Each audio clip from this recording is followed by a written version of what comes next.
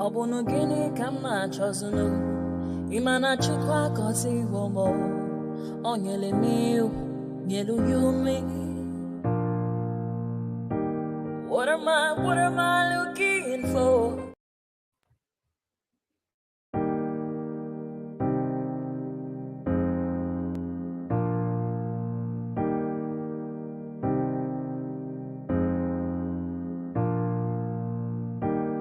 Obunu gini kama chozunu Imana chukwa kosi womo Onyele miu Nyelu yumi What am I looking for? See my God, he don't bless me, yo. He give me you. Obunu kife la chasha so.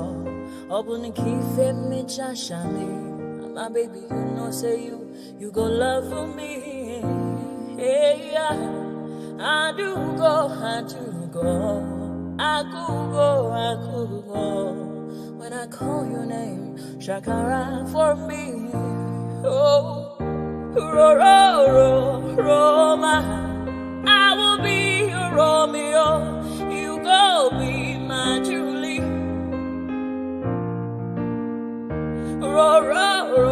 Roma, I will be your Romeo. You go be my Julia. Oh. Give me your love, I don't go run away. Show me your love, I don't go use you play. Carry me, go me, I go follow you way. Follow you, they go. Maka munagi, me and you. Okwa munagi, my baby, and me and you. Okwa munagi, my baby, Obuzi kife la chasha so. Obuni kife la chasha me yo. My baby, you know, say you go love me. I do go. I could go. When I call your name, Shakara for me. Oh, Roma, I will be your Romeo. You go be my Julie. Yeah. Roma, I will be your Romeo. You will be my Julia. Oh, Roma, I will be your Romeo. You will be my Julia.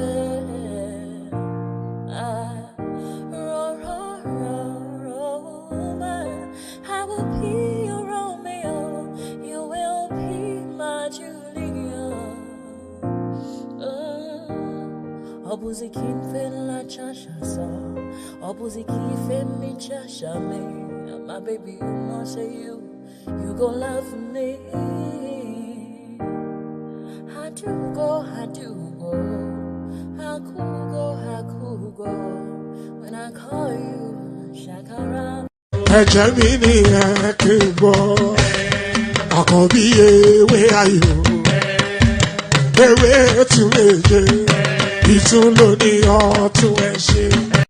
Emi look on, don't turn, Emi look on. Yorubas are screaming, Hausas are crying, Igbo brothers are saying, no blame them. Igbos are being discriminated. Even food don't turn to gold in Nigeria. Kidnapping, lucrative business in Nigeria. Imagine saying your grandchildren where they kidnap. By now, your soldiers for don't scatter Nigeria. How come a man won't get money for ransom when they kidnap him, his wife and his children? After everything, now they go kill them.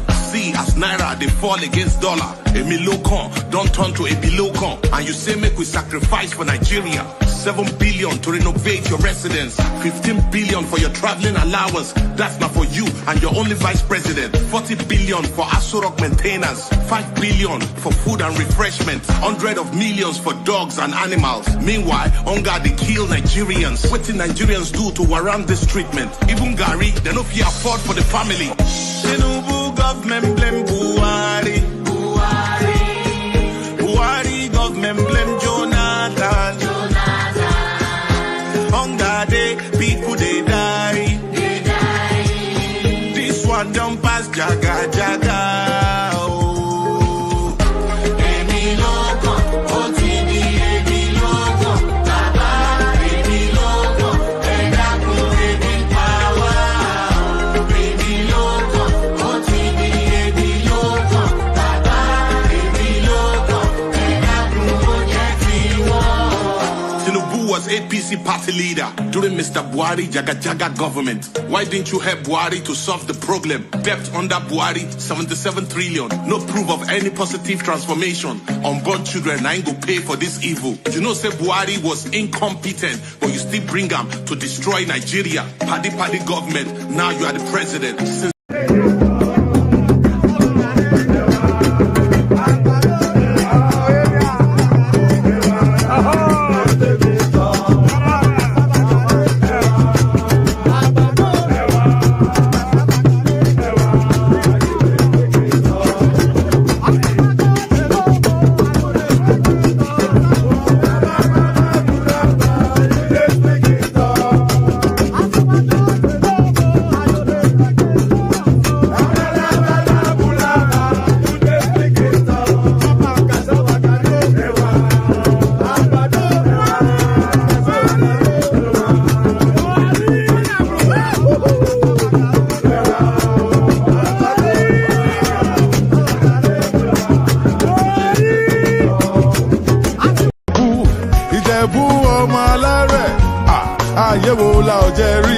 Tell them, let them know, say, won't lay back.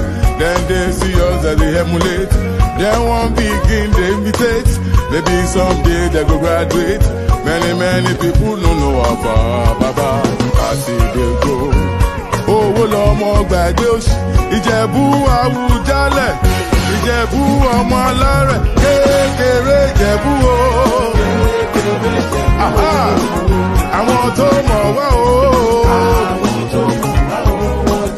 Àgbà Ìjẹ̀bú o. Àwọn alábòsí o. Àríyá rẹpẹtẹ. Come on!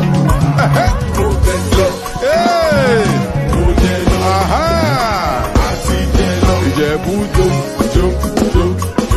jó dáadáa. Ìjẹ̀bú Jayọba. We done the ball with the represent. Olówó lọmọ ṣe yóò. Ìjẹ̀bú lọmọ kò sóṣì. Àjẹ́wò la ọ̀jẹ̀ rí. Tell them, let them know, say, wọ́n lè bá. Ìjẹ̀bú Àwùjalẹ̀, Ìjẹ̀bú ọmọ alárẹ̀, kékeré Ìjẹ̀bú o. Come on! Àwọn tó mọ̀ wá o. Àgbà Ìjẹ̀bú o. Àwọn alábòsí o.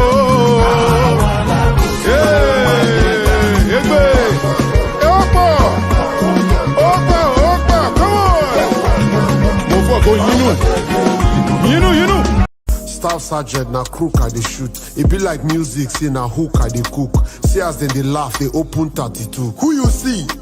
Na Naija actors. Which one? Chidimokeme. King of Shantytown, Ogene. Make them no come carry me go Ikotek Mene. I for shoot, make you no go hit Mr. Ebu Bele. See Yabo Joe, Ekwele. Shoot Mercy Johnson, she get belle. See that Igwe where they rap. Which one? We get baby. I for shoot Regina Daniel's hand, but that's weird. There's a guy standing beside her. Oh, that's Ned. The guy with the blue suit, huh? No, that's red. Eating brown cookies, bruh. That's bread. I for shoot Nancy, but she too fine and no be hypo. Shoot Adesua. Na banky wife, oh. Make them no go kick your head, no shoot Jim Aiko. Bimbo Ademoye, na that type I like. Shoot Patient Ozoko. You know they fear Juju. Chueta Lago. You know they fear Juju. Pete Duchi. You know they fear Juju. Kanayo. You want shoot to Juju? I for shoot RMD, but that man too cool. I kill both.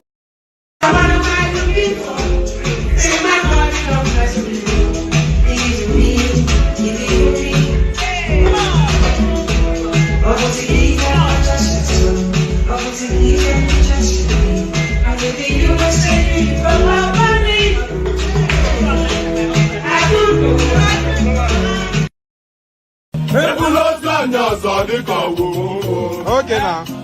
Tukwese bifi maipe. Asi pada wata do weni forget me o. Okay. Papa yelo bifi. Ande kiriganya.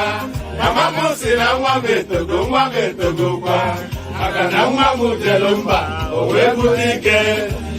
Aga nilu ne butilo wane mo. Ata mwanke ya dika kwa ya chokwa. Ẹ̀jẹ̀ mi ni ẹ kí n gbọ́, àkọ́bí ewé ayò, ewé tún méje, ìtún ló ní ọtún ẹ ṣe, ìfà ló ní kan fà ẹ mọ́ra, àìbínú gbogbo àtàrẹ, gbogbo méjì ọkà bàbà, gbogbo mẹ́ta ọkà wáṣẹ́, orí ló túmọ̀ ẹ̀dùn, gbogbo ọ̀nà ní túmọ̀ ẹsẹ̀. Akọni ìmọ̀ tú ìmọ̀ ọjọ́, ìmọ̀ èmi ni wọn kì í dálẹ̀. Bọ́bá lọ mẹ́lẹ́mọ́, wá fi jóye ẹlẹ́mọ́. Akọni wọ́n bá lọ gbé fèrè, wá fi jóye ẹlòkò.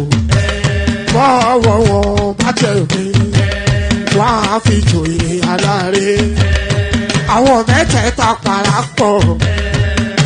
Wọ́n wá jọ ń pẹ́ mọ́, ẹ̀ẹ́mọ́ olóko jẹ. Wọ́n pa Akíntọ́lá ọmọ Ògún. Wọ́n pa Ìyọ̀dà ọmọ Àtàlàbọ̀bà. Àkọ́bí wọ́n pa Jíṣà Padàdé ọmọ ọba Ìjẹ̀bú Mèrè. Aṣíwájú odò gbólùkẹrẹ, ajagun lólòdì ọ̀run. Tó o bá ṣe pé tìyẹ, tó o bá ṣe pé tìyẹ, lọ bá ń darí jọ wí. Àpérò mi kún gbọ́wọ́, ọ̀bọ ti ṣìgìdì máa gbé, àgétì ló máa ń gbé, àyàn ti ìgbàyàn ewúrẹ́. Ọlọ́run dákun má padà lẹ́yìn ẹ, kó má gbàgbé ọ̀rọ̀ tẹ́. Aṣíwájú Ọlọ́run dákun má padà lẹ́yìn ẹ. Àkọ́bí Ọlọ́run dákun má padà lẹ́yìn ẹ̀. Ọkọ̀ olúrẹ̀lẹ̀ Ọlọ́run dákun má padà lẹ́yìn ẹ̀. Òdòlé sọ bẹ́ẹ̀, gómìnà sọ bẹ́ẹ̀, dẹ́pútì sọ bẹ́ẹ̀, ọ̀túnbá sọ bẹ́ẹ̀, spíkà sọ bẹ́ẹ̀, bàbá Ìjẹ̀bú.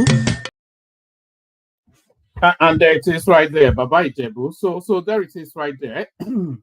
Pardon me. So there it is right there, Baba Ijebu. So whoever he is, I was told it's some sort of a betting establishment. So there it is right there, Baba Ijebu and over. Good day to you, good to be your company, and how are you? And yes, I do know the significance of today, especially to our American audience. The American presidential debate, Kamala Harris versus Donald Trump, to start imminently. We'll be crossing over to that. We'll be having the first reactions to that in terms of an African perspective. So we'll be keeping a watching brief on that. I think as soon as it kicks off, we may not do the full streaming, but we dip in and out of it and run commentaries on it. So that might well happen in the latter half of the stream. So good day to you. Good day to you. Good to be in your company, and how are you? So we started off with that. Pardon me. Good. Pardon me.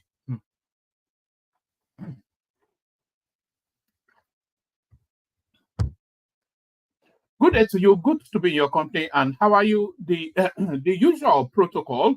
Click on the like button just as soon as you come in. Subscribe if you're not, and please do that. This is not just a sing along, just to hear the sound of my own voice. I'm not saying it just to rat-a-tat-tat, so do it just as I'm inviting you to do it.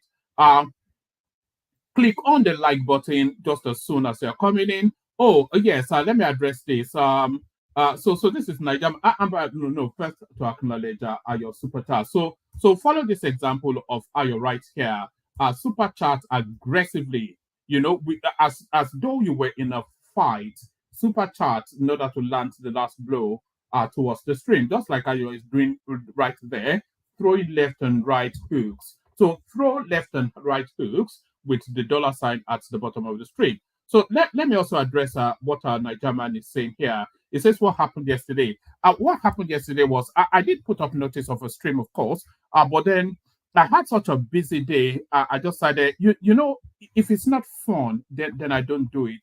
So if I didn't feel I was going to enjoy it yesterday because I just had such an eventful day. So if I wasn't going to enjoy it, then absolutely no reason I was going to do it. So that was what happened. I was just the day was too full. I was too exhausted. In fact, I sent notices to a few people. I forgot to send notice to you that I was going to take it down. But so that was what happened yesterday. It happens intermittently. So just for a thought and think about it for a moment. I stream every single day. So there will be instances, of course, where I need to dip out. You know, so that was one of those instances where I did need to dip out. What are you making of the new configuration of the stream, by the way, the little bubble with the talking head? So that if you like it, then we keep with that. So yes, good day to you. Good to be in your company. And how are you? So the first invitations, that is to click on the like button. And please do that. It's very, very important. I'm not even being arrogant about it today. Just click on it. Whether you're an enemy or a frenemy of the stream, click on the like button anyway. So click on the like button. Do that immediately and right now. Do that just at the invitation of my voice. Click on it. And of course, if you are listening in watch back, please still do that. It still applies even if you are listening in watch back. Very, very important for reasons of YouTube algorithm that all of these things be clicked on. So click on the like button. If you are not already subscribed, then just do that. Why not just do that? Whether I rankle you or get on your nerves, if I'm your daily diet, and even when you are going about your drive the next day, this is still what you put on, then for the effort, whether it rankles against your politics or not, still click on it. It's almost like you're a pickpocket that you're listening and engaging with the platform, but you cannot even reach to click on a like and a subscription button. That's tantamount to pickpocketing. So don't be a pickpocket. Click on the like button and click on subscribe. Do that now, or do that whenever it is that you're watching it. So do not be a pickpocket. Don't be a pickpocket. So yes, click on like, click on subscribe, click on the hyperlink that says StreamYard if you want to come and join us on the screen, and click on share the links, all of that. Like, share, subscribe. Click on the hyperlink that says StreamYard and click on the $sign. Follow the example that Ayo is setting here.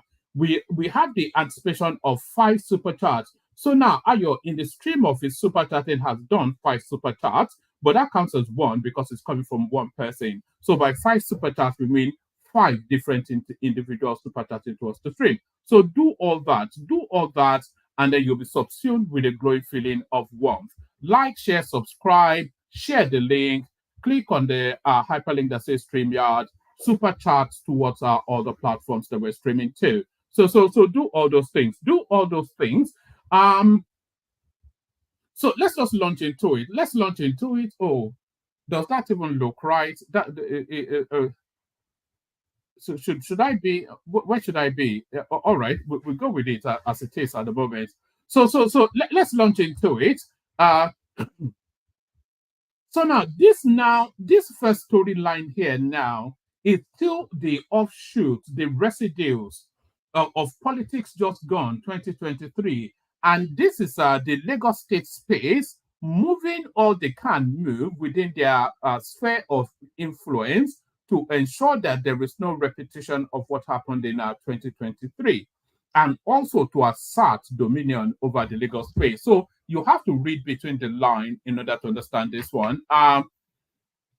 Market Authority Bill. Market Authority Bill will strengthen business acts in Lagos. So this is the lawmaker. So a bill passing through the Lagos State House of Assembly.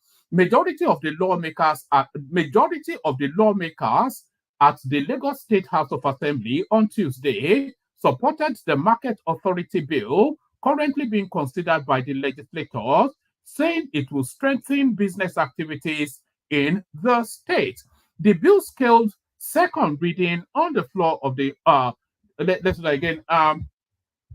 Majority of the lawmakers at the Lagos State House of Assembly on Tuesday supported the Market Authority bill currently being considered by the legislators, saying it will strengthen business activities in the state. The bill scaled second reading on the floor of the House with the Speaker Mudashiru Obasa committing it to the House Committee on Local Government. The committee is expected to report back to the House in 2 weeks.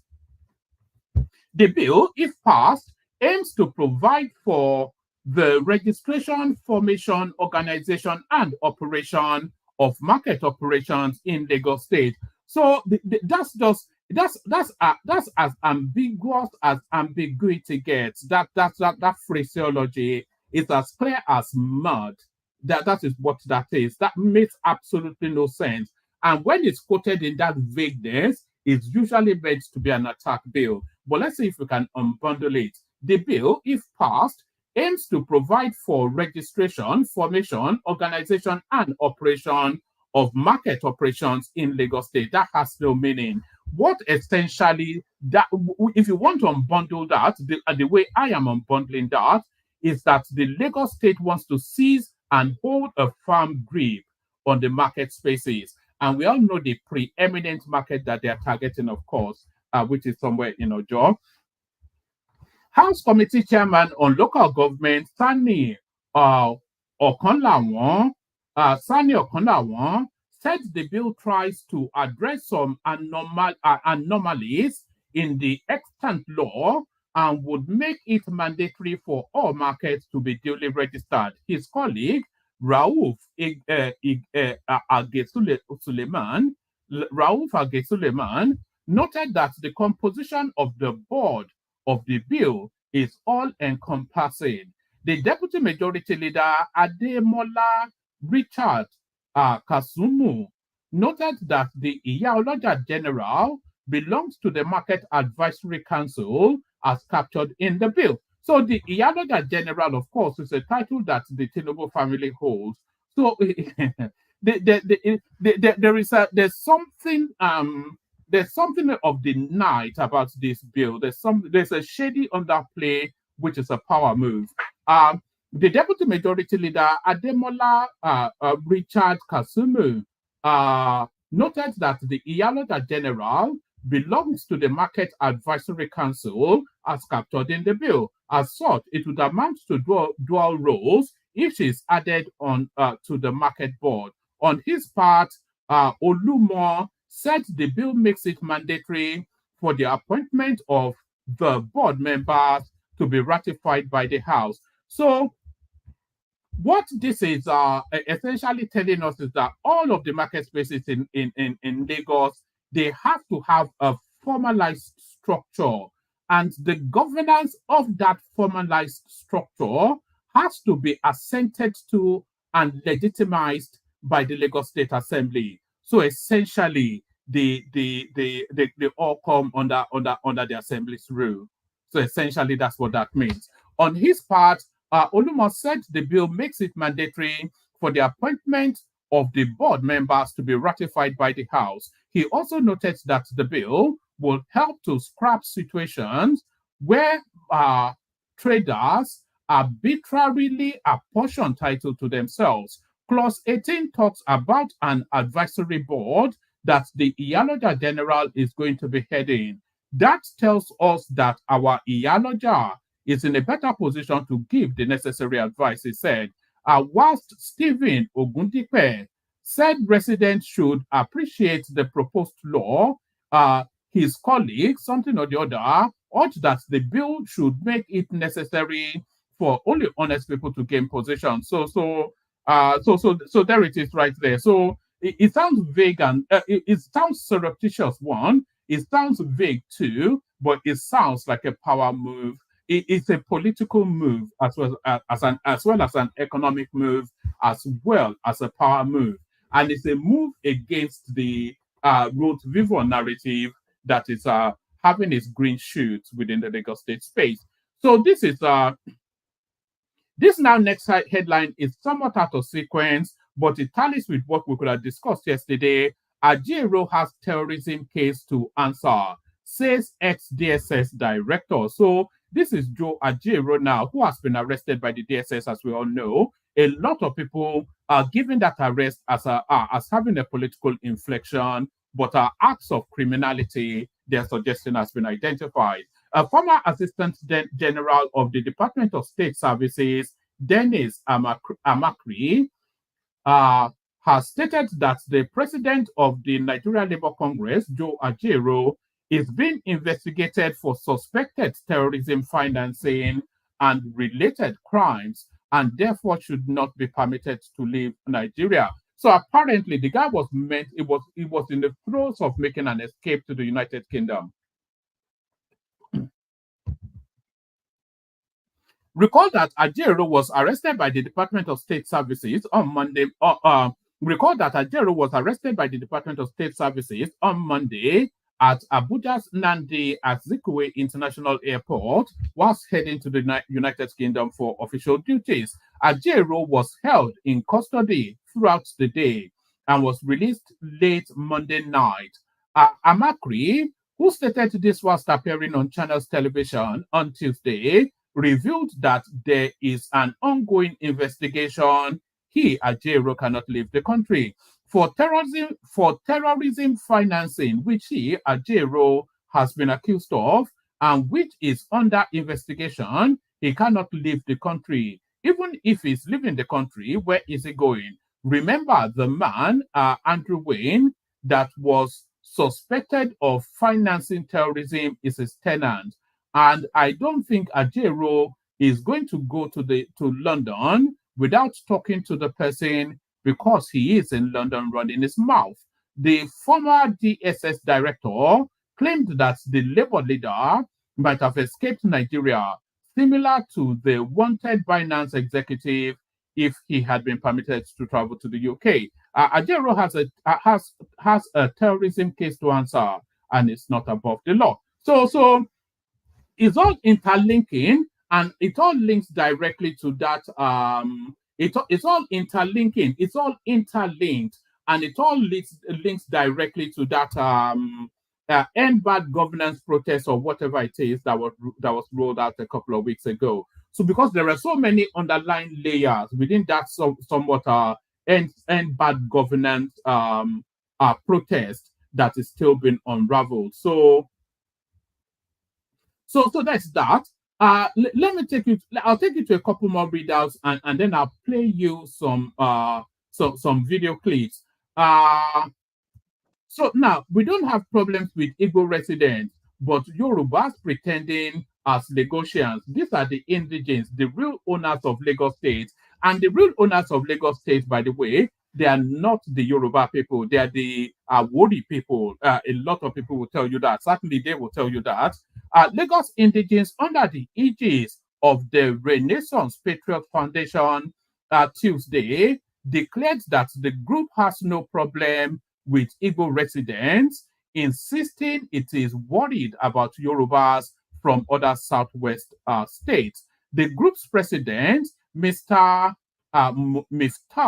Bolaji Are, who spoke during a visit to Ikorodu, said there were individuals from the southwest, not indigenes of Lagos, but hold prominent offices in Lagos. In fact, I don't think an actual real Lagosian, I'm not sure if Jakonde was a Lagosian, but I had no recollection of an actual real indigenous Lagosian ever really getting the chance to govern Lagos.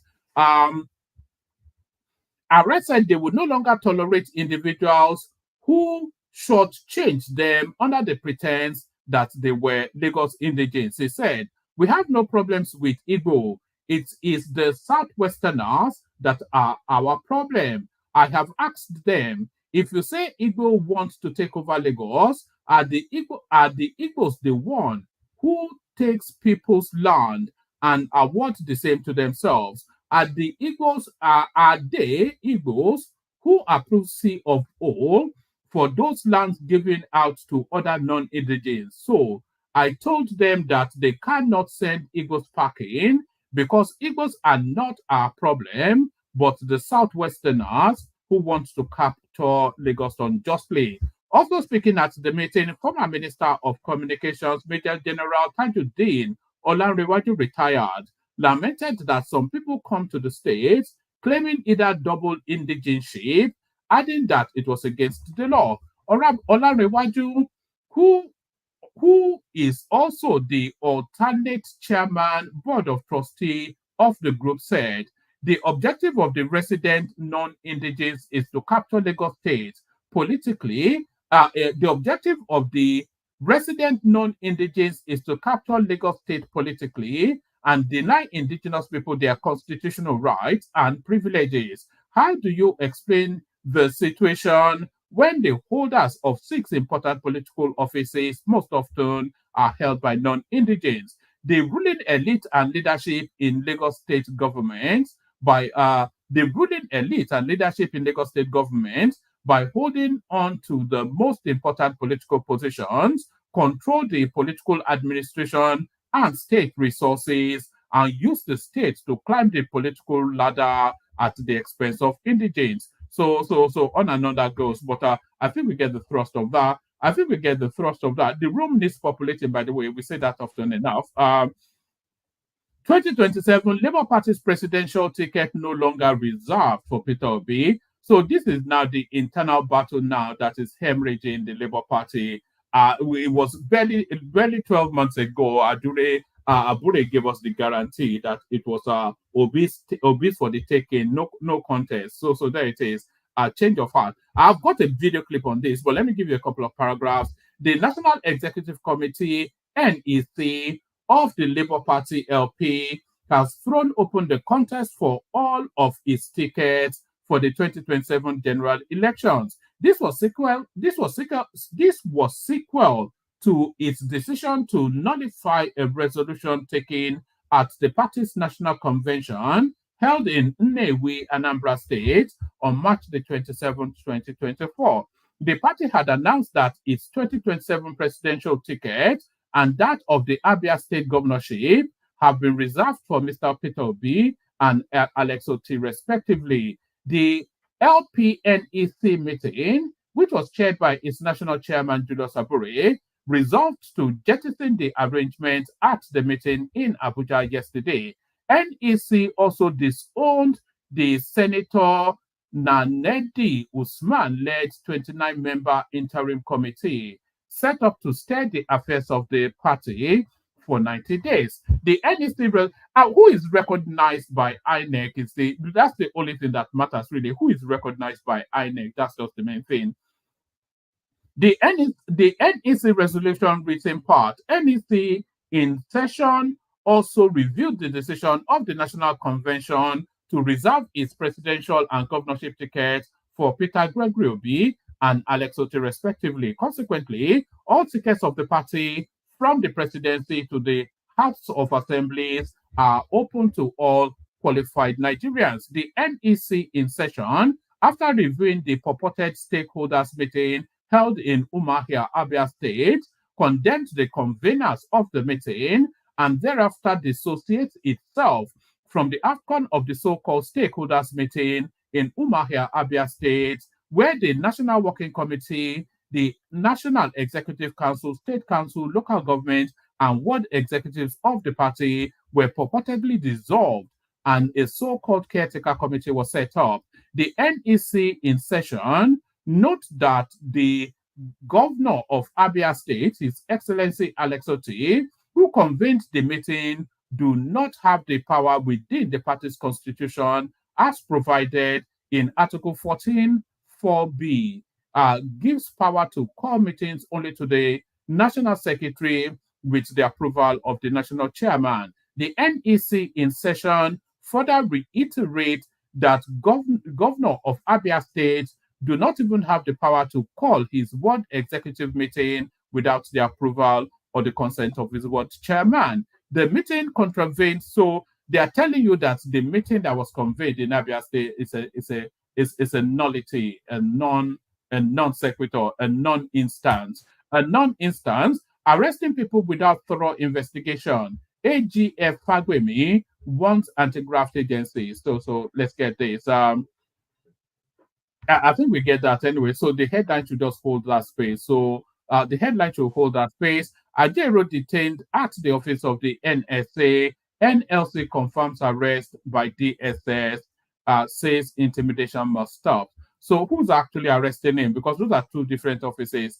The NSA, National Security, that's Nuhu Ribadu, and the DSS is that new Yoruba guy. So is that new Yoruba guy? Let me send the link again. The room needs populating. We often say that.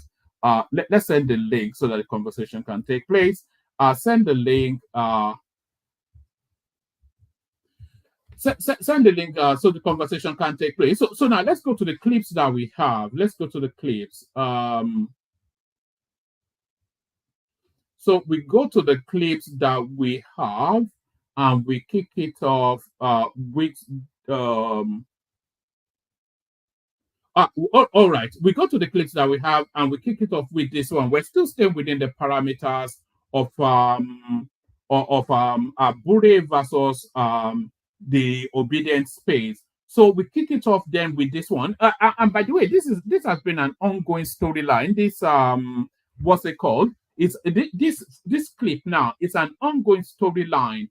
It's the chairman of the Labour Party, frontally accusing Aisha Yesufu of financial impropriety. So I think you may all have seen it, but so let's just kick it off with this, and then we'll build the story around it. Himself, the party was never involved in the distribution of those resources. Our interest was to see how we can produce a president for the party. However it was done, we didn't bother ourselves about it. Hence we gave them free hands. Whoever they trusted, whoever they wanted to entrust their resources to, we didn't want to bother ourselves with it. We followed them sheepishly. We followed them loyally and allowed them to administer the funds of the campaign for the election and so on and so forth. As per the donation, the party was not involved in the collection of any campaign donations.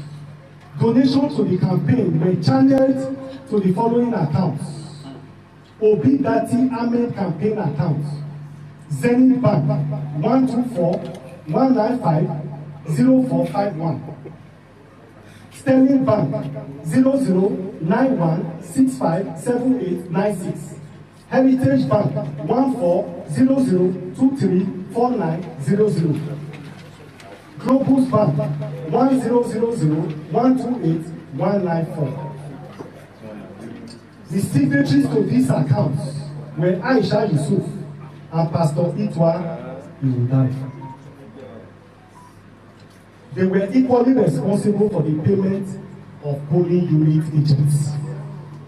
The party did not even bother to pay its agents. We handed over the list to the campaign council and to those who were administering these funds to pay polling unit agents that worked for the presidential election. Consequently, it is mischievous for any person to accuse me at the party for mismanaging of these funds. At no time did the party or its officials engage in any financial transaction as it relates to the. So there it is right there. So there it is right there.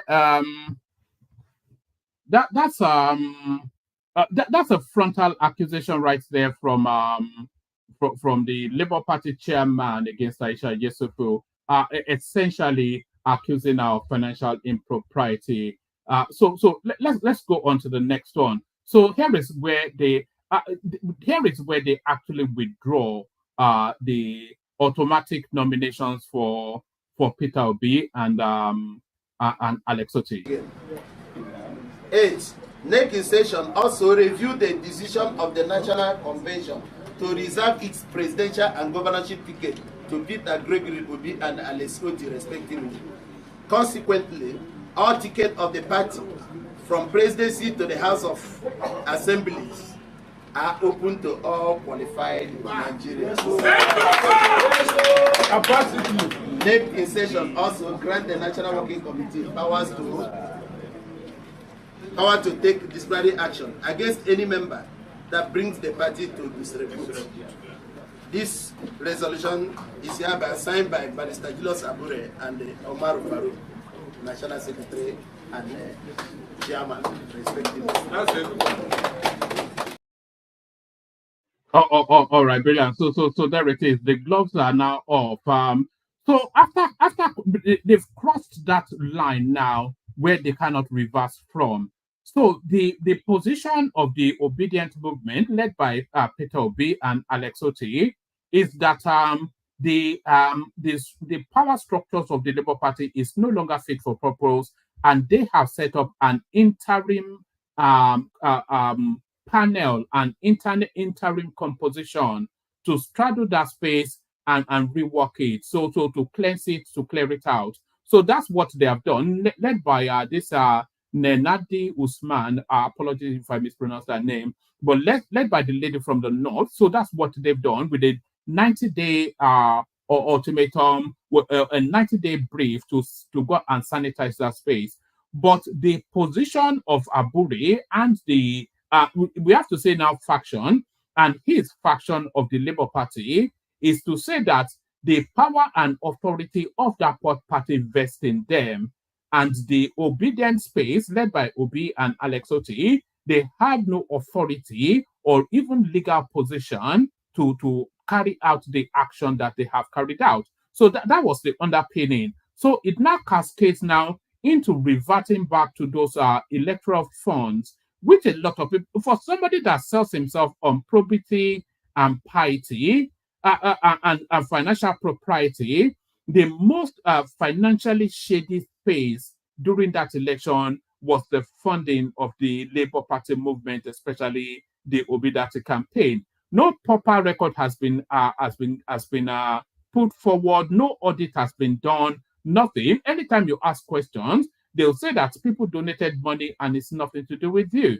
So if that is how it works, then how are they going to govern on the same basis? But Arabambi chimes in. So let's hear now what Arabambi has to say. If he had always known that Aisha Yesufu and Itwa Godal and Peter Obi had mismanaged, party funds running into billions of naira, what took him so long to make, it public? And now that he has made it public, will he be asking that they be properly investigated by the EFCC or whoever? A formal petition will be submitted to the EFCC. It hasn't been submitted yet? To the Inspector General of Police over this infraction. No, but so the formal petition has not been submitted yet? No. All of us were investigating this thing because Obi tried as much as possible to cover up this account. He tried as much as, he's a banker. He tried as much as possible to cover up this account. Governor Lesotho also tried as much as possible. Go and look at their history. All of them are shares in this bank. So they tried, but that was why when we demanded for the audited account, a man who wants to become president of Nigeria failed, to give us one up to today. He only read out some primary of account that, we have 800 million, 700 million. That is not an audited account, please. Great. If with the truth, hold on, Mr. Arabambi. And that was why. Yeah, I'm sorry. I apologize. If JULIUS Abure has known now, from yourself also, you've also made it clear that Peter Obi, Aisha Yesufu, and Ito Egodalo, because of their prowess in financial and accounting and whatnot, they would cover up their tracks. But you're very, very sure that they mismanaged billions of naira of Labour Party funds. Why is Peter Obi still being considered to have the presidential ticket? Even if you've said that he's thrown open. But why should he be even part of the options? Why isn't JULIUS Abure completely saying that he will no longer be on your presidential ticket for any reason? Because, of course, you found out that he's guilty of mismanaging party funds. What he said is correct. The door is not shut in a democratic setting.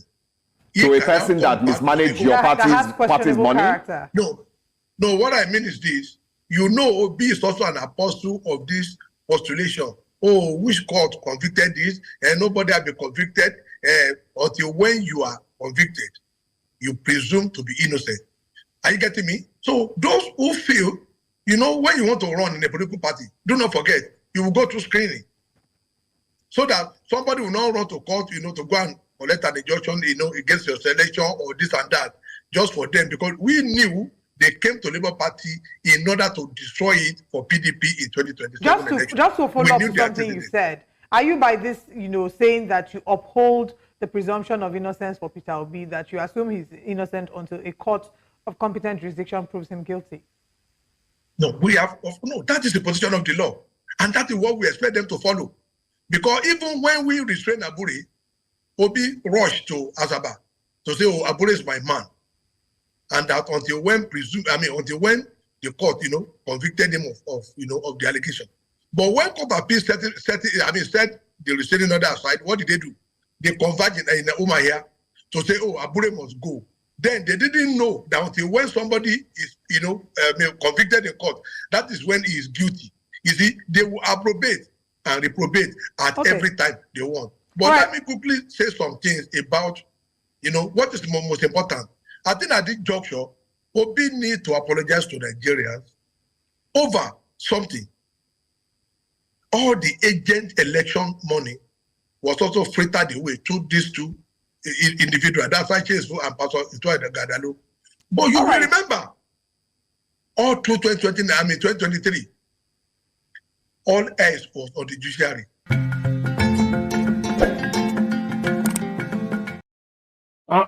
So there it is. All eyes on the judiciary. Now all eyes on Aisha Yesufu. So nothing short of rendering proper accounts will clear or cleanse this. Because it's only really because of how they have positioned themselves. Look at Omoyele Sowore as an example. Omoyele Sowore would do a very, very boring 10-hour stream just documenting every single dollar that was donated to his campaign. And then he'll tell you where it came from, tell you the person that donated it, tell you what they spent the money on. And then he will go on further to publish those rendered accounts on his website. So that's what he does. With the Labour Party space, you ask them how much was donated, they are vague. You tell them, or you ask what the money was spent for, it is vague. Tonyo Okukwe came and told us that they had barely any representatives at any of the polling units. So we know that they were not spending the money on polling agents because they had none. They did not really campaign in terms of posters and materials or jingles. So not a lot went in that space. So where did that money go, and where is that money? Where are the rendered accounts? How much was donated? Who had authority over it? How much was it? How much was disbursed, and who was it disbursed to? So all of these questions, people that position themselves as the new broom in Amanzu to come and cleanse the stench that is the Nigerian political space, telling us how pious and sanctimonious they are, how righteous they are. So at the first little hurdle, they cannot render financial accounts. So the chairman of the party now frontally, he's just stopped short of calling them looters. So it cannot be wished away, and it cannot be abused away as well, because that is the usual go-to of that space. As soon as they stand accused, as soon as you start to put pressure on their narrative, they revert, they start ad hominems, they do whataboutism, they screech and squeal, they abuse you and your family, they do any and everything other than to address the matter on the ground. So the matter on the ground still remains, and we've been asking on this, by the way, it was February 2023, so we've had a cycle of February, we're going on to another new February, so that'll be 2 years in. So that's sufficient enough time for them to render accounts. So where are the accounts? How much was donated? Who had authority over it? How much was disbursed? How much is left? What is it being spent on? Render your books. So render your books. So not render abuse, so which we all know that is what they will do. So not render abuse, render your books. So render your books, not render abuse, but still stay within the parameters of money. Let's go to this now next clip. This is Charles Soludo, the governor of Anambra State, erstwhile governor of CBN, telling you that the winter is still coming, the night will get darker and a lot colder. Listen to this, it's quite depressing. Ego mmanụ Nigeria agwụgo. Unu na-anụ ya? Since February, March, April, May, na June agwụla agwụ. NNPC, not one kobo. Gafa punye na Federation account, ego a na-eji Abuja eweta. Gafa punyere kobo. Unu na-anụkwa ya? Ego a na-ejezi nke a na-eweta ebe a. Agbada. Ife a na-ewetezi ebe a bụ ego customs. Ife a pụtara na customs. Na ego ndị company kwụ na tax. Ọ ya ka a na-ekezi. Ego oil emego gịnị? Unu na-anụkwa ya? Ọ dị mma ka onye ọbụla ị na-apụ ịghọta ya tata.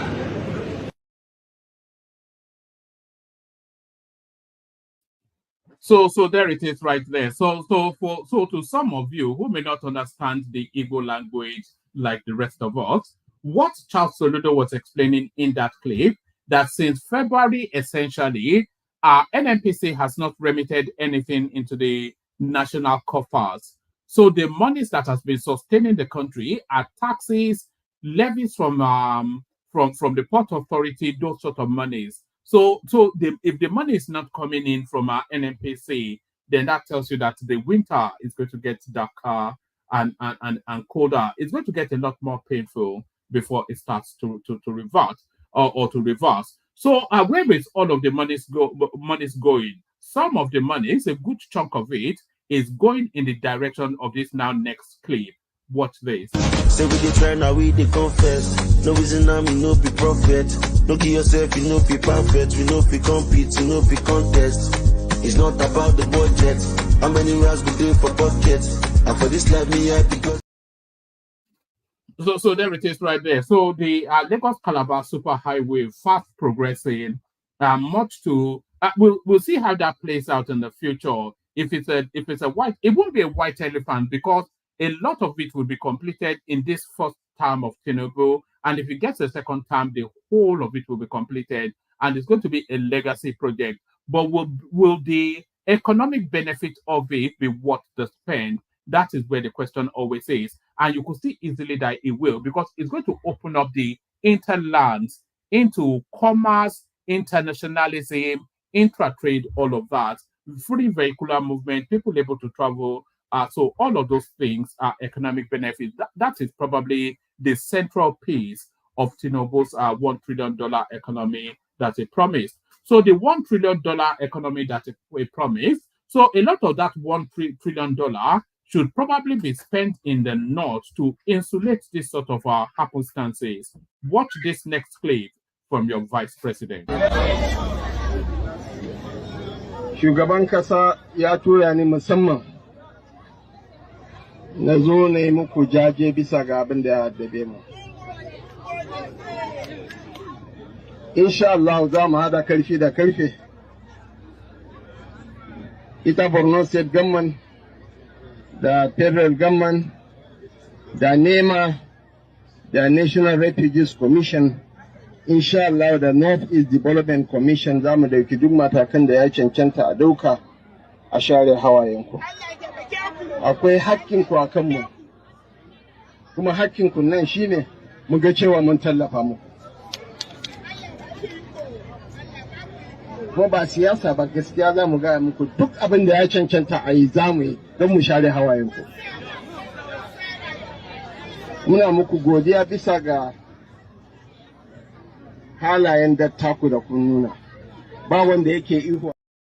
All right. So to some of you who may not understand the Hausa language, like somebody like myself, for instance, what the vice president Kashim Shettima, he was at an IDP camp somewhere in Maiduguri, which has been subsumed. The whole of Maiduguri has been subsumed by flooding. I think another dam burst yet again, and instead now are telling them of the palliatives and future plans to insulate that. So these are flooding things of our dams flooding over. This is something that has to be tackled once and for all. I could show you images of people's houses subsumed in flood, but I think you get the general gist of it. So the pain that is Nigeria has led to a lot of people fleeing that country. But when you flee the country, for instance, you take the risk of what happens to you next. So here is the narrative of people who fled Nigeria, and much to their regret. Watch this.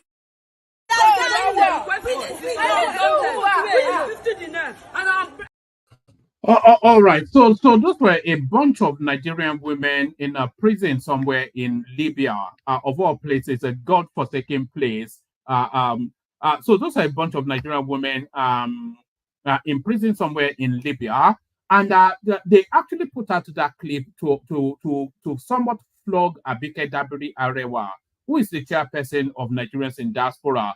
So they are using it to flog her to say, look, you are running after Amaka Patience, the Otapia woman, but this really should be where your focus is. So now that has been highlighted, you want to then know, maybe they'll be waiting for Alan Oyema again to send a plane. So those are some of the consequences of that Japa narrative. But why are people having to Japa is the thing. A country blessed with abundant resources. But even though Nigeria was and is blessed with abundant resources, the resources are not for the citizenry of that country. The people who own the resources are people like this. Watch this. This is going on in Zamfara. Do you know the gold in Zamfara could push very much the oil in the south, but none of it coming into your hands. It's going into the hands of people like this. Somebody call the Brinks truck, the boss back. Somebody call the Brinks truck, the boss back. Somebody call the Brinks truck, the boss back. Somebody call the Brinks truck. Rose,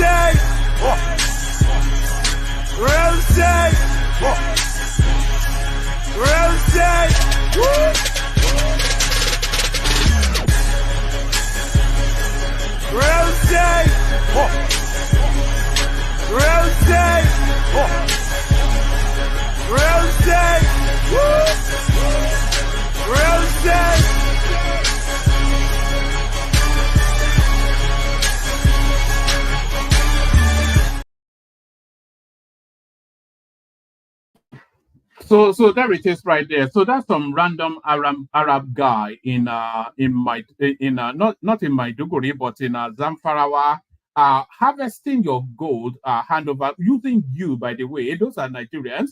The labor is Nigerian. The security is the Nigerian army. The person that is harvesting the resources is an Arab guy, and the money goes to Dubai. You know, I was actually watching a clip a couple of days ago. 90-something% of the gold that you find in the gold souks in Dubai, they actually come out of Africa. 90-something%, which is to tell you that the totality of it. I'll probably go and find that clip and play it to you at some point. 90-something% of the gold in the gold souks in Dubai, they come out of Africa. So there it is. So no money and no food. That seems to be the narrative of the Nigerian space. No money and no food. So we've now seen from that clip why there is no money. So the next clip now that I will play you now will tell you then why there's no food in Nigeria as well. Watch this.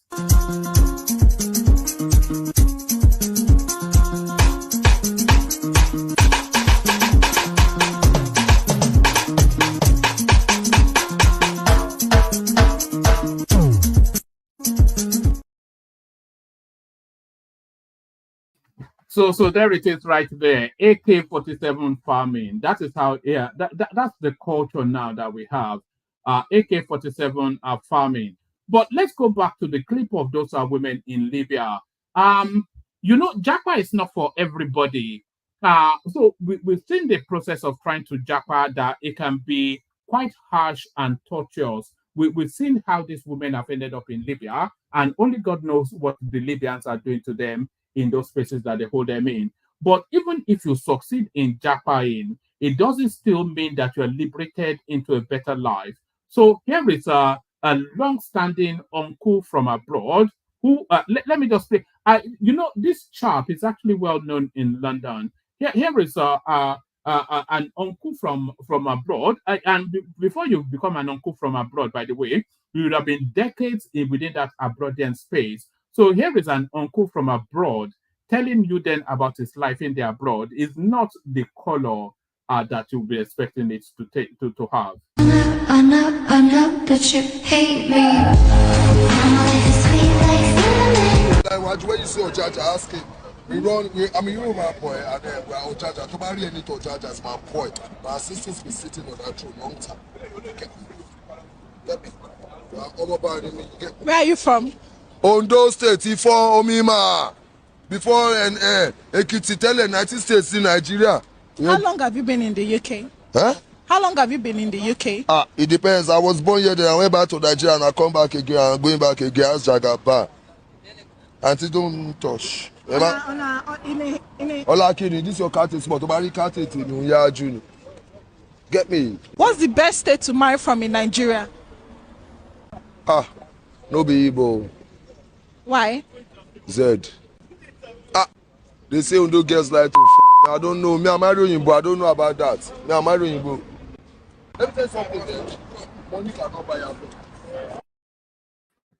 So there it is right there. So that one is lost to the world. That character right there, he is lost to the world. You know, they say you can take the man out of motion, but you cannot take the motion out of the man. So you can take the man out of motion, but you cannot take the motion out of the man. So that's just somebody that is lost both to his family and to the world. So there it is. Endless decades abroad, of course, and that is how he's ended up. But he's just an example of so many other people. For all of the success stories you hear about Nigerians, the abundance of the story are people that end up like that. So the abundance of the story are people that end up like that. Let's go back to the Obi, Aisha Yesufu'S Julius Abure narrative. And the precursor to this now next clip have the thought, narrow fiddled whilst Rome burned. So I'm sure you've heard that before. Narrow fiddled whilst Rome burned. So the party is aflame, but our dear leader, he's still talking the Bulabalus and the Bulabas. So a little bit of Bulabalu and a song of Bulaba from a man from Oka. Bulabalu, Bulaba. People protested when I was governor. They even called strike. They shut down our schools for months, our hospitals for months. Well verified.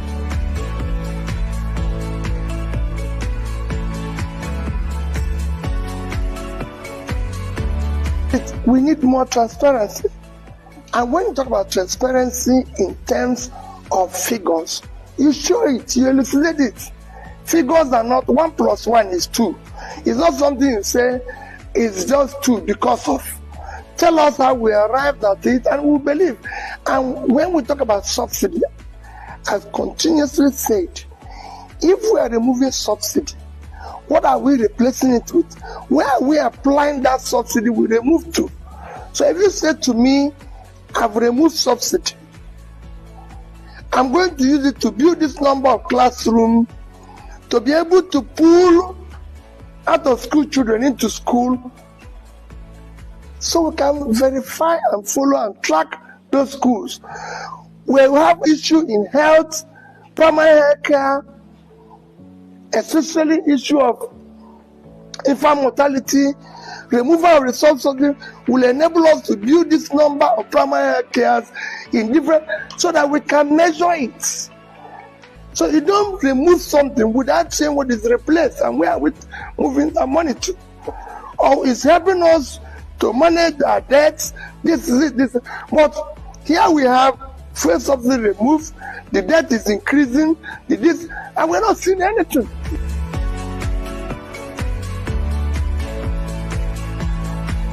We have to continue our journey on democracy. It's government of the people, for the people, and by the people.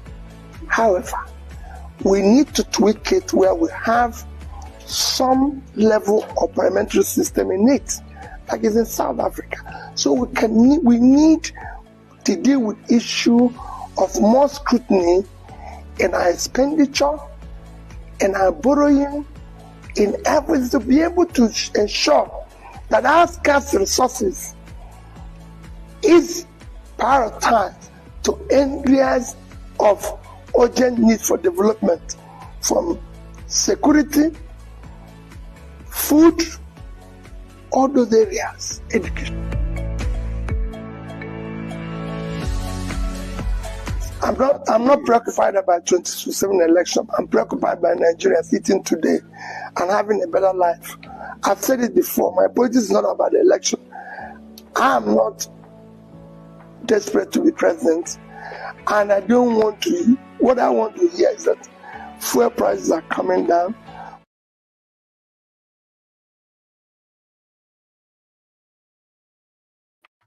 So there it is right there. What will probably serve the obedient movement the most is if Peter Obi is not allowed to speak in public.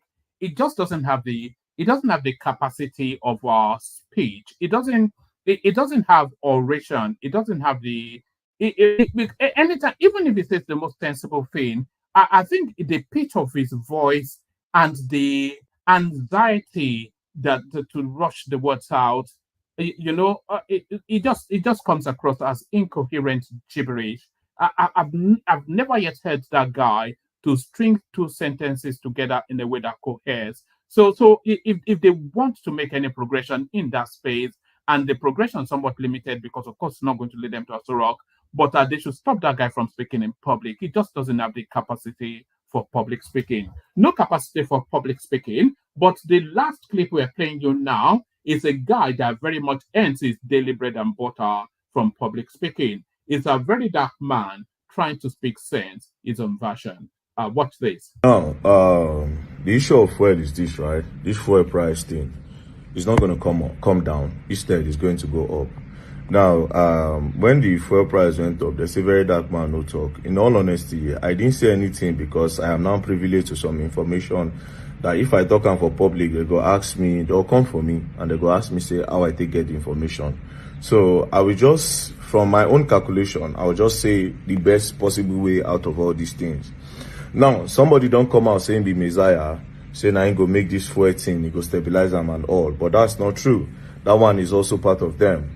Yes, that one is part of them. Have you asked yourself why the other refinery what we get for Nigeria stopped to the work over the years? It is a deliberate thing because these cabals, where they in charge of this movement, they will rather make Nigeria burn down than make they find solution to this fuel price, than make the money where they come their account stop to the come or make the money reduce. They would rather burn the country down. Now, there's only one solution to all this problem, is to reduce the demand in fuel. How do you reduce the demand in fuel? First of all, create 24 hours power in Nigeria.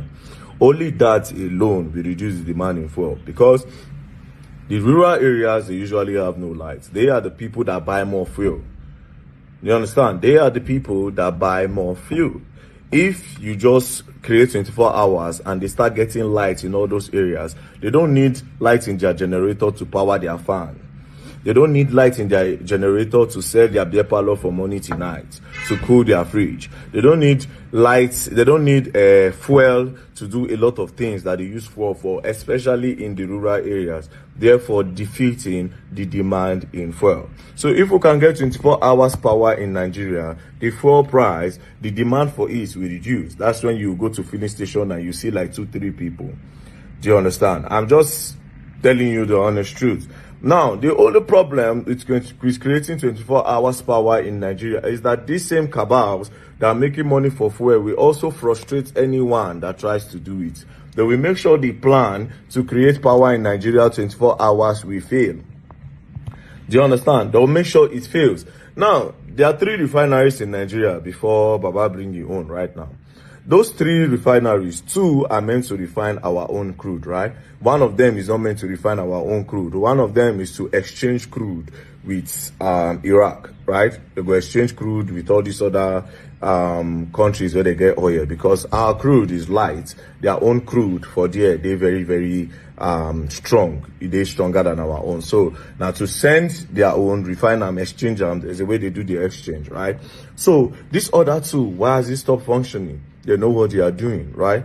Like I said, me, if I talk past like this now, to go ask questions, say, where this boy, how this boy take get this thing, and who give him this thing, and how does he know? Do you understand? But here's the only thing. So President Bola Ahmed Tinubu, if I were you, I would dedicate, in order to be the good president, you would dedicate, even if you won't dedicate 6 years of your regime.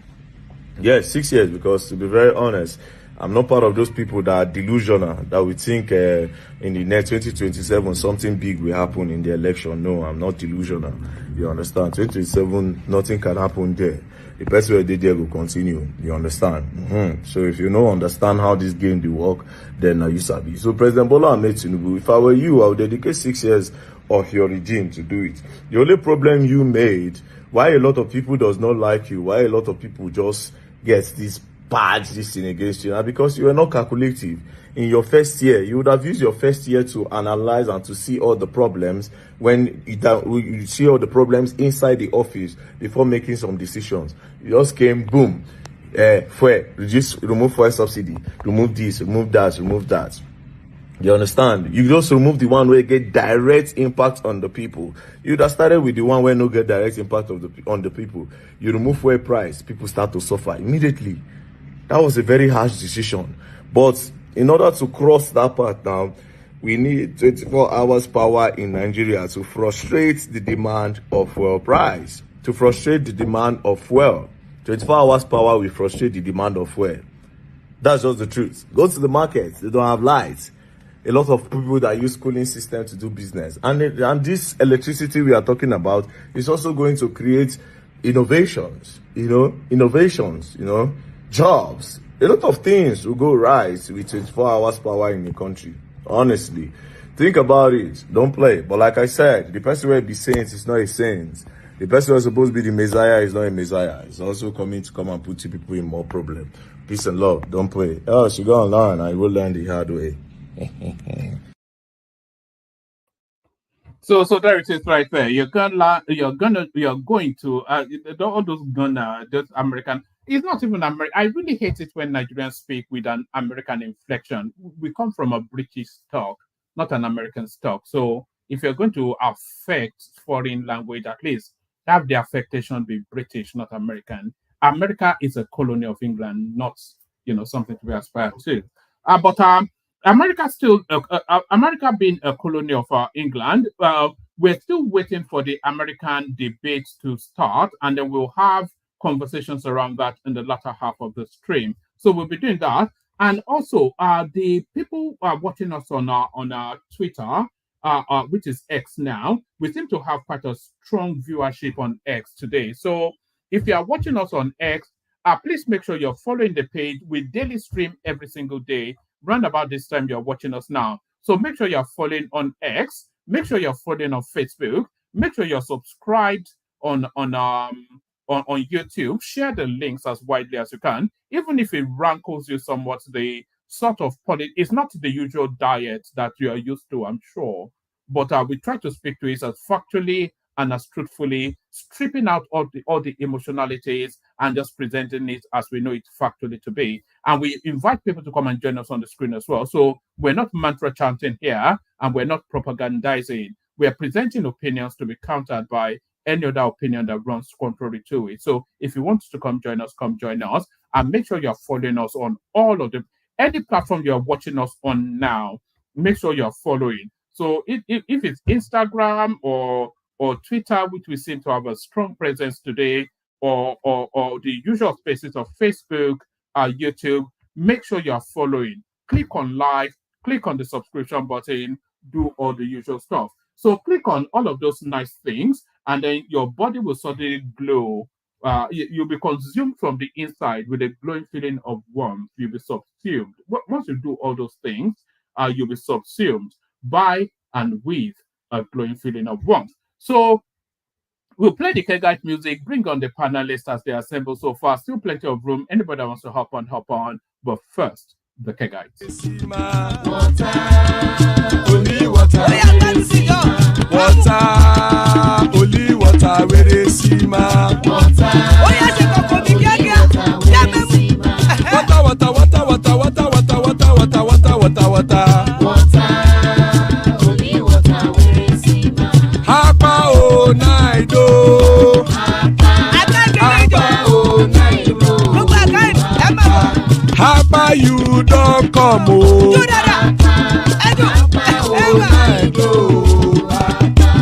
Hapa o naido.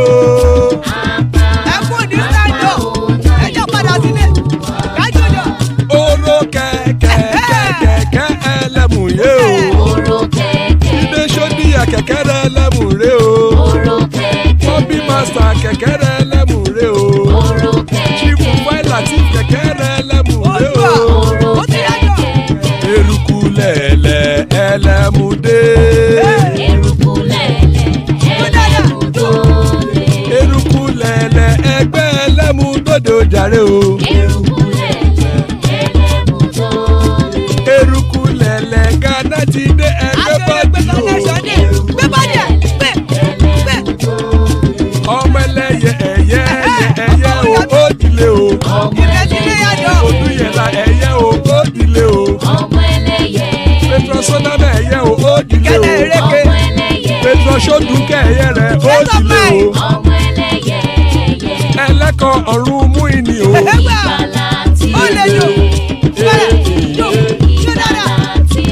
Àkùkọ ọ̀run méjìkọ.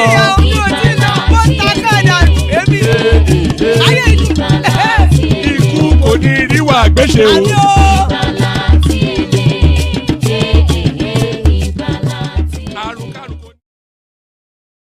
So there it is right there. Ikuko Neru Agweshe may death have nothing to do with us. So there it is right there. Joining us, the majestic Emeka. So there it is right there. Meko's always a delight when Meko's is here.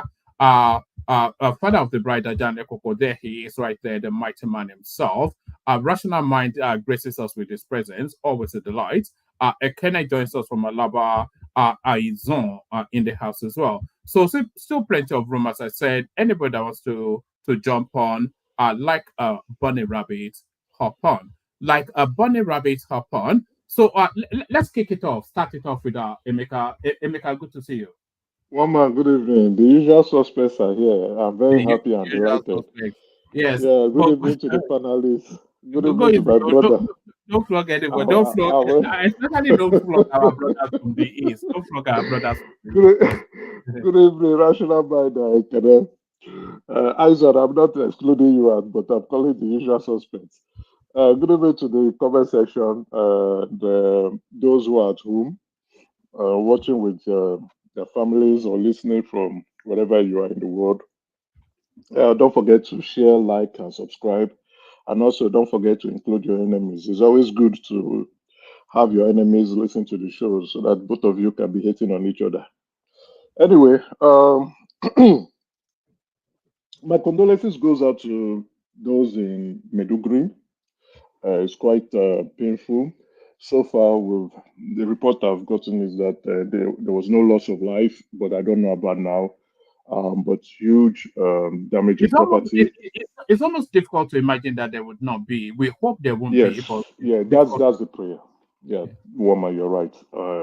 With the level of damage, the centimeter of water, where we don't anticipate that people should lose their life, but so far the report is that no one has lost their life. And this is now appearing to be an annual incident. I will be hoping the government begin to look into this, also increase the budget for our emergency agencies. And likewise, we're also calling on NGOs. This is the time we need these NGOs that are collecting money from all these international people and also the spy agencies. So yeah, come and implement what you are supposed to implement now. I'm also happy that the vice president has gone there he's clearly from that area. He has gone there to consolidate with them, commiserate with them rather. It's strange, it's sad, properties are now being lost. People are going to restart their life all over again. These are the challenges we tend to face in the country. And when you are in leadership, at the realm of leadership, these are things you don't anticipate for. But clearly, it's an opportunity for you to demonstrate your leadership quality. And we can see the vice president going there at the right time. And we hope that these individuals, especially the victims, can restart their life as quick as possible and normalcy can return back to Maiduguri. Yeah. I saw in the comment section people not happy with VDM's 2027 prediction. I think anybody, you don't even need a brain to know that Tinubu is not giving it up in day. Why would he? No way. Some people are thinking things are going to sway their ways, and we know them. I don't want to call their names, but we know them. We are actually waiting to see how they want to play that game. Anyway, Ajero, I want to start with Ajero. I don't like what Ajero and his cohorts are trying to do. I think in Nigeria, we enjoy deceiving ourselves. The beautiful thing about this platform is that we clearly come with the facts, we come with the evidence. We also put our own opinions, which I call the Maggie in the stew on this matter. We don't go with sentiments or deception. Ajero clearly had some form of interaction with that spy, Andrew Wayne. That is what this DSS is calling him for. That he's trying to underplay or twist things or run away from the country. It is wrong. And then you are going behind the scene to go and be talking to the trade union in the UK to mount pressure on Nigerian government that we are trying to suppress the voices of labor union leaders. It is wrong. The concern of the security agencies is that it's actually going to the UK to meet with Andrew Wayne. No, not clearly. He's running away. He's actually running away. It's not whether he's meeting Andrew Wayne or not. He's running away. All of a sudden,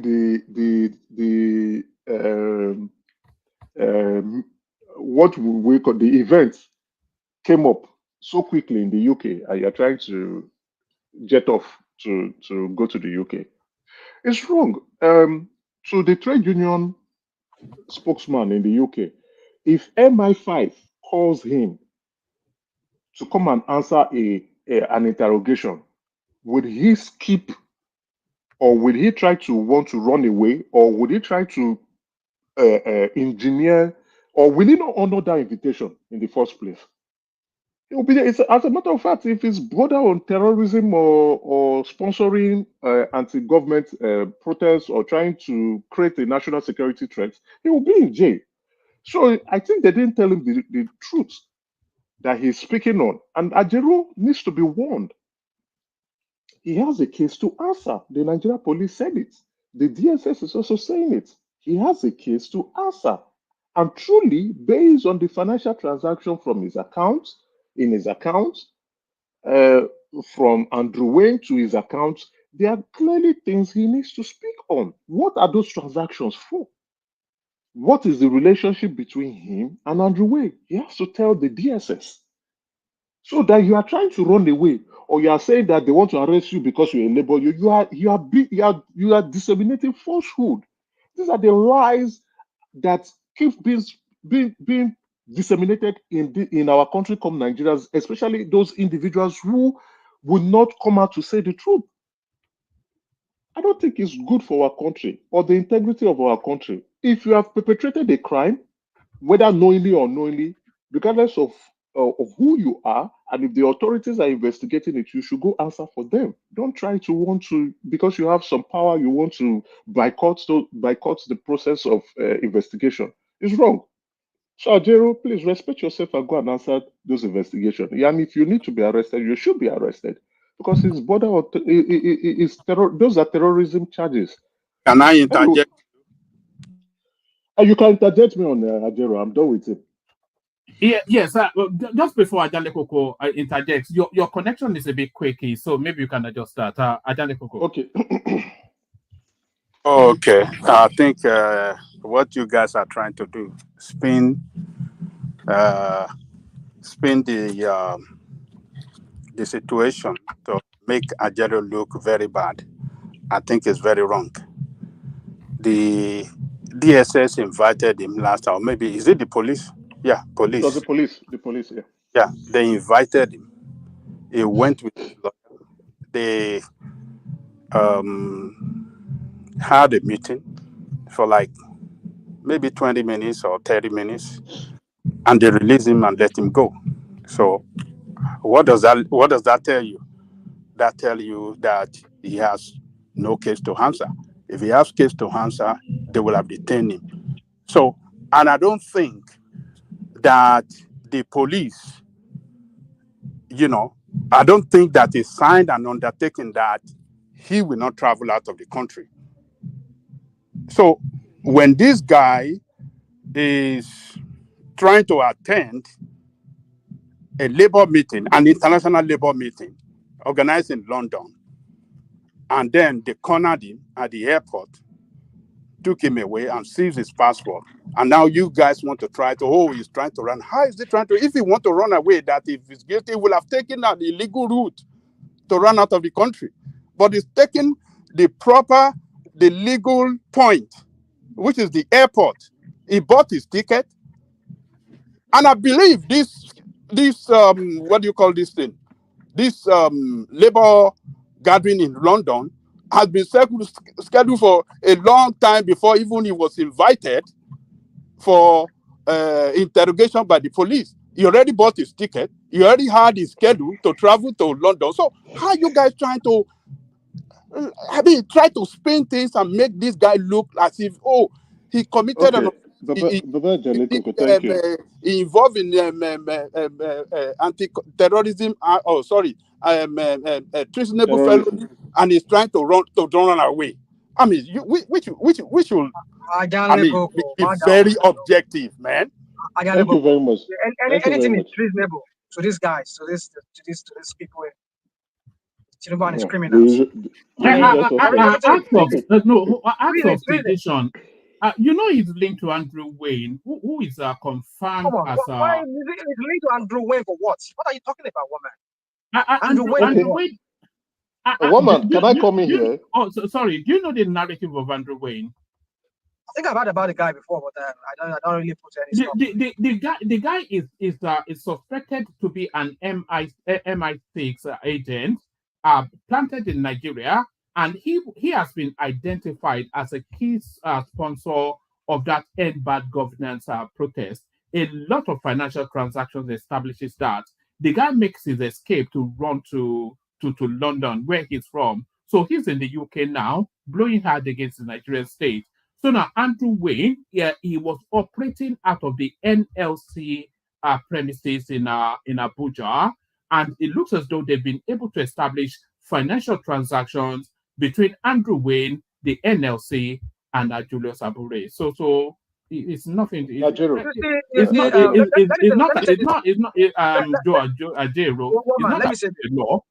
about the law. Before did that make an announcement? Did they make an announcement to that effect? Have they spoken? Hold on. Have they charged Adero? Have they spoken to the press? Have they addressed the press that, oh, this is the allegation against him? And yet they did not detain him. One man, can I come in now? One man, Hold on, one man. And yet they did not detain him. When they arrested the armed robber in Ojo Alabama, Why did they release him? Why did they release him? Yeah, if because all those things that you guys are saying is they totally invited him for he was taking him for questioning. Woman, can I answer? Why did they release him? Why did they release him? Can I answer you? Hold on, it's not forced now. He was taken in for questioning, and then he was subsequently released, not to leave the country. Yeah, he was released on self-recognition. Why would they not release him? He was released. Baba Jaliko, to answer your question, he was released on self-recognition. The police actually responded on the reason why they arrested, why they called him for questioning. I don't know if one man played it here, but the video is there. You can go to the National Police Relations Officer, go to his Twitter page. He spoke about it. He clarified why he was called for questioning, right? And he was released on self-recognition. Investigation is still ongoing. So his availability is important during the course of investigation. Regardless of how we intend to twist it, Ajero is still a man of interest regarding that investigation. So when the police or the security agencies need him, he needs to account for himself. So far, so good. Ajero cannot leave the country until investigation is complete and he is cleared. He was not cleared. That's why I wanted to respond. He was not cleared. There were transactions from Andrew Wayne to him. He was not cleared, but he was released on self-recognition. He's the national leader of the Nigeria Labour Congress. Of course, he can be identified at any point in time. So Emeka, where's the evidence? Where's the evidence of the transactions between him and the MI5 guy? Please go to the PRO's Twitter page. There are things I also no. There are watching channels. I'm watching channels right now. I'm watching channels right now. There's no evidence of it. The actual independent sources have said that there isn't any evidence of that. It's me. Yes, sir. Yes, sir. It's me. Yes, sir. So I'm saying. Right? I'm just talking about stupid facts. Aizon, this is Aizon. Okay, now Aizon, let's see. So when this news came out, right? I was the first person who broke it here, even before the police interview before the PRO guy broke it. I broke it here. There is information I don't want to say. I also released. I was the first person who linked Andrew Wayne to MI6. Emeka, I remember. I'm asking you for. So I'm asking for the source. Evidence. Yes, we can't just say these things when they released him without any evidence of. Aizon, hold on. I also said it on this platform. It is the DSS that pushed the police to go and speak. And why did the police decided to speak? It's because they were embarrassed. They wanted Andrew Wayne to come back. That's why they spoke. Else, we will not even know. The investigation will go on. They will get the interested people, put them where they are supposed to be. But Emeka, all due respect. Aizon, take it from my source. I won't say take it from me. Okay, take it from my source that there is. But you're not revealing your source now. Is your source protected? I can't. All right, gentlemen, let's do it this way, just to manage the conversation. Emeka, you get a 10-minute monologue. From there we go to John. You get a 10-minute monologue. Rational mind. But one man, I want us to have an educated conversation about, because Emeka obviously says he has a source. I'm not denying his source. It's possible he has a source. Okay. And then he has said that the reason why they pushed the police to speak. And then, so I want to make sure he's not making an assumption as to the reason why the police was pushed to speak. There might be another reason why they spoke. Obviously, some of these things we don't have the full information on.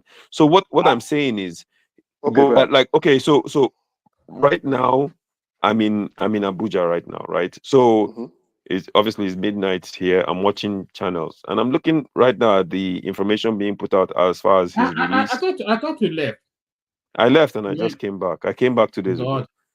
It's too sweet, Abby. Look at this guy. Yeah, actually, I was hoping to see Asiwaju here. You know, that's my boy, and you know, hopefully he can throw something. Where the contracts now? Where the contracts? Where the money? Show me something. But you know, no, but I've been following this carefully today since you know everything, and it doesn't seem like typically when security officials arrest you, you know, they will come up with concrete. They arrested him for a short time. They released him. You know, some of the things that Emeka is saying, I haven't seen it in any of the independent sources. So I'm just trying to understand where all the information that he's putting forward is coming when from. you say independent sources, you mean media, the media, right? Yeah, those are the sources we typically rely on for thank you. I know, no, you're right. Yeah. But I'm telling you that the police spoke because of actually two reasons. Ajero and his national leaders in NFC were going about saying, "Oh, they are trying to harass them again," but they said no. It has nothing to do with his capacity, his capacity in the office, but what the transaction that he partook with the spy. You understand? I went in depth. I don't want to go again because let me not waste your own time too. Let me speak because I don't want to dwell on Ajero. It's a side talk. I get where my brother, you're not wasting my time. I want to learn about this as much as I can. If there's information, you know, maybe you can use your own time to ask me questions. Then I can ask you. All right, yeah. So, because I'm going to be a bit rigid with the time. So you can either take us to the Julius Abure, Aisha Yesufu space, which it's just quite sad. You know, these people, they vaunt themselves as the bastions of probity and piety, righteous and sanctimonious, and at the first hurdle, they can't even render simple accounts of money. Permit me that you start with the you throw in some grains, then you go to the highlight. That's my pot of soup that I want to cook properly. But let me navigate through before I get to that pot of soup. I went to the grocery store. I'm going to get to buy some Maggi to add in that soup.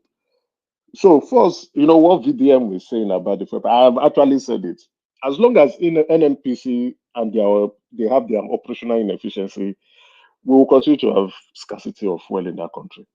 Right. Then I've also said fuel is not cheap. It's not cheap worldwide. So the prices are definitely going to reflect international market price for crude oil. If crude oil goes up, our domestic fuel price will go up. If it comes down, our domestic fuel price will come down. So anybody who is thinking maybe the emergence of Dangote refinery would make things easier, I just want you to know that that is not the realities of things. But what I want to pick on is the dirty games NNPC is playing currently now. It was widely publicized in international newspapers as well as local media that NNPC will be the sole buyer of Dangote fuel. Not only that, the vice president, I've forgotten his complete title in Dangote, also made that comment too in the publicly, and Dangote media press carried it too. So Reuters, Bloomberg, S&P Oil, with local media outlets in Nigeria, picked on that, only for NNPC to come back to say, oh, everybody can go and buy, including Independent Petroleum Marketers Association of Nigeria, can go to Dangote to buy. That was not the agreement that they had. So NNPC keeps playing these dirty games. And as we speak now, they've not still gone to lift fuel from the refinery. They are all waiting for Asiwaju to come back. That is the problem. And we can't keep running the country that way. That whenever the president is not in town, governance would not continue. It's wrong. So, and instead of NNPC is trying to deflect the blame. And they are saying, oh, everybody should go there. But that was not. Go and read those international publications as well as Dangote Media Press. You will see that NNPC is the sole buyer. Even the VP, the Indian man, he said if NNPC does not buy, they will export it. It's there.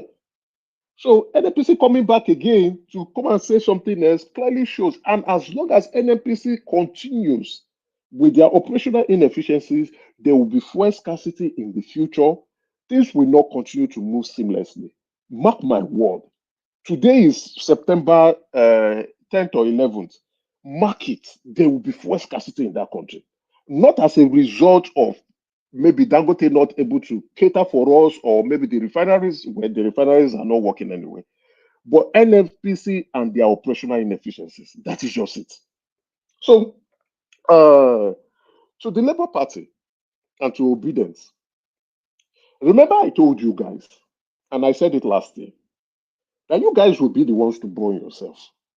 And you can clearly see what is going on. The Abure now will come out to tell us about how corrupt and how dirty they are in their houses. It's a shame. Remember, I also told you that I was the first person, one man quote me, I was the first one who told you guys that Aisha Yesufu and Peter Obi has eaten that money. They did not pay polling unit agents. And how do they intend to win an election when you have not paid polling unit agents? That's why the polling unit agent did not turn up. As at 2 a.m. Eastern Standard Time, we were monitoring. They have not paid them. It was Aisha Yesufu that refused where she took that money to. Now she know. After election, she went to New York to go and be dancing with the money. Not only that, you don't take my word too. Peter Obi, when they were accusing themselves, said, Peter Obi said, yes, Aisha Yesufu, the donation that diasporans gave, he gave it to Aisha Yesufu. Aisha Yesufu was the one controlling. Now the pastor is there. So it's when people, these are people who run on moralities, coming out to say that they are saints. They are even better than Saint Jesus and Saint Peter. But they are still putting their hands in the cooking jar and stealing the pot of meat and the cookies and eating it for themselves. What kind of face do they have? Can you imagine, as of yesterday, Aisha Yesufu was blaming Tinubu for stealing money. God, look at that tweet. I was just laughing. I didn't even respond to her. I just look at this woman. This woman, you're a crazy person. You are blaming the president for stealing Labour Party. Oh, Labour Party. And obedient. For stealing money, you are blaming the president. So the president was the one that told you go and steal the money. You stole the money and you were dancing and enjoying yourself and deceiving gullible Nigerians. I told you guys, you fought me. That's why I said the usual suspects are here. You fought me that day when I was telling you and people on the panelists as well as those on the viewer that Aisha Yesufu and Peter Obi have stolen campaign funds. They've ate it. You fought me. When I say these things, you guys will think that I'm saying it and they fought you. And what does that mean? I mean, do you have any substance to what you're even saying? You have any substance to it? What do you mean by substance? What do you mean by substance? When I'm telling you, I'm telling you as at 2 a.m. Eastern Standard Time, we were monitoring. The chairman I will beg you to leave this guy to finish everything that is lambasting. I beg. Let's have a other people can. The chairman of the party himself, has just told us that he stole the money now. No, chairman has said, but are we going to absorb the chairman himself? He stole money too. Julius Abure stole money too. On this platform, Dr. Damages, I confronted him. He stole money too. I said, they cannot see all of them. They are all thieves because they want to remove people from their offices. That's why they are coming out and embarrassing themselves. No one of them is a saint. No one can excuse themselves. From Peter Obi, Aisha Yesufu, Julius Abure, even this man that is talking now, what's that his name that has been fighting Abure since? They are all bunch of thieves that came on the platform here. So it is a shame, that a party who marketed themselves as being new, fresh off the block, parting a new way for Nigeria, enticing gullible Nigerians, are now disgracing themselves in the market square. I told you guys, and I told Ekene, the usual suspects, that Labour Party is a mushroom party. What do they stand for? Every election cycle, every 4 years, they come out, INEC give them money, they share the money, they go back. Another election cycle, they come out again. But as P2B came and the money came, all of them said, this is good news. Let us begin to eat. I am not embarrassed. I'm not saying it's just like someone coming and say, oh, I have been vindicated. It's not about me being vindicated. It's about what we know. These are politicians, and politicians will do what politicians do. I have said it on this platform. For those of you marketing P2B, including Uptown, that keeps doing it, I was thinking Uptown will come. Maybe he's listening. Uptown, wherever you are, come and defend your criminal. For those of you marketing P2B as the Messiah, the next thing after Jesus Christ, the best thing after Agege bread, P2B, and I've said P2B is a typical Nigerian politician. All the dirty attributes for a Nigerian politician that you can never think of. P2B has all of them plus one. All the stinking attributes that a dirty politician would have in Nigeria, P2B has it plus one. Is he a liar? Correct. Is he a thief? Correct. Is he someone that will not complete his sentence completely? Yes. Will he overpromise and underdeliver? Yes. Go and see what he did in Anambra. Nothing. So when you guys are trying to, so that, which I have said, so it's like I'm trying to repeat what I have said previously, like last year. I've said it. We have to go and applaud and congratulate those individuals that rebranded and laundered the image of P2B. Those are the individuals we need to go. If I'm running for office, now those people are going to go fine.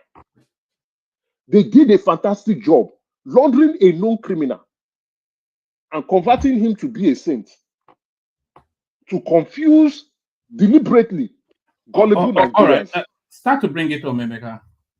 So to my dear brother, Ekene, I know you are upset.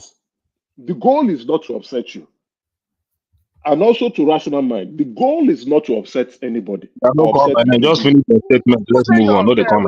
The goal is not to upset you guys. And likewise to obedience.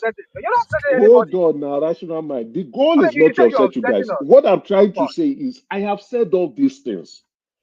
I said it. And I said, Labour Party, you guys will be the ones to destroy your party. And you are doing it. I have said Obi is a criminal. It is there. I have said Aisha Yesufu'S and Obi ate that money. It is out.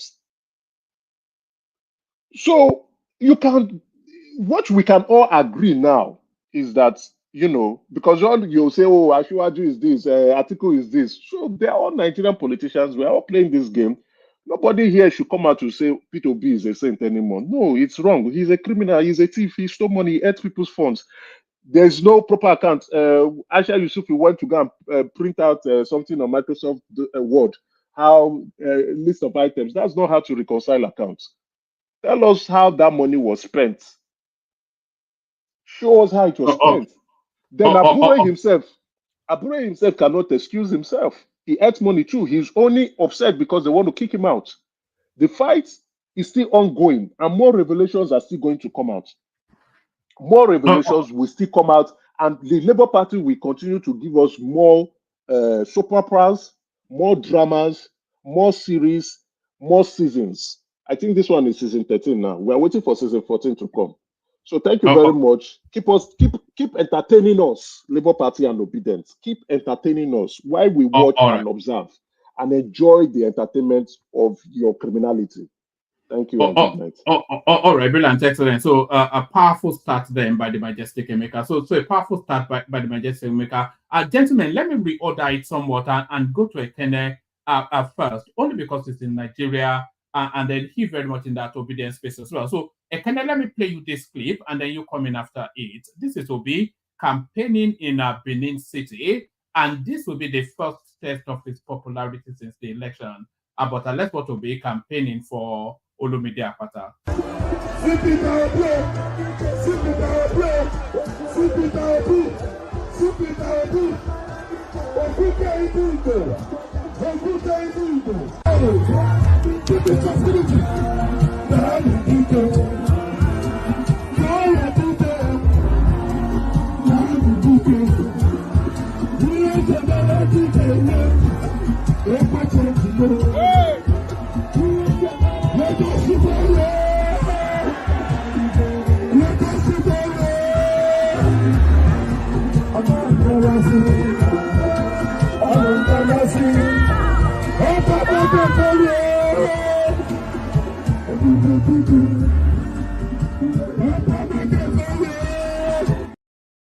All right, so that's Peter Obi campaigning for Olumide Akpata in Benin City. So this will be his first outing since the elections, and a lot of people, they're not even, nobody really cares about the political space. Don't really care about Olumide Akpata, but they want to see what result comes out of that Benin City space in order to gauge then what momentum or not Peter Obi still has. Not to say that anybody expects Olumide Akpata to win, but what level of vote will he get off the Peter Obi phenomenon? So to that and other conversations, 10 minutes. Yeah, one man, how far? We just we know they show too much, a lot of activities, trying to meet up with Nigerian challenges. But anyway, all is well. Obi doing what he knows how to do. So Obi will continue to work. Obi is doing what he knows how to do best. Continue to work stronger and stronger and stronger. Even people that wants to cause ethnic problem between Edo people and Igbo people to create enmity in that space. I think Nigerian voters know more better and know the works of the politicians, what they are trying to create to bring disunity in our nation. So, but no matter what, the hunger in the land is uniting the people because we are on ground. We know what is happening. It only happens on internet. People talk about Igbos, Yoruba, this and that. But on the ground, the hunger is uniting a lot of Nigerians. Nobody sits here. We don't have conversation about Igbo, Yoruba here. The only conversation going on in Nigeria now is the great hunger that Bola Ahmed Tinubu has created within the space of 1 year and in the Nigerian space. It's a very big conversation. So both Yoruba, both Hausa, both everybody. Nobody is even saying Obi is from Igbo, Obi do this, Obi do that. So, and if things remains like this, the only thing I will tell him is to make sure that he makes some change. Forget Obi and his campaign. He's doing what he knows how to do. So I don't want to talk about it. He's a loved man. Are you not going to are you not going to reflect on the performance in Edo State vis-a-vis Peter Obi's popularity? Because the votes towards Olumide Akpata will be really a vote for Peter Obi or not. You know, that's how people will say it. No, I will not say that. Normally people love Obi. Maybe people want to come out and see him, not necessarily. I will not say they want to vote Olumide Akpata. But if what we see will reflect on the voting pattern, then Olumide Akpata is doing well. But you can see people shouting Obi, Obi, Obi. So what Obi is doing is trying to encourage those crowd to channel that love to Olumide and give him the support that he needs. So that's what I see him doing there. So, and I'm not going to judge the election because the election in Nigeria today it will only take a great miracle for an opposition to win an election in a Nigerian space today. So I'm not even hoping, but I wish it happens that Labour Party will win Edo. But I'm not going to focus on that. I'm not going to put my trust in it. I'll just be looking. Anything that happens, I will not even be surprised if APC win. Even though the man said he will create insecurity in the state. But I will not still be surprised if the man wins Edo State. It will be very pathetic, but I will not be surprised. So the love is there. Obi doing what he knows to do.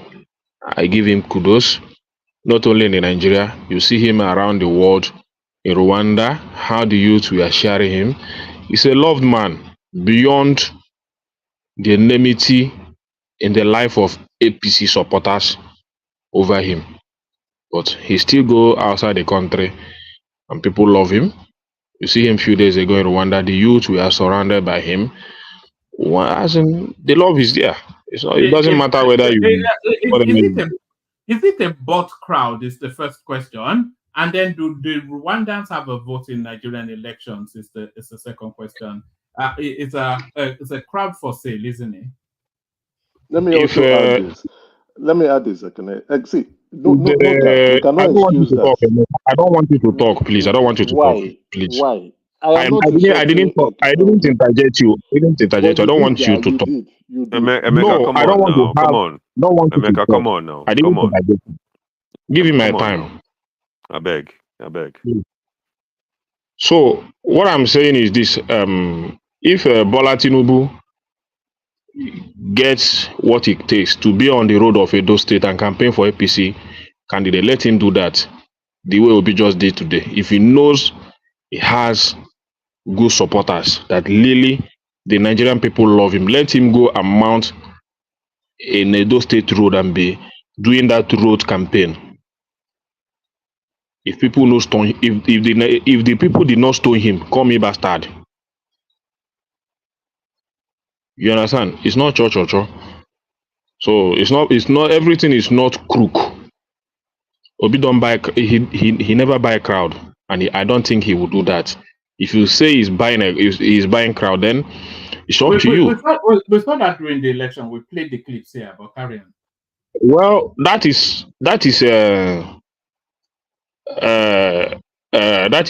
what you can imagine. You never knew that he will continue to draw such crowd even after election. It still amazes you. Why is this thing happening? But it will continue to amaze you, and it will continue to happen. The only thing that will change it is if Bola Tinubu start to do things right and convince Nigeria that I mean well for you. That is when you will see the love that people have for P2B continue to drop. But as far as Bola Tinubu is doing the things he's doing today, saying he's governing, because I don't see him as a president governing anything. Are you saying that people love Peter Obi as an alternative to Tinubu? Is that what you're? No, I will not say that. The only thing I know is that the message of Obi is going so well because the government is not doing the right thing. If the government is doing the right thing, then people will not be. I don't think most people will have interest in Obi's message. You understand? So, but because the president is foretelling in a lot of his policies and everything, then the Obi speech and his commentary is going directly well to the mind of the people. You understand? So forget it.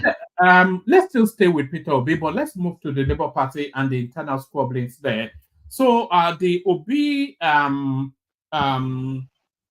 Otti duo, they've set up an interim committee to reshape that party.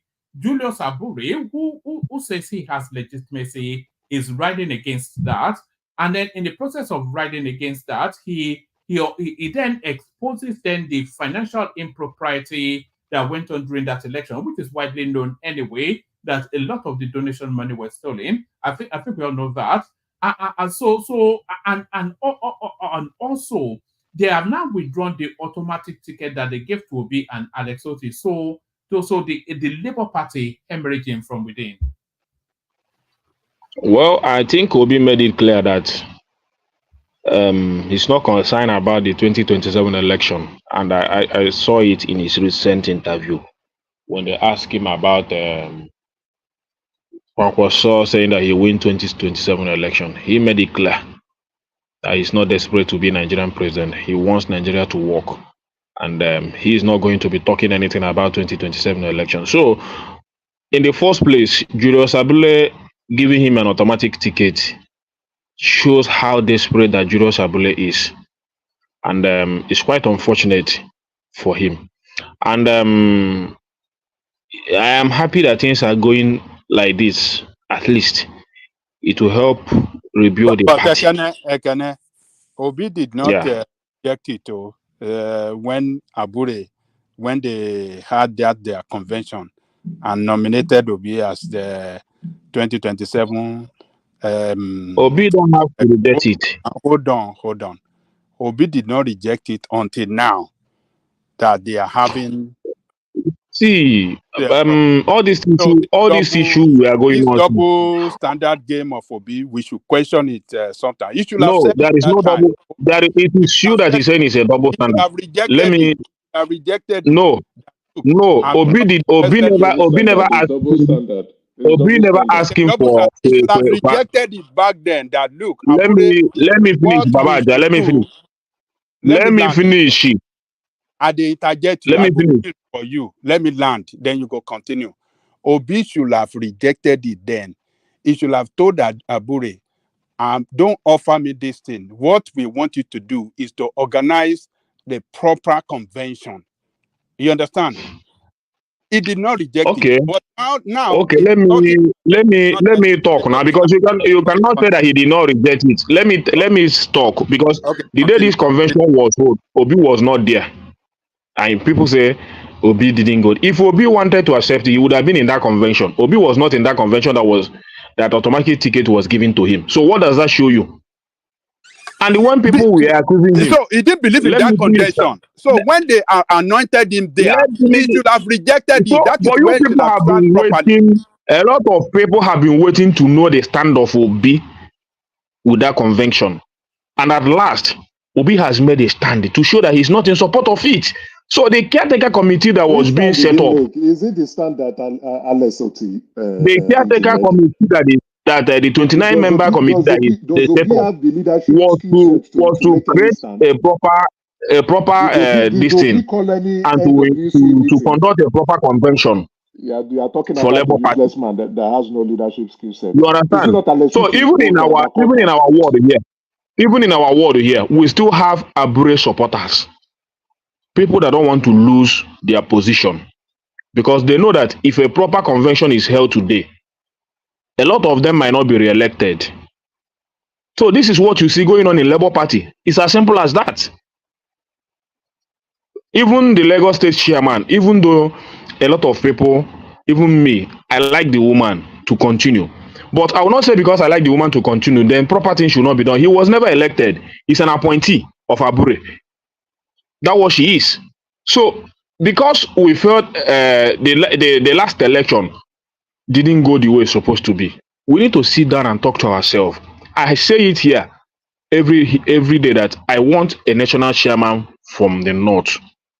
And that cannot come if a proper convention is not being held. And that is what everybody is doing today. You understand? So the other day I was having a serious issue with my ward people. I even tell them that I will not be coming to their meeting again. Because what is happening in our political space is selfishness. People want to hold on to little things that doesn't matter. Little power, that little money, that little 10,000 naira, 20,000 naira they give them whenever they want to contest election. Put it in an envelope, give them the chairman, give them wine, all those things. I don't know why Nigerians are too selfish and they too love power. That is what you see. Even in our world here, you see people fighting for Abure. People that, because their main reason is because the position they have suffered to gain. Now, if another convention is held today, they might not be re-elected. Who told you you will not be re-elected? I told them, who told you will not be re-elected? Allow the proper thing to be done. Yes. What about the financial impropriety that was highlighted by Julius Abure? So that goes to the heart of our credibility, isn't it? Of Obi and Aisha Yesufu the financial issue of it, I think Obi and Aisha Yusuf have made their account. So the best thing Abure should do, We've all been waiting. you televise it here, you discuss it here.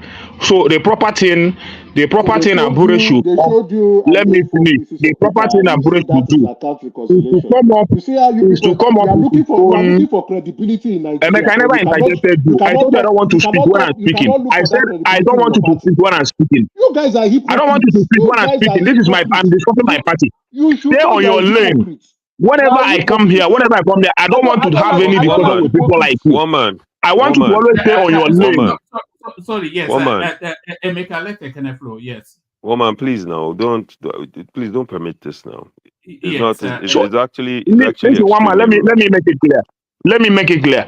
Anytime I come here, if Emeka is talking, I will not interject with his talk anything. If he finish whatever he's lambasting, let him go and sleep. Then whenever I'm talking, I don't want him to be. I don't want him to be speaking when I'm speaking. That is the respect I'll be giving him. I've chosen a number of them. If you have questions, I've chosen a number of them here that whenever they are talking, I will not want to discuss anything with them. Hold on for him, so that if Ekene has question, Ekene can ask me. If I have question, I will ask him. He can choose not to answer the question, just like I can choose not to answer his question. But I will ask him. But I can also interject. If he's a hypocrite, when you are looking for integrity and morality in the country, but you cannot speak on it in your own political party, then you are clearly you're an hypocrite. Just accept it.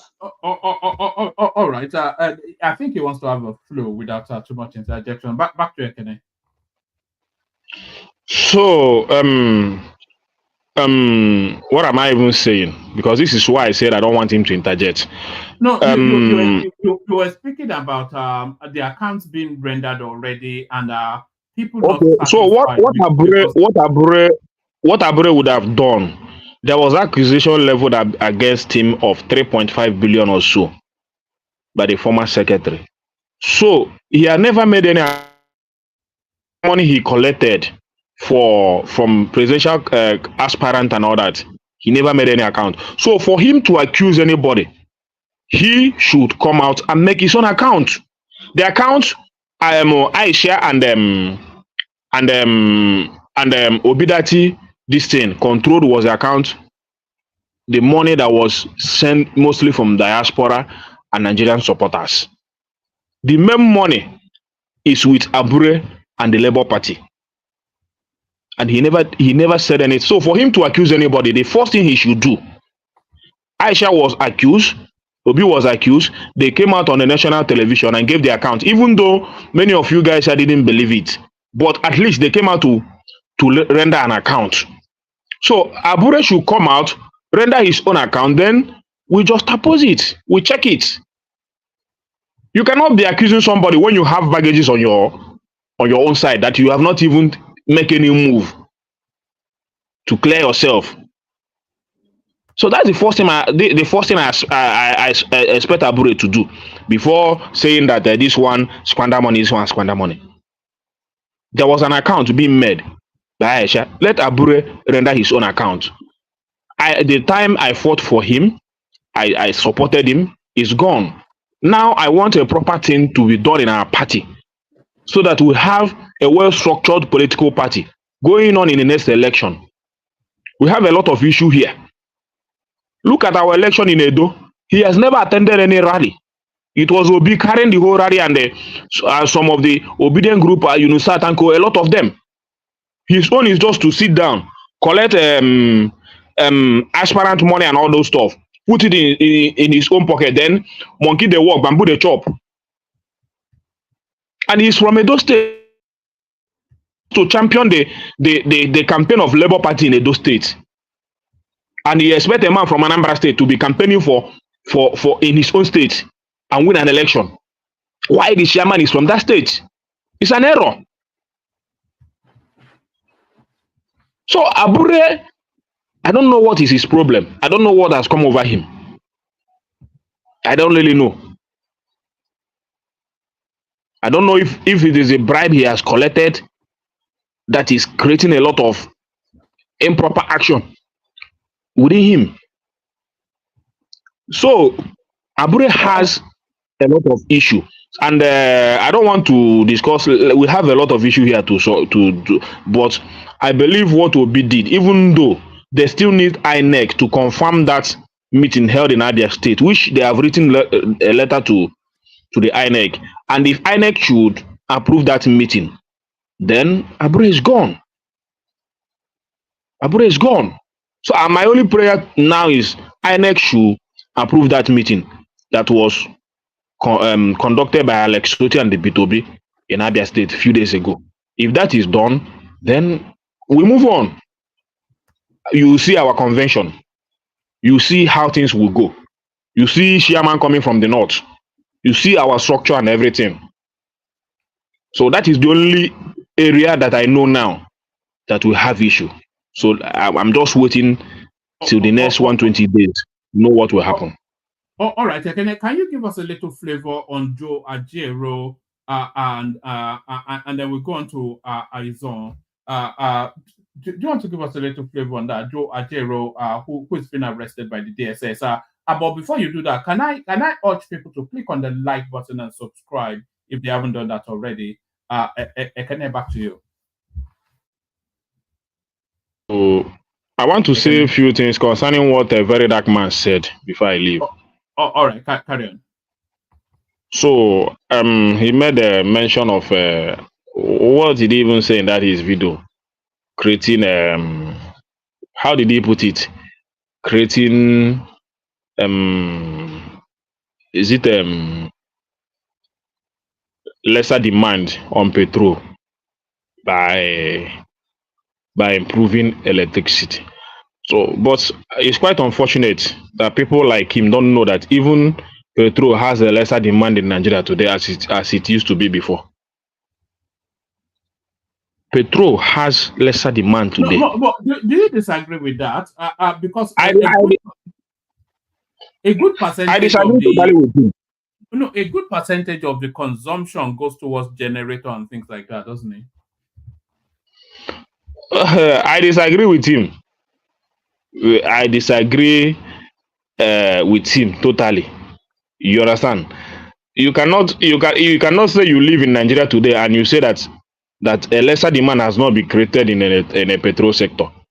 The people that is struggling for petrol today is Okada people, KK people, Danfo people. So and if you even private people, I know how many days do I drive my car again? People don't drive car like before. It's not for car is no longer for pleasure. It's for an important something. Maybe you have an important place to go with your family.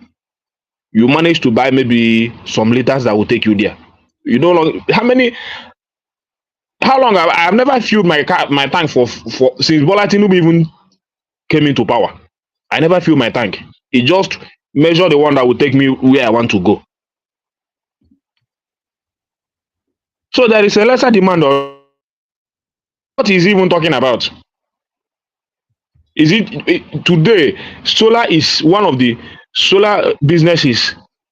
most movable business in Nigeria today.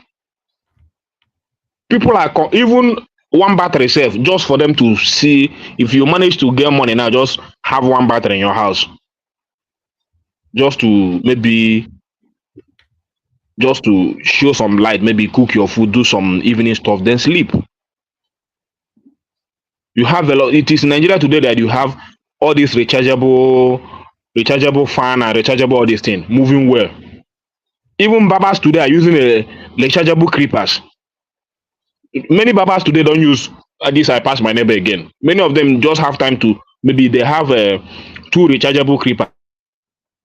They charge it very well. Use it for the whole day. Again, that's what they do in Nigeria today. And this one will come. You don't know, or is he trying to? What is it? What impression is he trying to create? So, there is a demand in petrol. The keke, the danfos, the truck drivers are the people going to free station frequently. No, I go. If you tell me there is a fuel scarcity in Nigeria today, it doesn't bother me much. The only time it will bother me is if I have anywhere to go that I really need fuel to top my tank. If not, nothing concern me. The only concern I have is that it's affecting the price of foodstuff and the price of commodities in our market, because transportation is very high. That is the area it's affecting a lot of Nigerians. It's affecting a lot of Nigerians because if they buy goods from Mandalas to bring it to, you have to pay a high transport fare than you used to pay before. It will not affect the price of what you go and purchase that you are going to resell. That is the problem. So what is he even talking? So, and this thing you people are saying Nigerians are getting things cheap. Are you telling me many countries today have one thing or the other they are subsidizing for their citizens? You cannot tell me that a lot of countries, they are both the ones you live in abroad. Don't always preach to Nigerians to continue to suffer. While you guys are there enjoying the good life, good roads, good hospital bill. You cannot tell me that many Americans today cannot access hospital. How many Nigerians today can access good hospital? You cannot tell me that a lot of Americans today cannot access good education. As I'm talking to you now, this is a new term. That is, people are changing, children are changing class. A lot of children are going to become dropout in Nigeria as of this September that I'm talking to you. A lot of Nigerians, a lot of our young, vibrant children. Let me finish one man. Let me finish. Yeah, it has been long I've been here. So a lot of Nigerian students, all these our small primary school, a lot of them is going to become a dropout. Do you know how much school fees are in Nigeria today? Primary school, kindergarten. We're not talking about secondary school. There's public school. It's preference. Public school. Public school how many public schools are functioning in Nigeria today? There's public school. Send the child. Even the public school itself is not even accessible. Do you know how much public school pays as a school fees today? No public school is free in Nigeria. Those are foreclosed. Your public school, the kind of public school that you have in Nigeria is free. It's free. The kind of public school you have in Nigeria, is it the kind of public school you have in abroad?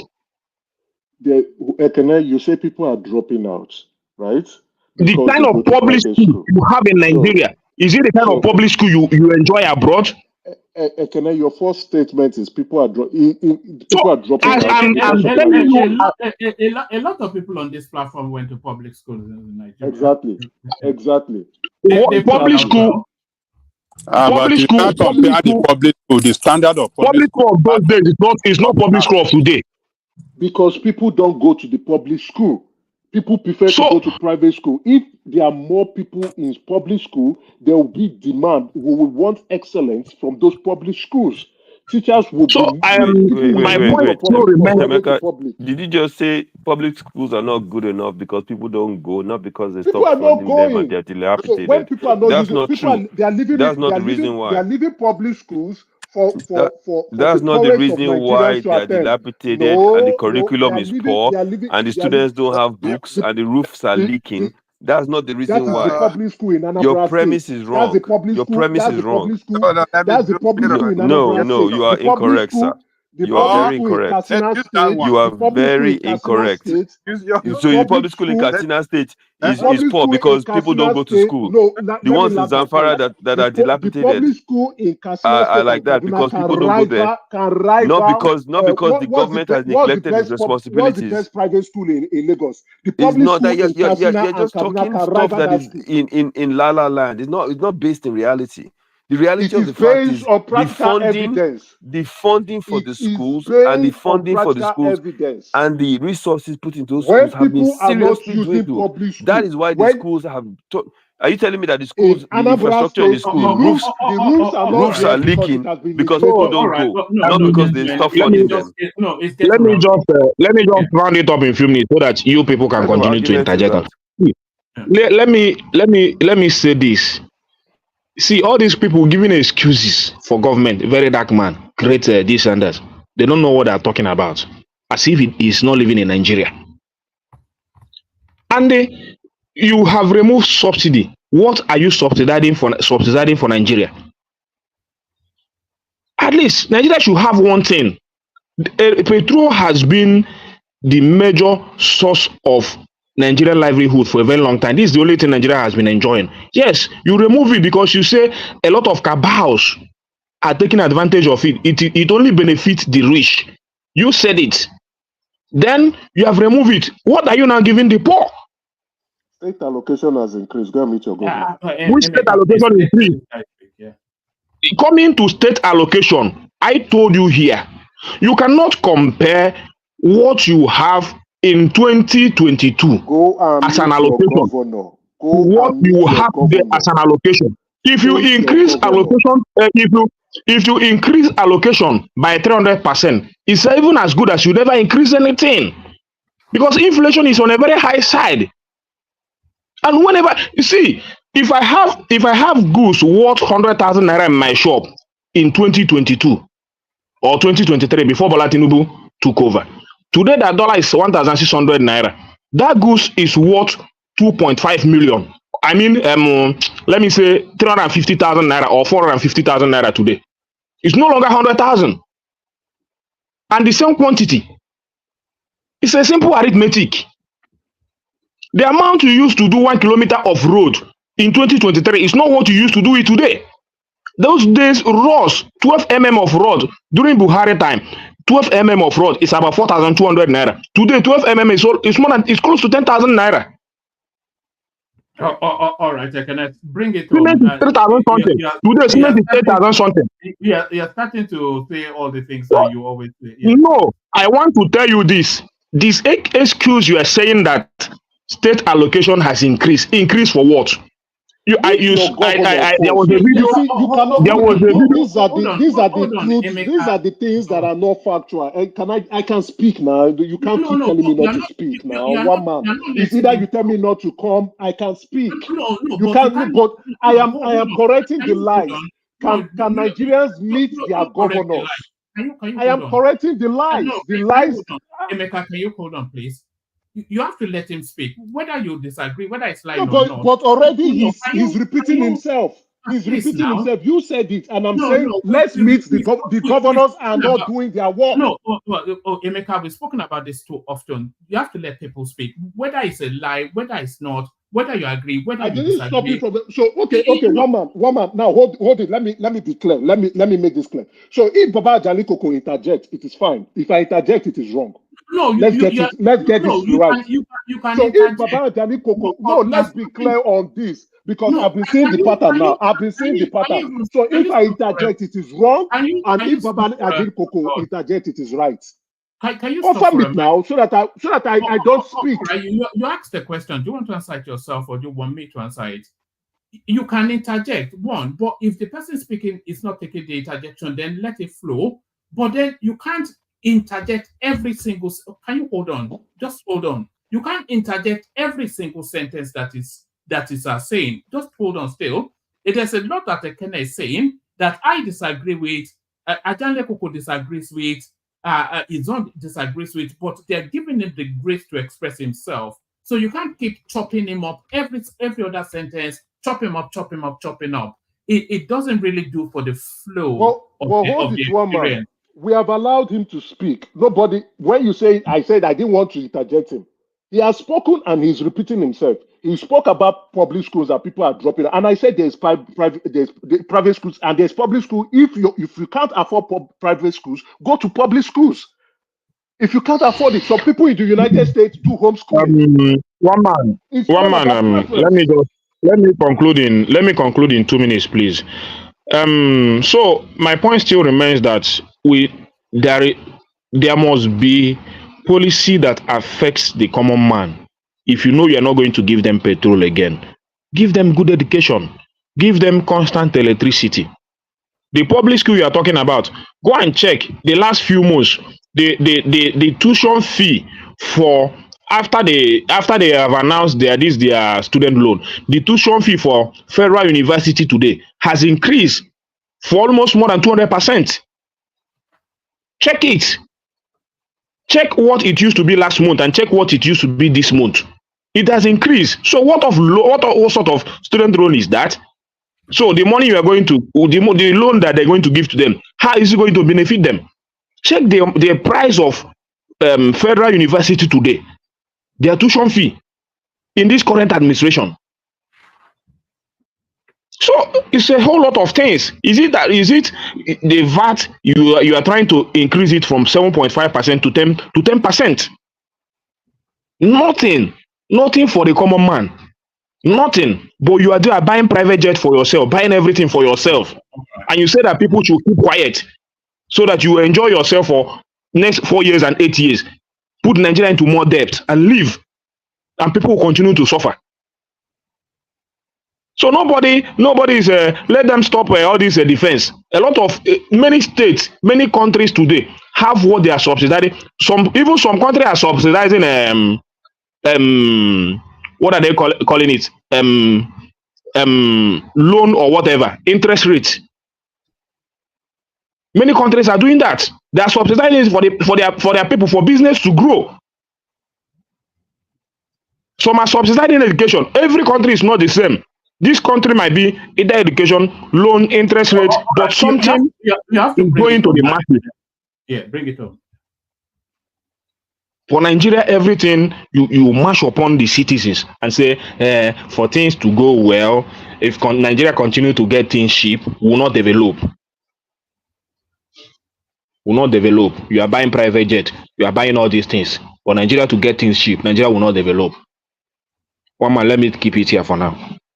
All right, brilliant. So sometimes it feels like Groundhog Day, just looping around the same sort of commentaries. But hopefully we won't get that experience with Izon, who is up next. So we actually have a myriad of topics. It's not just the obese space. Ajero has terrorism case to answer, says ex-DSS director. So Ajero are very much in the focus of the security agencies at the moment. A market authority bill will strengthen business acts in Lagos. So these are the lawmakers in Lagos State wanting to bring the whole of the marketing space under their fold.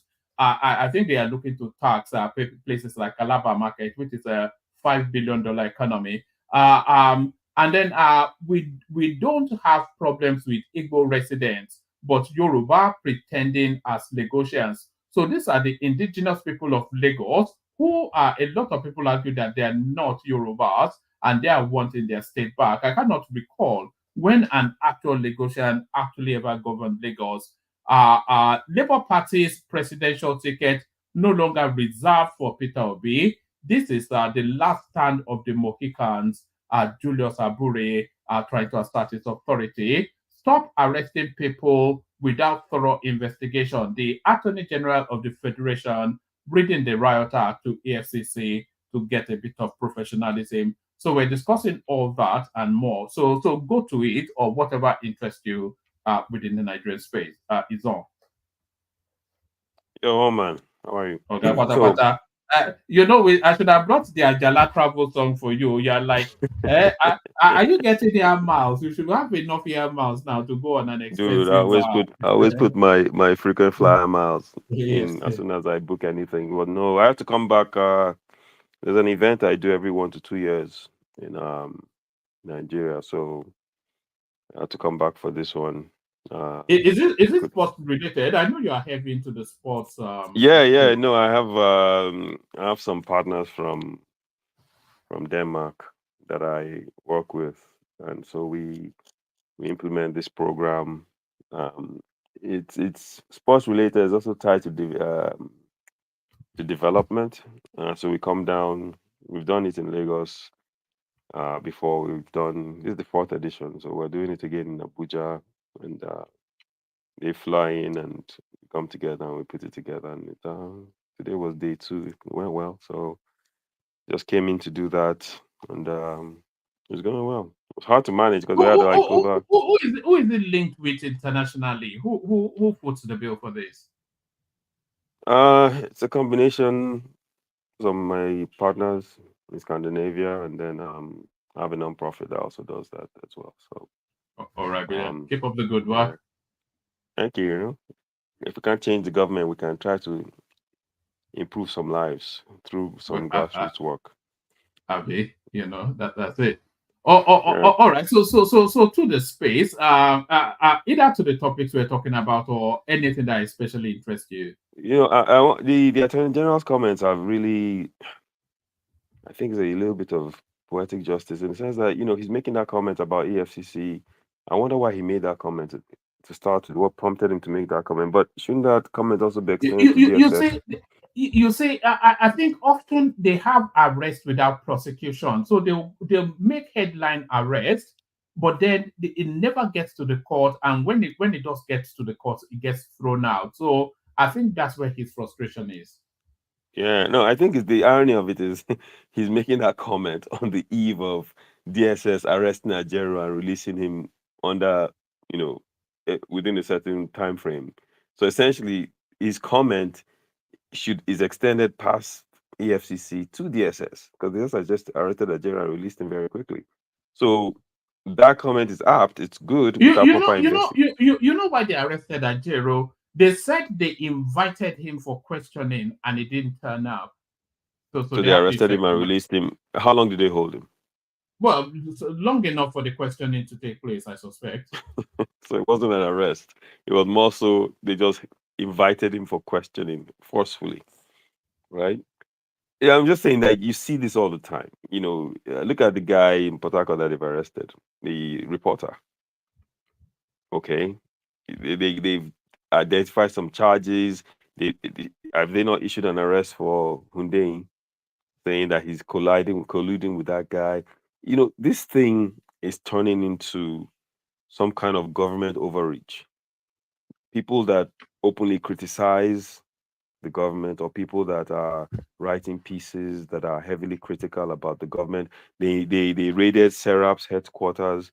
Like, what are we living in? What in the world is going on? Last I checked, if investigation leads to somebody like JULIUS, to him being questioned, are we saying he shouldn't be questioned because he's opposed to he was arrested?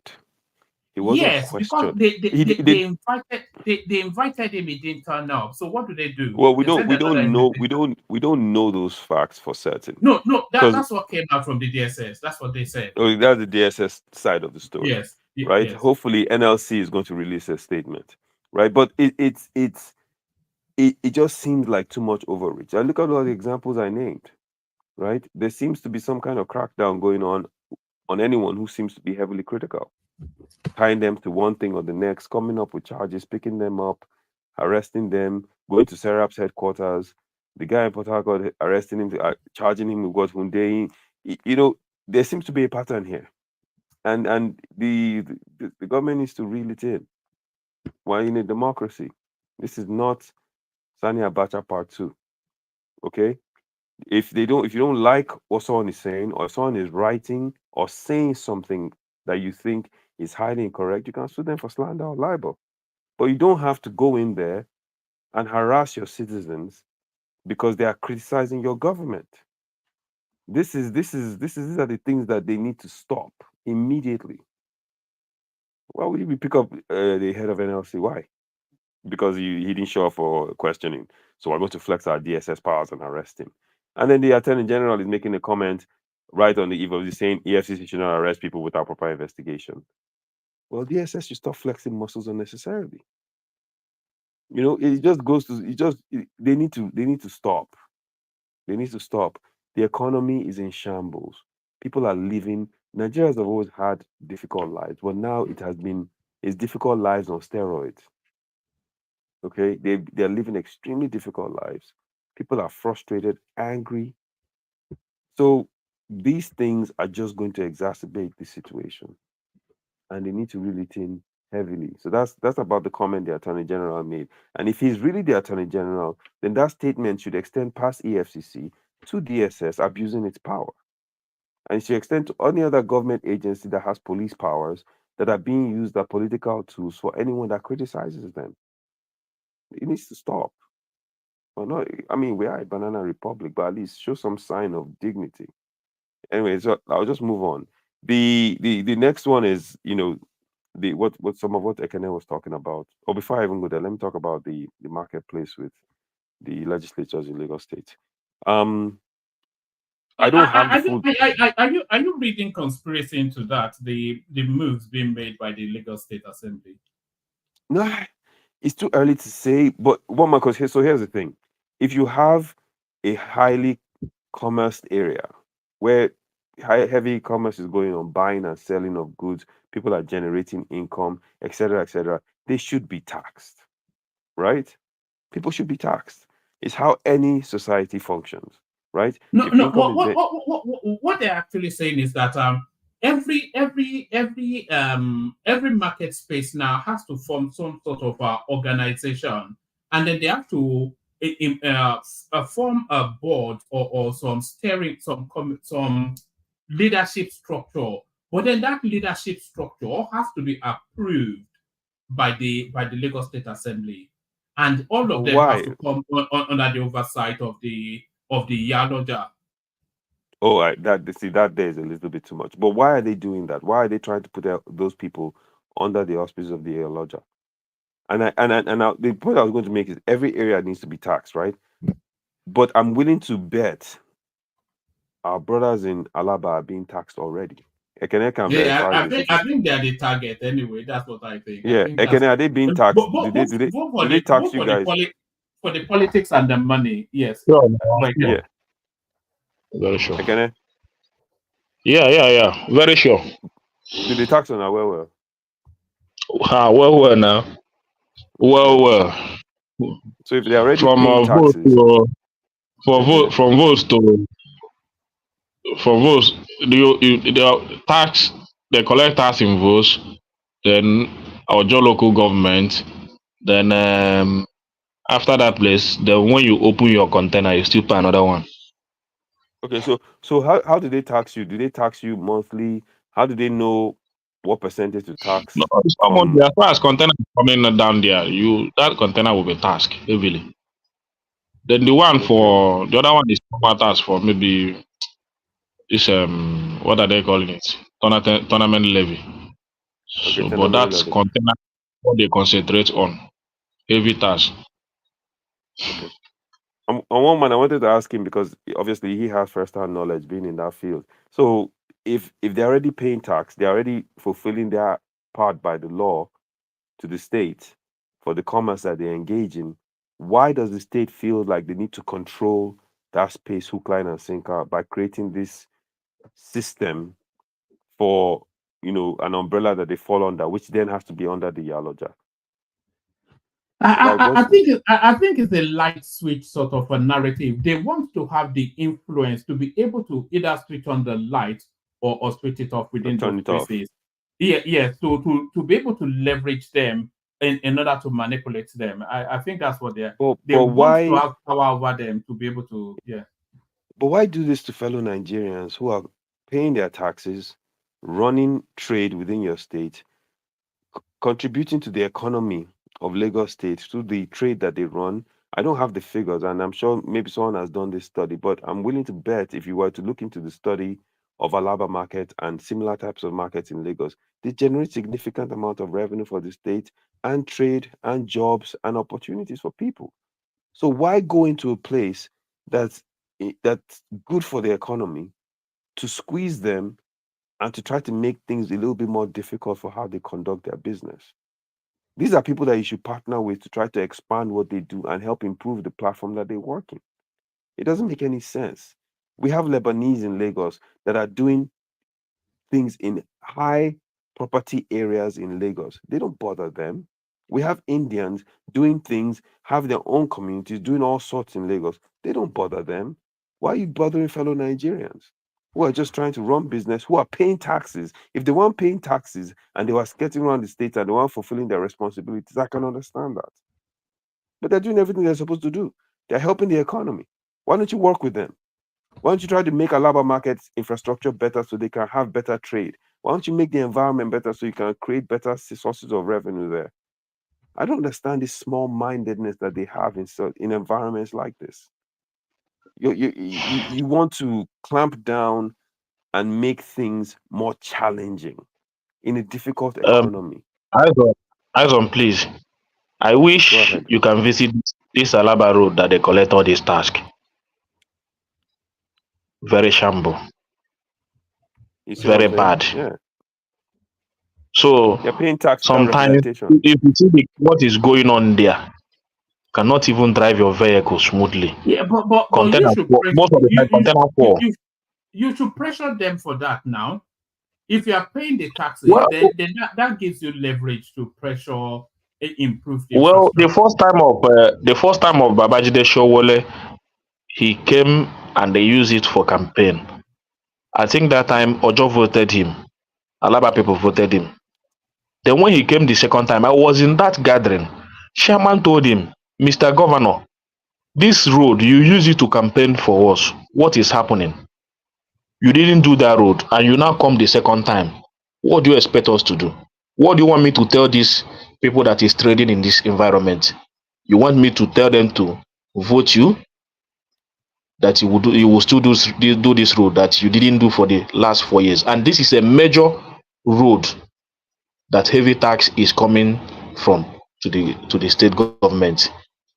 He never answered him until he left. He just said, vote me. Now that road is getting bad every day by day. Every day by day. I used to say it here every day. Very bad. And these are places that you see heavy containers every day. Container falling every day. People's goods spoiling upon all the money you collect from them. What was his response? My problem is not even that bad, but give basic amenities. Can you hear me? What was his response to your market chairman when they put that question to him, Sanwo-Olu? He didn't say anything. He said he will still do it. That like we should give him second term. That he will do it. So the chairman told him, okay, I will not force my people to vote you. I will just tell them what you said. Then if they want, let them vote you. Which the people said they're not going to vote him. That he disappointed them in the first time. But you are the candidate already now, so you are never going to vote for him. Well, it's not as if we have the candidate. We are forced. If we had a candidate already, it's because the first trust we gave to him, he didn't perform. Even till now, he never showed up. It is only the only person we respect in that Ojo is Fashola. Fashola is the only person. No matter how much Fashola is collecting from that Ojo road, everybody from that Ojo love Fashola because he executed the first project in that environment and see to the end of it. Fashola visited Ojo local government several times as a governor, making sure that the roads construction there is going very well until he completed it. That road that Fashola did is still the same road that is getting dilapidated today. You know, when Fashola left government, that is still the same road today. You should know the situation of that road that Fashola did since when he left office. Very dilapidated. And this guy Ambode never visited. Sowolu only came to Alaba 2 times. The first time I saw him in Alaba was his first campaign. The second time I saw him was his second campaign. We didn't see him again. All right. All right, back to Izon. Izon, back to you. Yeah, woman, it just doesn't. If you look at it, even from Lagos State wants to generate revenue. Obviously, every state should, and you have enterprising people, right? If I was another state governor, I swear to you, and I had space, and I look at Alaba, and I look at maybe there's infrastructure that has roads that can lead, like Ogun State, for instance, I can easily look and say, you know what? Why don't I just build a 21st century location for this sort of trade for these guys and invite them, bring them into my economy. If they have containers, there's a road that they can get their goods here, and let them come and set up here. We'll create roads, nice environment, nice shops, build the infrastructure, they'll rent it, they'll pay taxes, the money will come to the state, and create a comfortable environment for our citizens of our state and these people. They're investing a lot of money into that space. So work with them, build it, Create an environment where every Lagosian, I've been to that Ojo area before, and I know what AKIN is talking about, but create an environment where it's comfortable for people to go there and buy goods, where it's comfortable for them to bring in. I've been there before as well. It's heavily waterlogged from my memory. Yeah. And there's traffic sometimes. Traffic can be... So imagine if you feel like you have to go buy something there. It's a hassle just to go in. And by the time you come out, you're just like, goodness, all this just to buy this one good. It shouldn't be the case now. We don't make anything in Nigeria for us to... So these guys are bringing things in that people have to go and buy. So create an environment where it's very comfortable for people to go in there. They have a good shopping experience. People can... There's so much you can do with that space. But not focus on petty things like this to try to put them under the umbrella of the lodger. I mean, what is that? May I contribute eyes on? May I just interject you for a moment? Yeah, please. Yes, go ahead, sir. Yeah, the problem with that road, actually, Fashola time AKIN referred to, it was because Fashola's deputy governor then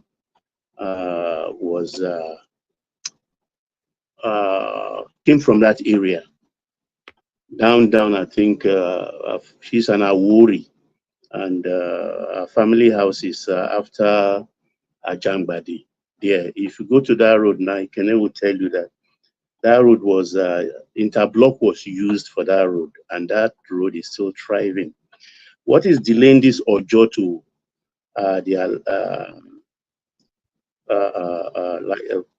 from Ojo inside to Alaba market is because of the blue line. The moment they finish the blue line, which will be commissioned next year, there is a station right there at Volkswagen. So that station is the one that will eventually give birth to that road being recreated, because that road is very bad. It could even take the head of a trailer totally, subsume it. And then for the market thing, actually, I mean, marketplace is a cartel all over the world. Even the New York garment markets, everything, the Roma market, even the Liverpool market in London, it's all about cartel. You understand? And politics also. Alaba market is structured in a way that they segregated the markets. Igbo section, Yoruba section, Hausa section. The Southeasterners control Alaba market 101%. And I think that is that power they want to break. I'll be very forthright. I have no... Is it an offshoot from the last election, as I said? No. Please encourage people to click on the like and subscribe. We're not seeing the likes going up. So people like and subscribe as Baba educates you about what's going on in Alaba. Baba, back to you. Yeah, it has been like that. It has nothing to do with the last election. If AKIN apprenticed in Alaba, actually will tell you the story. You understand? They developed the market. There is no doubt about it. The real estates in the behind the marketplace, those poto, mashi, this thing, they develop it. There is no doubt about that. But then the hold they have on that market, to the extent that if not for the shitload of money they've been spending, that market will have been shifted after Agbara. There is a place that has been allocated for that market, but that will be very difficult for them.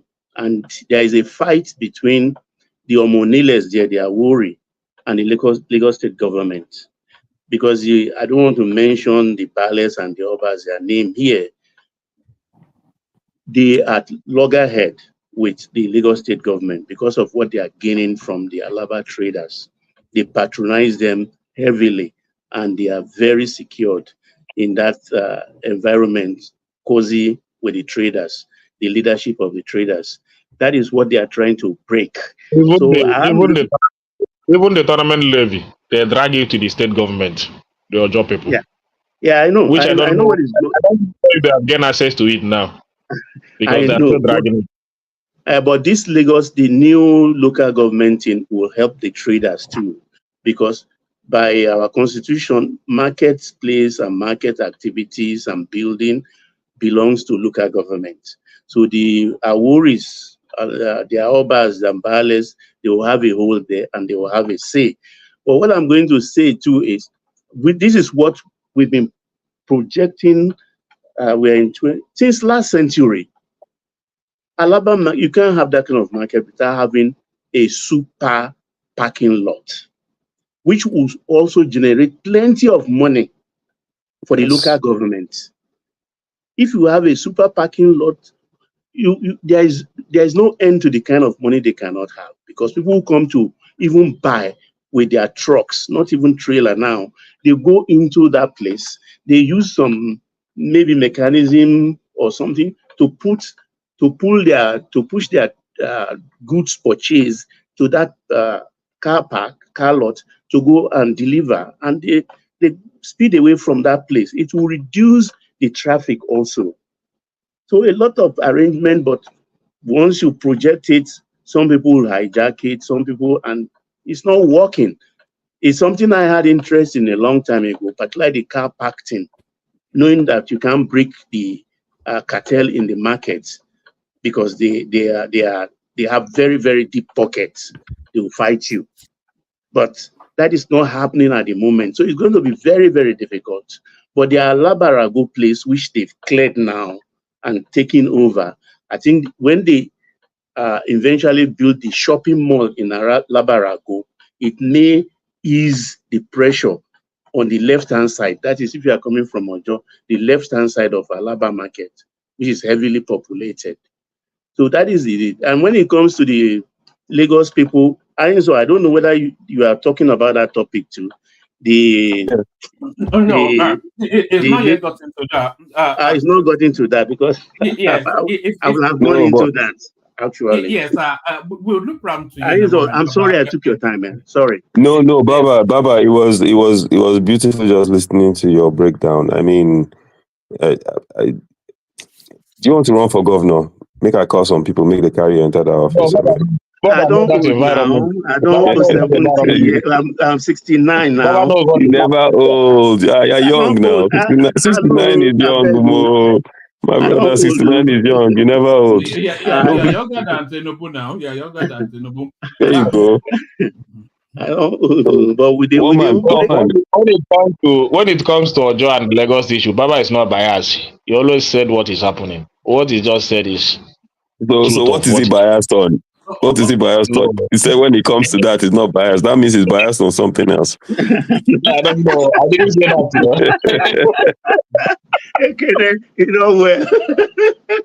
I didn't say that. No, one man, that was a beautiful submission, and we have to be forward thinking. And as a state, you have to generate revenue. Right? Okay. Look, Southeasterners want to run Alaba market, by all means, my brothers, come and run it. How can we help you make your business flow better? And by the way, as a state, how can we generate more revenue from this space? A lot of dollars are exchanging hands in that space. Lots of money. So as a state, that is huge revenue. Don't leave any money on the table. That should be their focus. You know, you have an invasion of Almajiris into your space. You have to figure out how to deal with that issue. It's going to cost money. So you need all the money you can get. Don't make it about putting the Yaloja over a space. That's just ridiculous. I mean, woman, what else is next? There's several other things, but I'm particularly curious what interests you in that. What are people talking about where you are? Well, today, so I'll give you an example. I was with two of my friends. They happen to be from Katsina, and we were driving back from the National Institute of Sport in Abuja, and we saw this little ad statue that showed Tinubu for 2027, and these two guys just went. They said, "Can you see that? Can you see that?" And I looked at it and I started laughing, and then they just went on a little tirade and tangent how upset they were at this administration. I mean, these are from Katsina. Obviously, they are highly disappointed successive governments, they feel say Baba failed them, and obviously they feel like this government is just the worst. One of them was just talking about, I was planning on this for taking one of my daughters into private school. I saved a lot of money. The minute these guys came in and they just floated the currency, he said, you wouldn't imagine. Everything just went poof, overnight. It's like, this is not anything we bargained for. This is not what we expected. This is not what we wanted, and then so, in listening to them, I let them vent for a while. And as I said, well, he is going to get reelected. You do know that, right? And they went off. They're like, no, never. That's not going to happen. This is not like, the normal situation you see in Nigeria, et cetera, about how, okay, well, the North, we were instrumental in putting him in. And this time around, their sentiments are echoed all across the North. And, with the other states not being in his back pocket, that they believe that Tinubu is going to be a one-term president. Yeah, we're actually pretty sure about it. So I said, well, we'll see how it plays out. Obviously, this is Nigeria. You never know what happens. What are they suggesting as an alternative? So Tinubu is going to be what was their expectation when Tinubu came in, knowing the state of the economy, and what they expected that, okay, he had a background, somewhat of a background in business, and he was going to come in and actually put policy. The first thing they expected was, one, the insecurity thing was going to take a huge nosedive. He was going to totally eradicate that issue. Then the second thing was that they expected that he would come. Something that Buhari, a general, could not. Yeah, but obviously they felt, and that's why they had some hope that he would come in, not being part of that ilk. They felt Buhari was pandering a little too much to people in the military that weren't doing their jobs. So they were like, he would come in and he would actually try to change things, and then he would actually take a really good hold of the economy and create opportunities and more jobs and build the investment within the borders of the country. They kept stressing that, bringing all the people that have money together. They talked about the Zamfara thing a little bit and the gold issue, and how when they first showed, remember the image of when they brought those initial gold bars to Buhari a couple of years ago, and they did the photo up. They said, you won't believe it. I didn't even know this, but according to them, after they did that, a number of those gold bars found their way into a private jet with Aisha Buhari and got flown to Dubai. And so those sort of things they looked at, and because of that insecurity, and they felt he was actually going to take hold of that space. They were saying, they're like, Zamfara is such a small space. Have you been to Zamfara? I said, no. They said, we've been. It's small.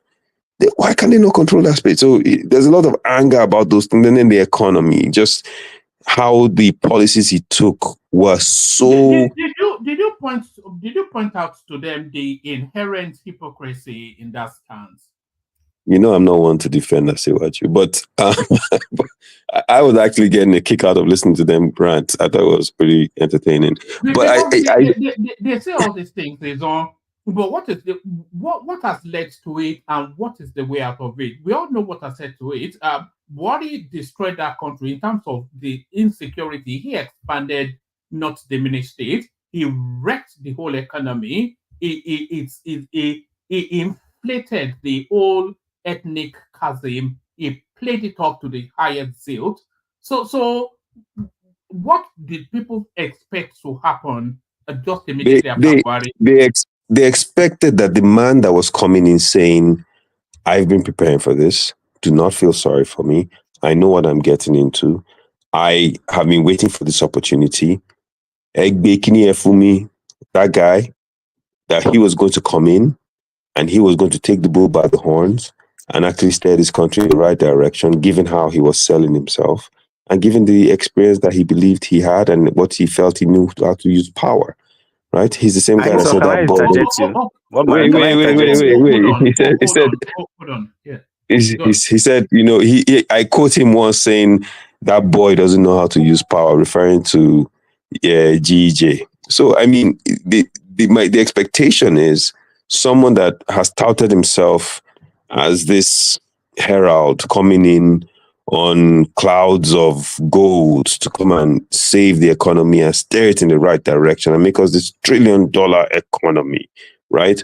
Will come in and actually make policies to change and steer the economy in the right direction, taking into consideration, and this second part is very important, the current status, economic status of your populace, of the majority of your populace, who at the time had been labeled as the poverty capital of the world, right?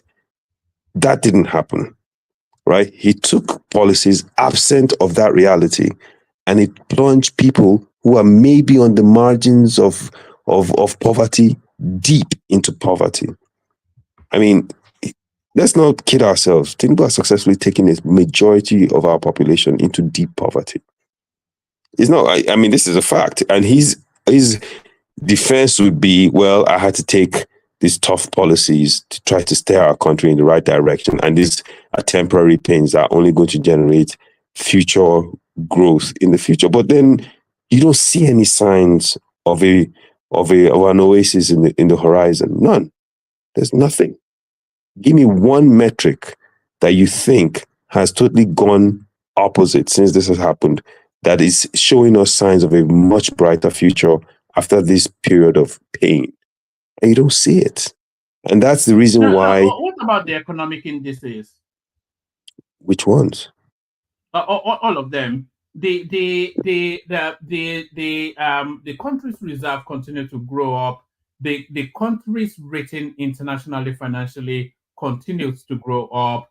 There's money coming into that country now. There's growth in the GDP, month on month, quarter on quarter.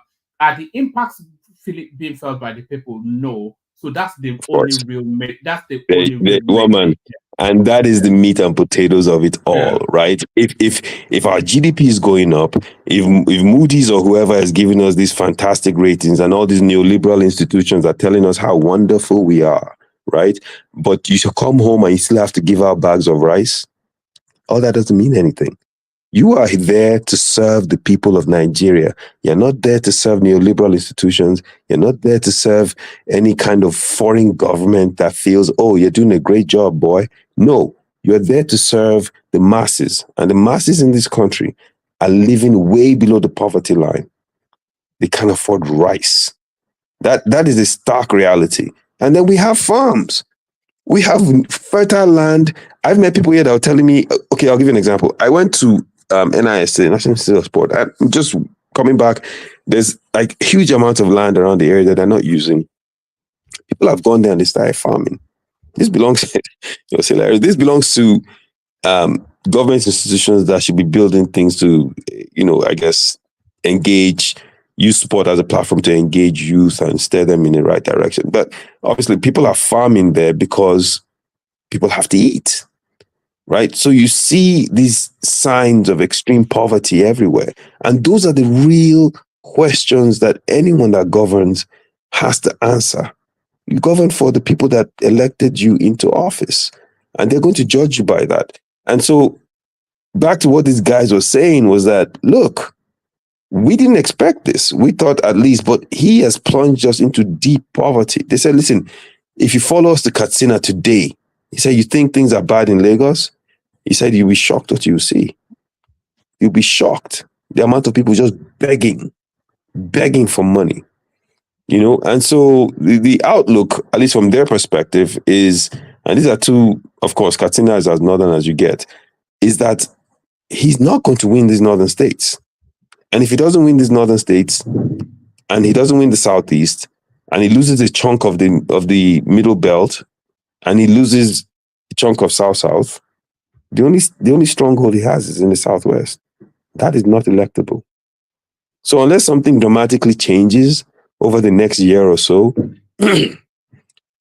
people I've talked to here believe Tinubu will be a one-term president. Yeah, but what's the alternative then? What are they proposing then as an alternative to Tinubu? That remains to be seen. I really didn't get into that. That remains to be seen. I really get. So to answer that question, one man, honestly, I do not know. If you ask me my opinion of it, where I stand on that. But as far as those guys, I don't know I didn't really ask them as, hey, so who would you vote for? But it was more a venting session on their part. Because for all of the venting, which is understandable given what the country is going through at the moment, there is nobody in the landscape that presents a different plan or a better plan. You know, if you go back to the elections, they all said the same. What Tinubu is doing now was what they all said they would do. Yeah, but Obi did say, I would take away subsidies, but I will replace it with something else. In all fairness, let's be factual here. He did say that. He said, and then Yele Sowore said, I will not take away subsidy. Yes, let's be honest. Yes. What did Obi say? Hold on. What did Obi say he's going to replace it with? He said, I will not just take away a social safety net and let people fall. I will find a way to make sure that there's something else in place. He didn't go into detail on what it was. Right? So since he didn't go into detail. No, but at least he understood.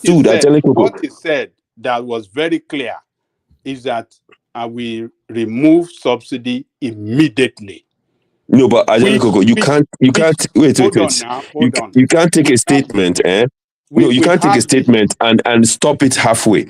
You have to take the full statement. So he said, I will take away subsidies, but I will put something else. He said, I can't just take it away without something. What is it that he's going to put that he didn't state? He didn't go into detail. Maybe that's something else. He will stop the all theft. Tinubu said, I will remove it from day one. Atiku said, I will remove it from day one. They were saying the same thing. We will have been in the same situation. No, but let's quote them correctly. Atiku said, yes, I will remove it from day one. Obi said, I'll remove it, but not without putting something else in place. Right? But let's quote them for what they said. Okay, maybe he didn't give details on what he will put, but that's what he said. He was silent on it. But he said that. Let's quote him. You're right. You can criticize him based on the fact that he wasn't specific. Way of promising people. No. I want to do this for you, but then you don't tell us specifically what you're going to do. I called you Obi. If you're going to quote him, at least quote him. The man said, "I will replace it with something." Maybe that something else is, I will plug the all theft. And if you stop all theft and take away subsidy, no. I can't. But I'm just saying. I'm saying that if you're going to quote him, quote the full sentence. Don't stop halfway now. What's the full Don't stop halfway. He said, I will take it away, but I will replace it with the one that he said, no. He said, I will remove it. We can play it again. He said, I will remove it, but I will replace it with something else. If you have that video, show it to this man, man. Yes, look, when these people are lying, I know one man is looking for it. I'm not lying now. He said, I will remove it, but I will replace it with something else. When these people are lying to us, let us point to them that they are lying. Any one of them, all of them that said they will remove subsidy, they all got it wrong. It's Adewale and Sowore that said we are not going to remove subsidy, but we fight the corruption around it. Those are the two guys that got it right. And people did not vote for them. Which people? I couldn't vote, but if I could, it would be. Yeah, I supported Obi, of course. I supported Obi, yes, because I thought he was the best one. And by the way, I like Sowore, but I supported Obi because I felt Obi has the empathy. And the funny things, everyone keeps saying, "Oh, he didn't do this in Anambra, he didn't do this." During the election, I came on here and I presented an edition of Fate of the States that was broken down during the last tenure of Obi's gubernatorial run. And he talked about the progress he had made in Anambra. I still have that document, one man. And it was just so conveniently ignored. And everyone just went into, he didn't do anything in Anambra. I had fact, and this is long before, I'm talking about this is maybe 5 to 10 years before Obi even announced he was running for office. There was no reason to hype him up. Independent source talked about the progress he had made in the state. So people try to downplay the work he did and the progress he made in that state. And the man has empathy. For me, that was a big thing. Because in order for you to lift as many people out of poverty as you need, you need someone... The plan is nothing now. Yeah, the plan. But he got the fundamental wrong on how... Well, guys, the truth about it is Obi is not in office. Obi is not in office. Let me play a clip. We have him Obi. Our question has to do with the issue of removal of fuel subsidy. Considering that this current administration has said that by June 2023, the subsidy will be removed, is it going to be your priority in your first 100 days in office? How sustainable is subsidy to the Nigerian economy? Thank you. Thank you, Gloria. Well done. But I can assure you, it will go immediately. Subsidy, I've said it before, is organized crime. And I cannot allow it to stay a day longer. 3 critical development areas is receiving 4.5 trillion. Subsidy is 3.6 trillion. Six. No, half year. Okay. Half year, 3.6. So if it's full year, it's about 7 trillion. Which country will invest more in subsidy than education and health and even roads? It doesn't make sense. This is the annual budget of education, 2 trillion. Annual budget of health is 1.5. Road infrastructure 1, and subsidy half year is 3.6. It will go immediately. So you don't remove something without saying what is replaced and where are we moving the money to. You saw that last part? You saw that last part? No, that was after. That was after. You guys, man. That was after. You guys are hilarious. You guys are funny. You saw that last part? You saw that last part? You don't remove something without replacing it with something else. Oh, you guys, man. Don't carry propaganda. No, I'm not carrying propaganda. It's the doctored video. You guys are funny. You see, you and Tinubu people. Hold on. That latter part, that was what he said yesterday at some space. I don't know where he is in the world. That's what he said yesterday. So what that clip was showing was juxtaposing what he said in the election and what he said just as early as 24 hours from. So the latter part was, we also the clip now. It's all over social media. I even played it earlier. So what I was saying, he never said he was going to replace it with anything. He said he would remove it immediately from day one, and then he went on to say the value cost of the subsidy, that the value cost is money is not being spent on this, that, and the other, which he will spend the money on, but he didn't say how he would insulate that gap that the subsidy filled. And he also said that he didn't even believe that there was ever any subsidy because it's a scam. So he didn't give us you see. So he would have done exactly the same thing. Can I interject one man? I wanted to interject to earlier. Can I interject? I'm coming. Woman. You're so funny, man. I swear. I can't help but laugh, but because what you've done is it's typical. You pretty much just doctored you picked a video, a snippet, right? Confirmation bias that supports your end argument, and you play it to say, there you go. That's what he said. I don't have I'm on my phone, right? But if you just give me a few minutes, I will find the video where he said, yes, I will take away subsidy, but I will replace it with something else, because you just can't take away something and not put anything there. He said it during the election. And any obedient, any self-respecting obedient that's listening to me right now knows exactly what I'm talking about. Right? Can I interject you, please? I've been trying to talk before I go to bed. So can I please? Go ahead. Okay. All right. So, initially, let's hold on. Let's do this. You have that interjection. Let's hear. I think Patrick wants to come in as well, and then give just like a 1 minute sum up, and then we go on to Ajale Koko just to move it around. Yes, Emmy. Okay, I will just interject and go because I want to go to bed. So, but I wanted to interject. The first part he was talking about, what the policy Tinubu is putting in place and everything, how he's impacting the life of the Nigerians and all stuff like that. So, like, I wanted to interject him then to let him know that I want to say it here, and I'm not the one that said it, that Tinubu said that he's going to reduce the purchasing power of Nigerians. So I'm the one that said it. He said it himself. So, and obviously, that's what he's doing currently. He said he's going to reduce the purchasing power of Nigerians that will eat a lot. Where did he say that? There is a video that Woman, during he the said it. campaign. He said it. He said it. He said, He's he going to said it. reduce the purchasing power of Nigerians. Yes, he said I will reduce he their said purchasing it. power and increase He said he taxes. will reduce their purchasing power. Aisha, you know how we do now. Send the video. You know we send evidence. Don't allow them to pretend that the video. They have seen the video. I know. Listen, my brother. That's why I'm laughing. No. I know this group. That's not why they laugh. It's not personal. No, don't pretend that they have seen it. It's not personal now. Just send It's it. not personal. It's okay. I'll go send them. Okay. Okay. Let me say another thing. So let us not come and say, oh, that what he's doing now is not what that's what he already planned. So I don't even want to go into Tinubu matter because the whole thing is a mess. So let him continue whatever he's doing. So it's none of our business anymore.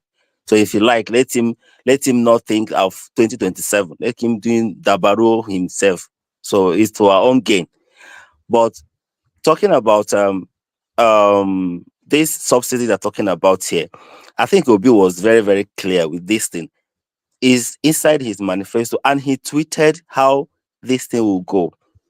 I have sent one man that tweet here in this platform, and one man has read it. He states clearly how that subsidy will be removed.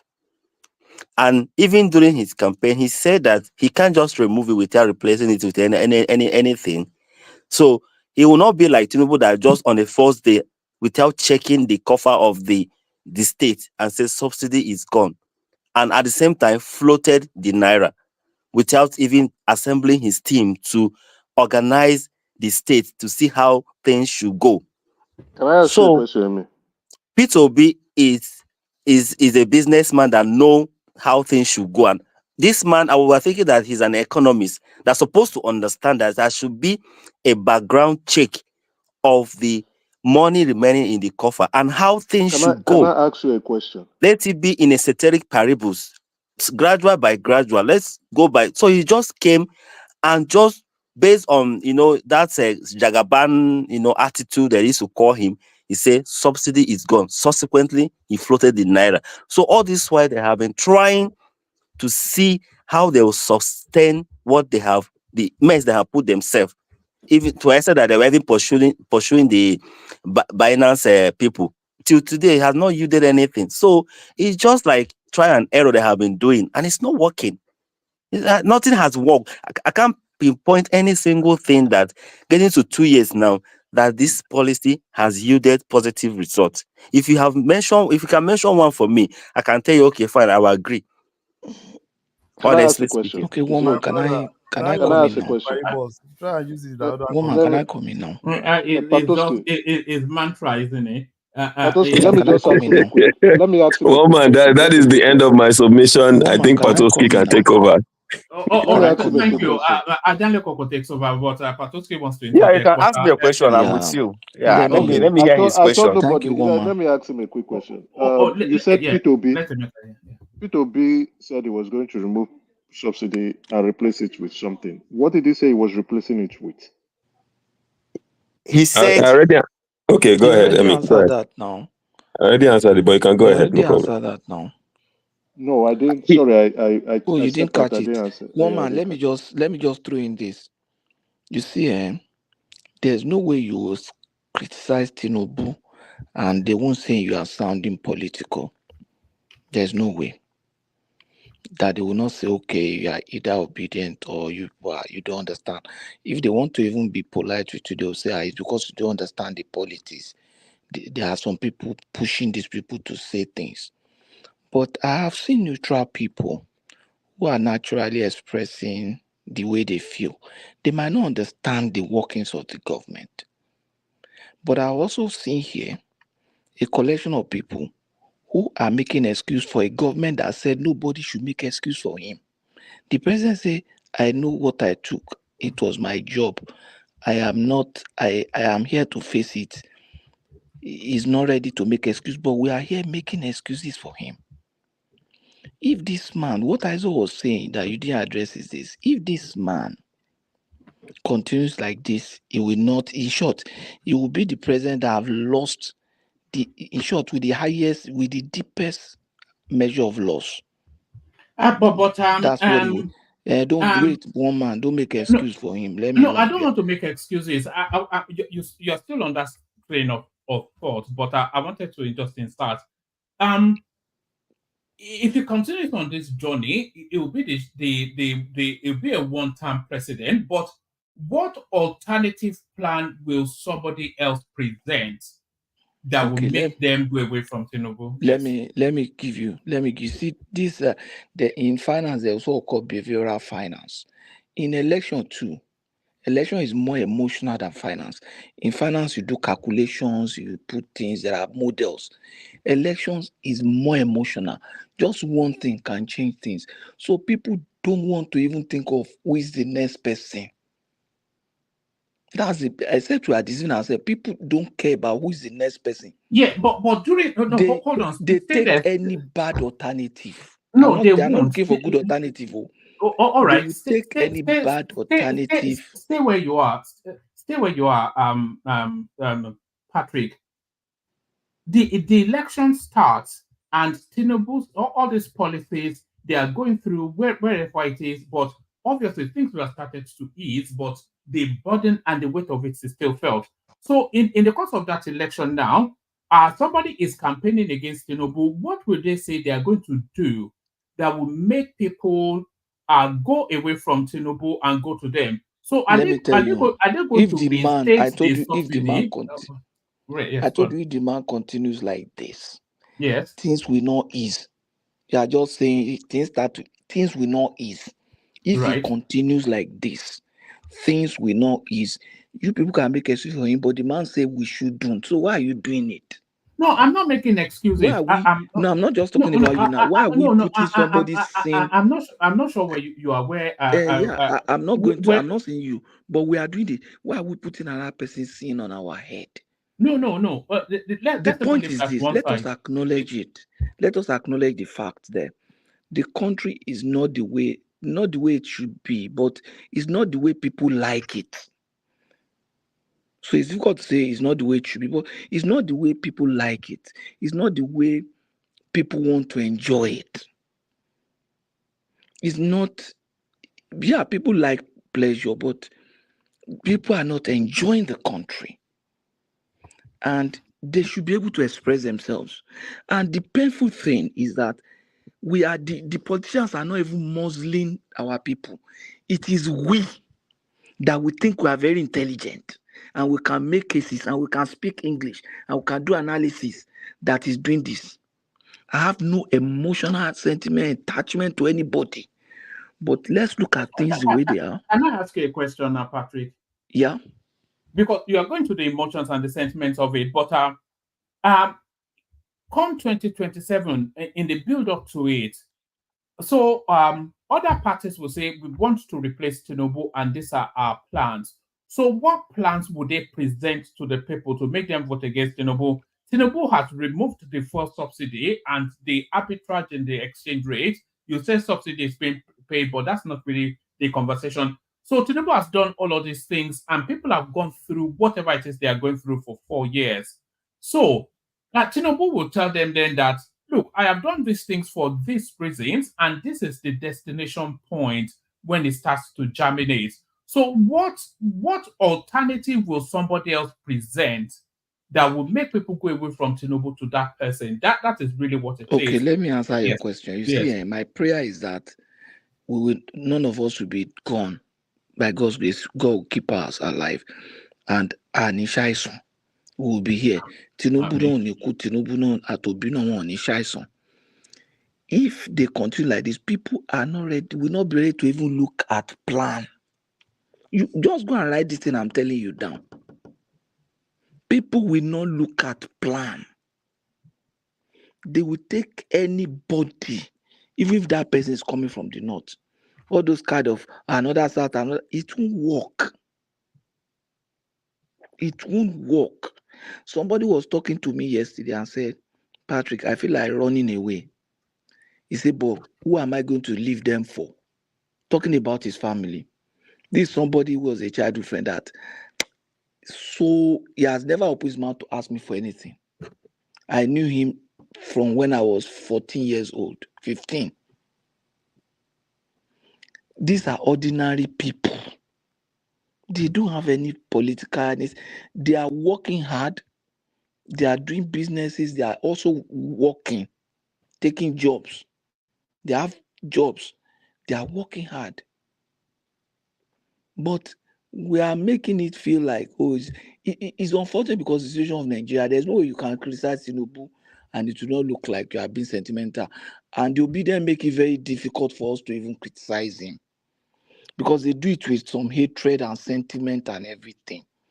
But if we analyze it, if I wish obedience can be open and remove sentiment, there's no obedient that will criticize Tinubu that will not be sentimental. I'm telling you, it's out of hatred, not because they are feeling so much pain, but they are also feeling the pain too.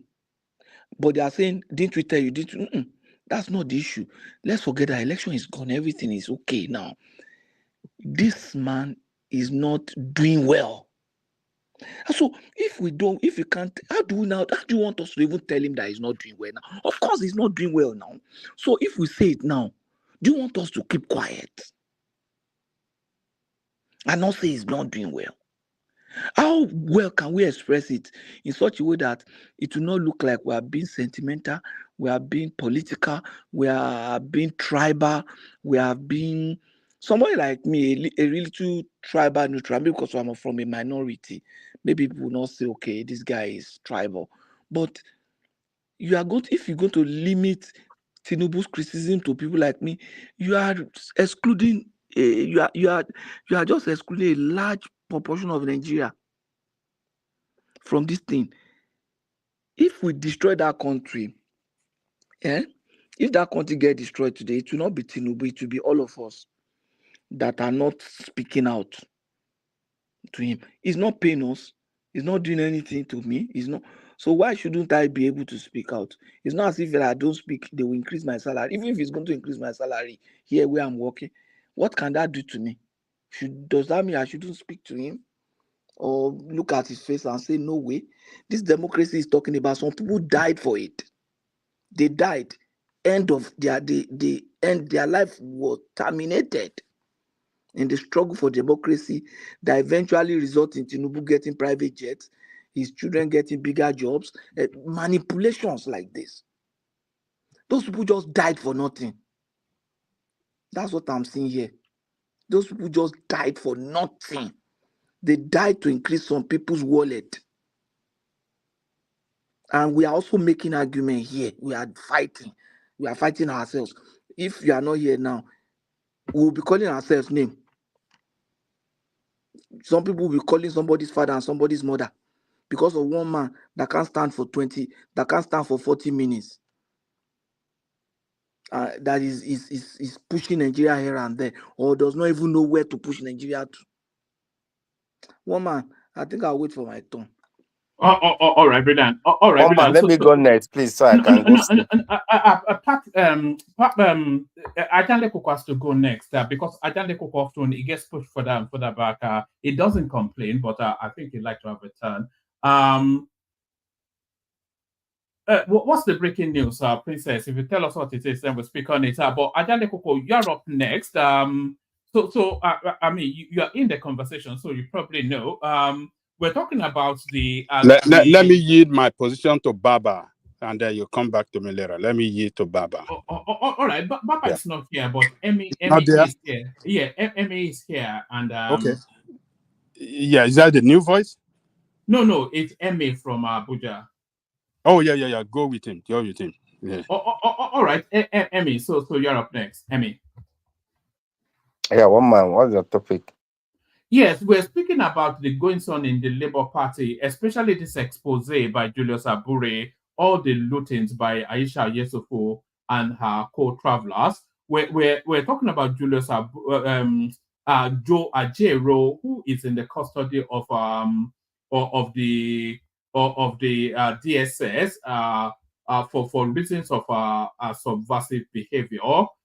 So we're speaking to that, and then the Attorney General warning the EFCC and anti-graft agencies to do thorough investigations before arresting people. So we're speaking to that, but we're not limited to that. If there's anything else that you especially want to speak to, go for it.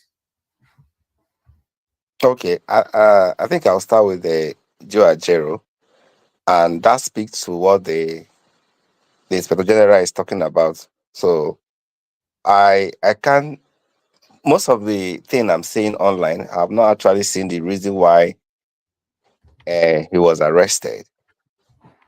They released him without giving us the reason why he was picked from the airport, because obviously he was going for a labor union congress or meeting in the UK, United Kingdom or something. Even the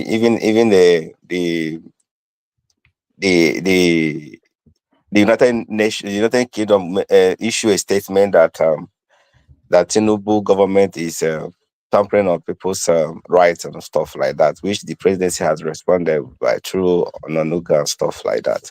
So I think they should do a proper investigation before they put in arrest. And I'm sure that the federal government became scared because the labor union issued a communique or a statement last night, yesterday, that if they did not release him before 12 a.m., that they will shut down the country, which is to the following day.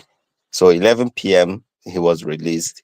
So I think that they're also afraid to certain things, because to me, I think the reason why they were trying to intimidate him is because he said Tinubu did not keep the promise that they made, that he said he's not going to increase the fuel price. That is why they accepted 70,000 naira. And now that he has increased it, that they are not going to take it. So therefore, they are going to take industrial action or something like that. They're going to go on street and shut down the country. So I'm sure most of this thing is just some intimidation just to met on him so that he will calm down or stuff like that. And I'm sure they are not winning. They are not winning at all, because due to that communique that came out immediately, so the federal government released him an hour before their time elapsed. So obviously, so because we can't even say anything, we're just speculating. We're just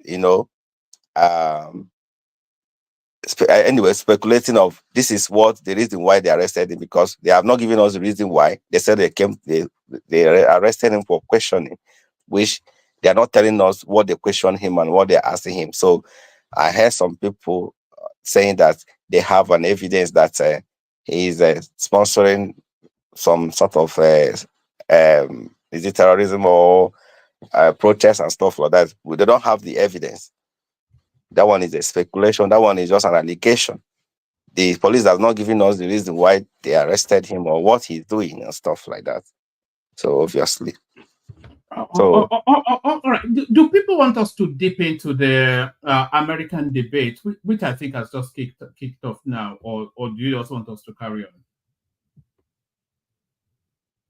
What are we doing with American debate? I think a lot of people want to. One man, I was wondering where Prince. Let's Daddy go was. into it, one man. I was wondering where Prince Daddy. Prince Daddy is not here. Now I know where he is. Yes, and Man of Prestige. They Man all of Prestige. Yes. They all run for the debate. Yes. Children, and I intend on extending a tax cut for those families of $6,000. Can you hear the it? largest child tax credit that we have given in a long time. Loud and clear. So that those young buy a crib, buy a car seat, buy clothes for their children. My passion, one of them, is small businesses. My mother raised my sister and me, but there was a woman who helped raise us. We call her our second mother. She was a small business owner. I love our small businesses. My plan is to give $50,000 tax deduction to start up small businesses, knowing they are part of the backbone of America's economy. My opponent, on the other hand, his plan corporations, which will result in $5 trillion to America's deficit. My opponent has a plan that I call the Trump's sales tax, which would be a 20% tax on everyday goods that you rely on to get through the month.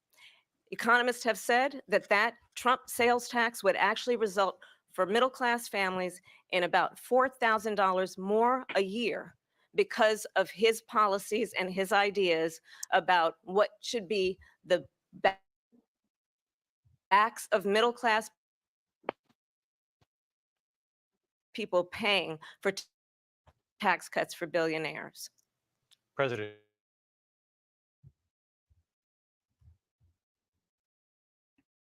Are we hearing it? It's frozen. It is frozen. It's a bit choppy as well. In fact, they never took the tariff off because there was so much money they can't. It would totally destroy everything. Yeah, we are hearing it now. They're taking in billions of dollars from China and other places. They've left the tariffs on. When I had it, I had tariffs, and yet I had no inflation. Look, we've had a terrible economy because inflation has, which is really known as a country buster. It breaks up countries. We have inflation like very few people have ever seen before, probably the worst in our nation's history. We were at 21%, but that's being generous because many things are 50, 60, 70, and 80% higher than they were just a few years ago. This has been a disaster for people, for the middle class, but for every class. On top of that, we have millions of people pouring into our country from prisons and jails, from mental institutions and insane asylums, and they're coming in and they're taking jobs that are occupied right now by African Americans and Hispanics, and also unions. Unions are going to be affected very soon. And you see what's happening. You see what's happening with towns throughout the United States. You look at Springfield, Ohio. You look at Aurora in Colorado. They are taking over the towns. They're taking over buildings. They're going in violently. These are the people that Xi and Biden led into our country, and they're destroying our country. They're dangerous. They're at the highest level of criminality, and we have to get them out. We have to get them out fast. I created one of the greatest economies in the history of our country. I'll do it again and even better. We are going to get to immigration and border security during this debate, but I would like to let Vice President Harris respond on the economy here. Well, I would love to. Let's talk about what Donald Trump left us. Donald Trump left us the worst unemployment since the Great Depression. Donald Trump left us the worst public health epidemic in a century. Donald Trump left us the worst attack on our democracy since the Civil War. And what we have done is clean up Donald Trump's mess. What we have done and what I intend to do is build on what we know are the aspirations and the hopes of the American people. But I'm going to tell you all in this debate tonight, you're going to hear from the same old tired playbook, a bunch of lies, grievances, and name calling. What you're going to hear tonight is a detailed and dangerous plan called Project 2025 that the former president intends on implementing if he were elected again. I believe very strongly that the American people want a president who understands the importance of bringing us together, knowing we have so much more in common than what separates us. And I pledge to you to be a president for all Americans. President Trump will give you a minute here to respond. Number one, I have nothing to do, as you know, and as she knows better than anyone, I have nothing to do with Project 2025. That's out there. I haven't read it. I don't want to read it purposely. I'm not going to read it. This was a group of people that got together. They came up with some ideas, I guess some good, some bad, but it makes no difference. I have nothing to do. Everybody knows I'm an open book. Everybody knows what I'm going to do. Cut taxes very substantially and create a great economy like I did before. We had the greatest economy. We got hit with a pandemic. And the pandemic was not since 1917, where 100 million people died, has there been anything like it. We did a phenomenal job with the pandemic. We handed them over a country where the economy and where the stock market was higher than it was before the pandemic came in. Nobody's ever seen anything like it. We made ventilators for the entire world. We got gowns, we got masks, we did things that nobody thought possible. And people give me credit for rebuilding the military. They give me credit for a lot of things, but not enough credit for the great job we did with the pandemic. But the only jobs they got were bounce back jobs. These were jobs bounced back, and it bounced back and it went to their benefit. but I was the one that created them. They know it, and so does everybody else. Vice President Harris, I'll let you respond. So Donald Trump has no plan for you. And when you look at his economic plan, it's all about tax breaks for the richest people. I am offering what I describe as an opportunity economy, and the best economists in our country, if not the world, have reviewed our relative plans for the future of America. What Goldman Sachs has said is that Donald Trump's plan would make the economy worse, mine would strengthen the economy. What the Wharton School has said is Donald Trump's plan would actually explode the deficit. 16 Nobel laureates have described his economic plan as something that would increase inflation and by the middle of next year would invite a recession. You just have to look at where we are and where we stand on the issues. And I'd invite you to know that Donald Trump actually has no plan for you because he is more interested in defending himself than he is in looking out for you. It's just a soundbite. They gave her that to say. Look, I went to the Wharton School of Finance, and many of those professors, the top professors, think my plan is a brilliant plan. It's a great plan. It's a plan that's going to bring up our worth, our value as a country. It's going to make people want to be able to go and work and create jobs and create a lot of good, solid money for our country. And just to finish off, she doesn't have a plan. She copied Biden's plan, and it's like 4 sentences, like run, spot, run. 4 sentences that are just, oh, we'll try and lower taxes. She doesn't have a plan. Take a look at her plan. She doesn't have a plan. Mr. President, I do want to drill down on something you both brought up. The Vice President brought up your tariffs. You responded, and let's drill down on this because your plan is what she calls is essentially a national sales tax. Your proposal calls for tariffs, as you pointed out here, on foreign imports across the board. You recently said that you might double your plan, imposing tariffs up to 20% on goods coming into this country. As you know, many economists say that with tariffs at that level, costs are then passed on to the consumer. Vice President Harris has argued it'll mean higher prices on gas, food, clothing, medication, arguing it costs the typical family nearly $4,000 a year. Do you believe Americans can afford higher prices because of tariffs? They're not going to have higher prices. What's going to have and who's going to have higher prices is China and all of the countries that have been ripping us off for years. I was the only. We've lost half of our viewership, by the way, but we carry on. It's not always just about the viewership. They've just all bailed out, but carry on. Only president ever.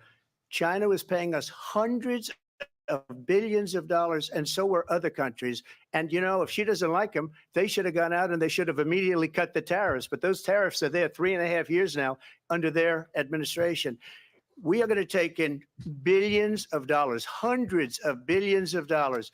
I had no inflation, virtually no inflation. They had the highest inflation perhaps in the history of our country because I've never seen a worse period of time. People can't go out and buy cereal or bacon or eggs or anything else.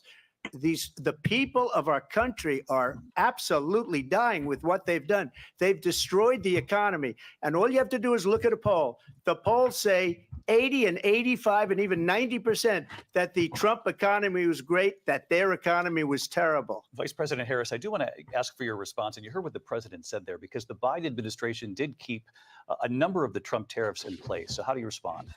Well, let's be clear that the Trump administration resulted in a trade deficit, one of the highest we've ever seen in the history of America. He invited trade wars. You want to talk about his deal with China? What he ended up doing is under Donald Trump's presidency, he ended up selling American chips to China to help them improve and modernize their military, basically sold us out, when a policy about China should be in making sure the United States of America wins the competition for the 21st century, which means focusing on the details of what that requires, focusing on relationships with our allies, focusing on investing in American-based technology so that we win the race on AI, on quantum computing, focusing on what we need to do to support America's workforce so that we don't end up having on the short end of the stick in terms of workers' rights. But what Donald Trump did, let's talk about this, with COVID, is he actually thanked President Xi for what he did during COVID. Look at his tweet. Thank you, President Xi, exclamation point, when we know that she was responsible for lacking and not giving us transparency about the origins of COVID? President Trump, I'll let you respond. First of all, they bought their chips from Taiwan. We hardly make chips anymore because of philosophies like they have and policies like they have. I don't say her because she has no policy. Everything that she believed 3 years ago and 4 years ago is out the window. She's going to my philosophy now. In fact, I was going to send her a MAGA hat. She's gone to my philosophy. But if she ever got elected, she'd change it. And it will be the end of our country. She's a Marxist. Everybody knows she's a Marxist. Her father's a Marxist professor in economics, and he taught her well. But when you look at what she's done to our country, and when you look at these millions and millions of people that are pouring into our country monthly, where it's, I believe, 21 million people, not the 15 that people say, and I think it's a lot higher than the 21. That's bigger than New York State pouring in. And just look at what they're doing to our country. They're criminals. Many of these people coming in are criminals. And that's bad for our economy, too. You know, you mentioned before, we'll talk about immigration later. Well, bad immigration is the worst thing that can happen to our economy. They have, and she has, destroyed our country with policy that's insane. Almost policy that you'd say they have to hate our country. President Trump, thank you. Lindsay? I want to turn to the issue of abortion. President Trump, you've often touted that you were able to kill Roe v. Wade. Last year, you said that you were proud to be the most pro-life president in American history. Then last month, you said that your administration would be great for women and their reproductive rights. In your home state of Florida, you surprised many with regard to your 6-week abortion ban, because you initially had said that it was too short. And you said, quote, I'm going to be voting that we need more than 6 weeks. But then the very next day, you reversed course and said you would vote to support the 6-week ban.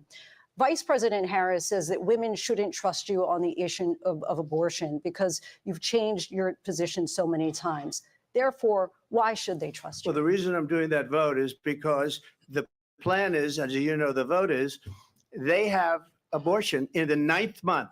They even have, and you can look at the governor of West Virginia, the previous governor of West Virginia, not the current governor, who's doing an excellent job, but the governor before, he said the baby will be born and we will decide what to do with the baby. In other words, we'll execute the baby. And that's why I did that, because that predominates, because they're radical. The Democrats are radical in that. And her vice presidential pick, which I think was a horrible pick, by the way, for our country, because he is really out of it. But her vice presidential pick says abortion in the 9th month is absolutely fine. He also says execution after birth. It's execution, no longer abortion, because the baby is born, is okay. And that's not okay with me, hence the vote. But what I did is something for 52 years. They've been trying to get Roe v. Wade into the states. And through the genius and heart and strength of 6 Supreme Court justices, we were able to do that. Now, I believe in the exceptions for rape, incest, and life of the mother. I believe strongly in it. Ronald Reagan did also. 85% of Republicans do. Exceptions. Very important. But we were able to get it, and now states are voting on it. And for the first time, you're going to see, look, this is an issue that's torn our country apart for 52 years. Every legal scholar, every Democrat, every Republican, liberal, conservative, they all wanted this issue to be brought back to the states where the people could vote. And that's what happened. Now, Ohio, the vote was somewhat liberal. Kansas, the vote was somewhat liberal, much more liberal than people would have thought. But each individual state is voting. It's the vote of the people now. It's not tied up in the federal government. I did a great service in doing it. It took courage to do it. And the Supreme Court had great courage in doing it. And I give tremendous credit to those 6 justices. There is no state in this country where it is legal to kill a baby after it's born. Madam Vice President, I want to get your response to President Trump. Well, as I said, you're going to hear a bunch of lies, and that's not actually a surprising fact. Let's understand how we got here. Donald Trump hand-selected 3 members of the United States Supreme Court with the intention that they would undo the protections of Roe v. Wade. And they did exactly as he intended.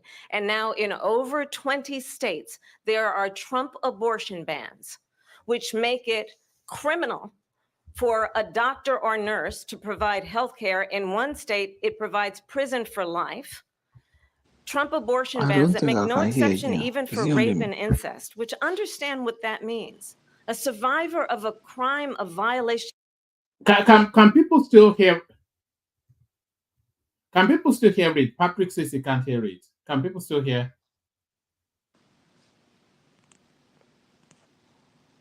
Hello? Is anyone there? Who can't hear? No, you said you can't hear, but I can't hear anybody else. It says they're saying in the comment section that they can hear. I think people are...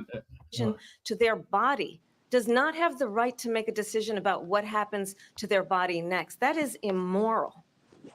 And one does not have to abandon their faith or deeply held beliefs to agree. The government, and Donald Trump certainly, should not be telling a woman what to do with her body. I have talked with women around our country. You want to talk about this is what people wanted? Pregnant women who want to carry a pregnancy to term, suffering from a miscarriage, being denied care in an emergency room because the healthcare providers are afraid they might go to jail, and she's bleeding out in a car in the parking lot. She didn't want that. Her husband didn't want that. A 12 or 13-year-old survivor of incest being forced to carry a pregnancy to term. They don't want that. And I pledge to you, when Congress passes a bill to put back in place the protections of Roe v. Wade, as President of the United States, I will proudly sign it into law. But understand, if Donald Trump were to be reelected, he will sign a national abortion ban. Understand, in his Project 2025, there would be a national abortion, a monitor that would be monitoring your pregnancies, your miscarriages. I think the American people believe that certain freedoms, in particular the freedom to make decisions about one's own body, should not be made by the government. Thank you, Vice President Harris. Well, there she goes again. It's a lie. I'm not signing a ban, and there's no reason to sign a ban because we've gotten what everybody wanted. Democrats, Republicans, and everybody else, and every legal scholar wanted it to be brought back into the states, and the states are voting. And it may take a little time, but for 52 years, this issue has torn our country apart, and they've wanted it back in the states. And I did something that nobody thought was possible. The states are now voting. What she says is an absolute lie. And as far as the abortion ban, no, I'm not in favor of abortion ban, but it doesn't matter because this issue has now been taken over by the states. Would you veto a national abortion ban if it came Well, to I your won't desk? have to because, again, two things. Number one, she said she'll go back to Congress. She'll never get the vote. It's impossible for her to get the vote, especially now with the 50-50 and essentially 50-50 in both Senate and the House. She's not going to get the vote. She can't get the vote. She won't even come close to it. So it's just talk. You know what it reminds me of when they said they're going to get student loans terminated, and it ended up being a total catastrophe. The student loans, and then her, I think probably her boss, if you call him a boss, he spends all his time on the beach. But look, her boss went out and said, we'll do it again. We'll do it a different way. And he went out, got rejected again by the Supreme Court. So all these students got taunted with this whole thing about this whole idea and how unfair that would have been. Part of the reason they lost to the millions and millions of people that had to pay off their student loans. They didn't get it for free, but they were saying it's the same way that they talked about that they talk about abortion. But if I could just get a yes or no, because your running mate, J.D. Vance, has said that you would veto it if it did come to your desk. Well, I didn't discuss it with J.D. In all fairness, J.D., and I don't mind if he has a certain view, but I think he was speaking for me, but I really didn't. Look, we don't have to discuss it because she'd never be able to get it, just like she couldn't get student loans. They couldn't get student loans. They didn't even come close to getting student loans. They taunted young people and a lot of other people that had loans. They can never get this approved. So it doesn't matter what she says about going to Congress. So wonderful. Let's go to Congress, do it. But the fact is that for years, they wanted to get it out of Congress and out of the federal government. And we did something that everybody said couldn't be done. And now you have a vote of the people on abortion. Vice President Harris, I want to give you your time to respond, but I do want to ask, would you support any restrictions on a woman's right to an abortion? I absolutely support reinstating the protections of Roe v. Wade. And as you rightly mentioned, nowhere in America is a woman carrying a pregnancy to term and asking for an abortion. That is not happening. It's insulting to the women of America. And understand what has been happening under Donald Trump's abortion bans. Couples who pray and dream of having a family are being denied IVF treatments. What is happening in our country? Working people, working women who are working 1 or 2 jobs, who can barely afford state, get the health care she needs, barely can afford to do it. And what you are putting her through is unconscionable.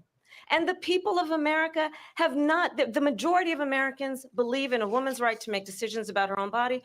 And that is why in every state where this issue has been on the ballot, in red and blue states both, the people of America have voted for freedom. Vice President Harris, Excuse me, I thank have you. to respond. Another lie. It's another lie. I have been a leader on IVF, which is fertilization. The IVF, I have been a leader. In fact, when they got a very negative decision on IVF from the Alabama courts, I saw the people of Alabama and the legislature 2 days later voted it in. I've been a leader on it. They know that, and everybody else knows it. I have been a leader on fertilization, IVF. And the other thing, you should ask, will she allow abortion in the 8th month, 9th month, 7th month? Come on. Okay, would you do that? Why don't you ask her that question? Why don't you answer That's the problem. question? Would you because veto? under Roe v. Answer Wade, the question, would you veto? you could do abortions in the 7th month, the 8th month, the 9th That's month, not true. and probably after birth. Just look at the former governor of Virginia. The governor of Virginia said, we put the baby aside and then we determine what we want to do with the baby. President Trump, thank you. We're going to turn now to immigration and border security. We know it's an issue that's important to Republicans, Democrats, voters across the board in this country. Vice President Harris, you were tasked by President Biden with getting to the root causes of migration from Central America. We know that illegal border crossings reached a record high in the Biden administration. This past June, President Biden imposed tough new asylum restrictions. We know the numbers since then have dropped significantly. But my question to you tonight is, why did the administration wait until 6 months before the election to act? And would you have done anything differently from President Biden on this? So I'm the only person on this stage who has prosecuted transnational criminal organizations for the trafficking of guns, drugs, and human beings. And let me say that the United States Congress, including some of the most conservative members of the United States Senate, came up with a border security bill, which I supported. And that bill put 1,500 border agents on the border to help those folks who are working there right now overtime, trying to do their job. It would have allowed us to stem the flow of fentanyl coming into the United States. I know there are so many families watching tonight who have been personally affected by the surge of fentanyl in our country. That bill would have put more resources to allow us to prosecute transnational criminal organizations for trafficking in guns, drugs, and human beings. But you know what happened to that bill? Donald Trump got on the phone, called up some folks in Congress and said, kill the bill. And you know why? Because he'd prefer to run on a problem instead of fixing a problem. And understand, this comes at a time where the people of our country actually need a leader who engages in solutions, who actually addresses the problems at hand. But what we have in the former president is someone who would prefer to run on a problem instead of fixing a problem. And I'll tell you something, he's going to talk about immigration a lot tonight, even when it's not the subject that is being raised. And I'm going to actually do something really unusual, and I'm going to invite you to attend one of Donald Trump's rallies, because it's a really interesting thing to watch. You will see during the course of his rallies, he talks about fictional characters like Hannibal Lecter. He will talk about windmills cause cancer. And what you will also notice is that people start leaving his rallies early out of exhaustion and boredom. And I will tell you, the one thing you will not hear him talk about is you. You will not hear him talk about your needs, your dreams, and your desires. And I'll tell you, I believe you deserve a president who actually puts you first. And I pledge to you that I will. Vice President Harris, thank you. President Trump, on that point, I want to get your response. Well, I would like to respond. Let me just ask, though, why did you try to kill that bill, and successfully so? That would have put thousands of additional agents and officers. Let me respond to this. She said people start leaving. People don't go to her rallies. There's no reason to go. And the people that do go, she's bussing them in and paying them to be there, and then showing them in a different light. So she can't talk about that. People don't leave my rallies. We have the biggest rallies, the most incredible rallies in the history of politics. That's good.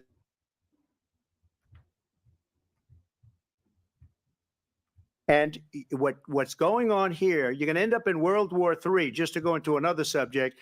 What they have done to our country by allowing these millions and millions of people to come into our country, and look at what's happening to the towns all over the United States. And a lot of towns don't want to talk. It's not going to be Aurora or Springfield. A lot of towns don't want to talk about it because they're so embarrassed by it. In Springfield, they're eating the dogs, the people that came in. They're eating the cats. They're eating the pets of the people that live there. And this is what's happening in our country. And it's a shame. As far as rallies are concerned, as far as the reason they go is they like what I say. They want to bring our country back. They want to make America great again. It's a very simple phrase, make America great again. She's destroying this country. And if she becomes president, this country doesn't have a chance of success. Not only success, will end up being Venezuela on steroids. I just want to clarify here. You bring up Springfield, Ohio, and ABC News did reach out to the city manager there. He told us there have been no credible reports of specific claims of pets being harmed, injured, or abused by individuals within the immigrant community. Well, All I've this, seen people on television. Let me just say here, this is the people on television say my dog was taken and used for food. So maybe he said that, and maybe that's a good thing to say for a city manager. I'm not taking this from but television. The people I'm on taking it from television the city saying their manager. dog was eaten by the people that went there. Again, the Springfield city manager says there's no evidence of that. Vice We'll President find Harris, out. I'll let you respond to the rest of what you've heard. You talk about extreme. This is, I think, one of the reasons why in this election, I actually have the endorsement of 200 Republicans who have formerly worked with President Bush, Mitt Romney, and John McCain, including the endorsement of former Vice President Dick Cheney and Congress member Liz Cheney. And if you want to really know the inside track on who the former president is, if he didn't make it clear already, just ask people who have worked with him. His former chief of staff, a 4-star general, has said he has contempt for the Constitution of the United States. His former national security advisor has said he is dangerous and unfit. His former Secretary of Defense has said the nation, the republic, would never survive another Trump term. And when we listen to this kind of rhetoric, when the issues that affect the American people are not being addressed, I think the choice is clear in this election. President Trump, I'll give you a quick minute to respond here. Thank you. Because when I hear that, see, I'm a different kind of a person. I fired most of those people. Not so graciously. They did bad things or a bad job. I fired them. They never fired one person. They didn't fire anybody having to do with Afghanistan and the Taliban and the 13 people who's were just killed, viciously and violently killed. And I got to know the parents and the family. They didn't fire. They should have fired all those generals, all those top people, because that was one of the most incompetently handled situations anybody has ever seen. So when somebody does a bad job, I fire him. And you take a guy like Esper, he was no good, I fired him. So he writes a book. Another one writes a book, because with me, they can write books. With nobody else can they? But they have done such a poor job, and they never fire anybody. Look at the economy. Look at the inflation. They didn't fire any of their economists. They have the same people. That's a good way not to have books written about you. But just to finish, I got more votes than any Republican in history by far. In fact, I got more votes than any sitting president in history by far. Let me continue on immigration. It was what you wanted to talk about earlier. So let's get back to your deportation proposal that the vice president Trump has is sounding reacted like to as Adewale. well. President Trump, you call this the largest domestic deportation operation in the history of our country. You say you would use the National Guard. You say if things get out of control, you'd have no problem using the U.S. With local military. police, yes. You also said you would use local police. How would you deport 11 million undocumented immigrants? I know you believe that number is much higher. Take us through this. What does this look like? Will authorities be going door to door in this country? Yeah, it is much higher because of them.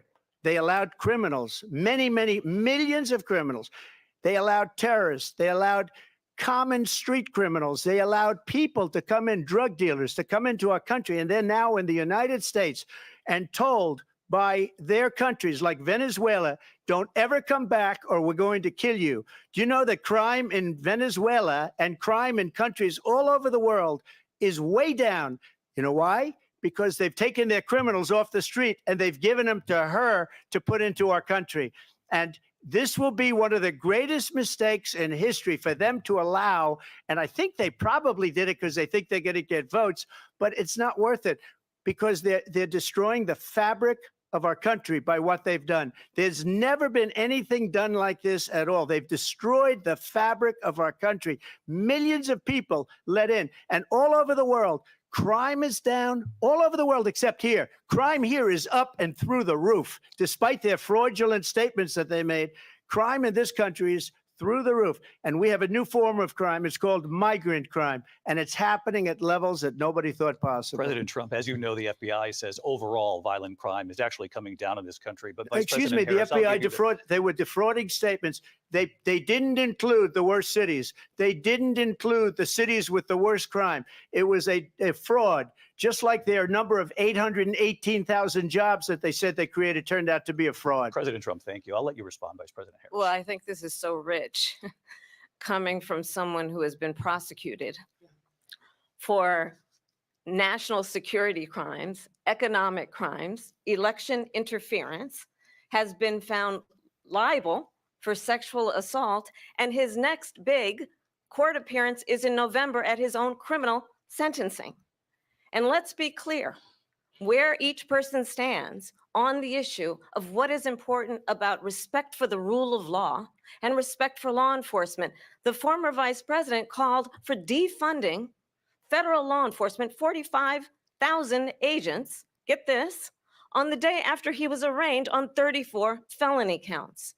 So let's talk about what is important in this race. It is important that we move forward, that we turn the page on this same old tired rhetoric and address the needs of the American people, address what we need to do about the housing shortage, which I have a plan for, address what we must do to support our small businesses, address bringing down the price of groceries. But frankly, the American people are exhausted with this same old tired playbook. Vice President Harris, thank you. Excuse me. Every one of those cases was started by them against their political opponent. And I'm winning most of them, and I will win the rest on appeal. And you saw that with the decision that came down just recently from the Supreme Court.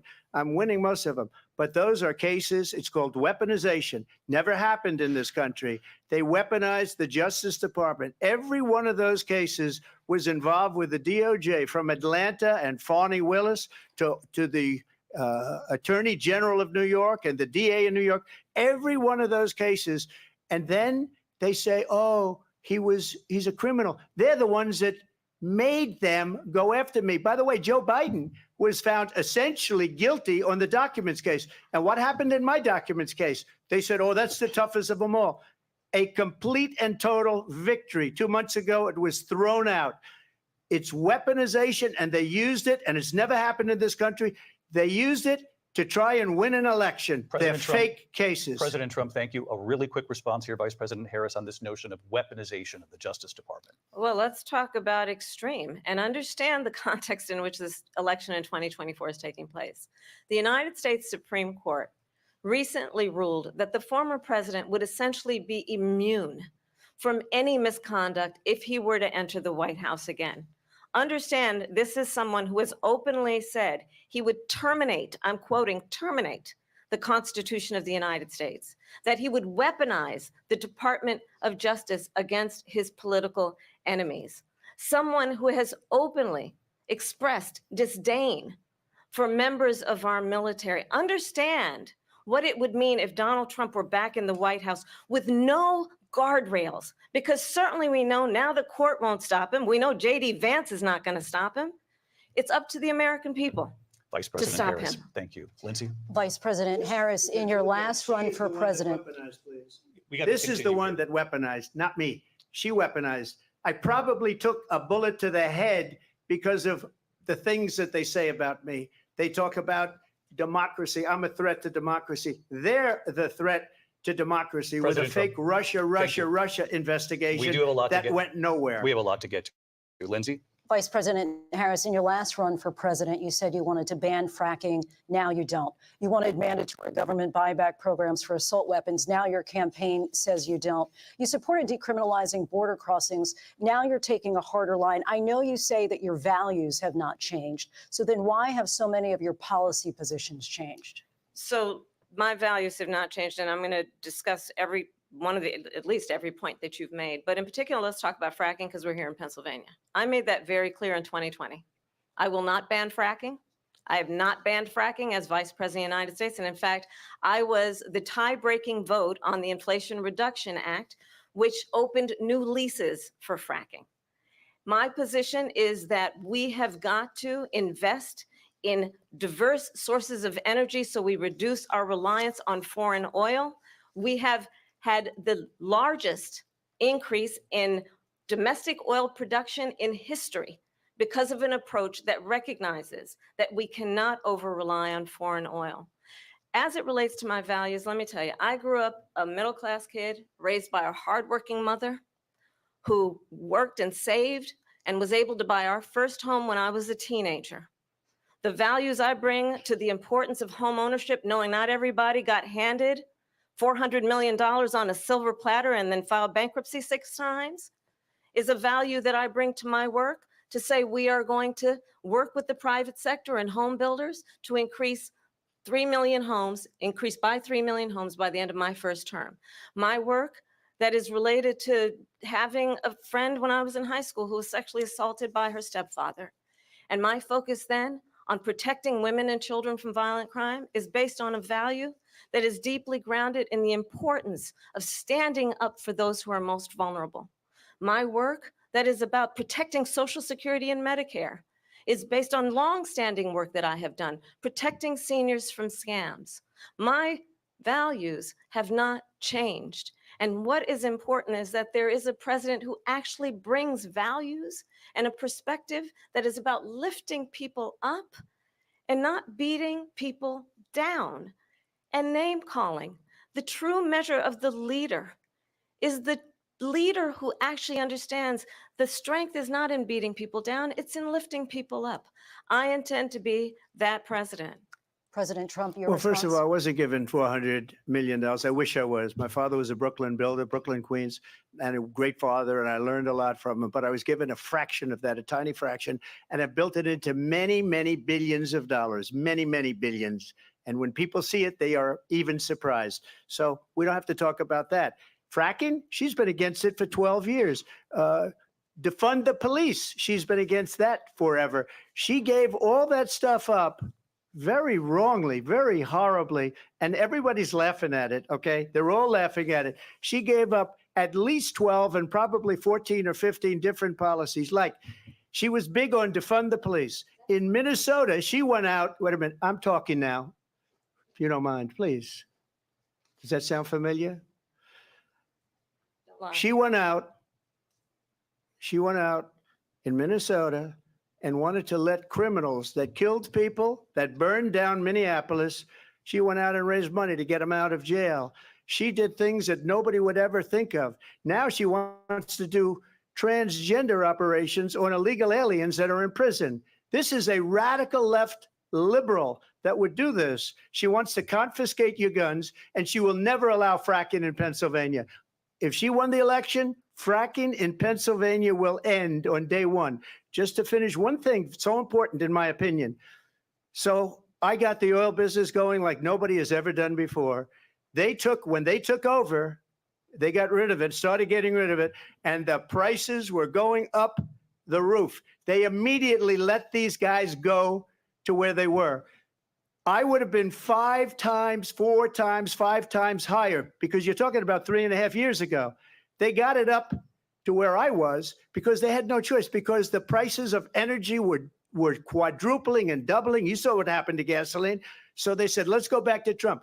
But if she won the election, the day after that election, they'll go back to destroying our country, and oil will be dead. Fossil fuel will be dead. We'll go back to windmills, and we'll go back to solar, where they need a whole desert to get some energy to come out. You ever see a solar plant? By the way, I'm a big fan of solar, but they take 400, 500 acres of desert President soil. Trump, we have a These lot are of not good issues things that we for the have to get environment to. that We're she out of time. understands. Thank you. Lindsay, thank you. We have an election in just 56 days. And I want to talk about the peaceful transfer of power, which, of course, we all know is a cornerstone of our democracy, and the role of a president in a moment of crisis. Mr. President, on January 6th, you told your supporters to march to the Capitol. You said you would be right there with them. The country and the world saw what played out at the Capitol that day, the officers coming under attack. Aides in the West Wing say you watched it unfold on television off the Oval Office. You did send out tweets, but it was more than 2 hours before you sent out that video message telling your supporters to go home. Is there anything you regret about what you did on that day? You just said a thing that isn't covered. Peacefully and patriotically, I said during my speech, not later on. Peacefully and patriotically. And nobody on the other side was killed. Ashley Babbitt was shot by an out-of-control police officer that should have never, ever shot her. It's a disgrace. But we didn't do this group of people that have been treated so badly. I ask, what about all the people that are pouring into our country and killing people that she allowed to pour in? She was the border czar. Remember that. She was the border czar. She doesn't want to be called the border czar because she's embarrassed by the border. In fact, she said at the beginning, oh, I'm surprised you're not talking about the border yet. That's because she knows what a bad job they've done. What about those people? What are they going to be prosecuted? When are these people from countries all over the world, not just South America? They're coming in from all over the world, David, all over the world. And crime rates are down all over the world because of it. But let me just when ask are those, David, when are those people going to be prosecuted? When are the people that burned down Minneapolis going to be prosecuted? Or in Seattle? They went into Seattle. They took over a big percentage of the city of Seattle. When are those people going to be prosecuted? But let me just ask you. You might ask her that question. You were the president. You were watching it unfold on television. It's a very simple question as we move forward toward another election. Is there anything you regret about what you did on that day? Yes or no? I had nothing to do with that other than they asked me to make a speech. I showed up for a speech. I said, I think it's going to be big. I went to Nancy Pelosi and the mayor of Washington, D.C., and the mayor put it back in writing, as you know. I said, you know, this is going to be a very big rally or whatever you want to call it. And again, it wasn't done by me. It was done by others. I said, I'd like to give you 10,000 National Guard or soldiers. They rejected me. Nancy Pelosi rejected me. It was just 2 weeks ago. Her daughter has a tape of her saying she is fully responsible for what happened. They want to get rid of that tape. It would have never happened if Nancy Pelosi and the mayor of Washington did their jobs. I wasn't responsible for security. Nancy Pelosi was responsible. She didn't do her job. The question was about you as president, not about former Speaker Pelosi, but I do want Vice President Harris to respond here. I was at the Capitol on January 6th. I was the vice president-elect. I was also an acting senator. I was there. And on that day, the president of the United States incited a violent mob to attack our nation's capital, to desecrate our nation's capital. On that day, 140 law enforcement officers were injured, and some died. And understand, the former president has been indicted and impeached for exactly that reason. But this is not an isolated situation.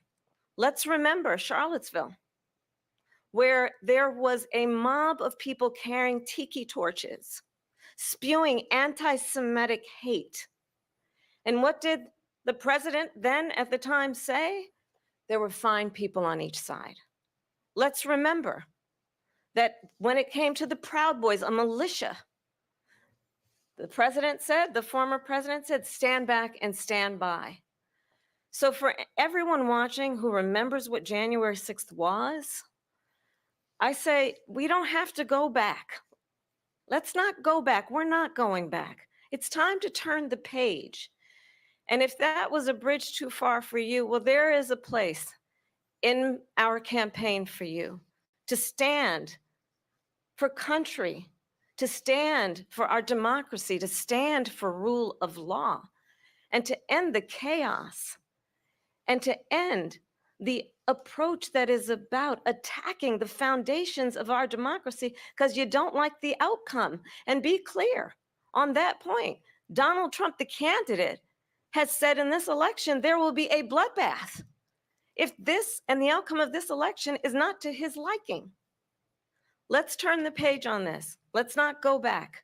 Let's chart a course for the future and not go backwards to the past. Let me just follow up here. It was a different term, and it was a term that related to energy because they have destroyed our energy business. That was where bloodbath was. Also, on Charlottesville, that story has been, as you would say, debunked. Laura Ingraham, Sean Hannity, Jesse, all of these people, they covered it. If they go an extra sentence, they will see it was perfect. It was debunked in almost every newspaper, but they still bring it up, just like they bring 2025 up. They bring all of this stuff up. I ask you this, you talk about the Capitol. Why are we allowing these millions of people to come through on the southern border? How come she's not doing anything? And I'll tell you what I would do, and I would be very proud to do it. I would say we would both leave this debate right now. I'd like to see her go down to Washington, D.C. during this debate because we're wasting a lot of time. Go down to, because she's been so bad, it's so ridiculous. Go down to Washington, D.C. and let her sign a bill to close up the border because they have the right to do it. They don't need bills. They have the right to do it. The president of the United States, you'll get him out of bed. You'll wake him up at 4 o'clock in the afternoon. Right. You'll say, come on down to the office. Let's sign a bill. If he signs a bill that the border is closed, all he has to do is say it to the Border Patrol, who are phenomenal. If they do that, the border is closed. Mr. Those President, people are killing many people, unlike J6. We talked immigration here tonight. I do want to focus on this next issue to both of you because it really brings us this into focus, truth in these times that we're living in. Mr. President, for 3.5 years after you lost the 2020 election, you repeatedly falsely claimed that you won, many times saying you won in a landslide. In the past couple of weeks leading up to this debate, you have said, quote, you lost by a whisker, that you, quote, didn't quite make it, that you came up a little bit short. I said that? Are you now acknowledging that you lost in 2020? No, I don't acknowledge that at all. But I you said did that say sarcastically. That. You know that. It was said, oh, we lost by a whisker. That was said sarcastically. Look, there's so much proof. All you have to do is look at it. And they should have sent it back to the legislatures for approval. I got almost 75 million votes, the most votes any sitting president has ever gotten. I was told if I got 63, which was what I got in 2016, you can't be beaten. The election, people should never be thinking about an election as fraudulent. We need two things. We need walls, and we have to have it. We have to have borders, and we have to have good elections. Our elections are bad. And a lot of these illegal immigrants coming in, they're trying to get them to vote. They can't even speak English. They don't even know what country they're in practically. And these people are trying to get them to vote. And that's why they're allowing them to come into our country. I did watch all of these pieces of video. I didn't detect the sarcasm, lost by a whisker. We didn't quite make it. And we should just point out here as clarification, and you know this, you and your allies, 60 cases in front of many judges, many of them Republican. No judge looked at it. And said they said we didn't have standing. That's the other thing. They said we didn't have standing, a technicality. Can you imagine a system where a person in an election doesn't have standing? The president of the United States doesn't have standing. That's how we lost. If you look at the facts, and I'd love to have you'll do a special on it.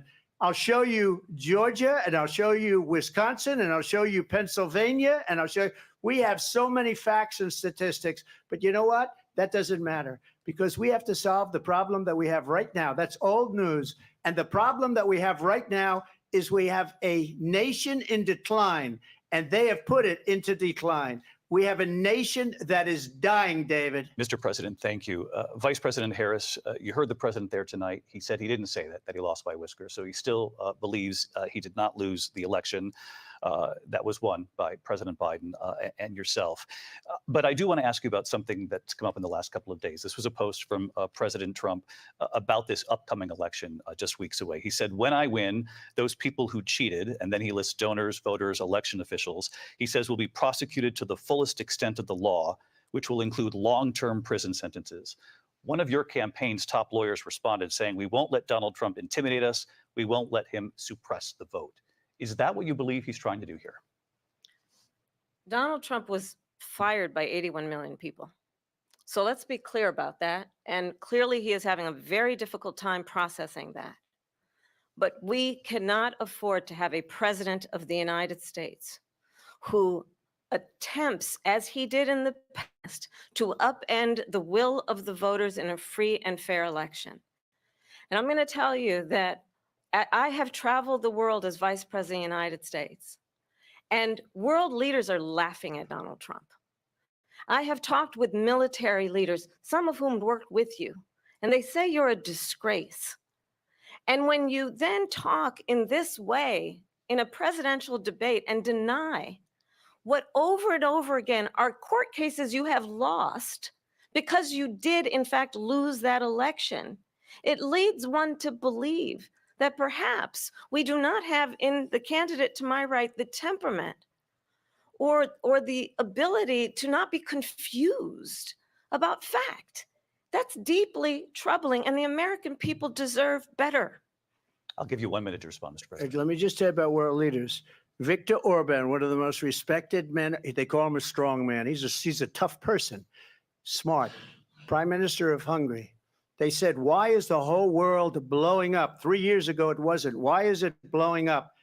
He said, because you need Trump back as president.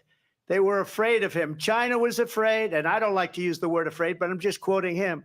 China was afraid of him. North Korea was afraid of him. Look at what's going on with North Korea, by the way. He said Russia was afraid of him. I ended the Nord Stream 2 pipeline, and Biden put it back on day one, but he ended the XL pipeline. The XL pipeline in our country, he ended that. But he let the Russians build a pipeline going all over Europe and heading into Germany, the biggest pipeline in the world. Look, Viktor Orban said it. He said the most respected, most feared person is Donald Trump. We had no problems when Trump was president. But when this weak, pathetic man that you saw at a debate just a few months ago, that if he weren't in that debate, he'd be running instead of her. She got no votes. He got 14 million votes. What you did, you talk about a threat to democracy. He got 14 million votes, and they threw him out of office. And you know what? I'll give you a little secret. He hates her. He can't stand her. But Mr. he President. got 14 million votes. They threw him out. She got 0 votes. And when she ran, she was the first one to leave because she failed. And now she's running. I don't understand it, but Mr. I'm okay with it because your time is I think up. we're Thank going to you. do very well. We've got a lot more to get to. Turning now Yes. to the Israel-Hamas war and the hostages who are still being held, Americans among them. Vice President Harris, in December, you said, quote, Israel has a right to defend itself, but you added, quote, it matters how, saying international humanitarian law must be respected. Israel must do more to protect innocent. You said 9 months ago, now an estimated 40,000 Palestinians are dead. Nearly 100 hostages remain. Just last week, Prime Minister Benjamin Netanyahu said there's not a deal in the making. President Biden has not been able to break through the stalemate. How would you do it? Well, let's understand how we got here. On October 7, Hamas, a terrorist organization, slaughtered 1,200 Israelis, many of them young people who were simply attending a concert. Women were horribly raped. And so absolutely, I said then, I say now, Israel has a right to defend itself. We would. And how it does so matters, because it is also true, far too many innocent Palestinians have been killed, children, mothers. What we know is that this war must end. It must end immediately, and the way it will end is we need a ceasefire deal and we need the hostages out. And so we will continue to work around the clock on that. Work around the clock, also understanding that we must chart a course for a two-state solution. And in that solution, there must be security for the Israeli people and Israel, and in equal measure for the Palestinians. But the one thing I will assure you always, I will always give Israel the ability to defend itself, in particular as it relates to Iran and any threat that Iran and its proxies pose to Israel. But we must have a two-state solution where we can rebuild Gaza, where the Palestinians have security, self-determination, and the dignity they so rightly deserve.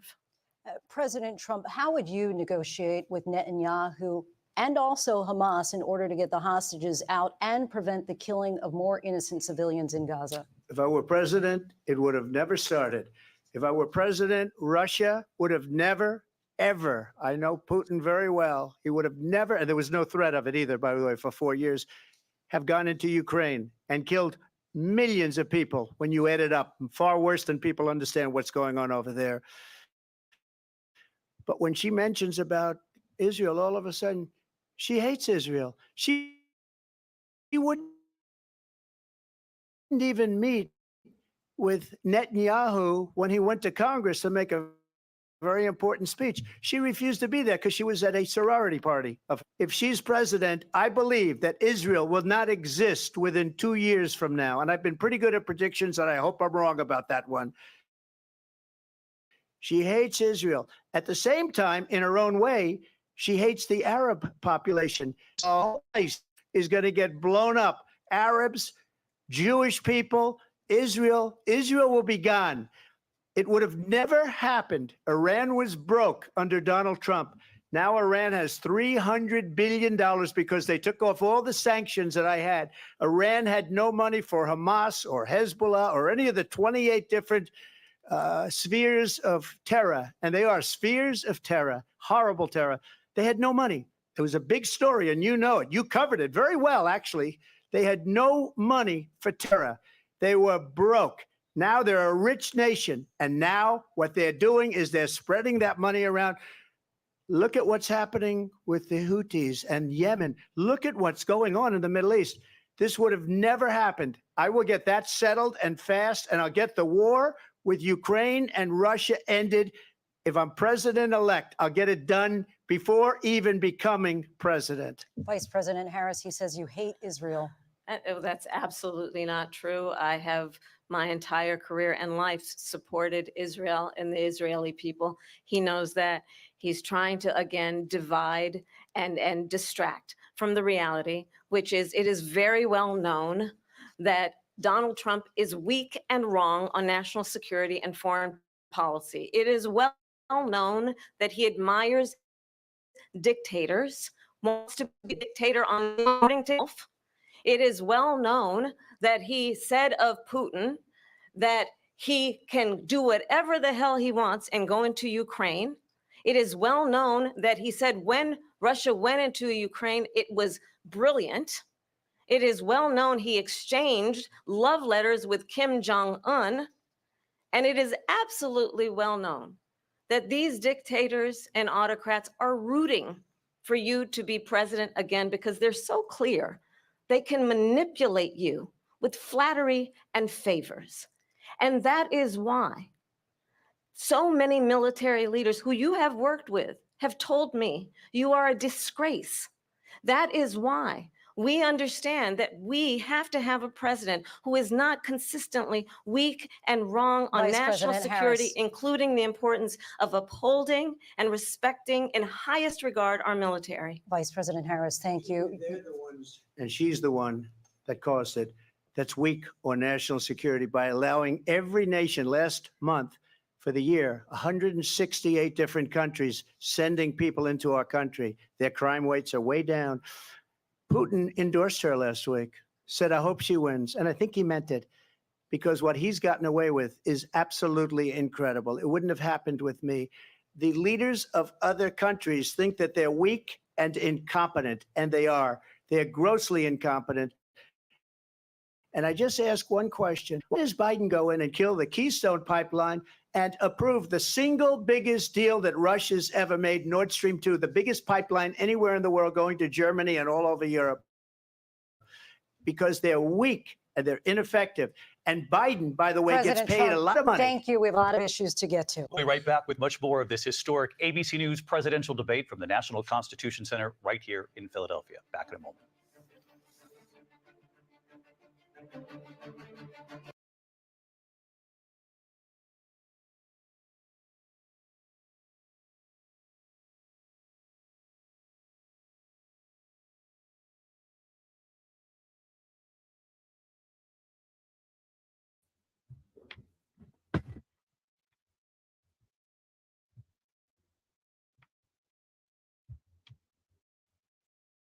All right. Any comments so far?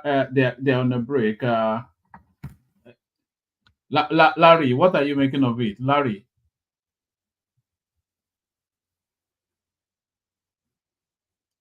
Is everybody this one? Can anybody still hear me even?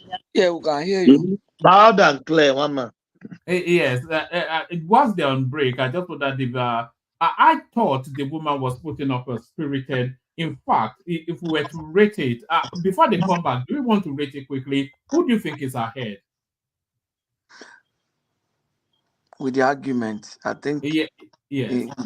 With points and argument, I think the woman is, but I think in this debate, people are not looking at argument. People are looking at the way you're able to sound. Did she sound nervous? Did her voice? I've never heard her speak before. Was her voice speaking? She's not sounding nervous. She's okay.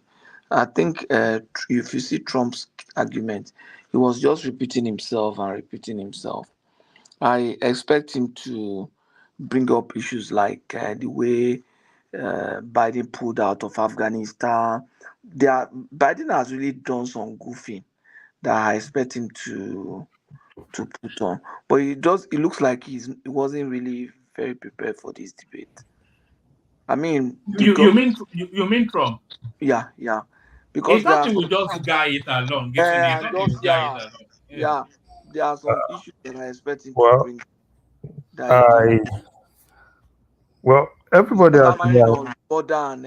Everybody actually have different perspective in which they look at some of all those things, right? So I think what he's trying to do is this: the problem is obvious, and it's kind of like eating on the problem, which every American knows. So it's just left for Kamala to be able to turn things around. Every American knows the problem we have in America today, and what he's basically doing is eating at that problem.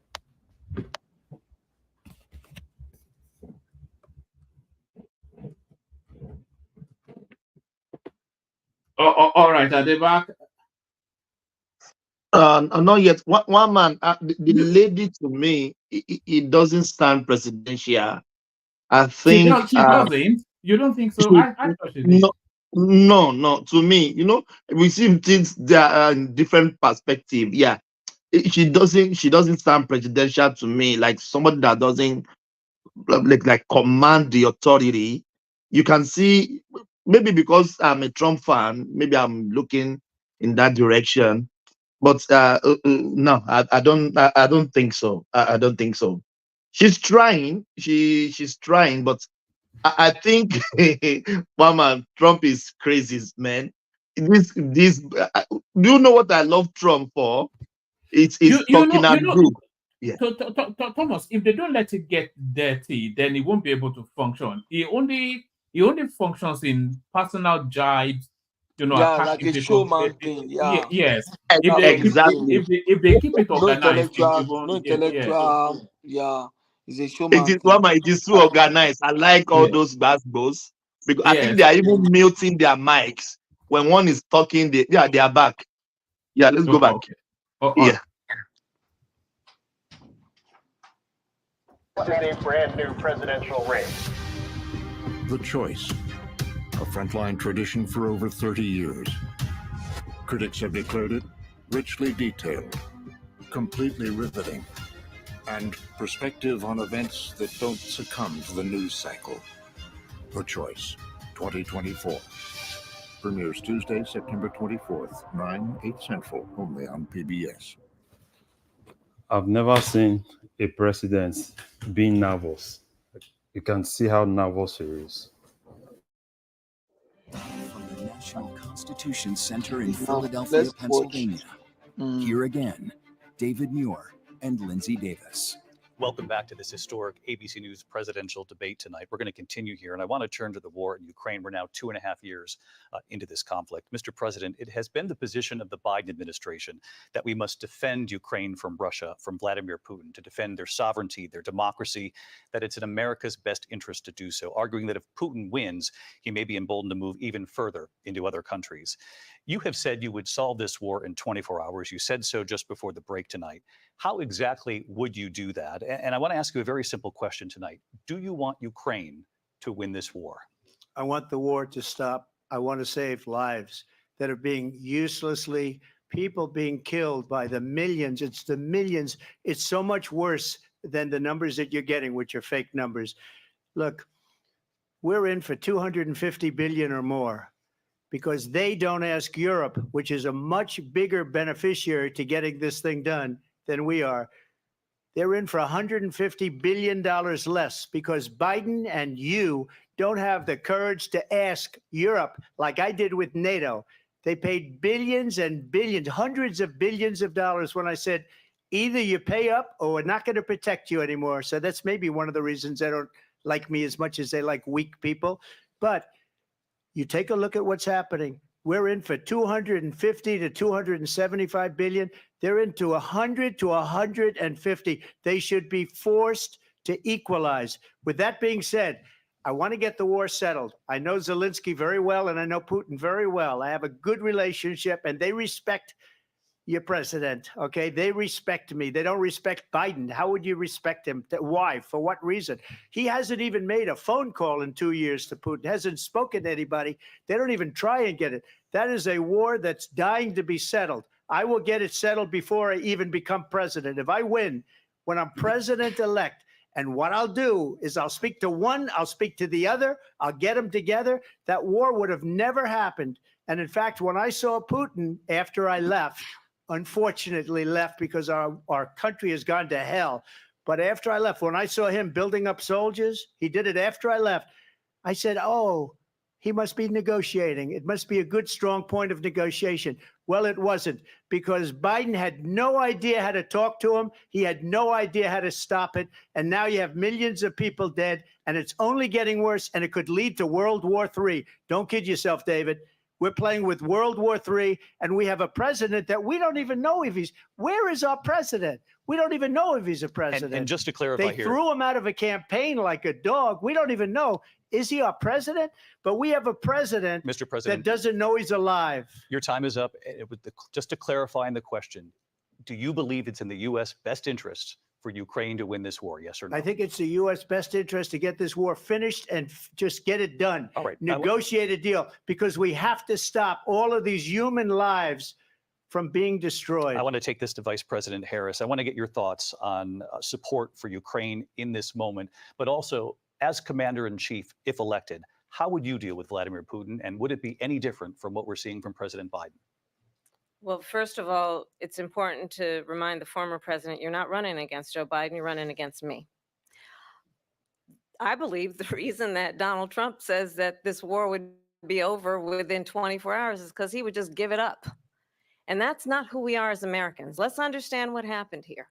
I actually met with Zelensky a few days before Russia invaded, tried through force to change territorial boundaries, to defy one of the most important international rules and norms, which is the importance of sovereignty and territorial integrity. And I met with President Zelensky. I shared with him American intelligence about how he could defend himself. Days later, I went to NATO's eastern flank, to Poland and Romania. And through the work that I and others did, we brought 50 countries together to support Ukraine in its righteous defense. And because of our support, because of the air defense, the ammunition, the artillery, the javelins, the Abrams tanks that we have provided, Ukraine stands as an independent and free country. If Donald Trump were president, Putin would be sitting in Kyiv right now. And understand what that would mean, because Putin's agenda is not just about Ukraine. Understand why the European allies and our NATO allies are so thankful that you are no longer president, and that we understand the importance of the greatest military alliance the world has ever known, which is NATO, and what we have done to preserve the ability of Zelensky and the Ukrainians to fight for their independence. Otherwise, Putin would be sitting in Kyiv with his eyes on the rest of Europe, starting with Poland. And why don't you tell the 800,000 Polish Americans right here in Pennsylvania how quickly you would give up for the sake of favor and what you think is a friendship with what is known to be a dictator who would eat you for lunch. Vice President Harris, thank you. We've heard from both of you on Ukraine tonight. Afghanistan came up in the last hour. I wanted her to respond to something you said earlier, and please, I'll give you a minute here. Putin would be sitting in Moscow, and he wouldn't have lost 300,000 men and women, but he would have been sitting in Moscow. Quiet, please. He would have been sitting in Moscow, much happier than he is right now. But eventually, you know, he's got a thing that other people don't have. He's got nuclear weapons. They don't ever talk about that. He's got nuclear weapons. Nobody ever thinks about that. And eventually, maybe he'll use them, and maybe he hasn't been that threatening, but he does have that. Something we don't even like to talk about. Nobody likes to talk about it. But just so you understand, they sent her to negotiate peace before this war started. 3 days later, he went in and he started the war because everything they said was weak and stupid. They said the wrong things. That war should have never started. She was the emissary. They sent her in to negotiate with Zelensky and Putin, and she did. And the war started 3 days later. And that's the kind of talent we have with her. She's worse than Biden. In my opinion, I think he's the worst president in the history of our country. She goes down as the worst vice president in the history of our country. But let me tell you something. She is a horrible negotiator. They sent her in to negotiate. As soon as they left, Putin did the invasion. President Trump, thank you. You did bring up something. You said she went to negotiate with Vladimir Putin. Vice President Harris, have you ever met Vladimir Putin? Can you clarify tonight? Yet again, I said it at the beginning of this debate, you're going to hear a bunch of lies coming from this fellow. And that is another one. When I went to meet with President Zelensky, I've now met with him over 5 times. The reality is it has been about standing as America always should, as a leader upholding international rules and norms, as a leader who shows strength, understanding that the alliances we have around the world are dependent on our ability to look out for our friends and not favor our enemies because you adore strong men instead of caring about democracy. And that is very much what is at stake here. The President of the United States is commander-in-chief. And the American people have a right to rely on a president who understands the significance of America's role and responsibility in terms of ensuring that there is stability and ensuring we stand up for our principles and not sell them for the benefit of personal flattery. We've talked about Ukraine and Vladimir Putin. I do want to talk about Afghanistan. It came up in the first hour of this debate. I want to move on to Afghanistan. Stoltenberg said Trump did the most amazing thing I've ever seen. He got these countries, the 28 countries at the time, to pay up. He said, I've never seen, he's the head of NATO. He said, I've never seen. For years, we were paying almost all of NATO. We were being ripped off by European nations, both on trade and on NATO. I got them to pay up by saying one of the statements you made before, if you don't pay, we're not going to protect you. President Otherwise, Trump. we would have never gotten it. He said it was one of the most incredible jobs that he's ever seen done. Thank you. I want to turn to Afghanistan. It came up in the first hour of the debate, and we witnessed a poignant moment today on Capitol Hill, honoring the soldiers who died in the chaotic withdrawal from Afghanistan. I do want to ask the Vice President, do you believe you bear any responsibility in the way that withdrawal played out? Well, I will tell you, I agreed with President Biden's decision to pull out of Afghanistan. 4 presidents said they would, and Joe Biden did. And as a result, America's taxpayers are not paying the $300 million a day we were paying for that endless war. And as of today, there is not one member of the United States military who is in active duty in a combat zone in any war zone around the world, the first time this century. But let's understand how we got to where we are. Donald Trump, when he was president, negotiated one of the weakest deals you can imagine. He calls himself a deal maker. Even his national security advisor said it was a weak, terrible deal. And here's how it went down. He bypassed the Afghan government. He negotiated directly with a terrorist organization called the Taliban. The negotiation involved the Taliban getting 5,000 Taliban terrorists released. And get this, and the president at the time invited the Taliban to Camp David, a place of storied significance for us as Americans, a place where we honor the importance of American diplomacy, where we invite and receive respected world leaders. And this former president, as president, invited them to Camp David because he does not again appreciate the role and responsibility of the President of the United States to be commander-in-chief with a level of respect. And this gets back to the point of how he has consistently disparaged and demeaned members of our military, fallen soldiers, and the work that we must do to uphold the strength and the respect of the United States of America around the world. Vice President Harris, thank you. President Trump, your response to her saying that you began the negotiations thank with the you. Taliban. So if you take a look at that period of time, the Taliban was killing our soldiers, a lot of them, with snipers. And I got involved with the Taliban because the Taliban was doing the killing. That's the fighting force within Afghanistan. They don't bother doing that because, you know, they deal with the wrong people all the time. But I got involved. And Abdul is the head of the Taliban. He is still the head of the Taliban. And I told Abdul, don't do it anymore. You do it anymore, you're going to have problems. And he said, why do you send me a picture of my house? I said, you're going to have to figure that out, Abdul. And for 18 months, we had nobody killed.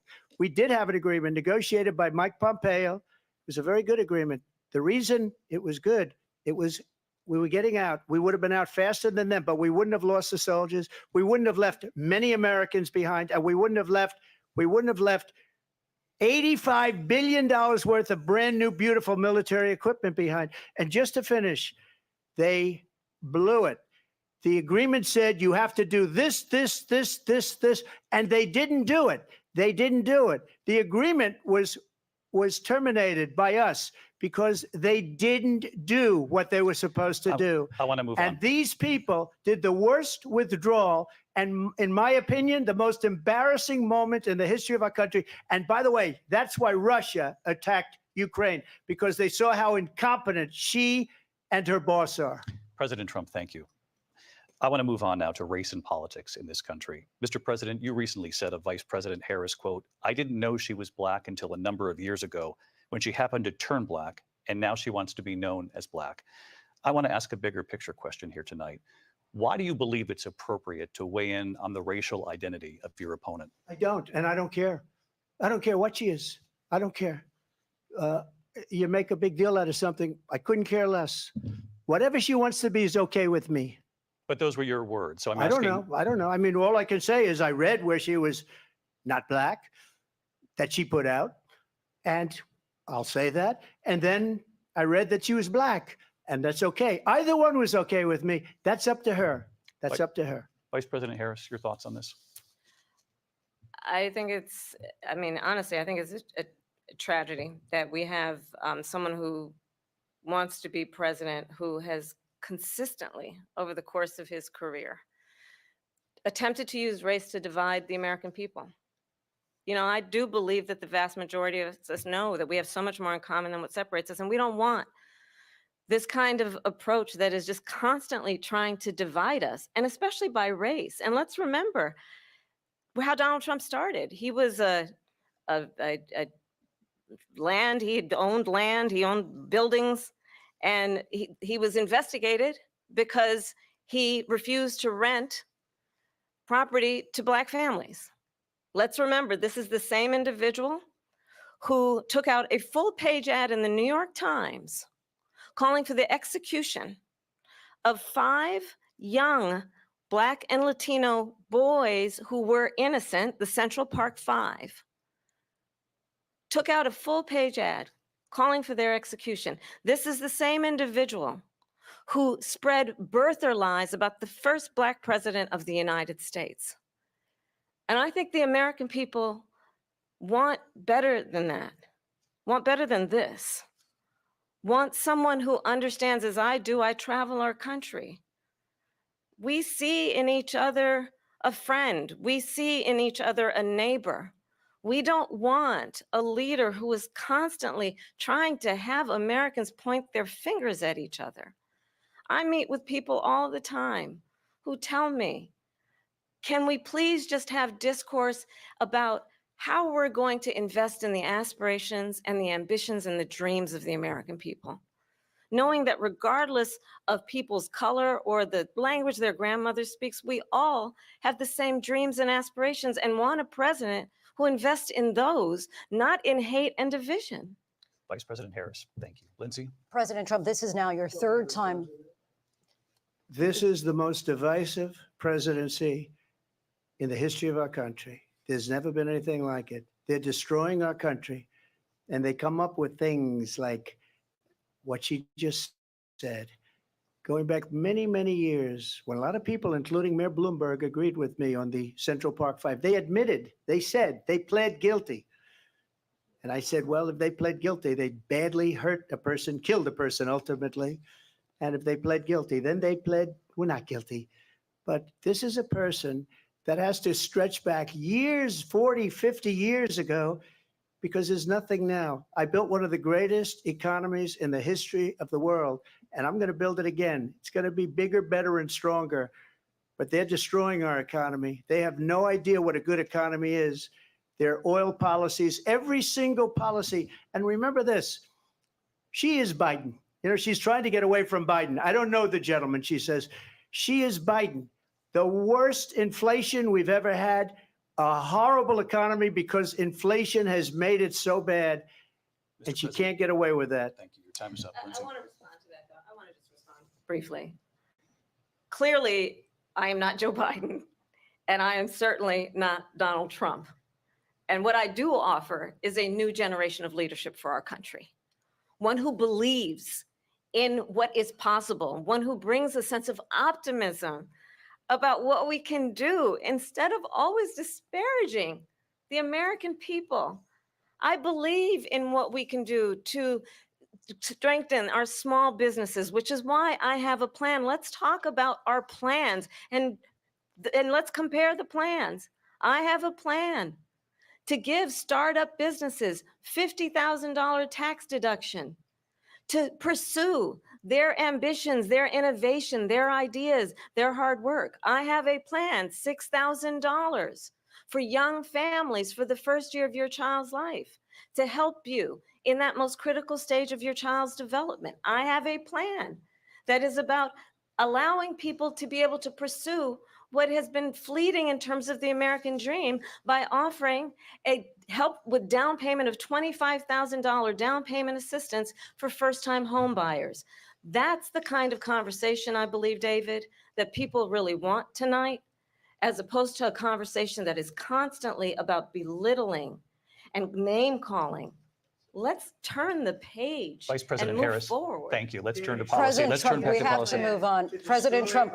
Let's turn to policy, She has please. a plan to defund the police. She has a plan to confiscate everybody's gun. President Trump, she we has do a have to plan move to on to not other allow issues. fracking in Pennsylvania or anywhere else. Okay. That's what her plan is until just recently. I just need Lindsay, to go ahead. respond No, because Trump- the President former Trump- president has said No, I'm something sorry. twice that I need to No, respond to. I'm sorry. We're I just going need to to move on, respond Vice one President time Harris. to what he has President said Trump, this multiple is now your Yes. third time running for president. You have long vowed to repeal and replace the Affordable Care Act, also known as Obamacare. You have failed to accomplish that. You now say you're going to keep Obamacare, quote, unless we can do something much better. Last month, you said, quote, we're working on it. So tonight, 9 years after you first started running, do you have a plan, and can you tell us what it is? Obamacare was lousy health care, always was. It's not very good today. And what I said, that if we come up with something, and we are working on things, we're going to do it and we're going to replace it. But remember this, I inherited Obamacare because Democrats wouldn't change it. They wouldn't vote for it. They were unanimous. They wouldn't vote to change it. If they would have done that, we would have had a much better plan than Obamacare. But the Democrats came up, They wouldn't vote for it. I had a choice to make when I was president. Do I save it and make it as good as it can be, never going to be great, or do I let it rot?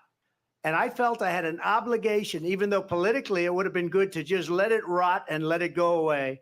I decided, and I told my people, the top people, and they're very good people. I have a lot of good people in that administration. We read about the bad ones. We had some real bad ones too, and so do they. They have really bad ones. The difference is they don't get rid of them. But let me just explain. I had a choice to make. Do I save it and make it as good as it can be, or do I let it rot? And I saved it. I did the right thing. But it's still never going to be great, and it's too expensive for people. And what we will do is we're looking at different plans. If we can come up with a plan that's going to cost our people, our population, less money and be better health care than Obamacare, then I would absolutely do it. But until then, I'd run it as good as it can be run. So just a yes or no, you still do not have a plan? I have concepts of a plan. I'm not president right now. But if we come up with something, I would only change it if we come up with something that's better and less expensive. And there are concepts and options we have to do that. And you'll be hearing about it in the not too distant future. Vice President Harris, in 2017, you supported Bernie Sanders' proposal to do away with private insurance and create a government-run healthcare system. 2 years later, you proposed a plan that included a private insurance option. What is your plan today? Well, first of all, I absolutely support, and over the last 4 years as vice president, private healthcare options. But what we need to do is maintain and grow the Affordable Care Act. But I'll get to that, Lindsay. I just need to respond to a previous point that the former president has made. I've made very clear my position on fracking. And then this business about taking everyone's guns away. Tim Walz and I are both gun owners. We're not taking anybody's guns away. So stop with the continuous lying about this stuff. As it relates to the Affordable Care Act, understand, just look at the history to know where people stand. When Donald Trump was president, 60 times he tried to get rid of the Affordable Care Act. 60 times. I was a senator at the time when I will never forget the early morning hours when it was up for a vote in the United States Senate. And the late, great John McCain, who you have disparaged as being, you don't like him, you said at the time, because he got caught. He was an American hero. The late, great John McCain, I will never forget that night, walked onto the Senate floor and said, no, you don't. No, you don't. No, you don't get rid of the Affordable Care Act. You have no plan. And what the Affordable Care Act has done is eliminate the ability of insurance companies to deny people with pre-existing conditions. I don't have to tell the people watching tonight, you remember what that was like? Remember when an insurance company could deny if a child had asthma, if someone was a breast cancer survivor, if a grandparent had diabetes? And thankfully, as I've been vice president and we over the last 4 years have strengthened the Affordable Care Act, we have allowed for the first time Medicare to negotiate drug prices on behalf of you, the American people. Donald Trump said he was going to allow Medicare to negotiate drug prices. He never did. We did. And now we have capped the cost of insulin at $35 a month. Since I've been vice president, we have capped the cost of prescription medication for seniors at $2,000 a year. And when I am president, we will do that for all people, understanding that the value I bring to this is that access to health care should be a right and not just a privilege of those who can afford it. And the plan has to be to strengthen the Affordable Care Act, not get rid of it. Vice President Harris, in terms of where Donald Trump stands on that. I want to move to an issue that's important for a lot of— You made a mistake. At number one, John McCain fought Obamacare for 10 years. But it wasn't only him. It were all of the Democrats that kept it going. And you know what? We can do much better than Obamacare, much less money. But she won't improve private insurance for people, private medical insurance.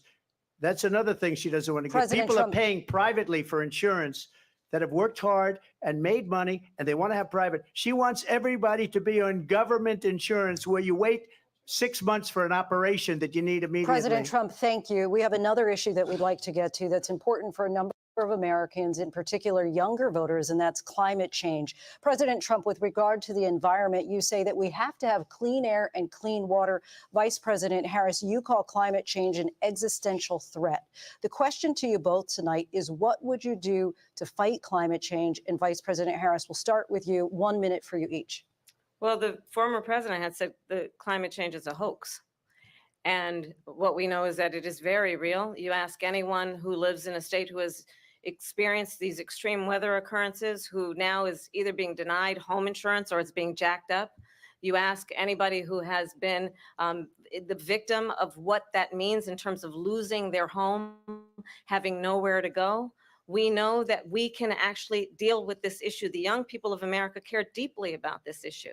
And I am proud that as vice president over the last 4 years, we have invested $1 trillion in a clean energy economy, while we have also increased domestic gas production to historic levels. We have created over 800,000 new manufacturing jobs while I have been vice president. We have invested in clean energy to the point that we are opening up factories around the world. Donald Trump said he was going to create manufacturing jobs. He lost manufacturing jobs.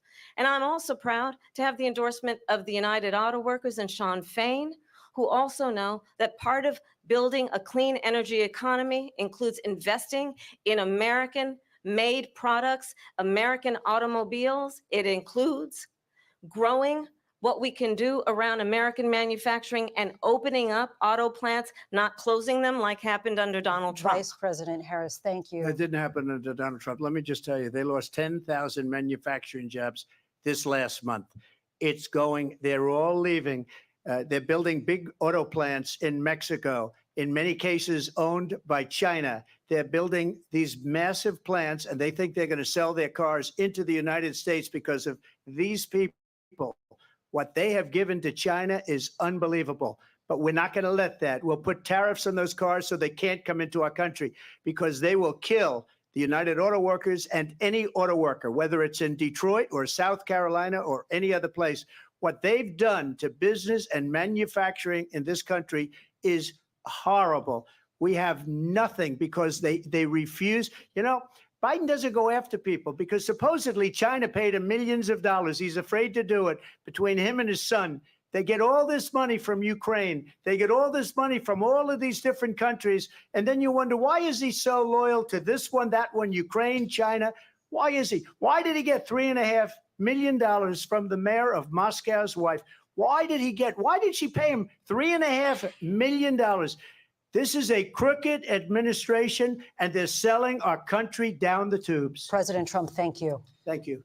We'll be right back with closing statements from both of our candidates. An historic night, this ABC News presidential debate from Philadelphia. Back in a moment.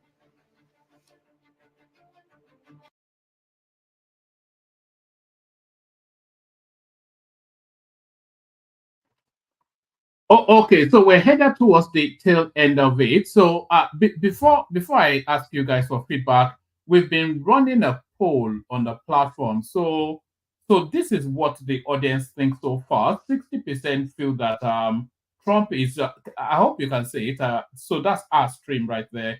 60% think that Trump is leading in that debate. It's changing as people continue to vote. 62% now think Trump is ahead. 38% think Harris has it on lockdown. So that's how people are responding in real time. But I think people may be responding more towards with their sentiments. By my own reckoning, it's either 50-50 or Harris marginally ahead. Maybe I'm corrupted because I've never really heard Harris speak. So this is my first encounter with her. But what is anyone making of it so far? Yeah. Let me quickly say this, Larry, please. One man, why is this lady, Kamala Harris, why is she staring at Trump like a women fight? You can see Trump was focused on the camera. He didn't even stare at her at all.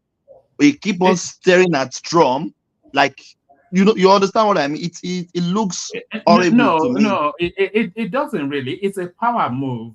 It's an alpha move. So she's trying to confront him frontally. because the debate is between the two of them, but he's not rising to the debate. But you used to see that during those George Bush, Tony Blair era, they used to do all of those machismo moves. I think she's just trying to make a power move. But Larry. Yeah, Larry. Yeah. One man, I'm very sure, what you said, regarding what you think, it's your bias, right? It pays you to have the status quo as someone from Europe. Now, for me, I think I made up my mind this night. Yeah, this is the night I was actually waiting for. And I think I made my mind on who to vote for. I'm voting for Trump. But you were voting for Trump before now, so it's not as though nothing has changed. No. What I said was this, right? That was when Biden was there. And for Kamala, right, I was actually waiting for tonight. And what I saw was basically, Trump knew the problem. Every Americans know the problem. And what I actually expected Kamala to do is to talk about the problem. And I don't like the fact that she's trying to disassociate herself from Biden. She's part of the government. She needs to take responsibility for the government. So, which I'm not saying tonight. There are some things that the government actually did right, and there are some things they did wrong. So for her to say, "Oh no, she's not," no, she can't tell us that she's not part of the government. She's the vice president of the United States of America, and she has a responsibility. So, and that's exactly why I think Trump is intentionally attacking the administration, which I think she's supposed to defend and not to throw under the bus. All right, but she's an individual of our own standing, so she's not. She's not the lead on the presidency as well. She's currently the vice president of the United States of America, right? She's been with Biden since inception, and every decisions they take, right, is going to be by the administration. So all she needs to do is to defend some of the policies of the administration, right? Those that were good, those were not good. Talk about it. You can't tell me that you don't know Biden, right? That's not what I want to hear. All right, let me ask you a question, and I want a snapshot answer. I don't want any or before you give me the answer. Who was the vice president under Goodluck Jonathan? You see? You see, you have to think about it then. You see, the point I'm making is she's not the lead. So our duty is to loyalty, not to what her instincts are. One man. Is it not a joint ticket? What is one man? It's not a joint ticket. Now there's one no, it's a joint. This is America. Don't bring that Nigerian Ulabalu. Don't bring all those Nigerian sorry, I think they may be back. Please don't tell us that Nigerian Balabalu. Don't bring that Nigerian Bulabalu. This is America. It's a joint ticket. They are both responsible. She's taking up the responsibility that she wants to be, and she was part of the team that have been there for almost 4 years now. So you can't exonerate her from all the mess they cause in this country. So, Larry, you can continue. Baba Ajale Koko, don't mind one man, right? Europeans and people from the UK, they like the status quo, right? And they can say whatsoever they want to say, right? You're bringing Namadi Sambo to those places. At least we have one or two things that has been delegated to her, and she said it herself. So why are you bringing, who is the vice president of Nigeria? Had it been how Nigeria is how the US is, how powerful the Nigerian president is this the same way the US president is as powerful like that? So don't just, there are two parallel lines. Please don't equate them. One man is trying to import that Nigerian Wayo politics into American politics. That's not acceptable, one man. All right. I think they may be back, but hopefully we still have the volume. Can anybody hear them?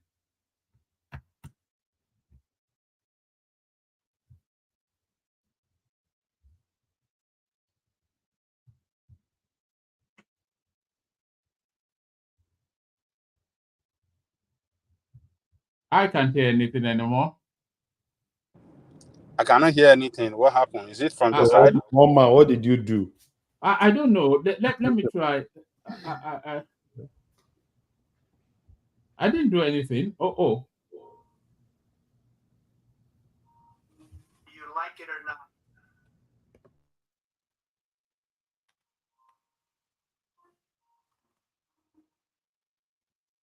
I'm not quite sure if it's from there or not, but BT, did you want to fill in the gap whilst I'm trying to sort this out? Yeah, I think good evening everyone. Good evening, one man. Larry. Remember the famous quote, I was for it before I was against it, was that Al Gore, right? When they asked her about fracking, you see how she danced around it. This is somebody that has no courage. She has no courage of her own conviction at all. If she wins the presidency, she didn't win. Let me remind you guys, she did not win any primaries. I talked to the liberals, to the Democrats. They might not say it publicly, but privately they're concerned. She didn't get the majority to vote for her, and the party, individual folks now, they didn't vote for her. She's riding off the coattails of Biden. So how can you ride off the backs of Biden, then you want to remove yourself from that nation that you served for 4 years? This is Biden's second term. That is the way I see it. This is not Kamala Harris running for office, because without Biden, she's nothing. So this is just her filling in for Joe Biden. So she has to stick to what Biden did for 4 years, because she was also part of the administration. Trump could have done better in some, so I think he focused on some of the questions, but so far so good. It's done okay. But Kamala coming out there trying to act all presidential, it just doesn't work for me, and I'm not buying it. I'm not buying it, one man. So that's just my take on the debate so far. She flip flops. She wants to. Then I'm not buying the whole Kamala for president. It's just not working, one man. It's not. All right. Do people want to watch the tail end of it, or have you watched it privately and we just No, I'm following. It's already ended, one man. All right. All right. We just move on. I switched the system over, but like you said, it's probably already just run its course. We're going to start to audit then what we've just watched. We're going to start to audit it. I'm going to put up another poll. So this next, okay, before I put up the next poll, let's see what happened with the last one. So we had a poll running asking who people felt was leading in the debate. We had 27 interactions with it's Trump 56, Harris 44. So somewhat you could say 50-50 because Woman, I sorry to interrupt you. Can I let's be honest here. So because people come here, you know who I'm talking to. Dewale, I actually came up for him. I'm not gonna be as confrontational like Prince Daddy will, but let's just get something very clear here. Under Trump, people chose not to even cross the border. Okay, the numbers decreased, right? People still came through, but compared to what the liberals do, where they would go into those countries to literally recruit people to come to America, they would pay people to come. They would pay bosses to that they're very desperate to do. Sorry, BT. Just give me 1 microsecond. Let me tidy up this one. The poll we were running before during the debate, who do you think is leading? 53% Trump, 47% Harris. So I'll end that, and then I'll ask another question now. Who do you think won the debate? That will last only for about 10 minutes, and then we audit that. But back to you, BT. Yeah, so under Trump, I think inflation was 1.4%. Gas was $2.39 average, national average. Mortgage was 2.7%. People are getting mortgage for 7% now. Okay, that's so, and she has to defend that. Is my point, because she was part of the administration. So we were better off under Trump. Even our socialists on the platform, cannot defend Kamala Harris. It was better off under Trump. So I don't know why we are even polling. Trump won your poll. I see 53%, right? 53%. Yes, 53% on who was leading the debate. But but the new poll now is who won. So we'll leave that up for 10 minutes. I suspect it'll probably be a tie or something. Yeah, but one man, to be honest with you, I mean, when you see Kamala Harris, do you really see a president? Let be honest. This is the first time I've ever seen her speak. The first thing that struck me was her voice was quivering somewhat, and I thought she was nervous by the occasion. But is that awkward laugh, or you just I'm asking you, do you when you hear her speak? I thought she came out stronger than Trump. That's my unbiased opinion. Man, she naturally suffer from anxiety. That's why she has that laugh, and that is well documented. Look at that debate here, Baba T. You watched that debate and you decided that progressive. Trump, we know you're progressive. After you finish watching that and you still think that orange man is going to be your president. Come on, man. You guys, one man, who progressive is. You know it's even worse than Dewali, to be honest with you. It's worse. Okay, Baba T, you and I discussed this issue. Baba T, you and I discussed this issue. You and I discussed this issue last time, right? Among both of them today, who talked about housing policy? Who talked about childcare policy? Who talked about what other policy? The startup policy. I told you about the $50,000 startup. You heard it today. I talked about. Hold on now. So did you hear anything policy from Trump tonight? But yet you want to vote for Trump. Hold on. So offline on this platform, you and I have talked about the childcare policy, and you know my position on that. That does not necessarily toe the line of the conservatives. Right, I've told you that I believe that people should, if you give birth, there's no way you should go back to work a month or two. It's ridiculous, or 2 weeks because you had C-section. It's ridiculous. I've said that, but it's not the policy. It's your implementation of the policy. Where are you going to get the money? You have to have a policy. You have to have a policy to even implement it. All right. Hold on, Akin. Let me do this, and then I'll hand over to Thomas. So we're going to have the American election right here and now. So just a single one word answer, but no more than a sentence just to embellish it. So we do a quick whiz round. So off the back of the debate we've just heard, who does your vote go to? So you give us the name of who you are voting for, maybe just one sentence to say why. We are not Americans, of course, but we're also somewhat invested in it somehow. But we'll kick it off with Thomas. So just tell us, off the back of the vote, who does your vote go to? No more than a one sentence reason for it, and then we whip it round. I'll bail out, and then the conversation carries on. Thomas. Should I start it off? I will vote for Kamala Harris. Yes. She impressed me the most. But Thomas. Yes, I will vote for Trump. It makes sense. Kamala doesn't sound presidential. Thank you. Oh, all right, brilliant. Larry. Yeah, like I said before, right? I think I've been able to confirm what I'm going to vote for this night, and my vote goes to Trump. Yeah, I say president coming back. Oh, all right. So your vote has not changed effectively. So, Akim. Yeah, I don't have a vote there, but as we are doing it here, 100% is going to be for Kamala Harris because she seems more honest and more policy oriented. All right. So that's 2 Trumps, 2 Harris. BT. Oh, thank God progressive does not vote in our elections. Thank God. God bless America. So, but just briefly, it's not about me. Just think of what you just saw tonight. How will it play out in Arizona? How will it play out in Nevada? How will it play out in Wisconsin, Michigan, Pennsylvania, North Carolina, Georgia? I think she just lost 7 out of 9 tonight. So Trump wins. All right, so that's 3-2 to Trump. Ajane Koko.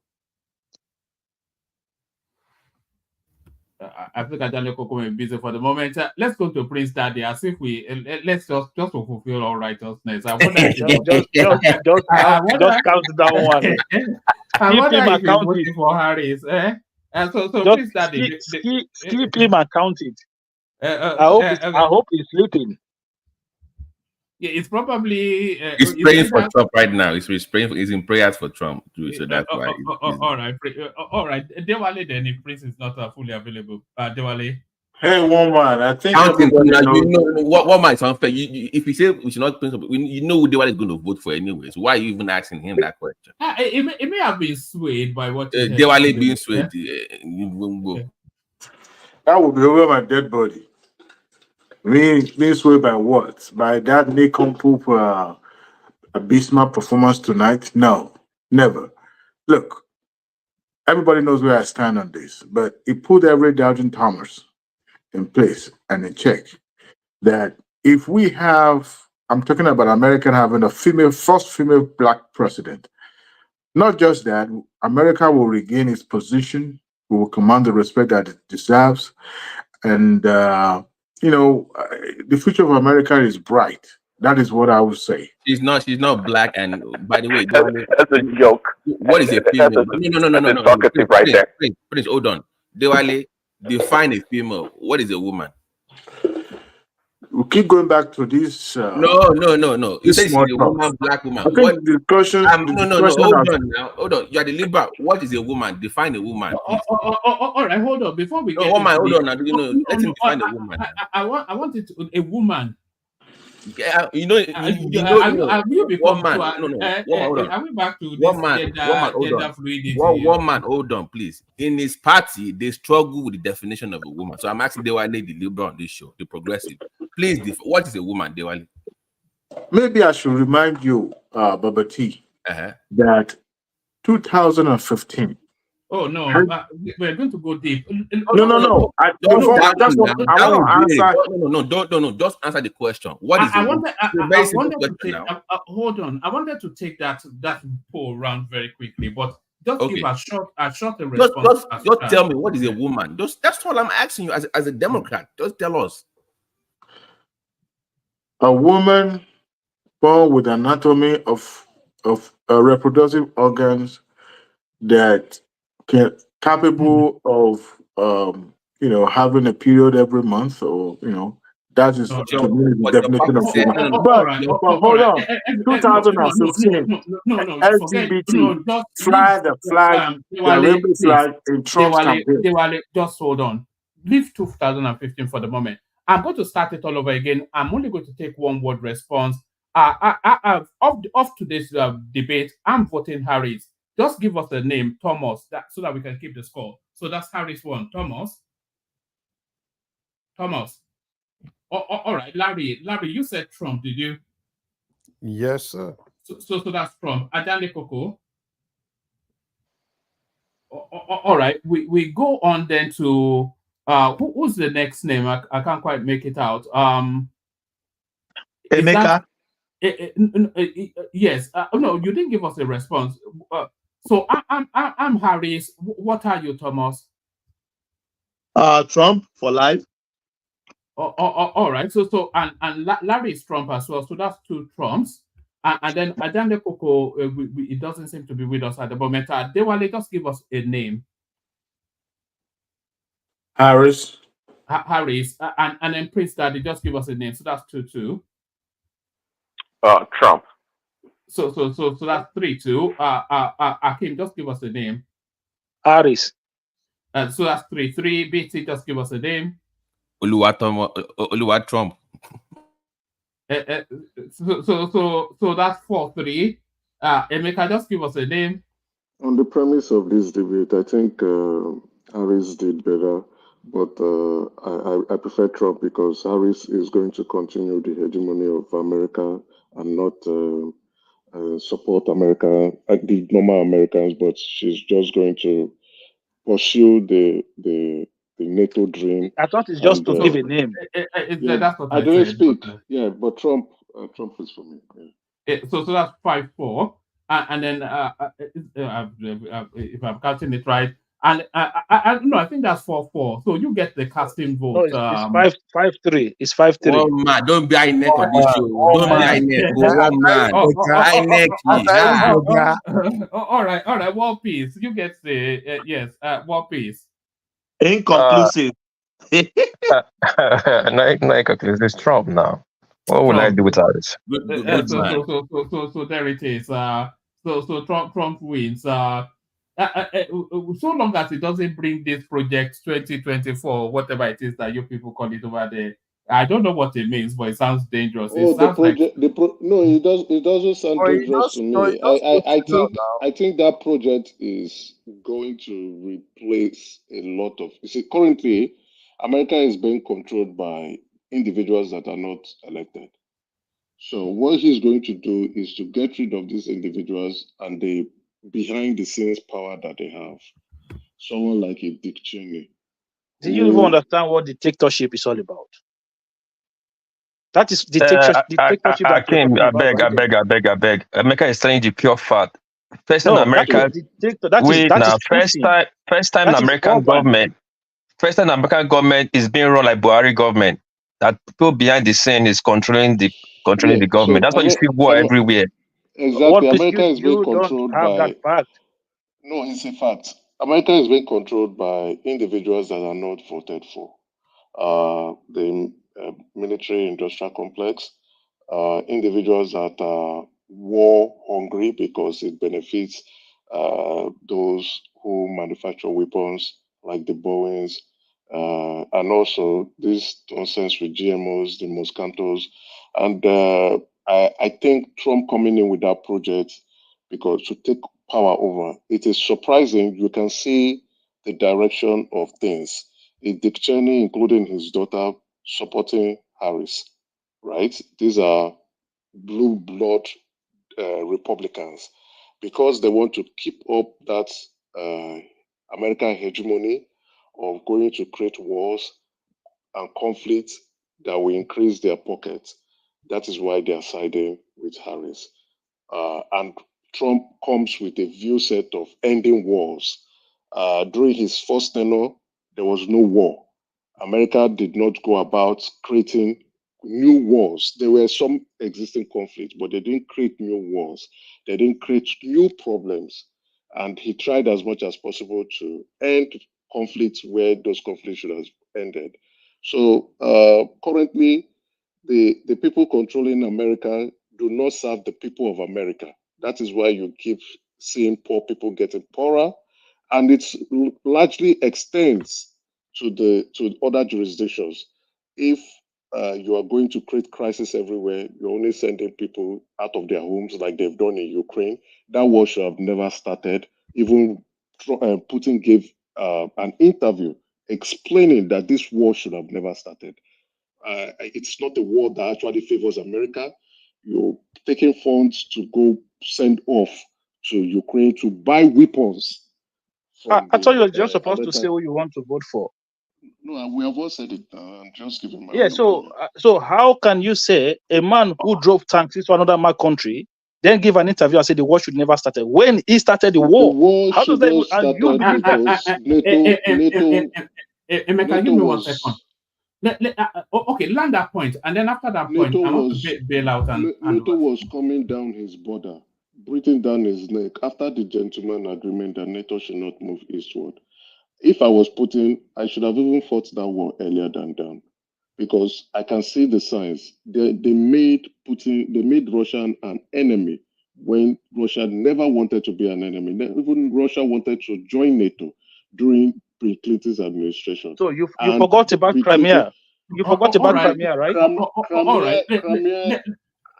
Go ahead, Mama. No, I just wanted to bail out. Acknowledging the super chatters, Ayo, and then Ayo, and then Ayo. Guess what? Still Ayo. You won't believe it's still Ayo. So that's Ayo right there. Making sure they like to switch on. That's George Blue Shell right there. Well done, George. That's Chioma encouraging people to click on the thumbs up. That's still Chioma still going at it.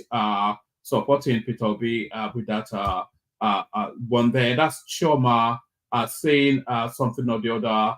That's Chioma declaring her allegiance to Donald Trump. That's Chioma still extolling the virtues of Donald Trump. And this is Kulata passing by, infusing a dose of reality to what we just witnessed, which I thought it was a resounding beat down by sorry, before you go, there's a question for you. Will you be doing a live coverage of the Edo elections? I don't know when, but will you be doing like a wall-to-wall coverage of it? And I'm not sure it's big enough of an event, but yes, but we'll see how that goes. It's only a Edo state now, so I think War Peace. War Peace, you can hear he's trashing your. No, I think War Peace would live stream that anyway, so we probably all go and join him. I will live stream it. We all go and join him and make noise. Yeah. Thanks. About talk where there. So I'm handing over to you, Thomas. So Thomas, try your level best to make it a coherent and an organized sort of a debate, not voices cascading over each other. So no, you know all this American, they will fight each other. I'll just leave them. I think you'll find that a struggle. I wanted to chime in why that Crimea actually started. The Crimea conflict. It started with the CIA imposing. Emeka, let one man go. Then we open the floor. Let him go. One man is going now. Yeah. Go on, Emeka. Thomas, let me ask something. Now, hold on, please. Emeka can't keep short for you now. Let Emeka finish, then you come in. No, I'm not saying anything. I just want to go. What's the result of the poll that one man did? Trump won. Trump won. No, the second one. He did 2 polls. Sorry. When Emeka lands, Larry takes the floor. Larry has been here all the way through. So yeah. So Larry will lead that Trump something. But yes, let me put up the result of that poll. So I'm going to end it now, actually. So I end it now, and then I put the result up. So that you can all see it, so nobody takes my word for anything. Who do you think won it, Larry? Before I put it up, who do you think won it? No, I need data. Give us the results. Look at that. So your first female president, Kamala Harris. So there it is, right there, where my cursor is. 53% to Harris, 46% to Trump. So I'm not quite sure how that mathematics works. But yes, 1-1. Yeah, so there it is. On the final analysis is arise. You're now, we've had an Indian president, so it's your turn now to have an Indian president. Yeah, thank you, Waman. Yeah, thank you. All right, yes. Yeah. Yes, Emeka landed, then we'll go to Larry. Yeah, go on. Yes. Thank you, Thomas. So clearly, the previous president before Zelensky, when Russia and when Ukraine was having some economic issues, decided to shop around for loans. The IMF presented him with a loan, and the conditionalities were not favorable for him, and he went to Russia. Russia presented him with a loan, which he took. That started that conflict. The CIA, as usual, decided to move in. They started organizing protests against him, and then the protests didn't work because Russia too came up with. Emeka, I know you just started, please, but I don't want people I don't just want people to get away with it. So the hunger protest that happened in Nigeria recently, was that also sponsored by the CIA? Yes. Okay.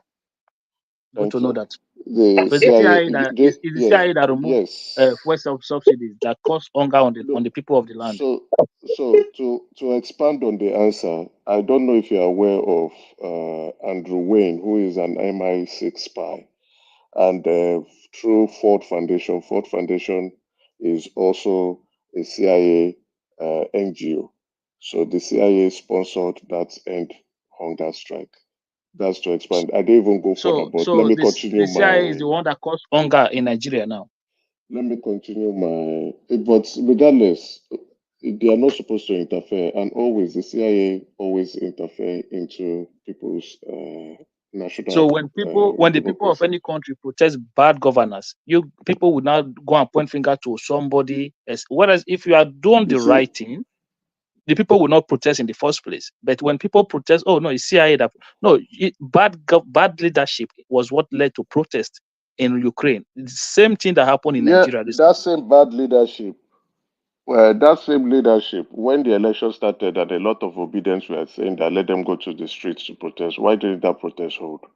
So when a successful protest, and I have studied a couple, needs fund, a huge number of funds, it needs coordination, it needs to be properly coordinated.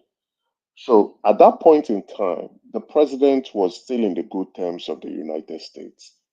So that protest did not hold. Even when a lot of obedience were so angry that it will only take one person to come out and start shouting, the rest will come out to the street and start protesting their election results. It didn't go. It wasn't successful. It didn't hold. Right? So just an example for you to take home. Russia sponsored an anti-protest that didn't work. The next thing, the CIA sponsored a coup, and that president ran away and went to Russia. That was how they removed him, and in place the dancing queen called Zelensky, who would promote American views and their policy. And as a matter of fact, top of the agenda was that war. They needed that war. That war was 6 years late. And why? Trump stopped that war. That war should have happened with Hillary Clinton. It was something that should have gone on. Once Hillary Clinton comes in, they would have. In short, it has started with Obama. Once Hillary Clinton gone in, that war would occur, whether they like it or not, whether Ukraine like it or not. The view is to instigate Russia, not for Ukraine to have an upper hand. What they want is the Ukraine resources. And first top of the list is Ukraine's assets, inclusive of their land. If you go, they've already started signing it off. That's why you see they don't want to continue to push Russia more. Because what does it take? America can go in and then it turns into a World War III. The view is the asset of Ukraine. And Zelensky is clearly aware. So it continues to show where those who are controlling the scene behind American democracy wants. They just want to push their personal views and not the views or opinion of the average American. Ask the question is, what does an average American benefit from the war in Ukraine? What does an average American benefit from NATO? What does an average American benefit from globalization? The transfer of American companies going out to other places. What do an average American benefit from? That is what Trump represents, making America great again, ensuring that Americans are doing better locally. You sort your people first before you think internationally. But no, these individuals are not interested in that.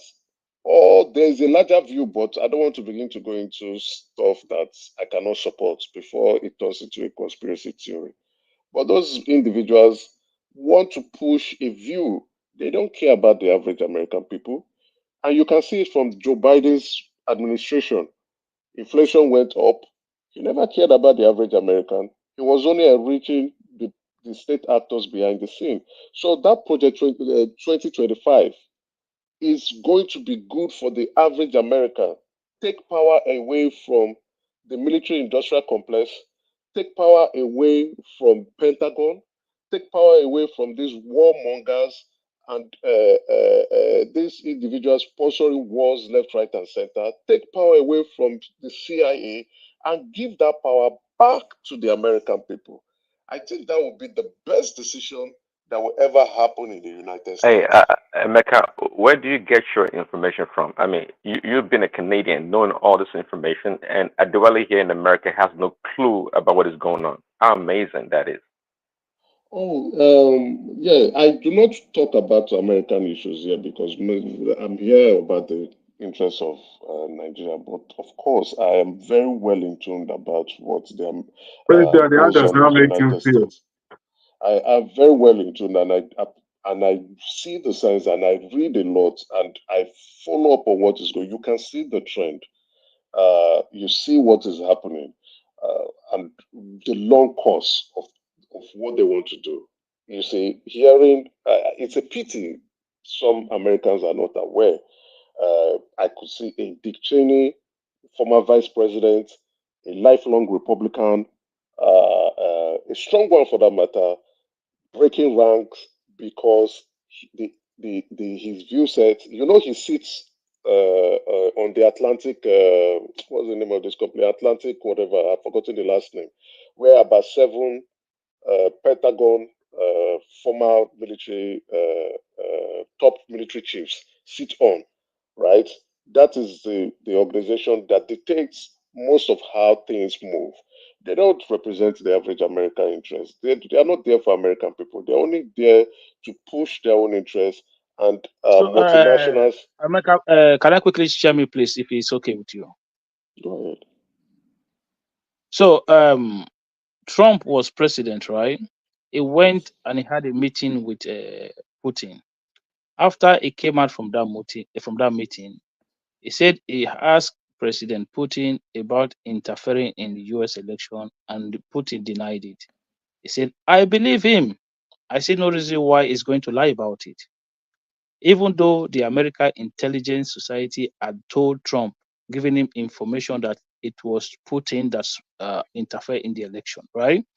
So he said that is not true. That is not the same. The same American military officers, 51 of them, that signed a document that also onto Biden's laptop was fake news.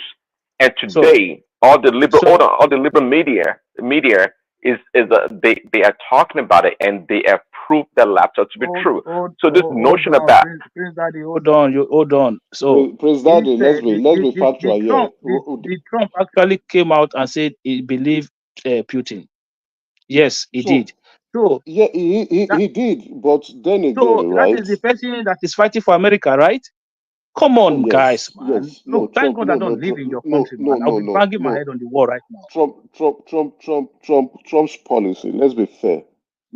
Give it to him. Trump's policy made the average American better. Let's be fair. Give it to him. And what he is saying currently will only make the average American to get better. If you are talking about cutting taxes down, you're only adding more money into the pockets of the average American.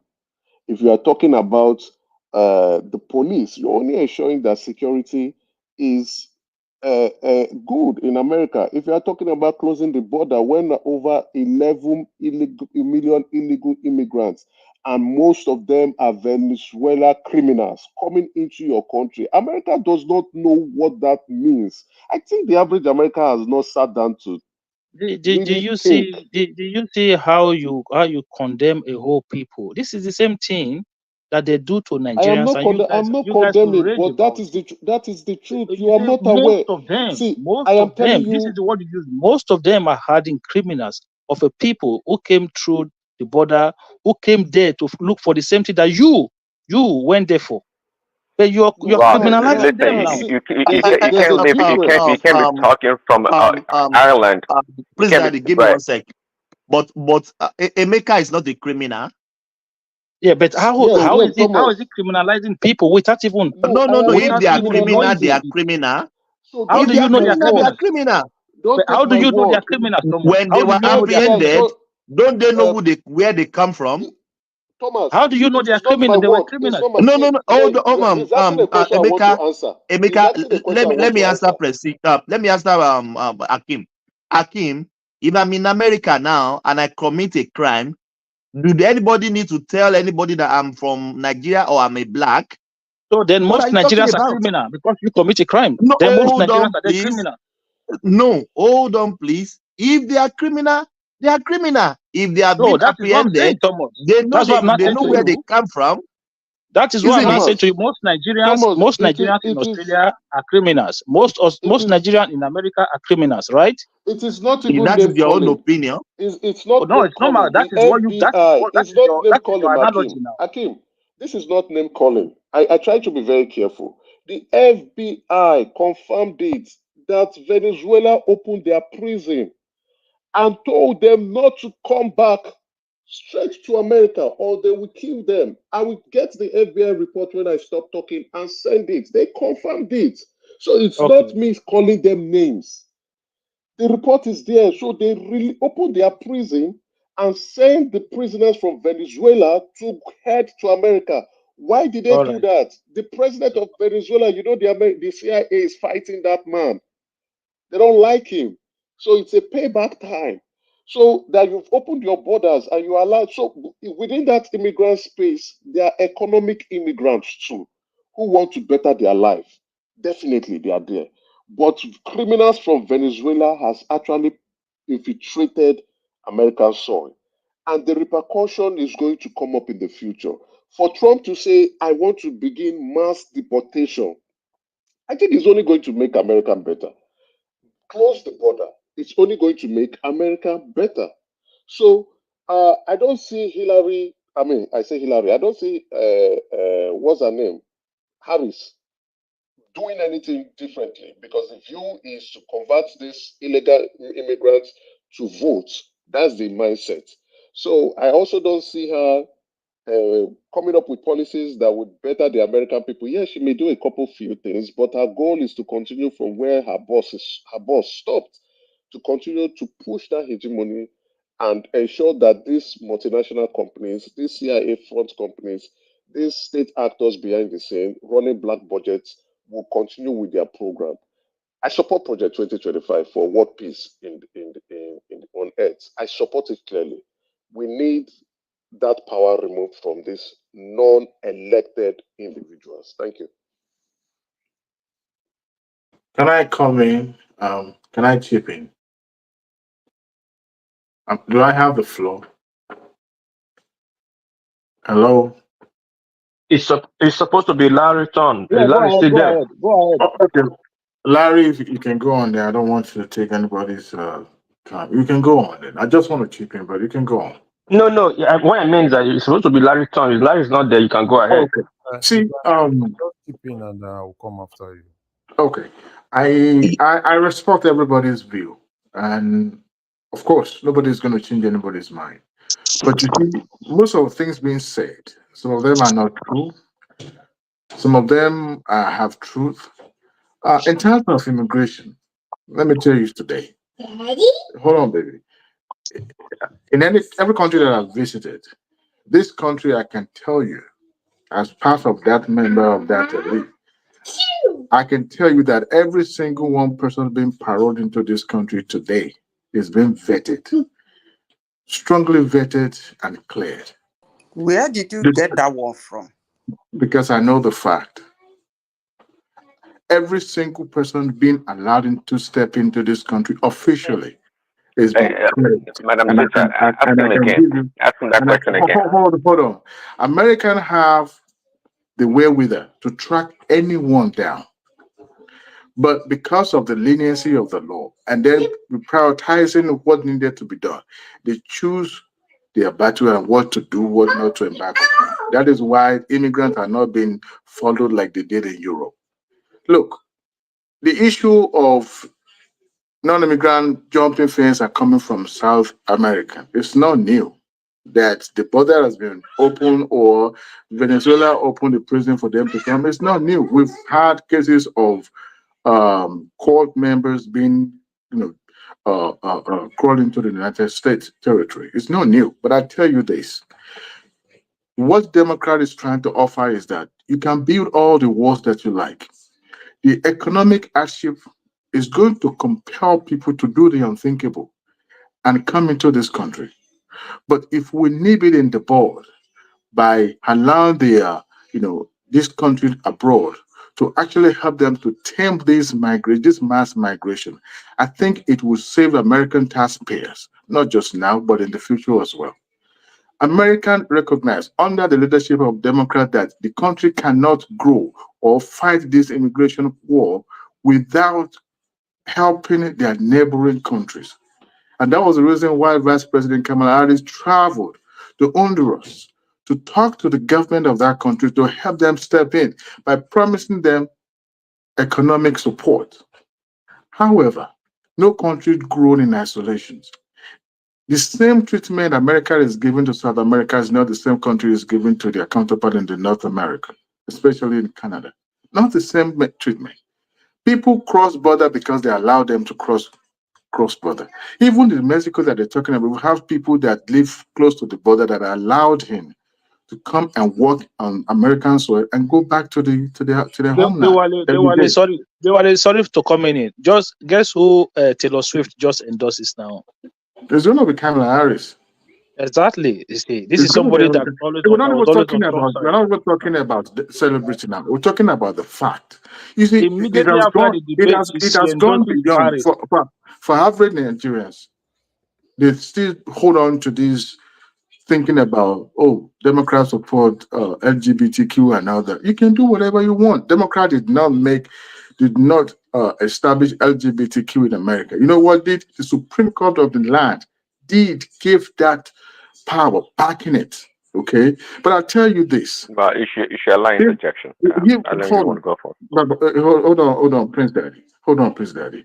Whether the Democrats wanted it or not, or the Republican wanted it or not, Supreme Court interpreted the Constitution that they also have the marital right to them. I don't support that lifestyle, but that's what the law of the land said. But I'll tell you what, under democratic system, under Democrat government, they promised to give a child tax credit, which is to enable people out of, this economic hardship. The same thing the Biden administration did during the COVID time. They gave stimulus to people.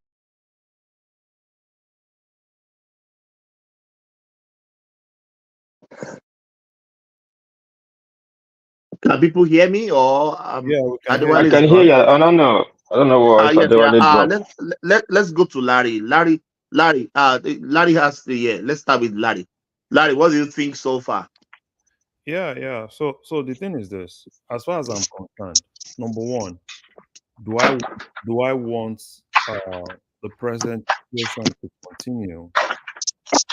Capital no, right? And like I said, I don't like the fact that she's disassociating herself from Biden, right? Because as far as I'm concerned, they are one, right? And Larry, what I discover is when Trump was bringing up the fault and the nonsense in Biden's administration, that is why Kamala Harris is trying to disassociate herself from Biden.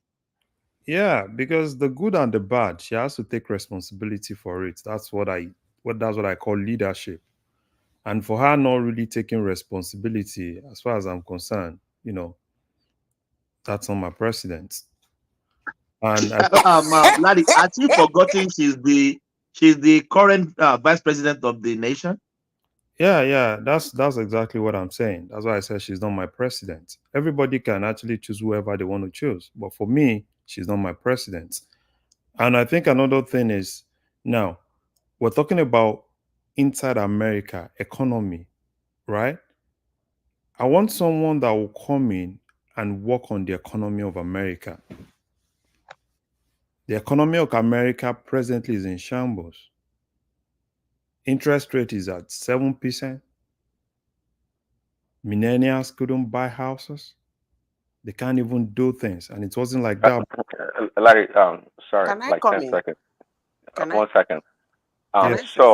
See, people think giving that businesses $50,000 deduction is a good thing. Sure, it is a good thing in a bad economy.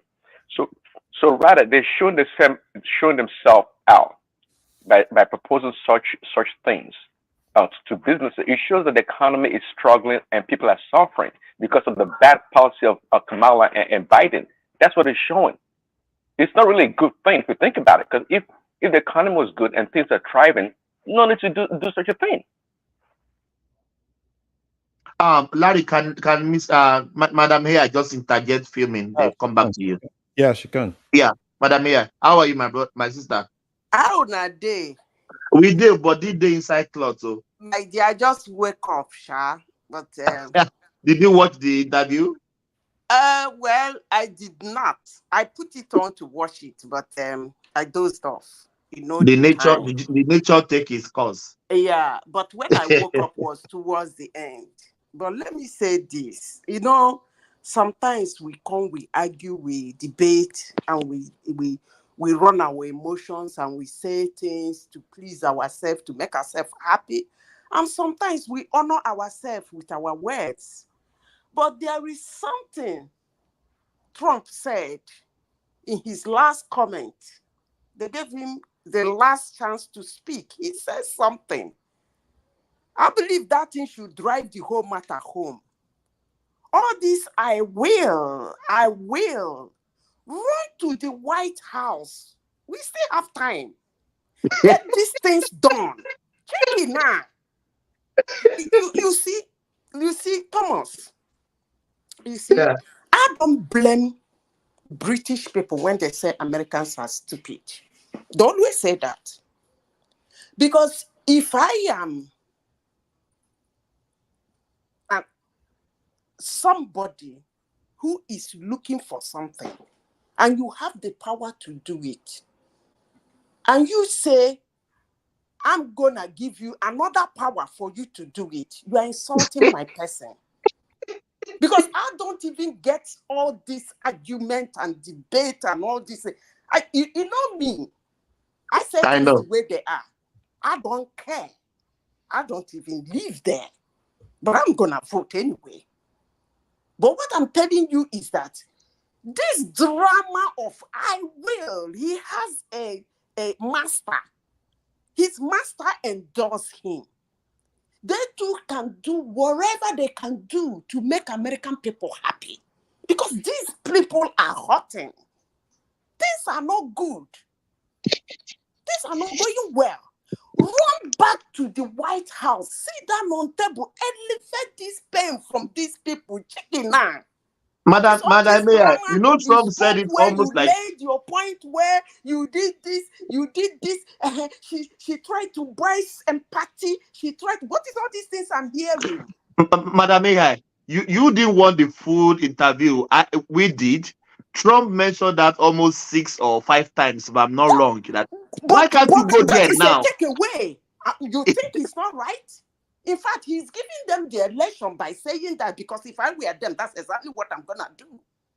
He's actually giving them the election. If you think you can do truly in your heart that you can do all these beautiful things, do it now.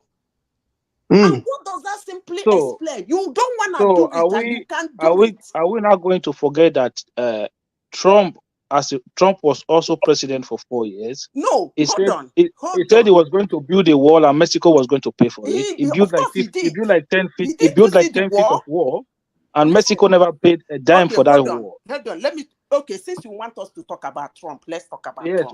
Let's talk about Trump because he also was the president. Let's talk about Trump and his administration. You know, there is one slogan and one phrase that people usually use about politicians. I usually use the word, they rig election all over the world, you know, in the sense that they will lie to you, they will cajole you, they will tell you beautiful things they're going to do for you. But the moment you put them there, the game changes. But if there is one man, he wasn't a politician anyway. Maybe now, if he wins as a politician, I don't know. But then he wasn't a politician. Everything he said he's going to do in his campaign, he went in there and was doing them. Probably he did not complete all of them. But the important thing is that he did not disappoint people. Can you tell us those things, madam? Can you tell us those things? Let me finish. List those things. Let me finish. He was doing them. Like him, hate him, don't like his policy, don't like what he's doing. But the important thing still remains. He said he's gonna do it. He went there and he was doing it. What did he do? You tell us what he did. Can you just tell us what Tell us what he did now. Tell us what he did. But you said the wall. You gave one now. You just said one. Yeah. So did he build the wall, or did Mexico pay for it? The wall. Did Mexico pay for it? Of course they did. So far. Okay. Sita, come on. That is not true. That is not true. Which one is not true? That was not the bill was passed by American people. What are you talking about? There was no war.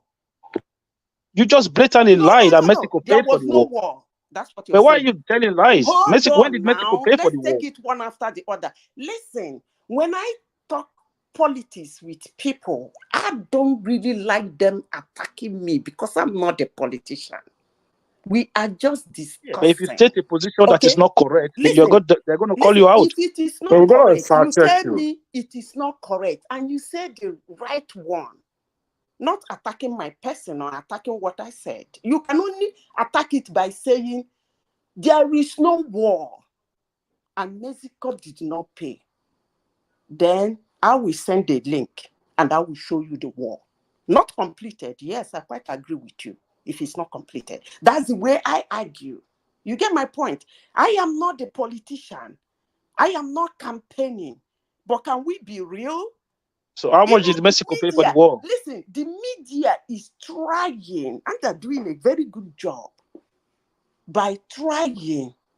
So can you tell us another thing he promised and he did as well? What else did he promise that he carried out? You keep mentioning. You mentioned the word. I told you that is the word. Or I mentioned okay, so he said he was going to get rid of Obamacare. Did he do that?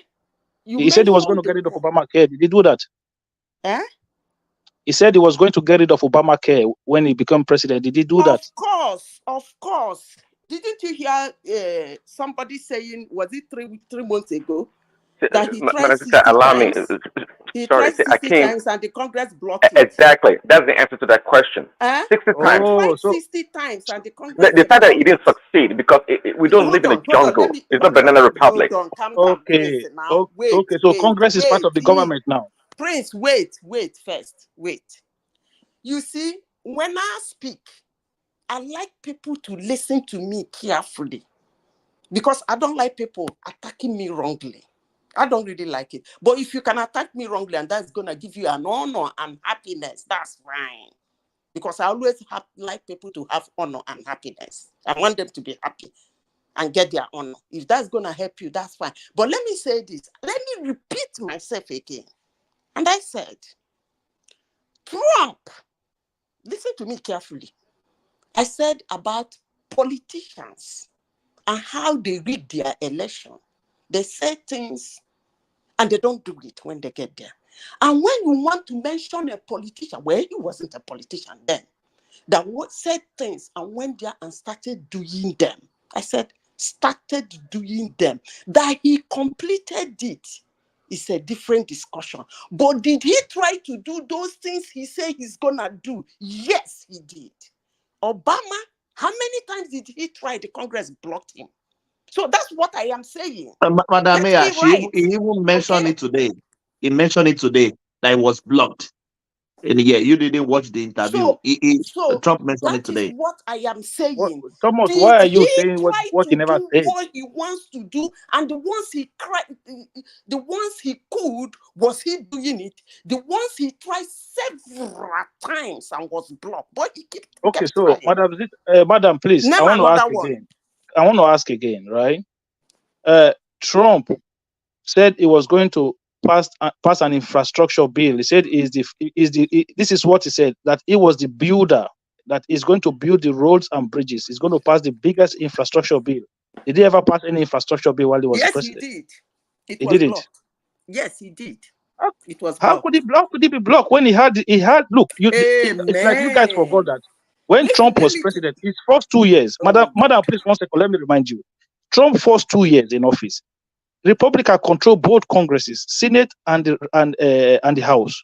So how could his infrastructure bill be blocked in the first? Finish it. But when hold on now, hold on. When he wanted to pass the $1 trillion tax cut, $1 trillion tax cut, they didn't block him, did they? Okay. But every other thing was blocked. You? In the first place, if you say Trump first 2 years, actually mean that you were not watching what was happening. if you watch what was happening, the crime he committed was to win that election in the first place. The first 2 years was chaotic. That he was even able to do something was that's why most people like you could not see what he did, because he was all I think I need about to. I need to go and sleep. I need to go and sleep, man. This is too much. This propaganda is too much, man. Akin. Yeah, maybe you go and rest your brain. Please Yeah. go Good and night. sleep. Please go and sleep. Nobody will force you to wait now.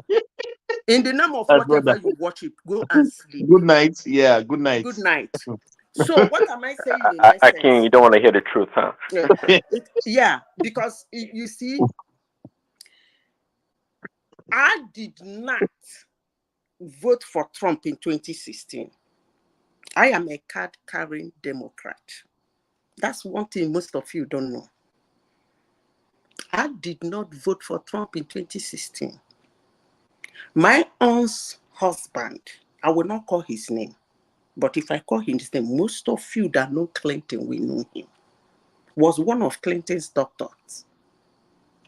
So I did not vote for Trump in 2016.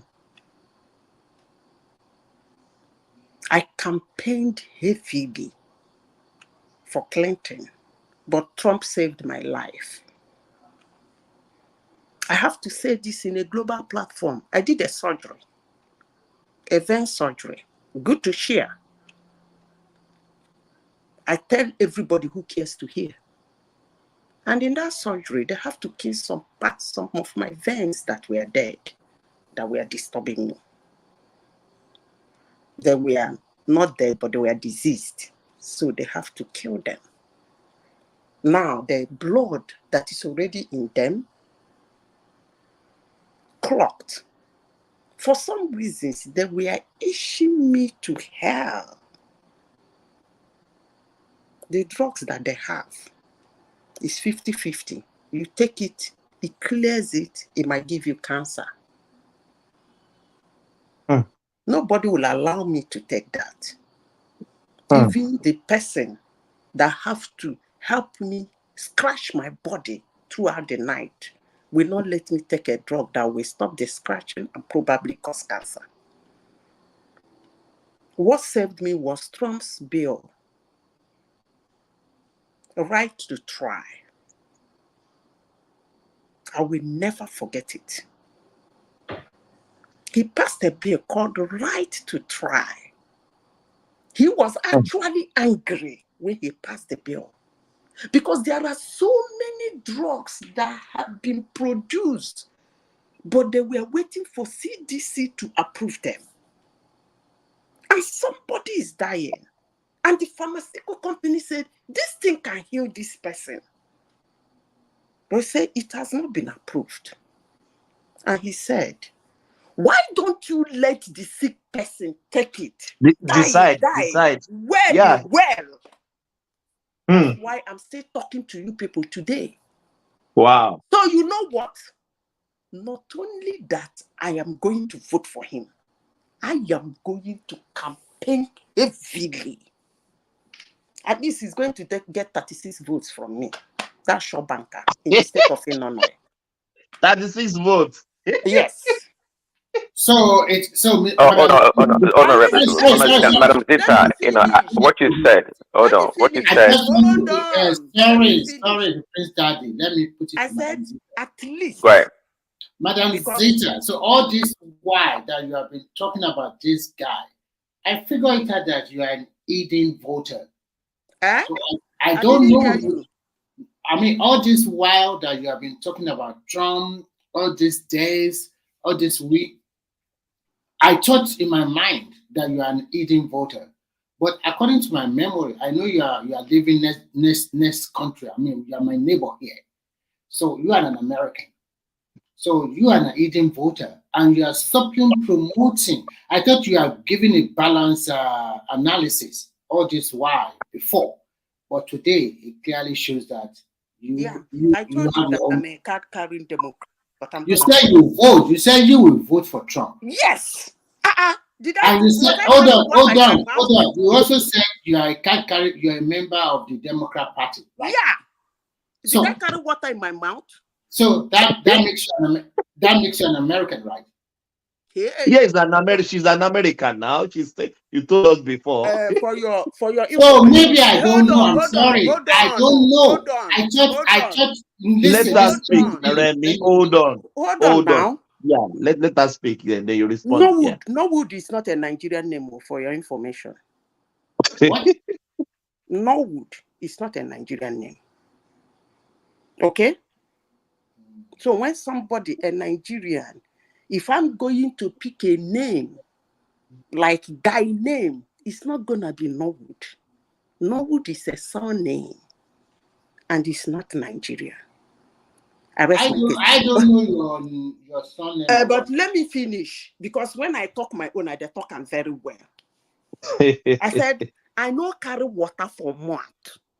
I go vote time. Okay, Madam Sister, I'm not saying you have 100% right. And listen, let me tell you. You know one thing about me. When I want to do something, I do it real well. Madam, I am not. Listen, apart from this policy, this man no go agree. Make I finish my talk now before now. Because you not let me finish my own too. Give me 20 seconds and then you continue. You have the floor. It's your floor. Just 20 seconds. Okay. What I just want to say is so simple. From the analysis week in, week out, or days in for like 4 weeks now, I thought you are giving a balanced analysis of what is going to happen. I do not know that you are also a card-carrying member of the Democratic Party.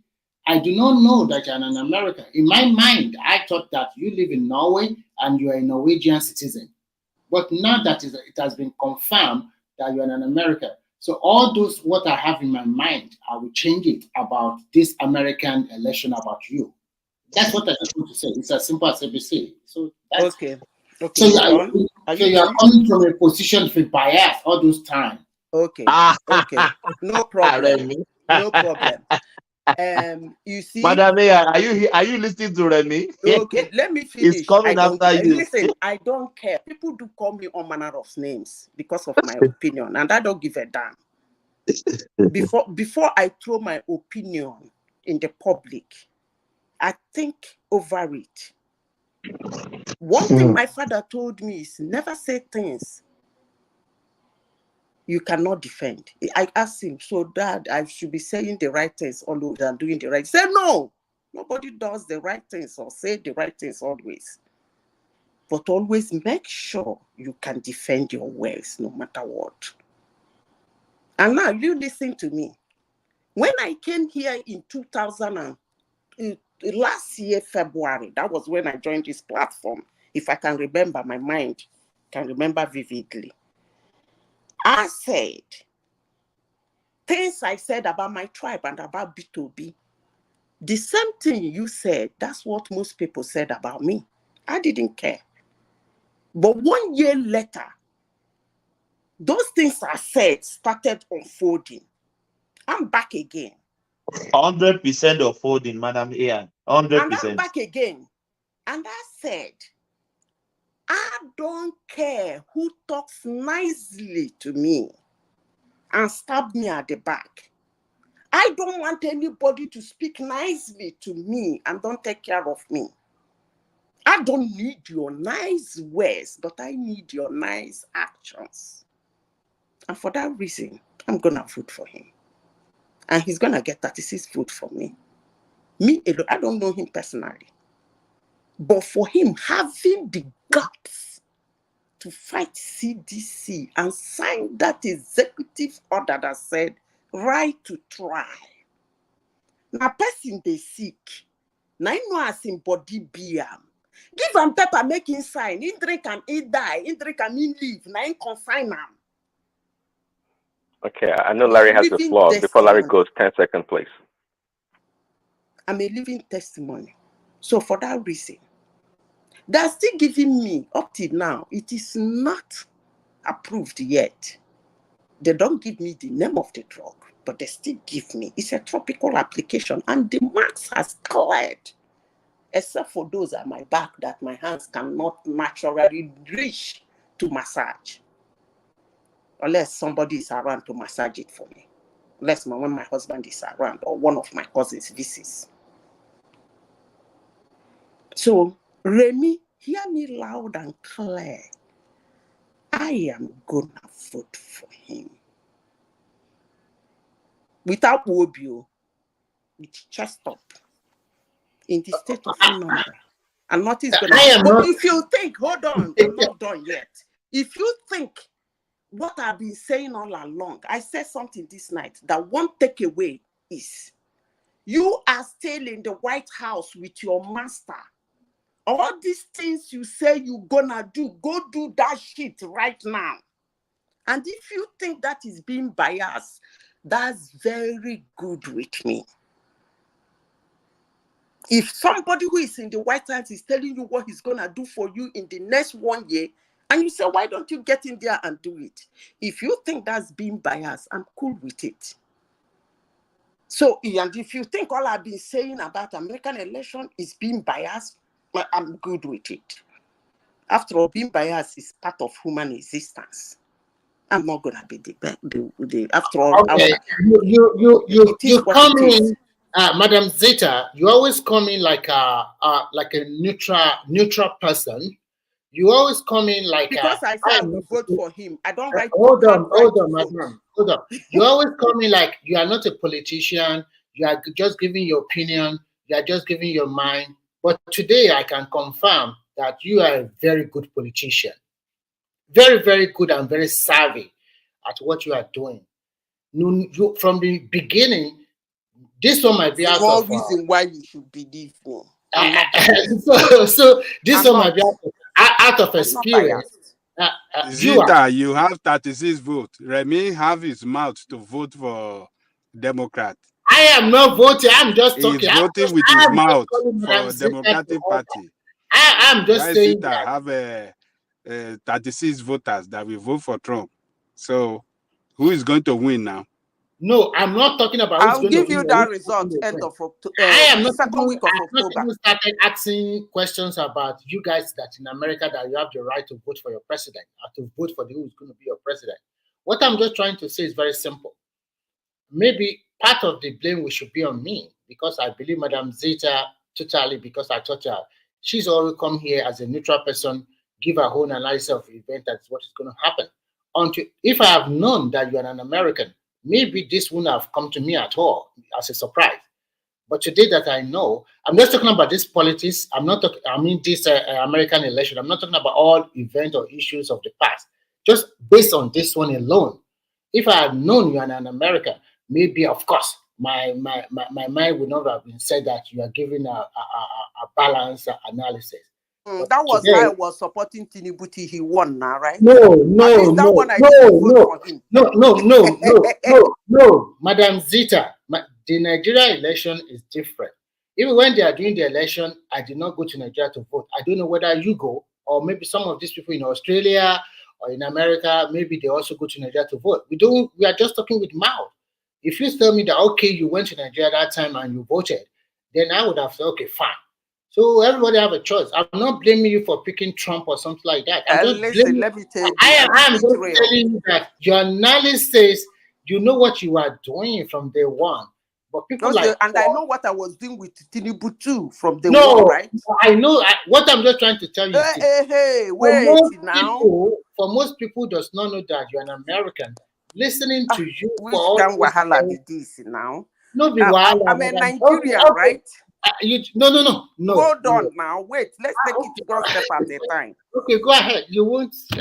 You understand it clearly. I'm a Nigerian. Hold on. And I said the things I said, and I'm an Igbo girl. I said the things I said about my tribe. Things I don't like, they do. More especially the majority of them. And I said things I said about Tinubu and P2B. I never discussed what is his name, Atiku anyway. And as at the time I was saying it, I was a Nigerian and I was an Igbo girl. So at that point I was biased, right? Because I am talking from the point of view that I'm supporting Tinubu. But 1 year after, all I said about him came back. To the extent I was even surprised one day. I was commenting on the comment section. One guy was saying what I said a year ago. And I commented, I said, so the nonsense I was saying a year ago is now sense. The idiot at the comment section put me on timeout. I'm sure the person doesn't understand English language. Because if you understand English language, you should know that that thing doesn't need a timeout. Did I hear somebody say he doesn't have leadership skill? This is what I said a year ago. The person put me on timeout. That idiot. I have to call that person idiot for the first time. Yeah, sorry, Mazita. Thomas, somebody's at the backstage. Can you bring him in? He's texting you on the private chat. Thomas, are you there? So I don't know who did Thomas that. is on coffee break now. And I am still trying to find out who did that. And I'm still waiting for the person to tell me whether he or she did not understand my English language. Madam Zita, I'm not blaming you for anything at all. I've said that you have a right to vote for whoever you like.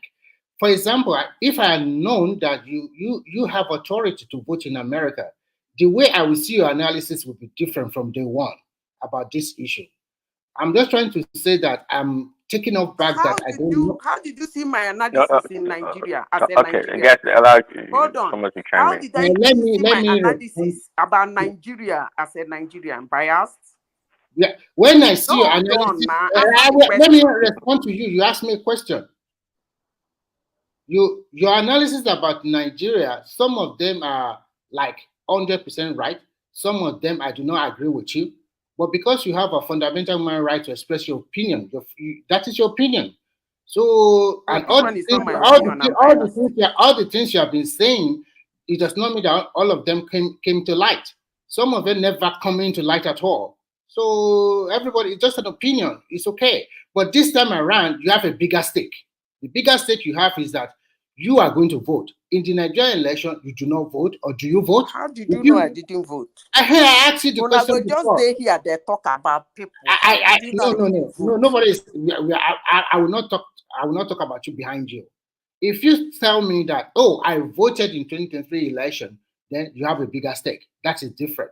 But I do not vote. I only stay here where I am, and I just support whoever I believe can do it better. But in this particular one, there is a bigger stake from you because you also said you are going to vote. Not only vote, you can also cajole 36 people to also vote for the candidate you believe in. I know carry water talk about. They already done. Not to say I will cajole. I have look. Let me please understand me now. I didn't say cajole. I have them already.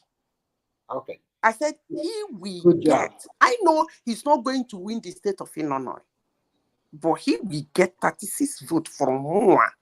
No carry water for my talker now. So as a Democrat, if the election turn against your candidate you are wishing to, if he does not win, how would you move on? Let me tell you. Or are you going to fight? I have had it like this with Democrats. I have had it to my neck. The wokeness, the madness. In fact, sometimes when I'm moving, I'm like, hey, stop, let me get off the bus. That's how much. The Democrats, my in-law, cajoled us years ago to join. It's not the Democrats I'm saying today. So I have had it up to my neck. I am not into this life that is going on. I am not into it. Please, if somebody allowing you to come into his country is all you want in life, that's fine. And because of that, you can take every other thing. That is okay. I'm not going to vote because of one single policy.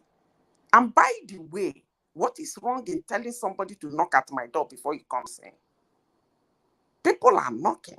So what is wrong in telling somebody, knock on my door or give me a phone call before you come?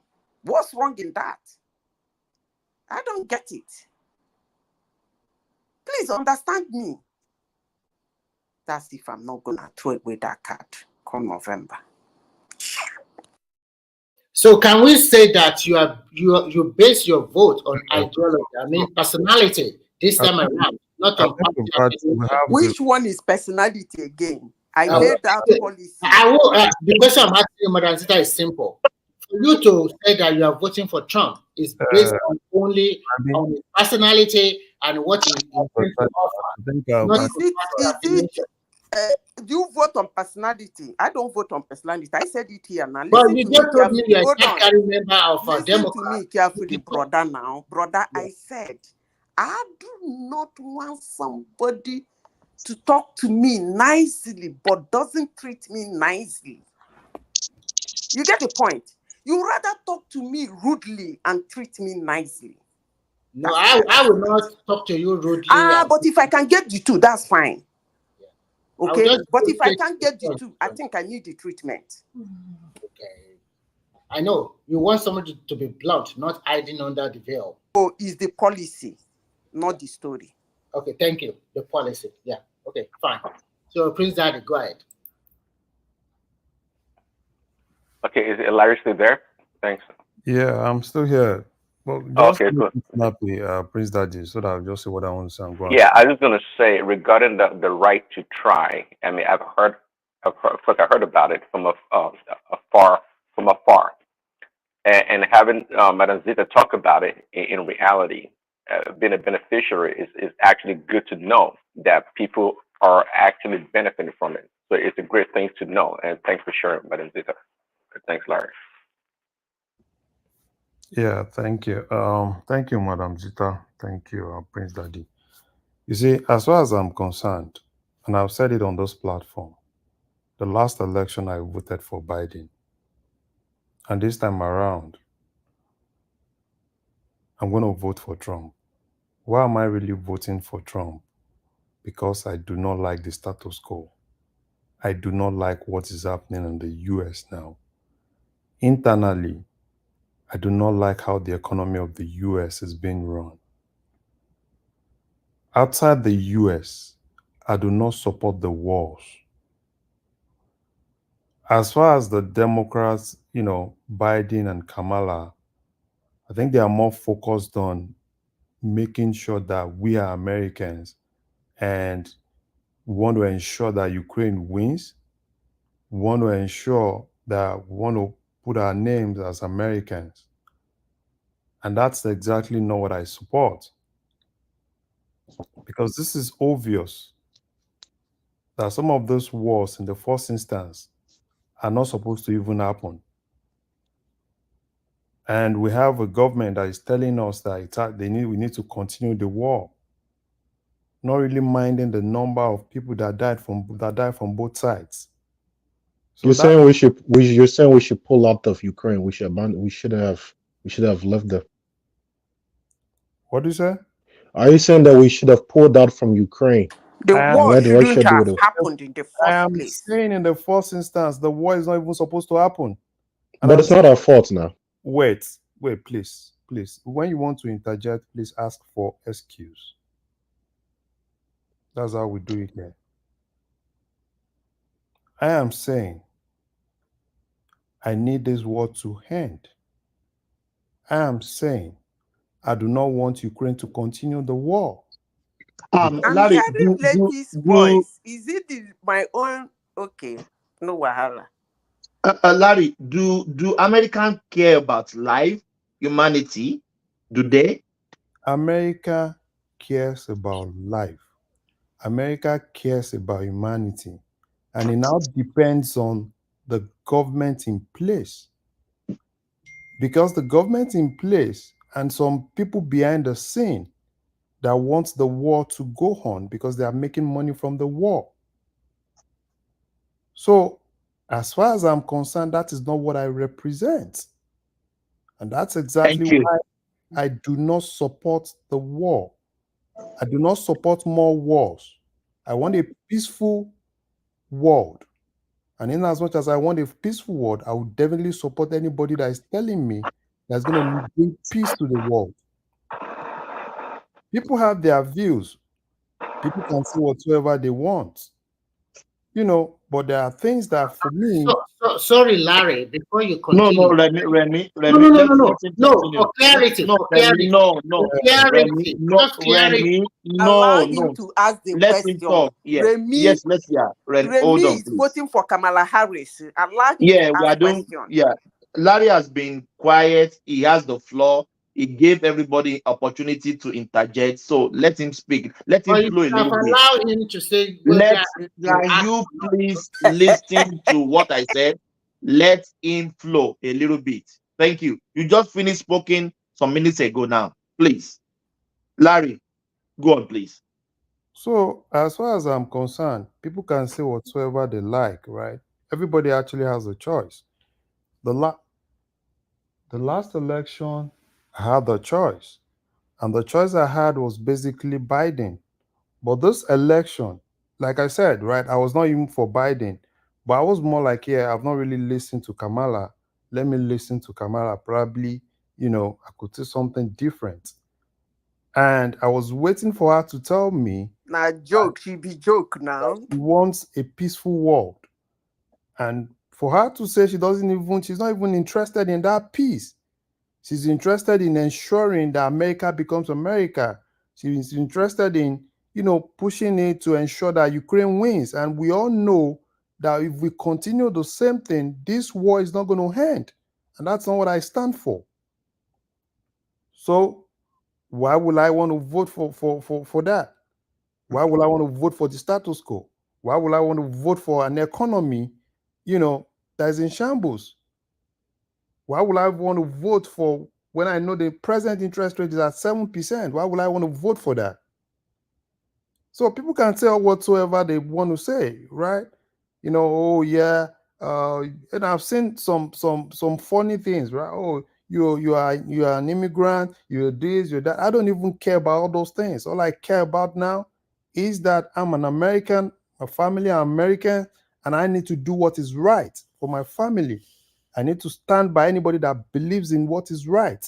And as far as I'm concerned, as of today, the only person that believes in what is right, in peace, is Trump. And I'm going for him. Mine with 36 votes down.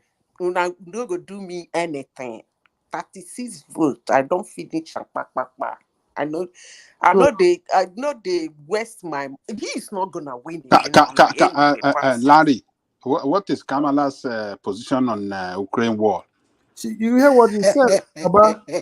He said she's more interested in America being American, right? That we need to support them to continue the war for Ukraine to win. And can win that you war? can imagine that when the world economy is already struggling. The world economy is already struggling because of this war. I'm listening to when Ukraine is losing the war. To get empathy. Yeah, when Ukraine is losing the war. Not only Ukraine, but Russia is drilling the world economy. People don't even understand. Japan has taken a chance to Trump. No, they don't understand. You know what's going on in the world because of this war? Russia is dragging the world down. If Democrats continue for 1 year, you guys will see what will happen in the world. Yes. Nothing will happen. You are telling me who said nothing will happen? Who said that? Which That's one? what August Is already nothing will happen. Oh, really? I believe you work and see salary in the salary room, so you don't do anything about the political business. That's why you're telling nothing going to happen.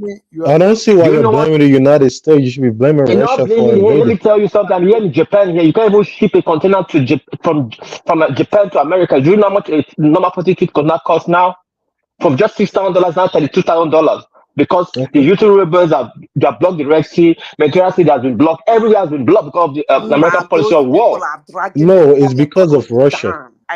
Not of Russia, because of America. Why did Russia invade Ukraine? It's not why the America is blocked. See, everybody's moved out from America. Japan already pulled out. What do you mean pull out? You guys don't know what's going on. You just sit down in your room and just be writing things you don't know about. Tell us what's going on now, because Japan and United States are some of the closest allies. Who told you Japan and the United States are good? You don't know that. You don't know that. Tell us what's going on now. They just said that they just played allegiance with Trump. Did you see the Prime Minister with Trump? And so what? It's American president. Here in Japan already with Trump. SoftBank. Everybody's with Trump. Because No. he's killing the Japanese economy. Do you know how much yen to Japan, to dollar to yen now? For the first time in 2 years, is 146 yen, 150 yen to a dollar.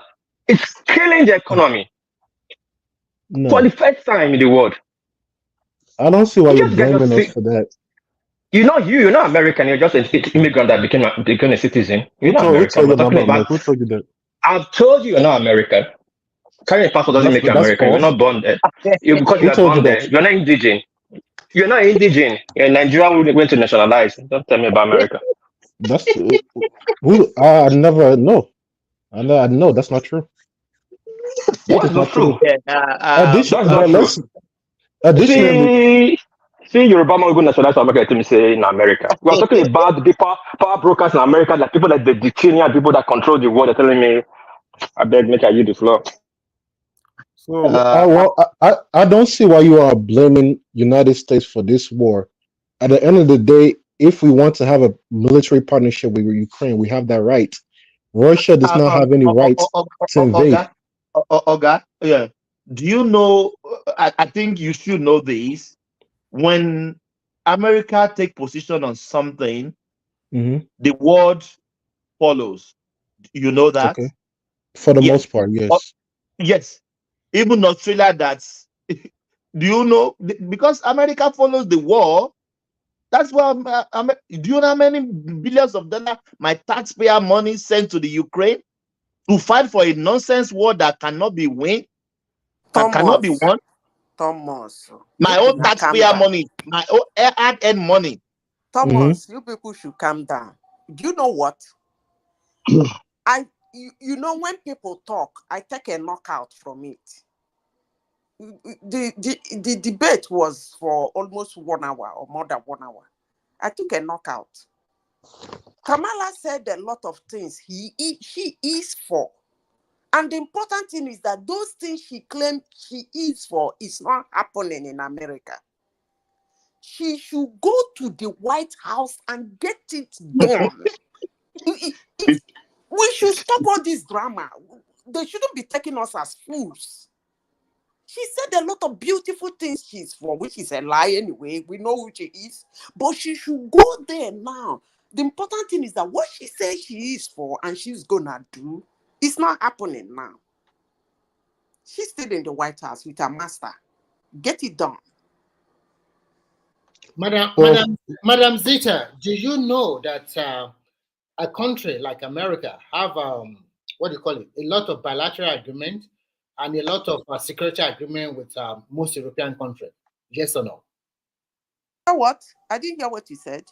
I said, do you know that America have a lot of security agreement with a lot of European countries and some other countries in Africa and Asia? Like, for example, let's talk about NATO. Got what I said now. No. I want, because Thomas says something that they are using his taxpayers' money to fight a war in Ukraine or whatever.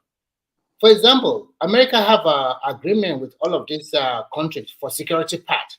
Excuse me. Let me finish. My question is this: if any member of them have a problem or they are in serious trouble, I think they have a right to come together and help that country. Okay. You see. Madam Zita, before you go ahead, before you answer him, the Ukraine we're talking about is not a member of NATO. Please, why would America foreclose there? Calm down. Let me answer him. There is one slogan that says, I like stopping my problems before they come. Let's agree. What is? Let me run her.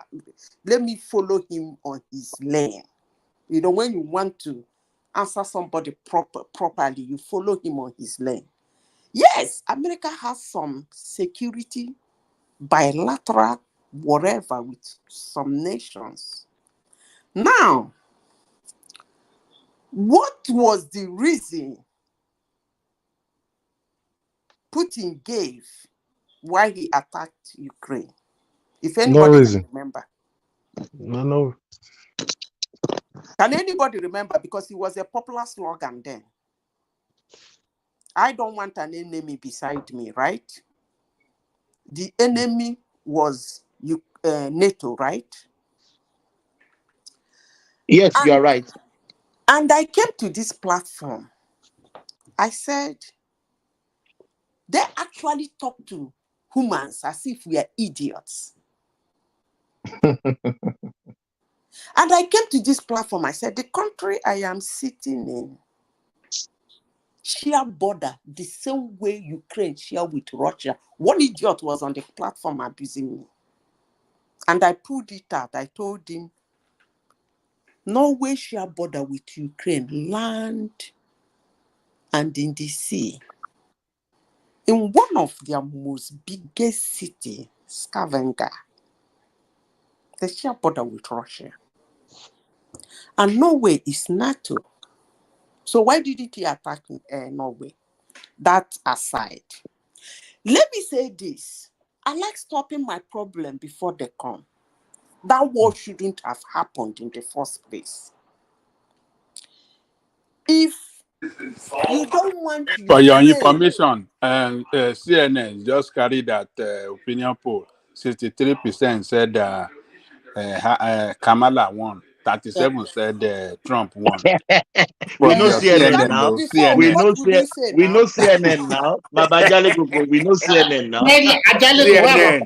Whatever false news. Whatever false news opinion. Praise Daddy. CNN. Whatever false news. False news. A balance. Always balance. Go for false news. Okay, hold on. Let's finish. I will come back with that of false news, but that's CNN. Breaking news. You still watch CNN? Okay. That's a breaking news. Sorry, that host was biased. I was listening to the guy. The way he was suggesting Trump. You were throwing shade at Trump. I was watching that guy. Praise Daddy. What do you want to say? CNN, I want Tanya now. Kamala I want Tanya now. Praise Daddy say Yoruba. Praise Daddy. I want Lotte ni I want ta. Oh God.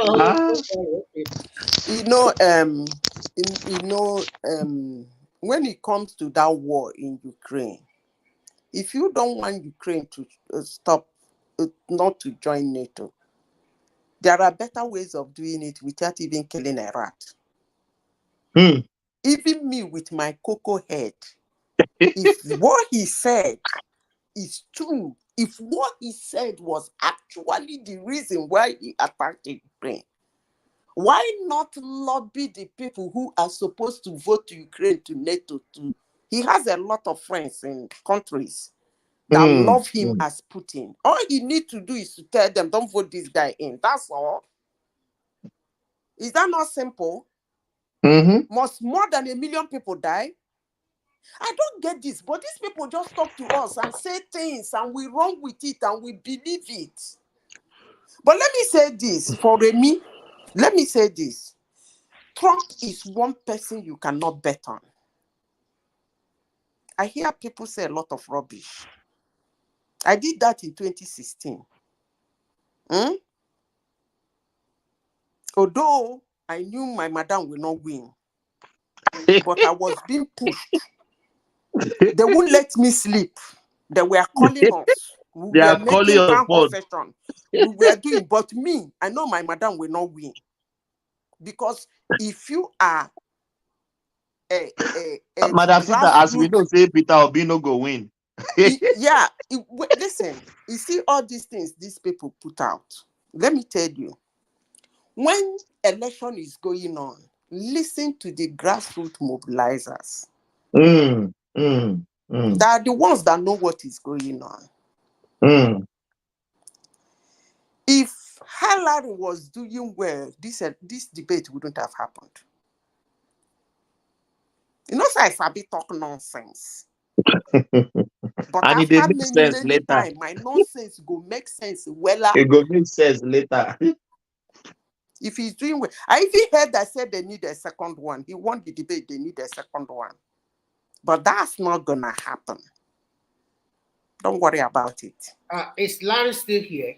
Larry. It's on the screen. Larry is here, yeah. Okay, Larry, the question I want to ask you the other time was this. You said you want a peace war. a war that devoid of physical using of guns and the rest. Can you give us an example of what you mean or what you meant by peace war? Yes. So for what 4 years of Trump, they had peace war. So what do I mean? What do I mean by peaceful? Don't talk about that 4 years of calamity. One day, one trouble. I beg. You created the trouble, not him. Please. Because you are so angry that he won. I'm not a Democrat. I do not create any problem, but I know that you're a Democrat. You won't beat Madam Sita on the screen, Larry. I'm not beating. I'm just like, what's going on? To me, I'm looking at it from both sides of the. Okay. Remy. The question I asked Larry is just a normal question. Remy. Yeah. Okay. When I say I want a peaceful world, right, devoid of wars, guns, rockets, right? I want a world where I won't be hearing of thousands of people dying every day. As they are dying in Ukraine, as they are dying in Russia, as they are dying in Israel, as they are dying in Palestine, right? I don't want a situation where what happened when even Obama was there in Russia, in Libya, where people died. I know they mentioned that name when we they talk Are something. if you are going to the past, you also mentioned George Bush Jr. George Bush Jr. that also went to war in Iraq. I know they mentioned that man. I beg. Can we talk about? You asked me a question, right? Yeah, go ahead. But you are going back. I've told you about what has actually happened ever since Biden and Kamala started. Okay. Right? Then you went back again. Now, let's look at what is going to happen after the Biden government, with what Kamala just said. That means we're going to have more of that. Right? I did not watch that debate. Okay. More of that. More people are going to die. Right? So can you say economic war is also peace war? Sanctioning a country with economic, you cannot live your oil, you cannot do that. While most of their citizens, they continue to dwell in abject poverty and they are dying because of the sanctions against them. You can let me give you an example of a peace war. Can you listen? You can sanction another country for your own benefit. Right? You can. And you need to look at the reason for the sanctions. Right? So you can never equate sanctioning a country to killing people. So when you are equating that, I don't know how you are looking at things. So they sanction a country and you're now equating it to a situation where people are dying. Yeah, I understand. Do you know why I asked you that question? So the reason is because both of them, Democrat and Republican, throughout the years, they have been doing the same thing. Yeah, you can sanction Remy. You can sanction a country in as much as take for instance now. Look at what happened in Iran. There are sanctions, but Iran has more money now, and they are using that money to cause chaos around the world. So if you sanction them, and they focus on more things that are cogent for their country rather than using that money to cause problem. And that's exactly what I see. So don't equate sanctioning countries to killing countries. They are not the same. Okay. Now you explain, but now I will ask you a follow-up question. Yeah. Now they are already there. They are fighting against one another. And there's a lot of proxy war for Ukraine. We all know who is behind them. Mm-hmm. So for you, don't you think all the other neighbors that are beside Ukraine, like we are beside Russia? Okay. And I know when that war started, I know what I see here. We never see something like that before. Mm-hmm. Because they are afraid that one day maybe Russia will also come and invade them. Although you might be right that maybe America or NATO they did not go ahead and to the agreement they signed that they will not poke whatever. So what the question I will now ask you is this: what is the way forward? The war is already ongoing. The way forward, when there is war and when people are dying, the way forward is to stop the bleeding. And how do you stop the bleeding? Stop the war. That's the way forward. Stop the bleeding. So do you think Russia will accept? Why not? Why won't they accept? Why not? It's not Russia, it's America. Let America accept. The war will be over tomorrow. No. See, let me tell you people. Everybody, do you know that before this war, Russia was already taking part of Ukraine before, Crimea? Listen, let me tell you. Let me tell you people. You see, when this war started, when I said I don't even know how these people, where they rule us, how they managed to get there and start to the rule us. When this war started, the reason Russia gave is that this guy wants to join NATO. That is the public reason he gave. That's the main reason, Madam Mayor. You are right. Well, that is the what do they call aired reason, the one that was aired to the public. Yeah. There are hidden reasons which the people that went to him directly to sit down to discuss with him, watching his body language, like the president of France and the one of India and all those ones that met him personally, they knew that wasn't the reason. That was one. Two, this idea that he put out again, that was held, that if they touch him, he will use nuclear weapon. I don't even know the heck how that idea came up, because nuclear weapon is not something you will use. I don't really know where he's going to use the nuclear weapon anyway, whether he's going to use it on Ukraine, or he's going to use it in America or American allies, or I don't get it. But Madam Mayor, I thought he thought America will come and, or the world will come and fight Russia physically. Okay. So that's why he was threatening about that nuclear weapon. That is even a dumb thing to say, because I don't know who bought that, but it was aired, and you know how the media polish things. Because if propaganda. A country like Russia using nuclear weapon on any country in the world is actually trying to commit suicide. That's just it. Nuclear weapon being what it is, he's trying to commit suicide. Because there is no way he will throw bomb one place that he will not be thrown bowai. And one bowai in his country, the rest of the nuclear weapon is a catastrophic. The question is, does he want to commit suicide? The answer is no. So why this nuclear weapon shenanigan? But that is what it is, and the media around with it. Now, can the war be stopped? Why not? Joe Biden would have stopped the war, but the important thing was that the Democrats in the United States sold Joe Biden to every woman in the United States that he was still in his right senses. Until that interview, most news outlets in the United States were complaining that this guy doesn't know where he was. But the mainstream media in the United States keep portraying him as a sound person, because he would have stopped that war. That war wouldn't have happened in the first place. The third thing is that Democrats calling Russia American enemy is one lie that I don't even know where they got that one from. Because everything Russia is doing is not actually the one that is competing with the United States.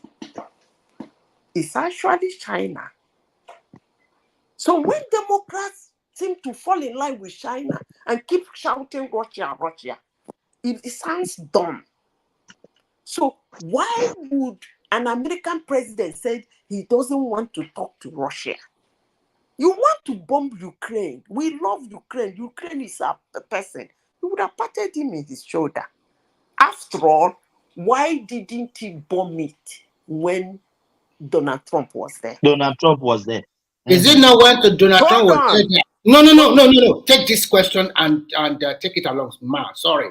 Is it not when Donald Trump was there that he annexed Crimea? No, it was Obama now. Okay, so I just want to clarify that. It was during Obama. Whenever the Democrats are there, and you see, who was the person that came out to this scream and say it's a propaganda? Let me ask you people a question. If you are my puppet, do I do your bidding or you do my bidding? Simple you do question. my bidding. You Good. do my bidding. Because you are my puppet, right? Mm-hmm. Democrats in the first 1 year of Donald Trump said Donald Trump is Russia Putin's puppet. And he's not doing Putin's bidding. I don't understand that kind of puppet. But they put out this propaganda and lies and chaos, and people run with it. He's your puppet. He cut your Keystone Pipeline. He said it's not going to work. It's not going to pass. And that's your puppet. I mean, I don't get this lie, but if they call it propaganda, that's okay. I don't really care. As it is now, Remy, let me be very honest with you. I don't care. I don't really care. I am going to satisfy my conscience. And that's what I'm going to do. Because you see all these lies they put out to people and they don't ask questions and beginning to have it. That was how somebody, I have to say this, came out on this platform and said that Britain created Israel. And that has been what has been going on all over the world. And people run with it. And nobody asks questions.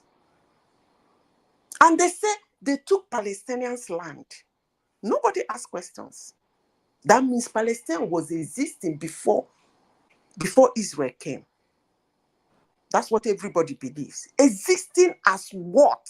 That's a simple question. As a nation, as a country, as a state, as a tribe, as a kingdom. Or as a geographical location. What are they existing as? Ali Baba and the 40 Thieves. I rest my case. Nobody asks questions. People say something and they run with it. I like the passion you brought in supporting your candidate, which is quite good. No. Don't call it passion. Don't call it passion. No, don't use the word passion.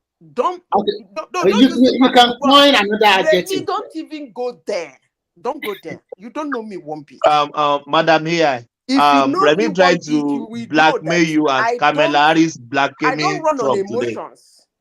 I don't run on emotions. Madam AI, you know I don't have a fight in this table, okay? So what I'm just trying to say is that you guys, you come here, try to tell us that the Democrats, their policies is now good, they are going on unnecessary war, they are using your taxpayer money to fight unnecessary war. But when I look at the history of the country you are talking about, that has been the hallmark of what they have been doing for more than 40 years. They will You don't understand what is going on. Remy, can I clarify to my own understanding? Can I clarify you? Let me put this thing up. You have been talking. Let others also say something, please. To my own understanding, I remember vividly during the Iraqi war, and this says Saddam Hussein has a weapon of mass destruction. And before you say Jack, all the other countries of Europe and some other countries joined them together to invade Iraq. The president that time was George Bush, who was a Republican. And at the end of the day, there's no weapon of mass destruction. The same thing happened, in Afghanistan, when they go to war there too. What did they bring out? Nothing. So all of this thing you are crying about, they have been using your money to propagate this war. Whether both sides of the divide, on both sides of the divide, That is what I call a balanced analysis. Remy, the one that suits you and leaving the rest. Let us balance analysis. Remy. You can go ahead. You can go ahead. You know, say I know they carry story from middle. I am a very bad person to tell the story. Number one, I don't like history. Because I believe that those who craft history push their narrative instead of the fact. So I am not a fan of history. You cannot be telling me something you were not there when it happened. Even the synoptic gospel, 4 of them have different stories to tell. I know you know what a synoptic gospel is. 4 of them told a different story. How ridiculous. And they were eyewitnesses. So what I am saying is that when you talk about George Bush trying to use it to say about Ukraine and like saying Republicans do it, Democrats do it, and so what? No war is supposed to happen in the first place. Mm-hmm. But when you say, they say weapons of mass destruction, and they went there, they didn't find anyone. The question should be, tell the story the way it is. At that point, you can still blame anybody you want to blame, instead of cutting the story from the middle. That's why I always say, I don't know why we tell our younger ones what we tell them. But because they don't ask us questions, the whole world is crumbling. The man boasted of weapons of mass destruction. Mass destruction. He boasted of it. He even was making clips of video that is like aberration. I was in high school then. It wasn't a new thing. I still remember vividly what happened before that war broke out. And even before, when they were coming, he was still boasting that he's going to deal with them. But when the carrier plane opened the wing like this, 6 planes come out. Opened the other wing, 6 planes come out. His Kaftan army started surrendering. But nobody is going to tell you this story this way. They will say they went to war because they claimed he had weapons, but when they did this war. Did they jump up and go there that he has weapons of mass? He said so. Go and follow the story very well. And he wasn't deterred. Even when they were saying that coming in, the guy wasn't deterred. And what gave him that big chest led to what happened. They shouldn't have gone anyway. But when you point hand for your big brother face, be careful, you might not get a hot slap. And when you Madam, get a hot slap, don't come back to tell me, is it not only hand that was pointed? I was just pointing hand. How you blind? You slap me in my eye. Don't blind. Don't come and tell me that. But Madam, let's hear from thank you. Igwe, I think you've tried to come in here. Igwe. Igwe. Are you there? Yeah, let's hear from Patrick. Yeah.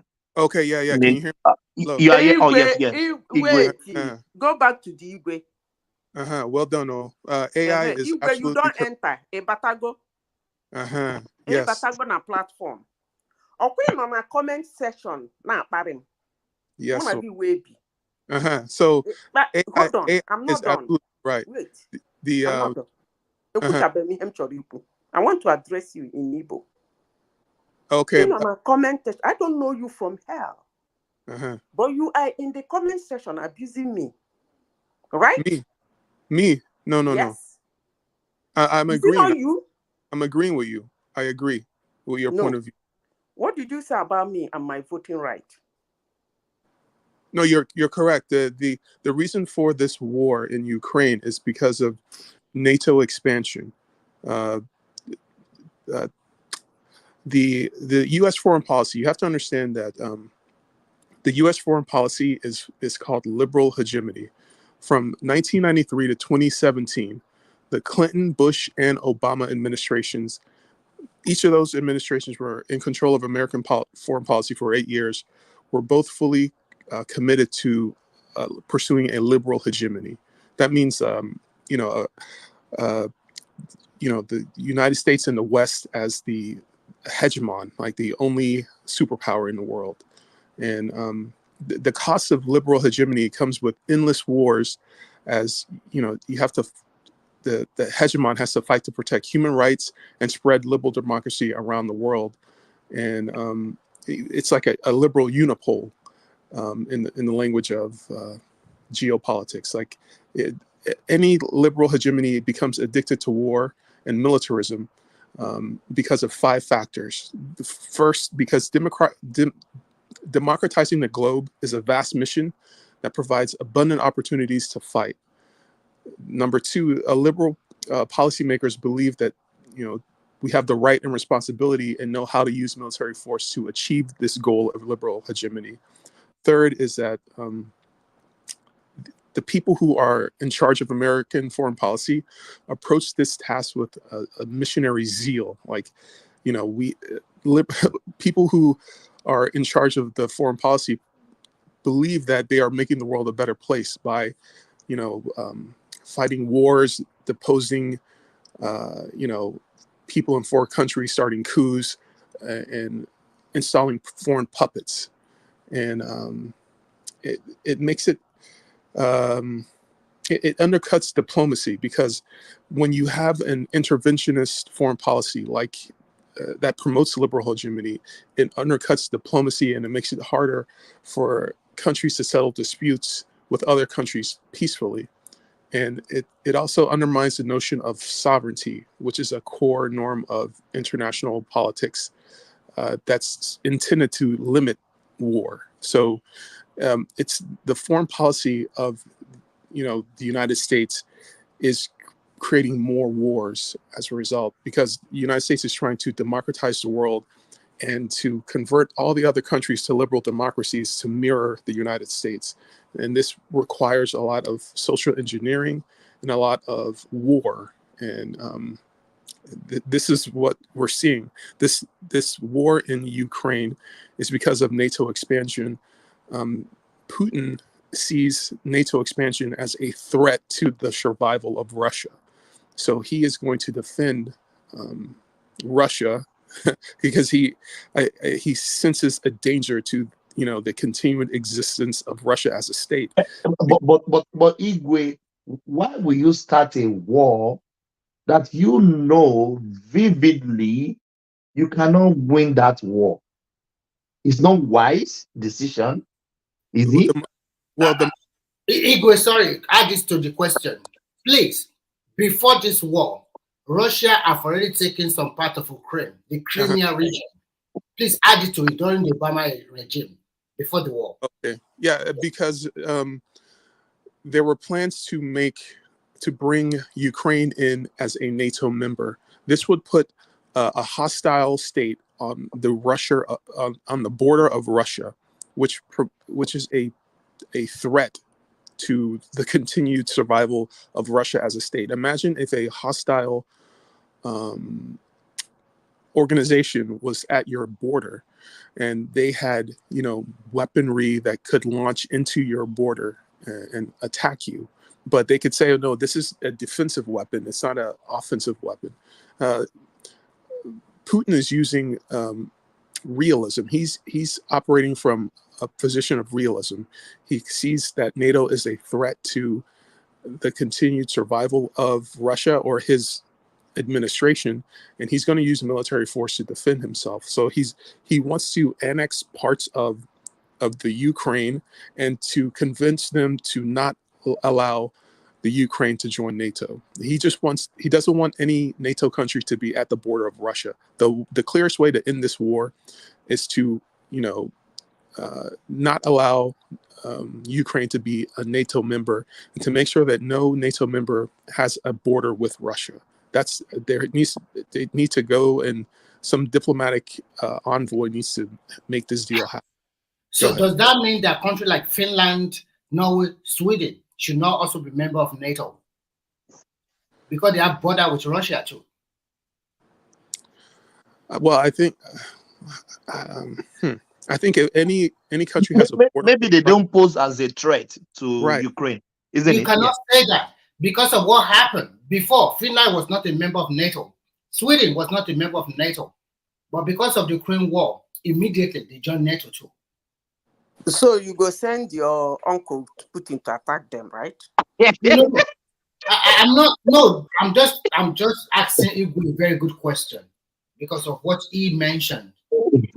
No countries beside Russia should be a member of NATO. But I mean, did you hear what I said now? Norway I said maybe they are not posed as a threat to Ukraine, to Russia rather. I don't know. But I'm just following on what Igwe said. I said Norway is a member of NATO. So why is Russia not attacking them? Does Norway? I think the fear there was that if he can attack Ukraine, maybe one day he will also attack Finland and the rest. He said he doesn't want a NATO member beside him. Right. At the time he was saying it, a NATO member was already beside him. So he's shared in terms of here, you cross it. We all know that most of the Scandinavian country or Nordic country, their own politics is not a non-interference in what politics. Remy, I don't understand what you're saying. You know what I'm saying. You're just trying to be smart. You are using your political savvy, okay? Actually, all the Scandinavian countries, most of them, they don't want to dabble in what politics.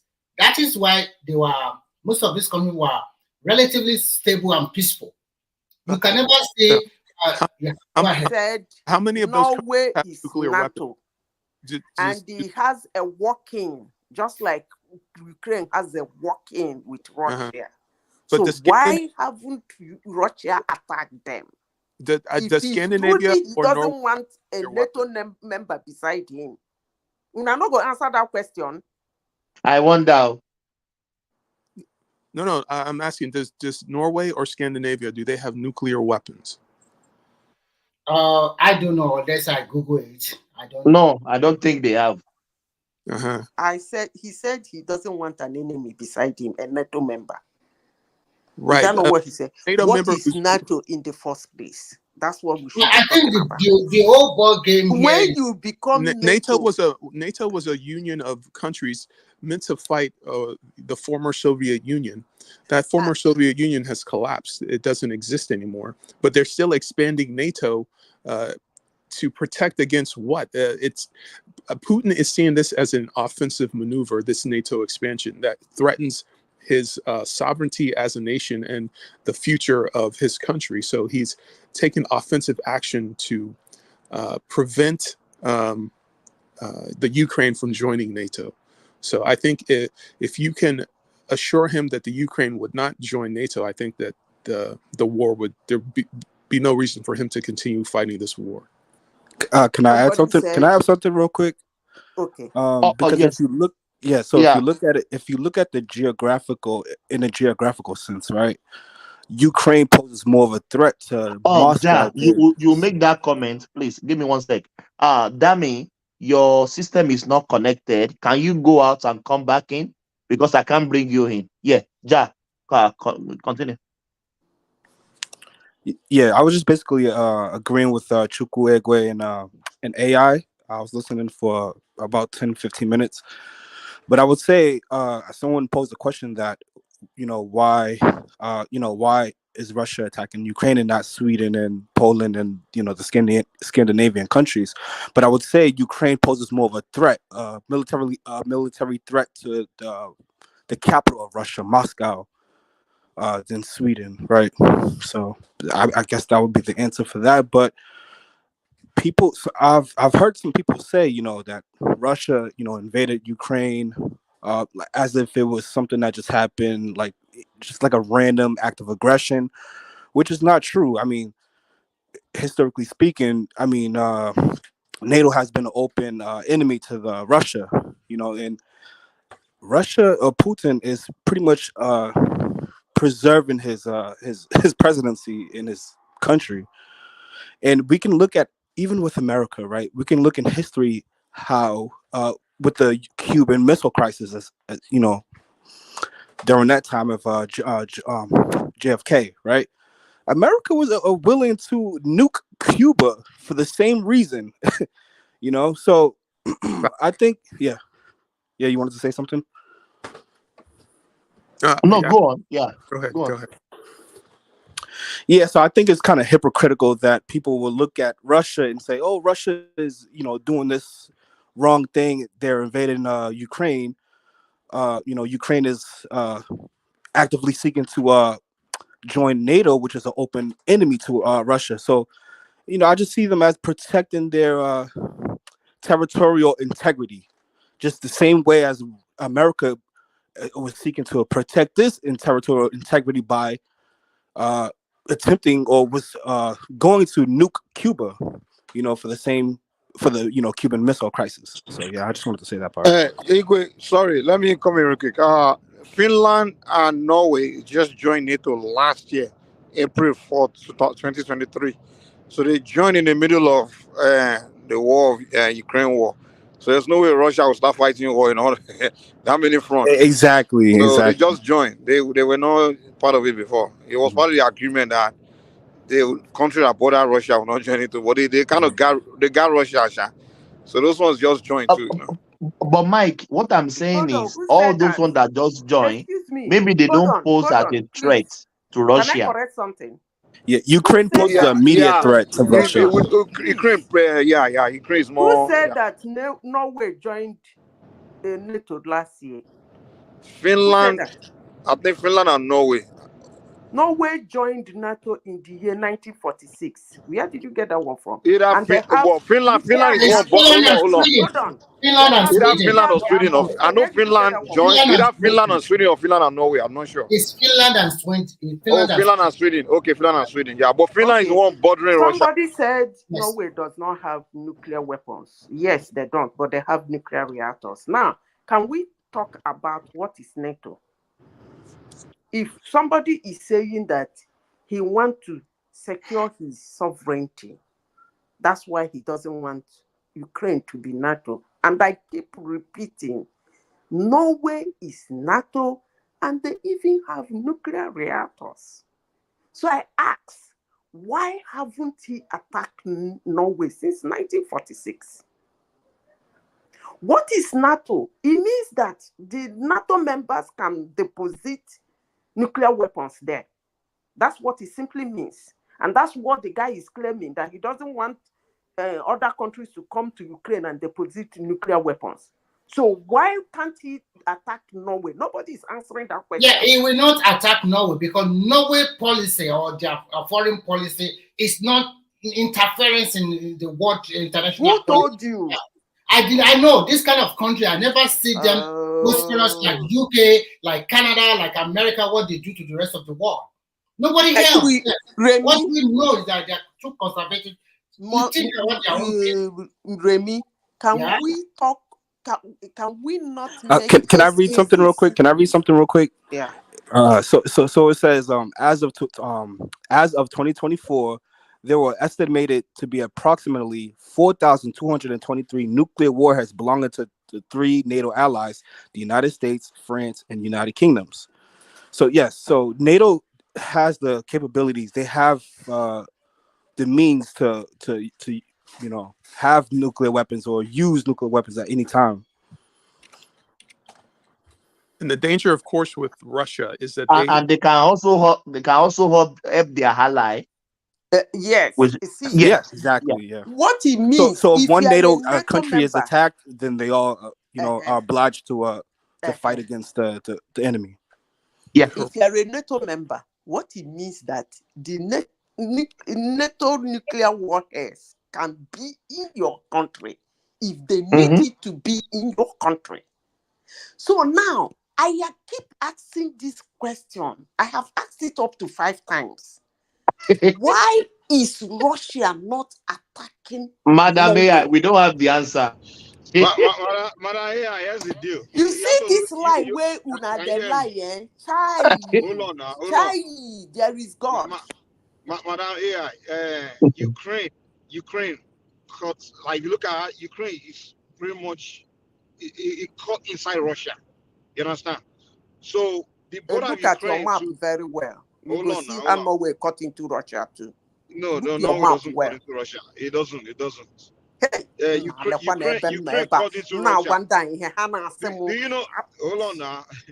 Do you know that the border of Ukraine to Moscow is about? It's not very far. It's like a, it's a very short distance.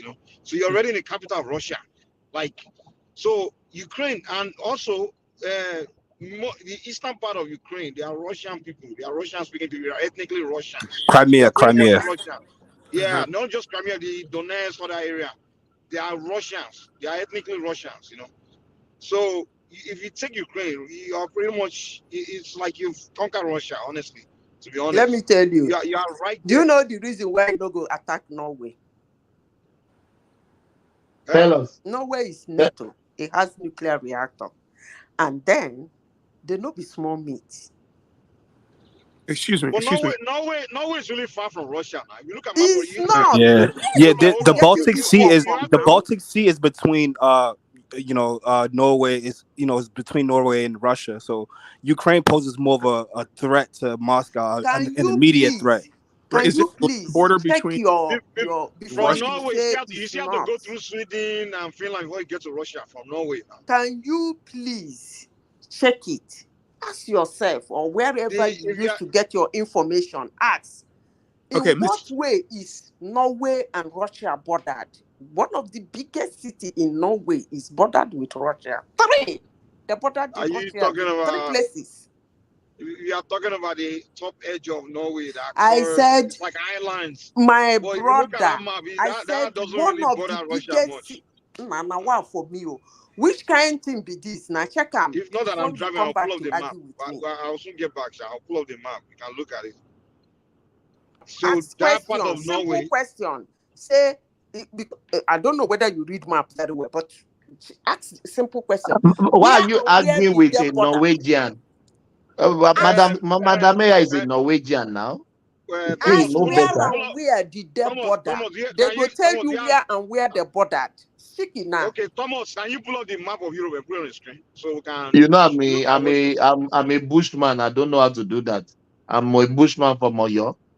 Brother, what I am saying is, come and do it. Can you ask a simple question? You know how to share screen, Abby. You know how to share screen.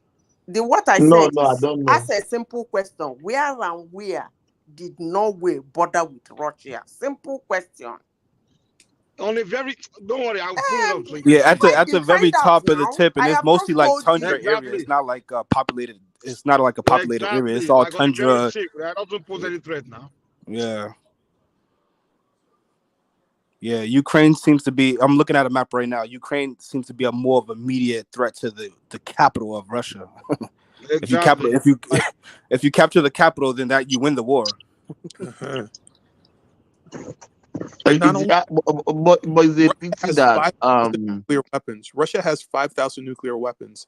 What is it? Norway? They don't have any. So, but the U.S. or the UK could feed nuclear weapons to Ukraine and pose a immediate threat to Russia.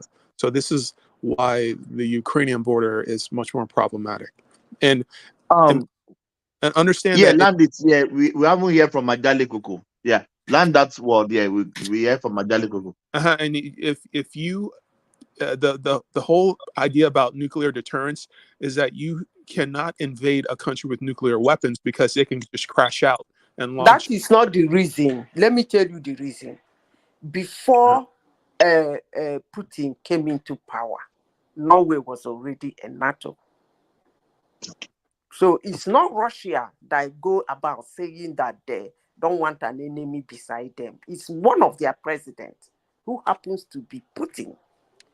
So before he became president, Norway is already NATO. And he can attack a NATO nation. Simple, that's the answer. Yeah, Ajali Koko, we haven't heard from you. Are you with us? Ajali Koko. I think Ajali Koko is busy. It's Russia among the NATO. I'm just asking. Russia is not a part of NATO, but Russia did It's not at one part of point NATO. seek to be a part of NATO at one point in history, but it's not a part of NATO now. Russia is the enemy of NATO. But what do you guys think about Donald Trump going across the border, shaking hands with King Jong-un, all those things? What do you think about him as a president? Because we know all those countries as the enemy of the US, but I love him shaking hands around. I don't know why. I don't know. What do you guys think about that? What I personally think about that, right? You see, United States, right? It's a corporation, and there's multiple corporations that actually run it. And one of the corporations, one of the most powerful corporations, is the military industrial complex. They benefit from a boogeyman. They need a constant enemy to, continue to produce weapons and to sell it and to make money. Oh, you are breaking. Can you check you are breaking a bit, Ja. Okay, let me try to fix it. Yeah, now we can hear you now. Yeah, maybe just change your position. Yeah, you can speak now. Let's see. We were actually hearing him though. Yeah, I heard him perfectly. I didn't hear any. Oh yeah, go on. It was fading on my side. Yeah, go on. Ja, are you still there? I think we lost him. I think he was will talking come about back. Industrial complex, and just to touch on that point, at the core of this is a tension between globalism and nationalism.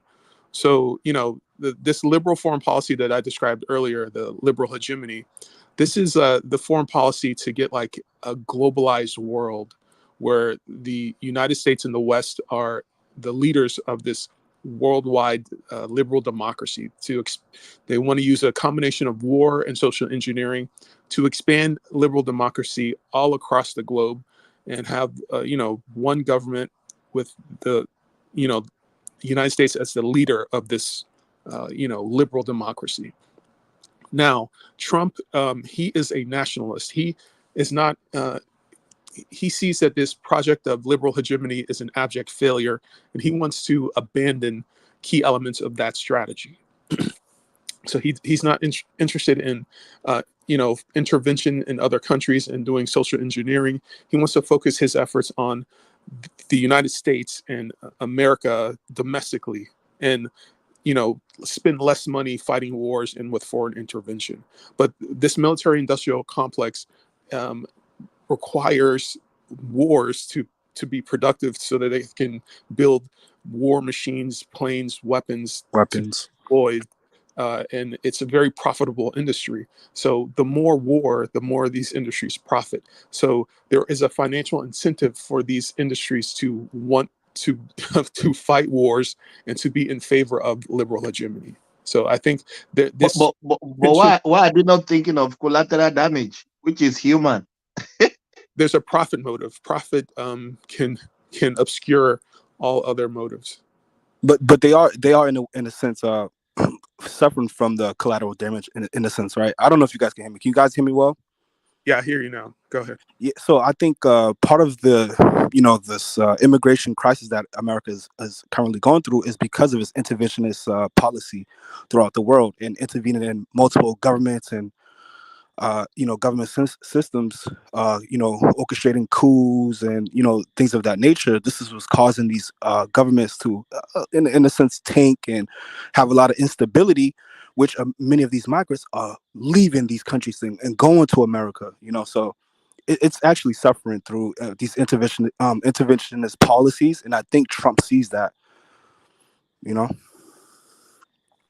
another point too, the mass immigration is having an effect on the politics of the Western nations. It's shifting the politics toward the right, which is empowering Trump further. The more immigrants you have coming into the country, the more crime increases as a result of immigration, the more you empower conservatives in the right leaning fascism.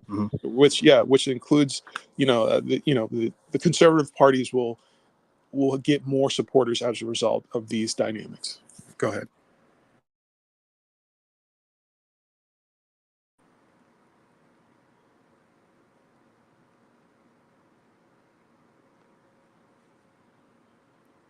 Does anybody disagree? Yeah, I agree. And I think for me, as an American, one of the main priorities that I look towards in voting, right, for a candidate is, some of these domestic issues, but mostly the foreign issues, which is fueling the domestic issues, actually, if you think about it, right? But Trump is proposing to end the war in Russia. He can do this. He's actually said that he will end the war within a day. He's a good friend with Putin. He can do this, and I think this is a smart move. I think people should want this. If you want to live in a nuclear catastrophic world, then vote for the globalists. Vote for Kamala. My brother, do you know the funniest thing? He said, I will call the first one, I will call the second one. When I'm elected, the war is already finished. That guy is so smart. He said, they are both my friend, Putin my friend, Zelensky is my friend. Oh so my God. He can do it. He can do it. And the Ukrainian people, on the ground, they want the war. Come on, man. Do you believe that? You will just I believe that. Why not? I believe it. Why are you doubting him, Remy? We shall see. We shall see. Why are you doubting him? That's the question. Listen, this is why it can happen. This is why it can happen. Doubting him is that the game have changed. It is not the same scenario as 2016. This is 2024, for God's sake. Things have changed. The war is not in the middle. The war is not in the front. It's already deep, neck and deep. It's not so easy that you just go there and say, okay, listen, brother, the war will stop if the United States and its Western allies stop supplying Ukraine with weapons. The war will stop. Ukraine is literally a proxy. What are you saying? That the war must continue? No, I'm not saying that, but I don't also agree with what you guys are just saying that it's just there. Okay, stop it, and you just stop like that. For God's sake, is this a me God or what? It's not. It's so many interests, so you can't say that, please. Can I ask you a question? Go ahead. I'm asking the question to everybody in this platform. Madam Leah, what are you eating? Share with us now. Share with us. What are you eating? It sounds good too, yeah. It sounds. I'm feeling the aroma here.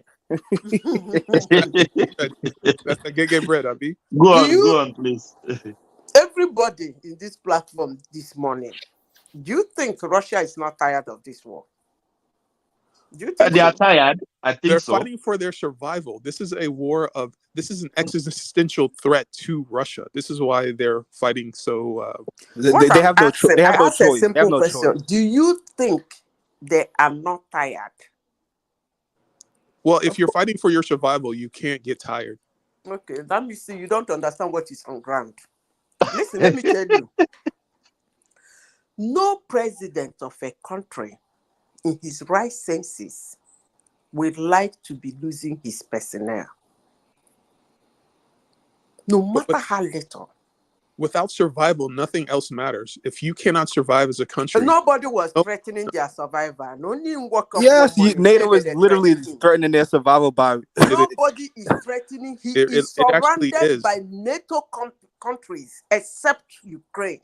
If you have hostile, he is surrounded by Poland in NATO, Norway in NATO.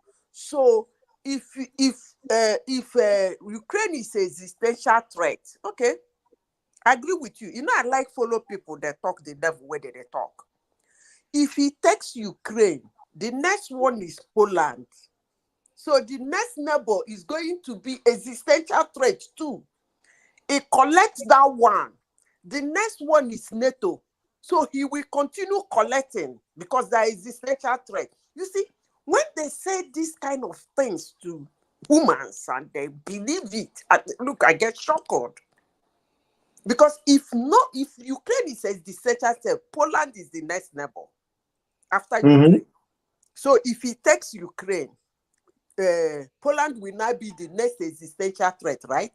he will start fighting for his survival against Poland. Una sabi talk. Nobody go use my brain for this life. Wallahi, No, yeah, I actually agree with you. I actually agree with you on Poland that doesn't point. border Russia, though. What are you? I mean, what's your point here? But I think Russia will still view the war Poland as a don't threat tire if it's a am. part of. Shebi, una say na 2 years, 2 weeks. He go finish Ukraine. He go fight war tire. When all of una they give Ukraine weapon, But who Australia get they tired give first? them, Ukraine or America they Russia? give them, UK they give Ukraine, them. where they are bombing their infrastructure every day. They are bombing. They are every winter. They're sleeping cold. So who will get tired first between Ukraine and Russia?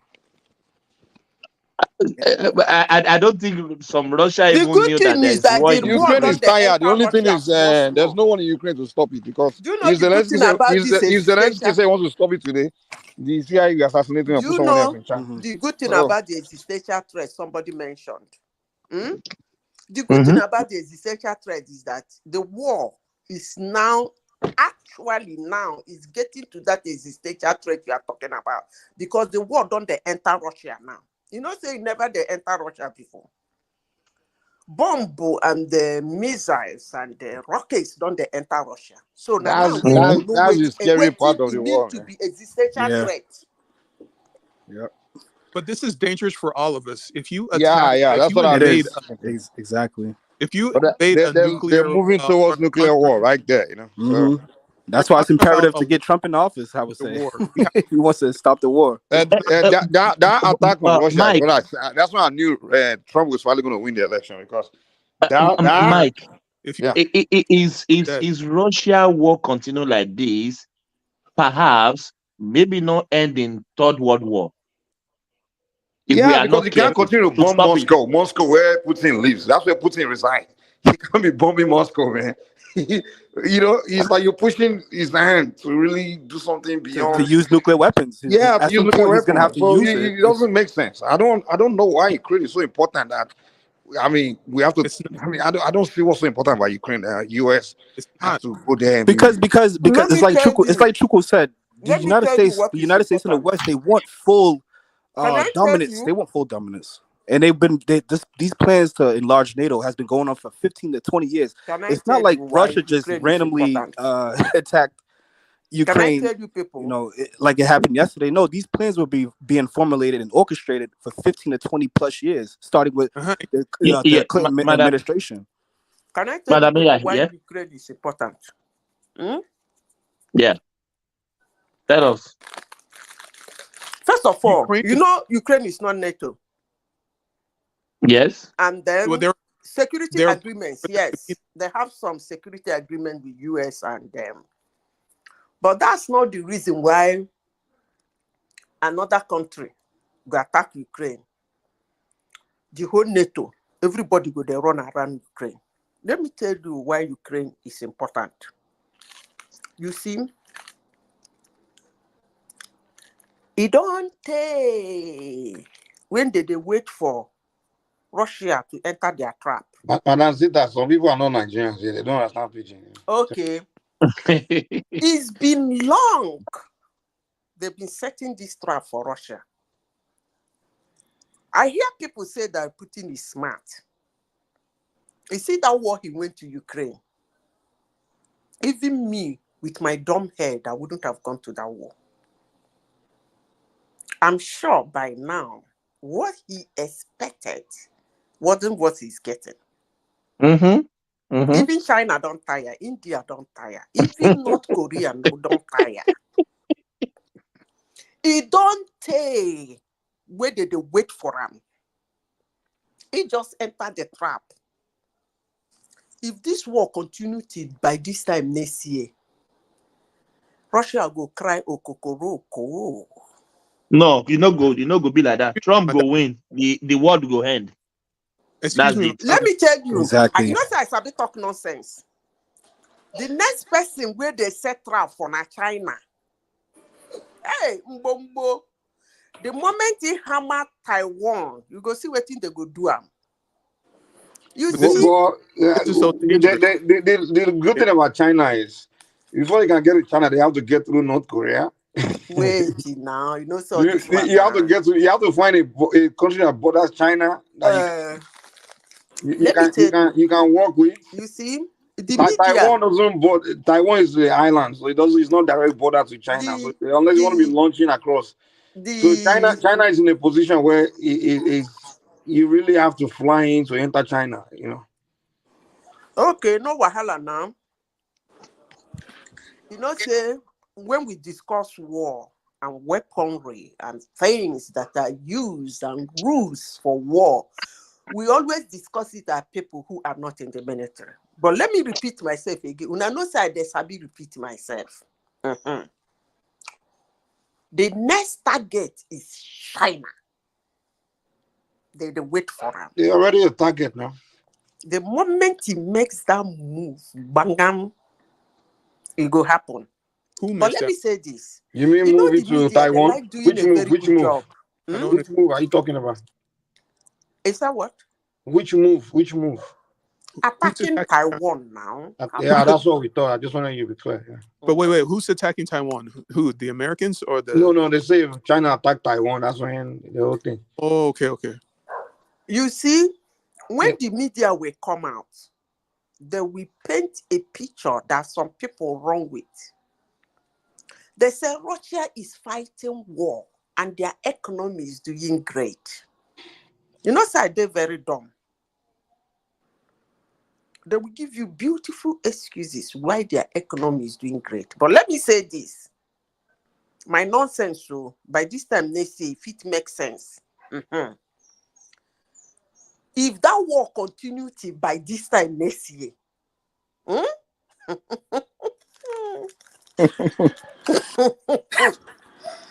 Russia enter one chance, so make una declare for them. I don't finish. Madam AI, Madam and Thomas and Mike, forget it. Chinese policy, they will never go to war with any country. And forget it, they will never attack. Yeah, they have too much to lose now because economically, China has the advantage over everybody. So they know what they are doing. Their own policy is about trade and business. Although they will support you militarily on the ground. But going directly, if Kamala Harris wins in November, by February, China go hammer Taiwan. We go bet money. No, one thing I want you to know is this. I ask you a question I'm responding to you. Me, I don't care who wins. Whether it's Trump or Harris, I don't care. Because whatever happens, the reality of the present will dictate their own decision. That's why I'm trying to tell you, 2016, it's not 2020. Can I finish? You can go ahead. Russia, China go hammer Taiwan, and North Korea go hammer South Korea. US go fight war fire. If that woman wins. I don't know about that, but I can bet you $1,000. China is not going to attack Taiwan. I can guarantee you that. I can bet you money on that. If Kamala wins. If Kamala wins, they are not going to do that also. This guy. You don't know this. These are politicians now. They will just realign with Harris. They're not going to fight any war. They will. If Kamala wins, then they'll continue with this NATO expansion. They are not going to win nothing. They are not going to win nothing. There'll be more war. Do you know what? Do you know presently? You know that Taiwan have a security pact with America, and I think America has a base around that area. They are not stupid. They have been there for a long time, so don't worry about that. Nothing is going to happen. Don't worry about Taiwan, or don't worry about Russia. Who are we not worrying about? What I'm trying to tell you is that we're talking about China invading Taiwan. That thing will never happen, and it won't happen. Go and write it down. Even when they don't position their even if Harris wins, it's not going to happen. Okay. It's not going to happen. It won't happen, and it will never happen. So, Remy, you are the foreign minister of China. Now you tell Go and write it down. I know what I'm saying. Go and write it down. It will never happen. You know they are day-to-day secret thing, all they are communicating. Come on, man. Stop it. Anything can happen, man. You are so sure that Trump will win. And have my own right to also this time, sure. When did I say that? I mean, sorry. Maybe it's Madam Zita and Thomas. Sorry, it's not your mic. Yeah. So. Hello. Go ahead. Hello. Okay. To begin with, let me say I thank you guys. I'm at work, but I've been listening to you. So I said, I have to jump in. I have few things to chip in. Number one, I disagree with Madam Zita. America doesn't have what it takes to take on China. China is the strongest country in the world for the past 5 years. Think of it, in less than 2 months, we have a presidential election here in America. If China wants either of the candidates to win, it's just like this for them. Because everything we use in America comes from China. Think of it. Kids are just back to school. 99% of all those things kids need, from pencil to eraser to color, wherever, are from China. I work in the hospital. Everything we use here are made in China. So if China just say, hey, don't supply things to America, that will make people to be mad. All right? Now, 99% of the medications, when it comes to medication, very large population of Americans live on medications. The older people, the younger people, 99% of the medications are either the finished product of the medications, the drugs, or the reagents are from China. So you can see the influence China has on America. America doesn't have that influence on China. That's number one. Number two, hold on, please, just give me 2 minutes. You're talking of Ukraine and Russia. Now, think of it. Before the war, Google it. It's in the public domains. What is the strength of the Russian currency against the dollars? Today, what is the strength? Russian currency is stronger against the dollars than before the war. All right? Despite the fact that America and the NATO, they seized all assets of Russia in Europe and in America. And yet, Russian economy is waxing stronger. American dollar is actually devaluing against the pound sterling, against the euro, and against the Russian currency. Think of that. Now, again, why are you blaming Putin for defending his land? Putin is not the aggressor. All right? Let me put this to you. We all live in America. We all love America. We are all Americans. And America allow Mexico or Canada to have a joint military drill with China or with Russia. Can they allow Mexico or Canada to do that? Now, why do you want Ukraine to join the NATO? So that you can put your boots behind Russia's backyard. Nobody takes that nonsense. There was an agreement in the night. Hold on. There was an agreement in the 90s that NATO will not expand beyond Germany. Why are they violating that? They expanded beyond Germany. They invited Poland. They invited, and then you are coming to my backyard and you think I will allow that nonsense? Can you allow it? It doesn't work like that. If Putin doesn't do what he's doing, history of Russia in the future will not forgive him. Thank you. I agree. Thomas, are you there? Yeah, I agree. Me too. Thomas, are you there? Is Thomas still there? The only thing I disagree with is that I want to disagree with my friend on that medication from China. I think percentage. Hello, can I land there? I think it's wrong on what is said that 90% of medication come from China. That's not true. That is not true. That's not true at all. I think the percentage is around maybe between 4 to 6%. No, so, Baba Jolego, that is what I do. I'm a pharmacist. That is what I do. I'm a No, what I said is that 90% of the finished drugs, all the reagents, go and check it out. Please do check it out. Either the reagents or the 90% of them are from China. Okay. When you're talking of reagent, I just looked it up. It's actually 17. Okay. But Ajani Coco and mine. Good night, everyone. I learned something today. Okay, go. What I learned is that China is the strongest country in the world. That's what I learned this night. I never knew that before. I just learned that now.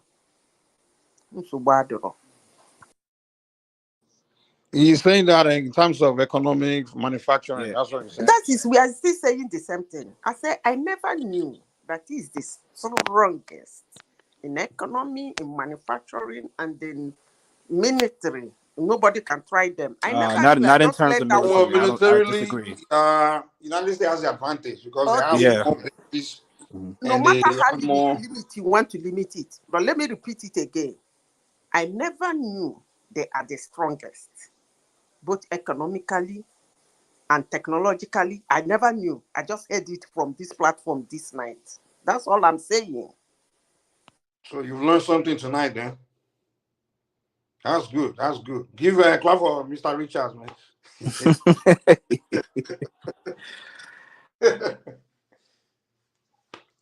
Yeah, China is strong. China is very strong.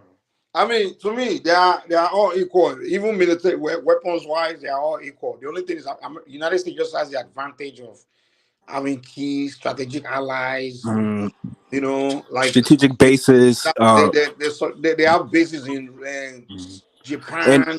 And America is more battle hardened than China. China China doesn't have a history of like expanding their military. Distance, basically, the striking distance. Let me not like me this night too. Because China cannot boast that he has a weapon close to the United States homeland, mounting somewhere in one country close to the United States. So if they're going to strike, they have to strike from a long distance. So that the advantage US has is just the military bases they have all over the place. They're close, they're very close to their enemies.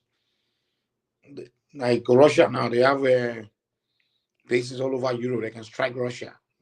Well, Russia is not far from the eastern part of Russia to California. It's not very far. So,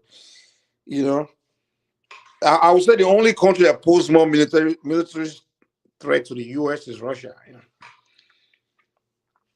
Especially when you look at the northern part of America, all those Alaska area is being bordered by Russia. Yeah, Alaska is connected to Russia actually through the Bering Strait. Yeah. But in terms of military might, you are right. America is number one, but China is they're catching up very quick.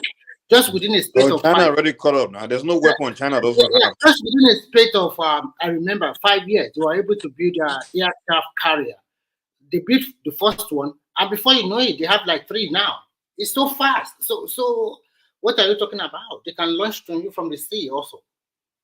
Yeah, but they still have to, unless if they can step up their submarine technology. But as far as striking distance, China is still they have. When you look at the map of the world, when you look at the eastern coast from the eastern part of China, you can fly a direct flight from that place to Honolulu, direct under 12 hours. Honolulu, is Honolulu that important? So what I'm trying to say is that that's the most you can strike Honolulu. We are talking about striking New York, LA, or the homeland US. But you should also remember this Alaska we are talking about. If Russia give them a base there, what do you think? The northern part of China is very close to Russia. When you are talking about Harbin, they have a big borderline with the. If the only place in America can boast of striking is Alaska, then I don't think you are a threat to America, man. No. As I told you before, to be frank with you, China also have some bases around the world, but they will never go to war. That is their own point. Some bases where? No, they do have. They have in Africa too, and they have. I think like Djibouti, they have a base there. They have in Africa. They also have in Asia, especially those 2 of them that are in principle. Maybe in Zambia as well. I don't know. No, with the Arab countries like Iran, Syria, those countries are allies. Even they are very good friends to people like Pakistan and the rest. Okay, but if you're talking about that area, forget that. If you are talking about threatening America, we are talking about having bases in the Caribbean and South America. There is not going to be a war with these 2 countries. Okay, I swear what they are doing now is just a proxy war at the end of the day. There's not going to be direct war. I mean, what they are fighting for is the United States want to maintain the unipolar world where it's only them and let me land. Yeah, go ahead. Them and their NATO allies that the EU, whatever, that control the global affairs, they dictate, they use one currency, that kind of stuff. And the Chinese and the Russians and the others, which we refer to as the East Bloc, they want to challenge that. They want a unipolar world where it's not one side that dictates. They want that unipolar world where everyone, and the America, they don't want that. That's why all these wars are strategic wars. Like for example, to me, the whole Ukraine thing, what I see is the purpose of it is Russia began to Putin kind of wanted to raise the wing of that Soviet era, where now you want to start expanding, going to the rest of the world, forming alliance and all those things, kind of like what they were doing during the Cold War of influence. And the West saw that they were like, you're beginning to go to all this territory, going to Africa, going to these places. No, we're going to give you something to do since you are bored. That's why they give them that Ukraine trouble. They say, okay, you want to start expanding, you want to start visiting Africa and all these places, you want to bring back the Soviet trouble, so we'll get you busy now. You want to be busy, right? So they give them Ukraine. So that's what I saw. That's what I think is going on. But I just hope don't escalate the whole. I prefer unipolar world, man, because everybody enjoys it. Because the time when the rest of the world, especially Africa, when we had the best time was during the Soviet era. Because America. So you say you favor a unipolar world? So you want like America to be on top? Say it again. So you favor a unipolar world? Sorry, multipolar world, not unipolar. Multipolar. Okay, exactly. Yeah. That's and I think actually it's better for Africa in order to like leverage certain trade agreements with having other options instead of just one option, right? Yeah, for Africa, yeah. But as an American, I probably prefer. I'm enjoying the unipolar world. Yeah. Hey, it'll make life easier for you as an American. But I mean, me as an American, right? As a Black American, actually, I do want to see Africa, prosperous. You know what I mean? So I do. So I'm a little conflicted in a sense, right? I'm a little conflicted in that because obviously I'm American. I'm enjoying the amenities of America, but as a Black man, you will want Africa to be prosperous. It's actually hello. But the truth is this: America or any of the Western allies have never helped any countries. They've never helped. The only country they help is based on their skin. If you are not white or you are not Israel, they don't help anybody. But when you look at Soviet Union or Russia, look at the countries like India, like Pakistan.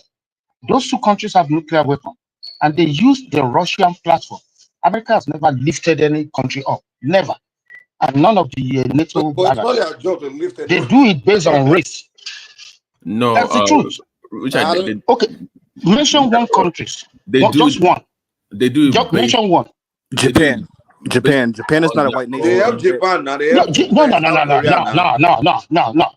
When Japan fought the Second World War, they already have. No. Japan fought the Second World War. They already had the technology. Didn't Japan lose to America?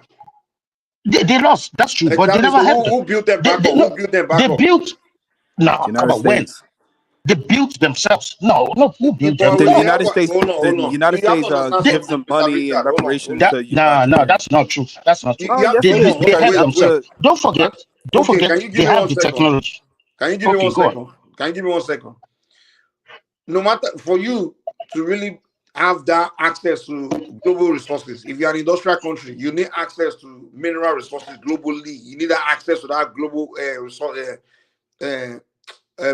natural resources globally. And America and the NATO, they control that space. They control that that market. So if international commerce, you understand? So they allow China. Why did they block China? If they do, if they control you, why didn't they block China? If they do, why is the Japanese automobiles and everything dominating the whole world? Why? Because the alliance they have with the America, man. It's America. They help them. So can I, Mike? Can I respond to Richard? So they do help countries, and it's just not, of course, skin color in terms. I get your point, but they help countries that serve their own economic interests. Exactly. So even China, they help China, but it helps them. So you're going to invest in China.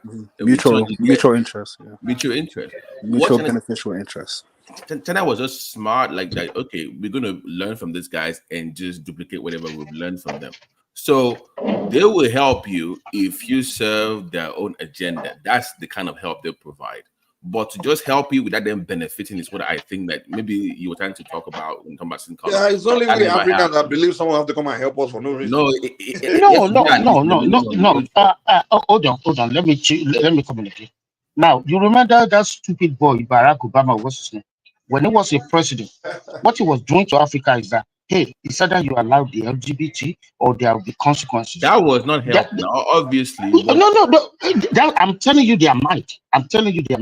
Now, how can you impose in the United Nations the sovereignty? You have to respect other countries as well, even if you are going to help them. How can you force your stupid cultural devilish whatever on people? Look at what's going on in Ghana now. Ghana has economic problem now. Why? Because they legislated against LGBT.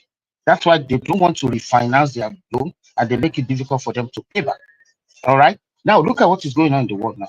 In Americans' backyard, gangs have taken over Haiti. Why is America not helping them? And they'll spend more than 300 billion in Ukraine. Think about that. Is Ukraine asking for their bailout? No, but you can help them because what happened in Haiti is just ordinary gang. You're not going to spend more than $500 million to put Haiti back, but you don't want to do it because of their race. Mr. Richard, you do have a point. Do you know that America, all they have to do is print their dollar? All they have to do is just print their dollar. And the rest of the world, you actually have to earn that dollar. And countries like all these African countries, all these poor countries, they have to find ways to earn the dollar by taking loans or doing whatever. Mm-hmm. But they just have to print it. So if they want to help you, all they have to do is print the dollar and give you. Let's say and Mike, the dollar is not backed by the dollar is backed by Americans' military. That's what it's backed by. It's not backed by anything tangible. They just print it. And the dumb thing about these Africans is, I won't say it's dumb. The real money is resources. That's the real money. Currency is not money. Currency is just value, just something they put value on. That's it. Right. So, Mike, that's the reason why we say, for instance, that you must invest in the entire value chain of your resources. It is dumb to just export out natural resources. Like Ghana, for instance, we're talking about cocoa, for instance, that the entire value chain of cocoa that they produce, they only gain about 11% from the entire value chain. And why can't Africa just trade by barter? Why do you have to trade? But the modern world, cash is in some cases you can't really go with that metric. Just the reality. Like I said, the rule number one is if we can learn how to make what we produce, then we don't need to import anything else we need from you. Trade by barter. But Mike, to achieve that is investment in the entire value chain of whatever you have. So, for instance, if you're producing cassava or yam, whatever it is, you also have to invest in the processing of cassava. You cannot just be shipping that cassava to other part of the world. It doesn't. I get that. Even if but still, you still need to. You're still gonna trade for the dollar, for the currency, right? But now, which doesn't mean anything. It's just a paper. Right. Somebody in Washington just print a paper house and tell you that this paper. But how do you pop up the value of your own paper by increasing? Yeah, that's what I'm saying. The pump up the value of paper by if someone needs something from you, right? And you don't need anything from them. Now you're not dictating what's value, what's wrong, what's valuable, but you cannot, that's our fault though. We need to look inwards. We don't make things exactly. So we can't say they so much from them. That's why if we don't need to import much from them, then we can dictate the value of whatever our currency or whatever it is. See, the real thing that old value is what people demand for. You understand? So no one can survive without natural resources, right? No industry can survive without natural resources. So that natural resources is the real money, and then the finished products, the finished produce are also, those are the real values. But so that money thing, that currency doesn't mean anything. It's just the demand of it that makes it, and Mike, that's why America will go to war to make sure that dollar is the, global trading currency. Yep. And all they have to do is print it. That's it. Yeah, they don't have to earn it. United States don't have to earn the dollar. They just have to print the dollar. The rest of us have to earn the dollar. What's funny too, Mike? The American dollar is not even the strongest currency. You have the Kuwaiti dinar. Those currencies are more valuable. But when in terms of global trade, is the dollar. That's what makes it strong. Exactly. It's the most demanded currency. But Mike, what I'm saying is that even with the devaluation of the naira, it's supposed to help your export. If you are if you're actually a producing country, you should be benefiting too. Why do you think China and other countries will purposefully devalue their own currency? Because they want to edge their own export market. Yeah. So, but if you're not producing anything and you're devaluing, so what's the whole point? It doesn't make any sense then. It doesn't favor you in any way. When I say Africans should be trading by barter, instead of selling your natural resources and collecting some useless currency to go and buy something, you tell another country, okay, I'm going to supply you. I will trade my resources for knowledge.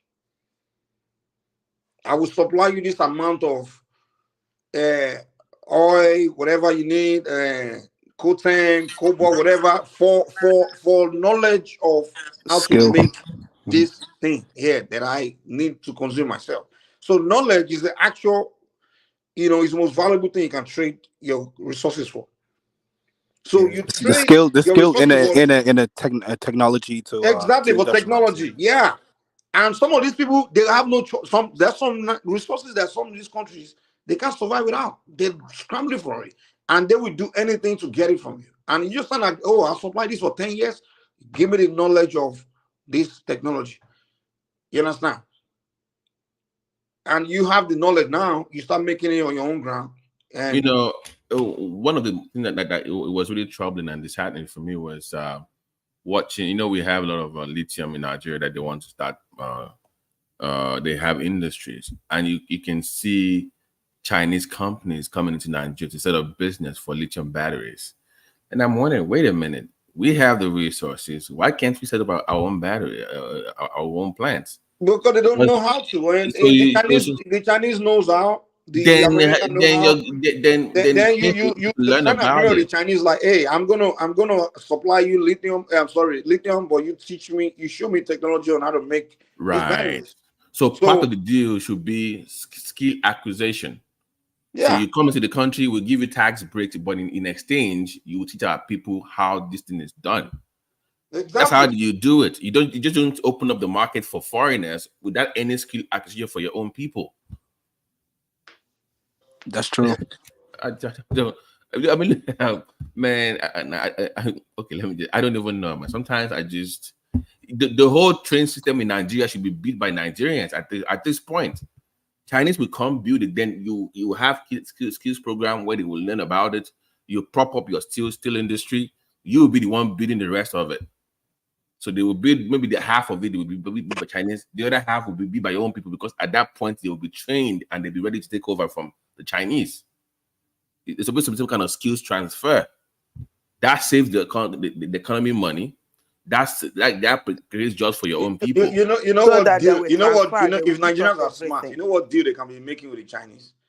They're like, okay, this thing that you trade with your adversary, like the Americans, and you know how to make it. The Americans know how to make it.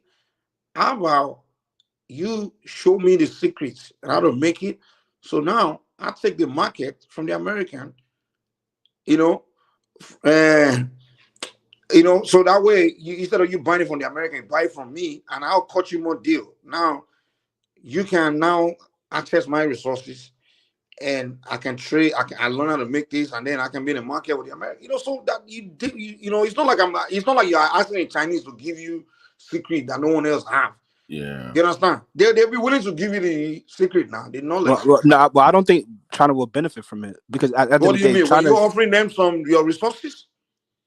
Yeah, but ultimately, I think China benefits just the same way as America does from the lack of infrastructure of certain So places. that dependency culture they want to keep. Then you tell them you're not supplying what they want. You're lithium. No, because Mike, they don't want you to do to them what they did to American companies in their country. They learn from it. So, they play that game too, where you come into China, you set up a company, an American company. They kind of steal your tech. They learn from you, then they copy what you've done. But what I'm saying they're is, going to allow you to do the same thing after. China is not giving you their own technology. They're giving you somebody else's technology. That's what I'm saying. So you're telling China that, hey, you already know how this, maybe the Americans or someone else, you already know their secret, how to make their products. Now you sell me their secret, right?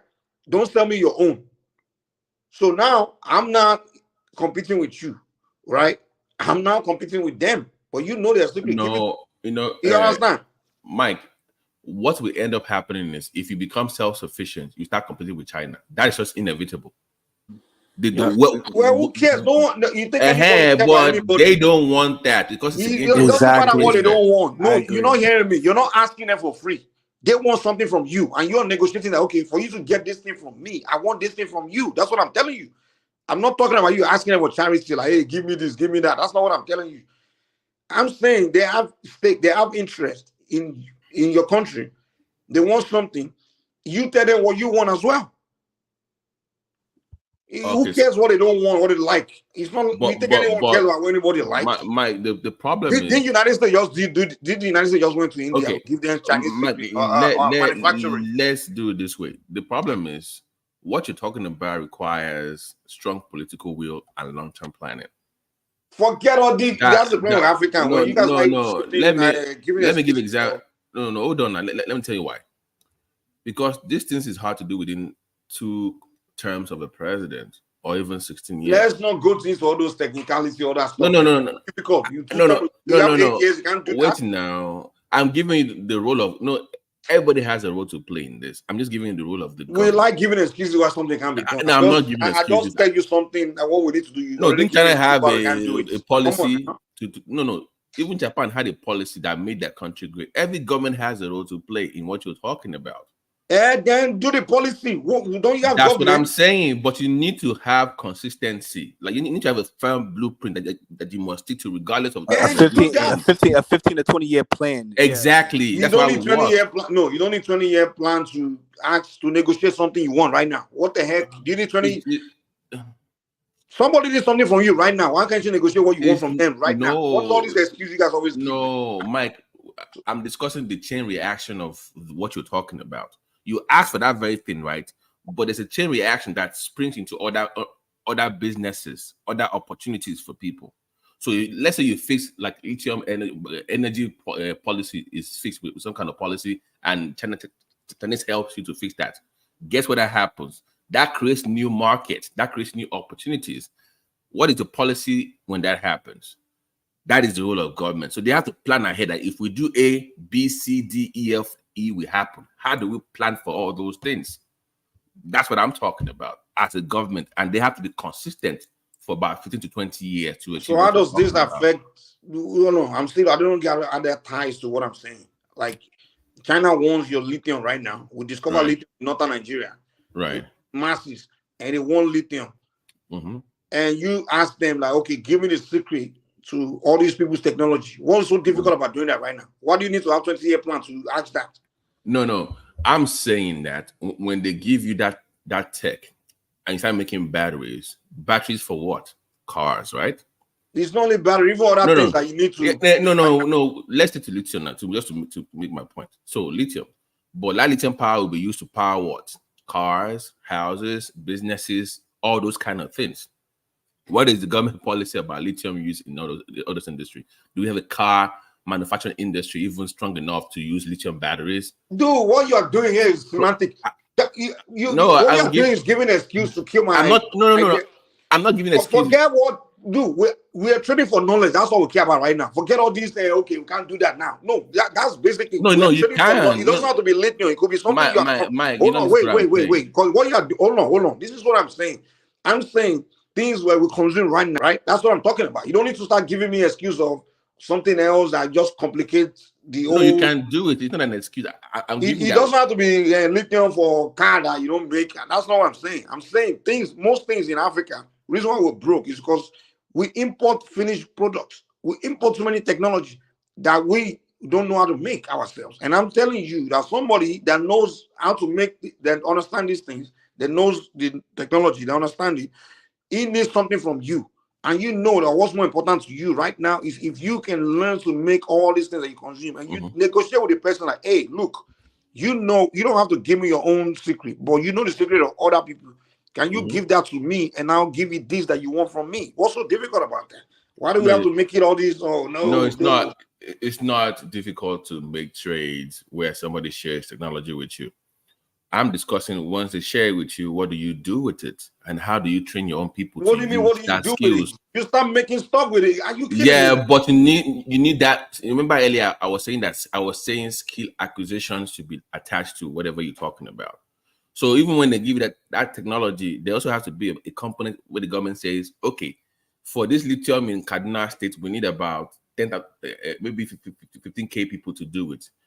We will train these people when you give us these things so that they can take over from you and then use it for our own benefit.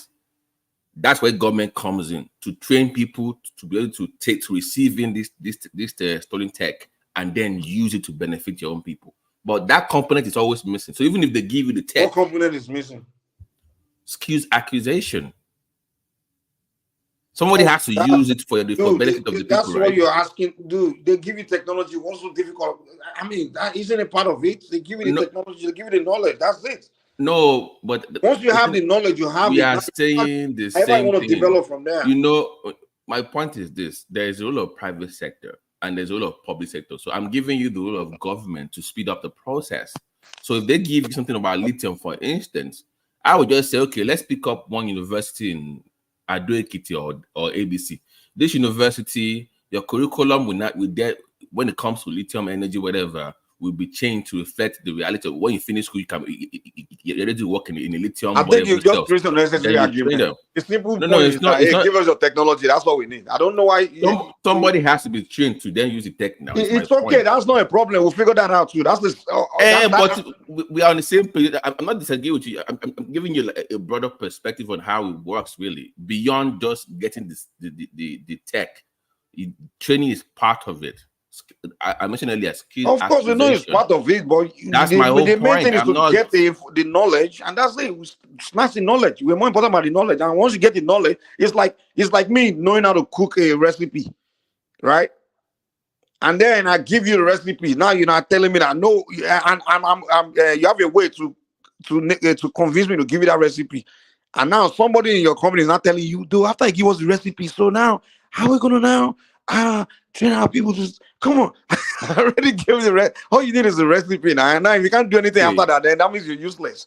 And they give you the recipe. Won't you hire people that will change to how to show them? So how what's so difficult about that now? You already got it. That is part of government's responsibility. That's what all I'm saying. Once you get the recipe, what is the policy on training people on how to cook the food with that recipe that you've gotten from people? That's what I'm saying. But you already know that now. You know that your people now. I mean, that's not a difficult part. You already have the blueprint. With so I don't know why you're making that. You sounded like that will be a big problem. No, it should not be. But the reality of Nigerian is like it will be. So you need to ensure that it's not a problem. So what you're saying is that we are really useless. That's what you're saying. No, because I've learned from some accusations, like where we give up something and we open that space up, but we don't have enough of our own people that will take over that space, like telecoms. Well, we have this for sale now. It's for foreigners. Okay, why are your own people? We don't have enough people to take over. Guess what happens? You have foreigners coming in. I want our own people handling it, to my point. So that's what I'm. Nobody's saying that you should not acquire skills, but Tiwa part of it has to be in consideration. That's it.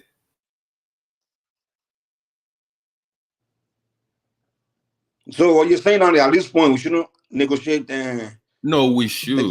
But Mike, can you let the jab back in? I think he wants to come back and it dropped off or something. It says in the okay, Giants, right? So no, I real quick. I want to interject real quick. Yeah, I think so I agree with it. What he's saying, Mike. He's saying that all right, we can have the recipe, right? But what good is the recipe if we don't have the equipment, the pots and pans, and the technology? But that's everything. In order to industrialize and produce these, the skills and recipes that we have, But that's everything you got from them, though, from A to Z. It's not everything because we need the skill. We need the skill, and then we need. You're not just asking China to give you something. Hold on. You're not negotiating for them to give you half of it or the idea of how to make it. You're asking to show you from A to Z. That's what you're negotiating, to make sure you got everything from A to Z. No, make this thing from A to Z. Mike, let's stop saying they give you everything for A to Z, right? They gave it to you, the government or the company. Then you, as the company, that then have to train people on that A to Z and how to use it. That part is what I'm talking about. So what's difficult about that is what I don't understand. It should not be difficult, is my point. I'm not disagreeing. You see, I've not been disagreeing for the past minute. I'm just saying that we just sometimes don't pay attention to those little details. They're already fumbling when it comes to the train line now. How many years have we had China running? Well, they didn't show them how to build a train now from A to Z now. They have people that they the reason they are fumbling is because they only teach them how to maintain, but they didn't teach. So if you don't know how to make something, my point exactly, Mike. You see, only to maintain and not train how to make. That's the problem with Nigeria. Exactly, but what I'm saying is, and that's the problem we're doing. We tell people to come and sell us something and things like that, but we don't. We are not training technology. We are just training products. You understand? That's what we're doing. Right. So watching it. I'm saying that, Mike. So let's use that train for instance now. If we were really serious, we will have gotten our steel power plants operating right now, because we know we need to run train tracks across Nigeria, right? And we need people to do that. So even if they give you all the tech on how to do it, where is your steel industry? Who's going to manage? So those kind of things that we're not paying attention to. Who is training who here? We don't have all that. But even if you acquire all this tech now, you're not taking care of those things that you have. Like you said, your own resources is there. No need to be importing steel anymore if you are really serious about train system in Nigeria, right? To expand it the whole of country. But where is your own steel country in Kogi State? We're still arguing. Dangote wants to buy today. No, he doesn't want to buy tomorrow. We should have gone past that. It should be up and running by now. It should be up and running. But you're really diverting from the original point. I don't lie. Like the original point, what we need is transfer of pretty much trading knowledge. And if even steel industry knowledge, if we can even start from that, that's the basics. Like, okay, before we learn to, do all these manufacturing of things that require every steel, we have to have steel industry. We can even go, Chinese have steel industry. We can say, hey, give us this technology, technology how to set up the steel industry, the blueprint, everything. We start from there, and then next resources they want, we cannot go from there and say, since now we already know how to, we already established steel industry. Now we can now go to other manufacturing things. Okay, you want other things from us? Okay, we want this knowledge as well. So you trade knowledge, man. To me, the most important thing you should be trading is knowledge, no products, man. To be honest. If I ask you, what is the policy of the Tinubu administration in terms of skill? What you just talked about now, what is the policy of the government now in terms of not even that? Can you tell me? I don't know, man. Exactly. That's my point. Nobody knows. So I think a lot of our Africans, the old generation, they have that colonial mentality of my people don't know how to do anything. I just gotta go to white man or another man with a different race to give me everything. I don't know. It's embarrassing watching. It's embarrassing, man. Yeah. Watching a Nigeria's president fly up and down like a mosquito. When you have things, they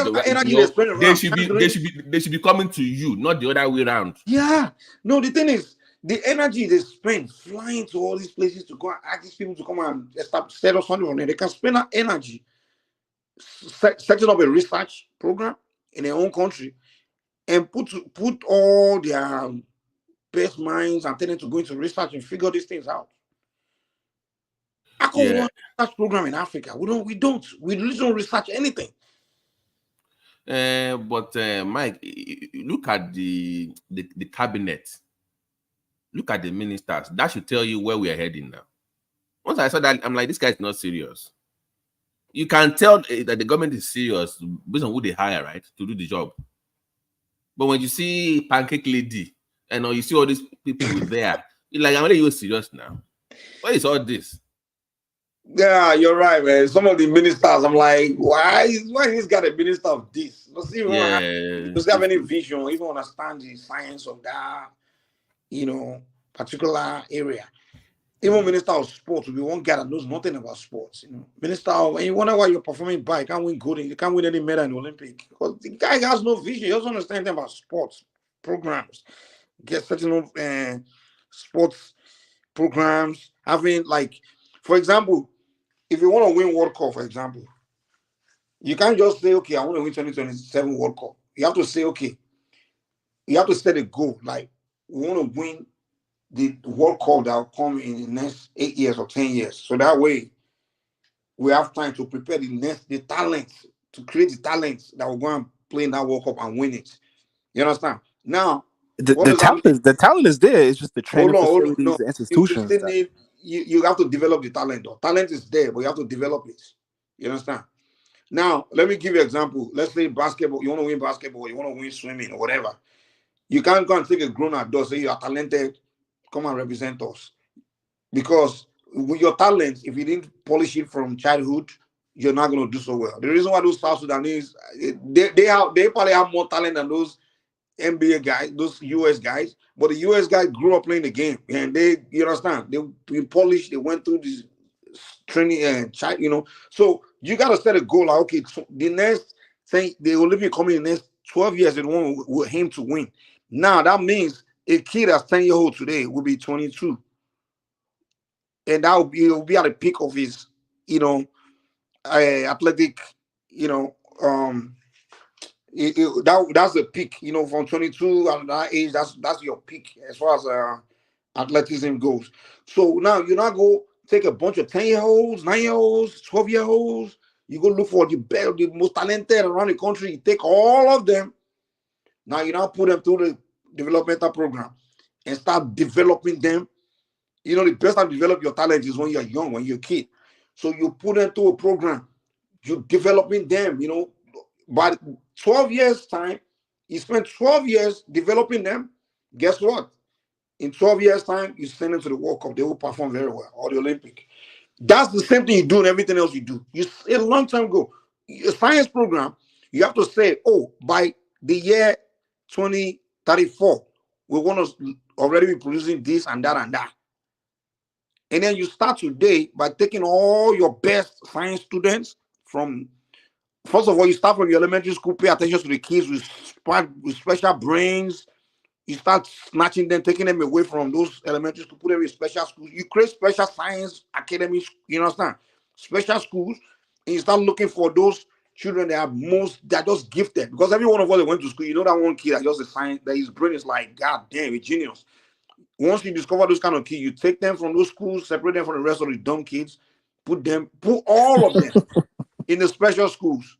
And all they do is just study science, physics, science, research all day. And you feed them, you take care of them, you invest in them. That's all they do.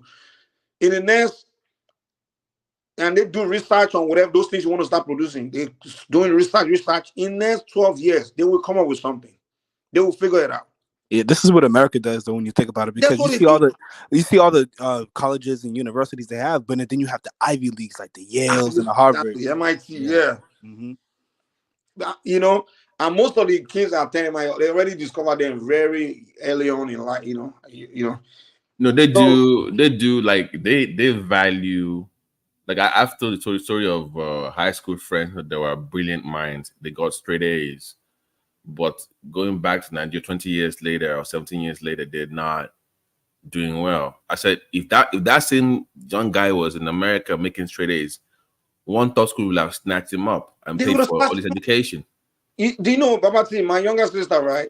When she was in elementary school, the school started writing letters to her house, like, okay, your child is one of the talented kids, you know. We didn't even know she was that talented. We didn't know, you know. So they studied them. They studied them from, you know, childhood. And then by the time she was getting to high school, they had to take her from the public school and put her in a special school, you know, because they said she was just too talented for the, you know, she literally went through her whole university with scholarship all the way because she was very good in math, my younger sister. She got an engineering degree without paying a dime in college because that's how good she was, you know. So, but in Africa, it's like your talent just goes to waste. We all know that one kid that played better than Messi now, growing up. Babati, we got, you know, growing up in the neighborhood, we all had those kids. Yeah, you know the one that, okay, this one, I had about 2 of them in my, this guy, Mike, he was so good that we were younger, but it was playing with the poly guys now. When that guy dribbles you and maybe you just tackle him and he's crying, he's a young guy. Bro, if he says, play more, we'll start begging him, please now, play, let us.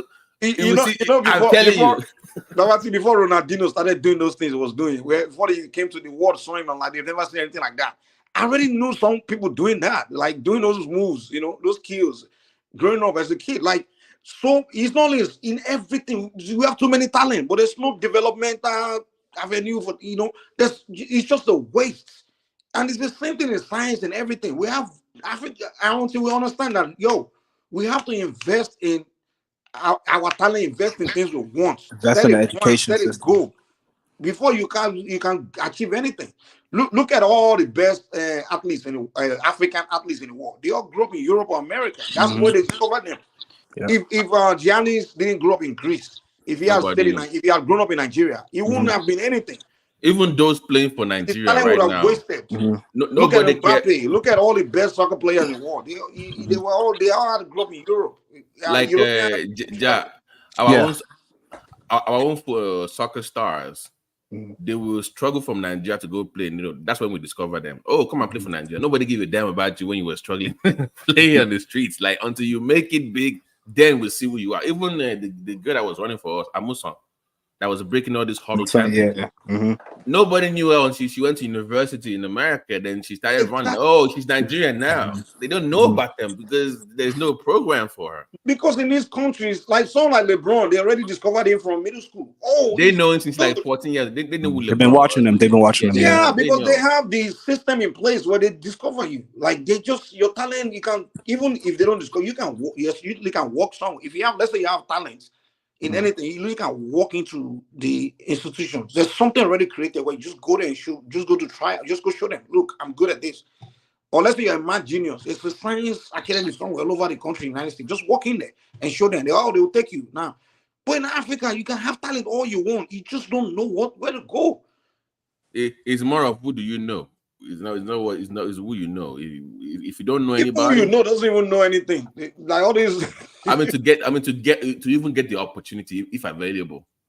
And that's why I'm like, dude, that's my plan. I literally, what I want to do in Nigeria is just create this institution. Like, I just want to set up things where anyone that have talent can just, use to, elevate, go, just set up that avenue for people to. And that's what I think most of us should be doing in our lives. Like, all of us that I believe we made it, or that's the most we can be contributing. Is just help others. Like, just create something for others to use to develop themselves or get somewhere. We don't have it. That's what we are lacking. Yeah. So the example I wanted to get earlier was, Nigeria, like we produce the most cassava, but we're not even top 10 when it comes to benefiting profit from cassava. Number 3, Thailand, they make like 1.5 billion a year from cassava export. But because you have all these foreign companies using that cassava to make ethanol oil, we don't even export as much because we are consuming we're drinking gari and eating eba. So one thing I've noticed, like I lived in Nigeria, I lived in America, and I've been around different people. different black. I think it's one thing I noticed about we black people, whether Nigerians, Africans, Black Americans, we literally don't like to see the next black guy, black person just become that great. I don't know why we have that nature. I'm sorry. It's that crab in a barrel mentality. That's true. Yeah, when I hang around white people, when they see one of them, like you just have, they literally want to push him. Like they don't have that nature of, oh, I don't want him to make it or something like that. Even most of our black people that succeed with their talent, usually one white person that helped them. Starting from Mike Tyson, he was what's that man, the Jewish man, the Castellano, whatever his name is. He discovered Mike Tyson in the hood, like, oh, this kid is strong, and he saw his potential and he helped him. Another black man would have been like, oh, he's not my son. I don't give a fuck about him. You know, Mike, do you know that movie? Mentality. Even when I go to Nigeria, when I go to Nigeria, right, and I see some kids, because I've changed my mentality, I want to help. And when I want to invest, someone will call me like, why are you trying to invest on that kid? Are you related to him? They will ask me, are you related to him? And I'm like, no, because I see potential. And another question they will ask me, but what if he succeeds? Do you think he's going to remember pay you back? It's not about that. Do you remember that movie? Why can't we just do for others without expecting something in return? You know? No. Mike, do you remember that movie that this white family that they did some kind of adoption of this black kid and they made into the NFL? I forgot the name of the movie. Like it was this guy that nobody cared about, and they took him in and he made it to the NFL and they made a movie about it. You know, I've forgotten the name of that movie. When I get on platform a lot and people always accusing me of loving white people, that's not. I don't love. It's not love. I love black people than I love white people. I just have more respect for them than I do for people. How many? It's literally respect that I'm showing, not love. Yeah. How many? Mike, let me ask you a question. The way they do things is why they're progressing. The way we do things is why we're not progressing. Let me ask you. Let me ask you guys a question. How many black families adopt white kids? Not too many. Not too many. Yeah. I don't know. Not one. I don't know. Not one. But they were like, why are all these white families adopting black kids? I'm like, because you don't. That's why. If you did, they won't, right? So why are you complaining? So you're not doing the job. Somebody else is doing it. You say because they're white kids, they're gonna be raised in white homes, but they're black. Well, how about you adopt them then? No. So why are you complaining? But maybe it's a black thing. I don't know. Maybe it's a black thing, like Mike said. But it's just. Yeah, I noticed that stuff. Listen, and Mike, I agree with you. I think this is part of our downfall as black people, that we have this sort of mentality. I don't think when I look at history, right, I don't think that white supremacy is our major problem or our major threat. It's a threat, yes, but it's not our immediate threat. Our immediate threat is within ourselves, within the person in the mirror. That's what I've always believed, trust me. I don't look at white. That's why I don't. When people talk about white, I'm like, dude, your number one problem is not your immediate problem is not white people. It's your own. Because we go on the platforms together, right, Mike? And then you hear some people like, oh, Africa was conquered, black people were conquered by the Europeans or the white supremacy and stuff, and it's not. That's not true. It's not necessarily true. I mean, not in the way that they kind of describe it, right? Because when you look at history, the whites didn't conquer Africa in a military fashion. No, there was already internal issues that was already brewing, and all they did was come and play upon those internal issues and divisions, and even the greed, today, and all the things that we have now. Yeah. Everything we claim they did to us is us that they used. Whether it's the slave trade, whether it's the colonialism, neo-colonial imperialism is going on today, it's not really them doing it. It's us. Like they're just playing upon our weakness and undermining us in that sense, but we ultimately are allowing it. Yeah. Just like even the black Americans, they'll say, the white men, they brought the, drugs into our neighborhood. But I mean, we ultimately use the drugs. Who's distributing it? Who's using it? Who's distributing it? Yeah. And when the guy was distributing we're our biggest enemy. We're our own worst enemy. That's the truth. The African brother, they say, you shouldn't worry about the ants outside of the kola nuts. You worry about the ants that's inside of the kola nuts. Exactly. I don't. That's why I don't play a lot of when people are talking about white man. I'm like, dude, I know that the white men don't like you, don't wish you well. But bro, That's not where you start if you want to take care of your problem. You got to start from within. Yeah, You got to start from within. that's true. But that black, because even within the Pan-Africanist space, I just listen to them and I laugh sometimes because they always end up fighting. You know, I am more superior than you. I'm the one that should be in charge. No, it's me. I'm like, wait a minute. This was supposed to be like some kind of African unity. So why is it about who's superior? Yeah, got color Genesis. Right, man. They always keep on fighting, man. So it's never genuine anyway. They don't have the mind of. It's not really about a nation. It's more about ego and individualism in a sense too. Yeah, that is true. Yeah, but someday I think we'll. I don't know as a collective, because we've talked about this on the show that they say, Ja, this is the position of the platform. Okay, so they'll say Black people are some of us are individually brilliant, but collectively we lack intelligence. So collective intelligence is very low.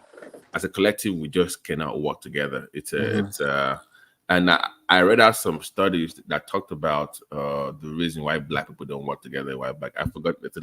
Somebody did some research about why we don't work together, and they gave tribal issues. Of course, colonization. It was the many factors. But if you're really a very smart individual, you're supposed to rise above those differences, right? Yeah, that's true. For the collective good. You know all these excuses like this guy say, oh, they use this one among us. No, it's all of us. You like pointing finger. A Black man will say that other Black man is the one that's a seller. No, it's all of us, man. We need to accept that it's all of us. They will say, oh, they use the Fulanis. They use it. It's a lie. They use every one of us, man.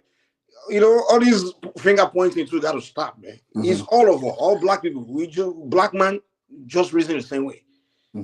It was stunning because when I interact with Caribbean, Black American, Nigerians, Africans, they all do the same thing, the same mentality. All of us, every single one of us, yeah. Let me give you an example. Do you remember when Stephen A. Smith was targeting, Kyrie Irving? Yeah, tearing them down. That was insane. Like it was it was literally like a Django Unchained. That Black guy in Django. That was the way he was talking. Like come on, man. It was like, geez. He was tearing them down worse than the Jews was. It was. I'm like, wait a minute. Did he even abuse you? Are you Jew? Are you? It was like, my God. And it's not wrong. It's not wrong to, if we see another brother that's going astray, right, to correct the brother, right? Yeah, but let's do it behind closed doors. We don't have to do it in a public sense and make a fool out of ourselves. Correcting him. I was just against him, just tearing him down. And I'm like, dude. In a public fashion, these guys, I'm pretty sure they have each other's numbers. You could have called them in, behind the scenes and talk to him in that sense, right? Not do it in a public fashion on national television and just humiliating the guy. And it's just too much. I don't understand it. He made it personal. Like, why are you not taking it? He was. I'm like, dude, like, and they said that he knows his dad from Queens. Like, I think Kenny Smith's connection. Like, if you know his father like that, why are you then talking in public? What's the point? So, yeah, Mike. That's the reason why I created my little Telegram group, because I seen that we were on certain platforms and we would just argue, and not get to any conclusion or not see eye to eye. But behind the scenes, we seem to work perfectly fine. Like, we don't have to air out our differences and we don't have to air out our differences, and we don't have to attack each other on a public platform. Let's talk behind closed doors where we can put our egos to the side and there's no public eye looking at us. We can put our egos to the side and talk like men. Can I give you the best example of this? Do you know what happened last week with Chad Johnson and Shannon Sharp on Nightcap? No, I'm not aware. No. Nightcap he owns the show, and he said, "I'm trying to get a deal from these big companies." And Chad Johnson, they both played in the NFL. Like, why did you come late to the show? It's like on YouTube, but it's like 100K every night they do it, every three times a week, and it was scolding the guy on live broadcast. He's like, wait a minute, I called a cab. I had issues. Somebody told my stuff, like trying to like explain why. And it's like, oh, this is the reason why we're trying to get a deal from the big companies. And if you keep coming late, we not get. I'm like, you don't have that kind of talk in front of everybody. You have it behind the scenes. Why are we knowing about this? You want the guy to you know, it's funny. You know, it's funny. The other people, good. other races of people, they don't do that type of stuff. If they have any internal issues, we don't know about it. We don't hear about it because they keep it behind closed doors. You know. But you look at us, we get on social media, the internet, and we want to hash out all of our differences. And you have all of these diaspora wars, and you have the thing is, the men versus the women. A black and all man this always want to craziness, look man. good. So Mike, you're so right. they feel like sometimes if I don't bring this person down and prove that I'm better than him, exactly, then I won't look good. You know, they think they have to bring somebody down for them to make themselves feel better. But that just shows that person, that individual has low self-esteem. If you have to put someone down to make yourself feel better, no. You have low self-esteem, bro. The guy that came and said, for a real person, you should feel more. You should feel more when you uplift someone. You understand what I'm saying? Like, I don't understand how we just think like this and behave in this fashion. It just doesn't make sense to me sometimes. So they want to, like, you know, remember when Stephen A. Smith is like, you know, Stephen A. is one of the biggest names in sports, and I could not believe this guy said this on a live show, like a live. It was a guest. It's like, I wake up every morning thinking of how to make my boss money and how it can give me some of it. And that was his advice to young men, young black men. So wake up every morning, go sleep for somebody, and they will give you a piece of the pie. What kind of black man is this? The advice, you know, the advice should be, that advice, but step further. Now, with don't be a worker to move on eventually to go establish yours and become a boss. That's why you should have continued and finished. Yeah, that's a lofty idea. 99% of the people they're going to be working for somebody. So that's what I'm saying. So that's why I say the advice is not bad. No. If you want to be, you can be a good worker. There's nothing wrong being a good worker. There's nothing wrong with it. Exactly. There's nothing wrong with that advice, but it doesn't complete it. No, the point is, you shouldn't be complacent as being just a good worker, but at some point you should expand and be a boss at one point. And be able to No. In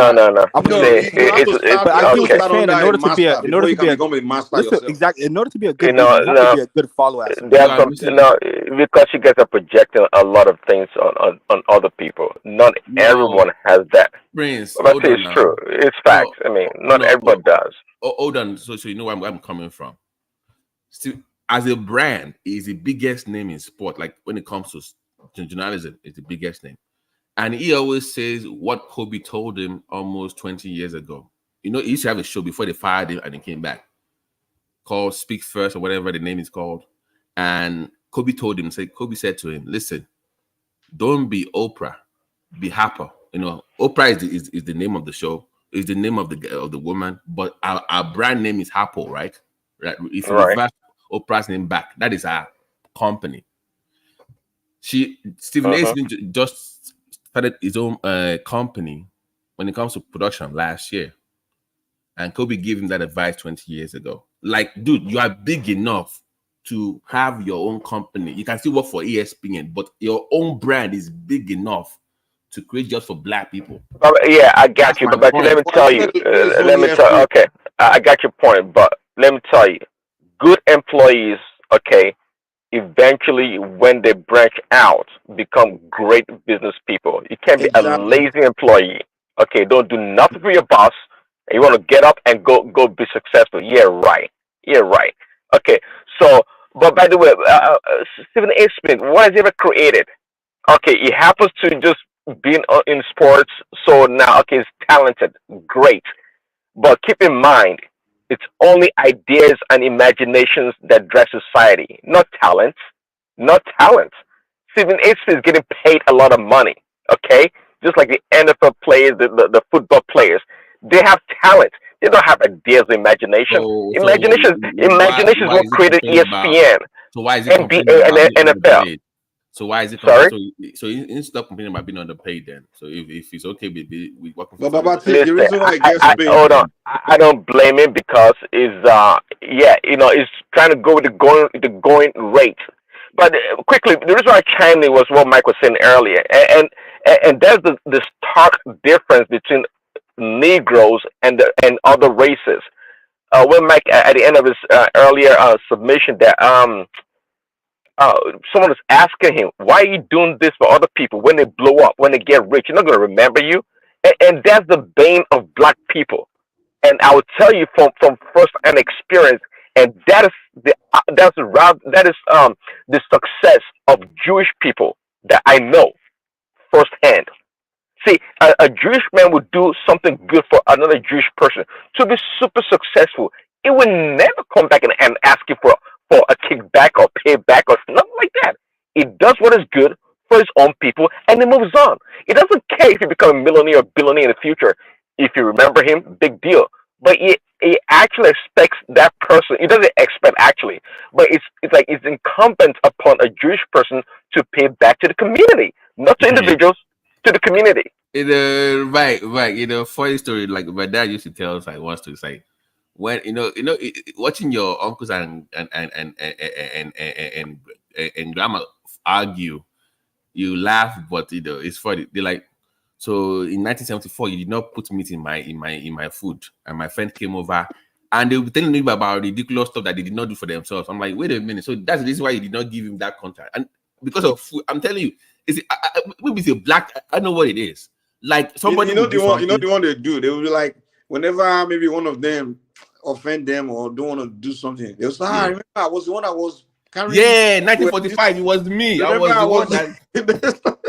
Like you must call it Siregun. You start doing that Siregun thing, like it was not for me. Yeah, like dude, what's See, let me write for quickly. So that thing really, and I think as you all mentioned or touch on it, that is what's drawing black people back. See, what they realize, that no matter what you say about black people, other races or groups, ethnic groups, they have their own problems too. They do. They do big time. Having problems is not unique to black people, but we black people have this unique thing about self sabotage. A black man is the one that does something for you, for a fellow black person, and he wants something back. If he knows that what he's going to do is not going to benefit him directly, he doesn't want to participate to help you. So that's why it's strange that people look at Mike, or why are you helping this little boy that if he grows up, blows up like a seaman, he's not going to remember you. It doesn't matter. It shouldn't matter, and that's why these other groups, they tend to do well, not because they're perfect people. They're far from being perfect, trust me. But in overall, as a community, they have that loophole, so to speak, and they progress. But we black people, you guys said it. From Jamaica to African to Nigerians or whatever, we have this problem. We do. And it's so unfortunate because our philosophy, the African philosophy, that's not what he actually teach you. Like in Ifa, for example, what Ifa teach you is that your purpose of existence is to live the world better than the way you met it, or live your environment better than the way you met it. So that's your ultimate purpose of existence. It doesn't tell you that you come to the world to come and live and enjoy and only build for yourself. It doesn't talk about it. Of course, you have to build your life, build yourself, but it doesn't say you exist just for you, because you're going to move on. You're going to die one day, So your purpose of existence is to live the environment better than the way you met it. So how other way can you do it and just to be contributing to people, upliftment? Like someone like me, the only time we expect something back from you, if I do something for you, is if I put it in a contract. You understand? If I'm doing something for you and I'm expecting something back, I will say, guys, let's sit down, let's do contract. But say I'm doing something for you and I'm not expecting you like down the line, come and give me back, or I know. Mike, even I remember in grad, when I was about to choose a specialty. So I'm like, there's this Nigerian guy here. Let me go and talk to him so he can encourage me, whatever. He was the one that was telling me, discouraging me. Don't do it though. It is this and that. It was an Indian woman that said, it is difficult, but you can do it. If you need help, come to me. So I said, but this person said I should not do it. Do you know what she was telling me? She said, if that person told you not to do it, ask him next time, why is he doing that thing? If he's terrible, if he's hard, why is he doing it? It doesn't. Abi, Nigerian guy, yo. It was an Indian woman that's like, no, if you need anything, my door is open. Come to me. Here's my number. Call me anytime. But my fellow Nigerian uncle was telling me, no, and he's doing the same thing. Because the Indian woman, she wanna feel good knowing that she helped someone, she pushed someone, But him, he's more about I don't want this guy. I feel good if I'm ahead of this guy, if I do it better than him, or if I make it before him. We want to stun on each other. that shit gotta go, man. I think we can change. We just gotta reorientate ourselves. Meaning we have to promote that's what I'm saying. Black people we need to start having a conversation about how we should be thinking or how we should be living. You understand? We need to start promoting anyone that thinks the right way. And maybe it's a strong word, maybe degrading anyone that thinks the other way, which I do a lot. That's why I have a lot of enemies. We're gonna start running to people that behave like that. I degrade them. Like, yo, you just have a bad mentality. I'll let them know. I do. What's this? All this being proud and trying to especially when people come and start bragging about something they own, I just laugh at that. In fact, I always say, dude, I don't give a shit about what you own, dude. I don't. What are you doing? What have you? If you want to impress me, tell me how you've contributed to someone else's life. What have you invested in someone else's life, or in the environment, or in the community? That's the only way I respect you. If you show up in front of me with a Mercedes, my Maserati, I don't care. That's for your own goddamn good. I'm not gonna hail you because you own a new car or some shit. I don't care. They love to, some people they love to build house in their poor communities in Nigeria, and they can be the only big man there. The only big man, so they'll be begging them for money. They love that stuff, man. Not because they're gonna help you, just to people are asking them for money or helping you. But they love that shit. You know the people I can't stand about. Those Nigerians that come around you and start to talk about themselves or their family. Oh, my father is this. Oh, it's this. My uncle is this. Oh, my family, we have this house here. I'm like, dude, why are you telling me all these things, man? Like, is that doing anything for me? Are you coming to tell me all this to what? To uplift me? Or are you saying it for me to just start looking at you as some special high? I don't get it. That mentality gotta go, man. Well, unfortunately, it's not going anywhere anytime soon. That's just that's who we are, I guess. We'll just remember where we are, man. Yeah, that's why I don't sit around complaining about white man or some funny. Nah. We gotta change the way we reason. So, what do you think about this guy then? This Professor Ifatunde, whatever it comes himself. What's his name? That's always online. The white man is the. I'm like, come on, man. The what has moved? What's his name? Dr. Umar. Umar Johnson. Oh.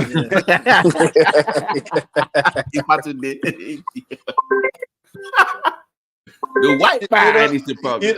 I think the guy knows better. He's just, and it's very common in the Black American community where they want to exploit the poverty of their people, the condition of their people. They sell them the victim narrative, so they can get donation and all those things. It's this business, man. Everybody's it's not new, man. That's how it's so common in the American community. I'm like, damn, this thing gotta stop, man. If you are dating let's say you're dating a white girl now, you say, why are you dating that snow bunny? You know why he's doing that? He wants black women to like him. The thing about our business, you need your demography, where you target, because the black women really they follow him a lot. Because he knows a lot of black women are single, and you understand, they really wish the black man can just, not get all these other women come. So he see their position. It's like, oh, if I can speak to their, emotion, they will donate money to me. So it's a game, man. It's a game. Yeah, but it's not helping them though, because if anybody, let's say you're at the least of the totem pole and nobody wants to date you, then tell them they're the problem and they need to fix it. Exactly. But if you tell them that, you lose their support though. Who want to hear it? Okay. Look, you're telling you to start talking like Kevin Samuel.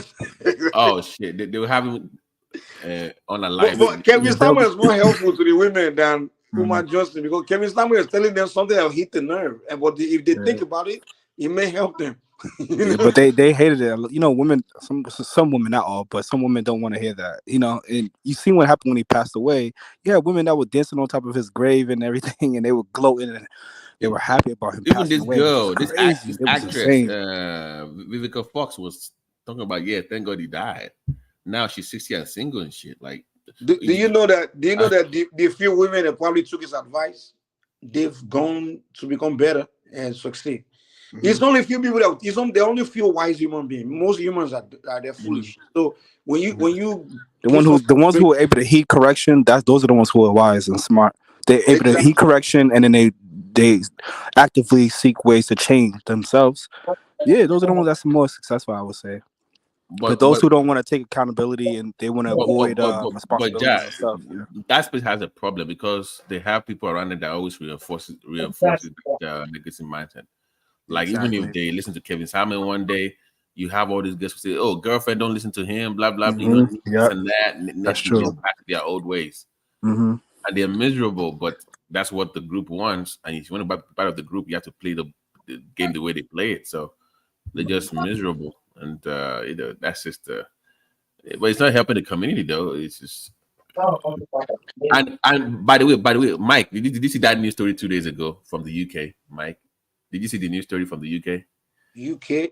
The UK. They said the rate at which Nigerian women are reporting their husbands, the government had to say, guys, calm down, it's too much. Like, even the government say, you don't do waiting. The government had to say, no, we must look at this law again.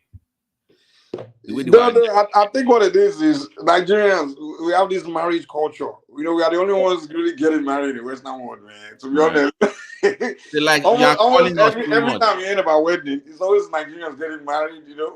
Yeah, but if the government have to tell you that you are calling the police too much on your husband, that is a problem now. That, come on, guys.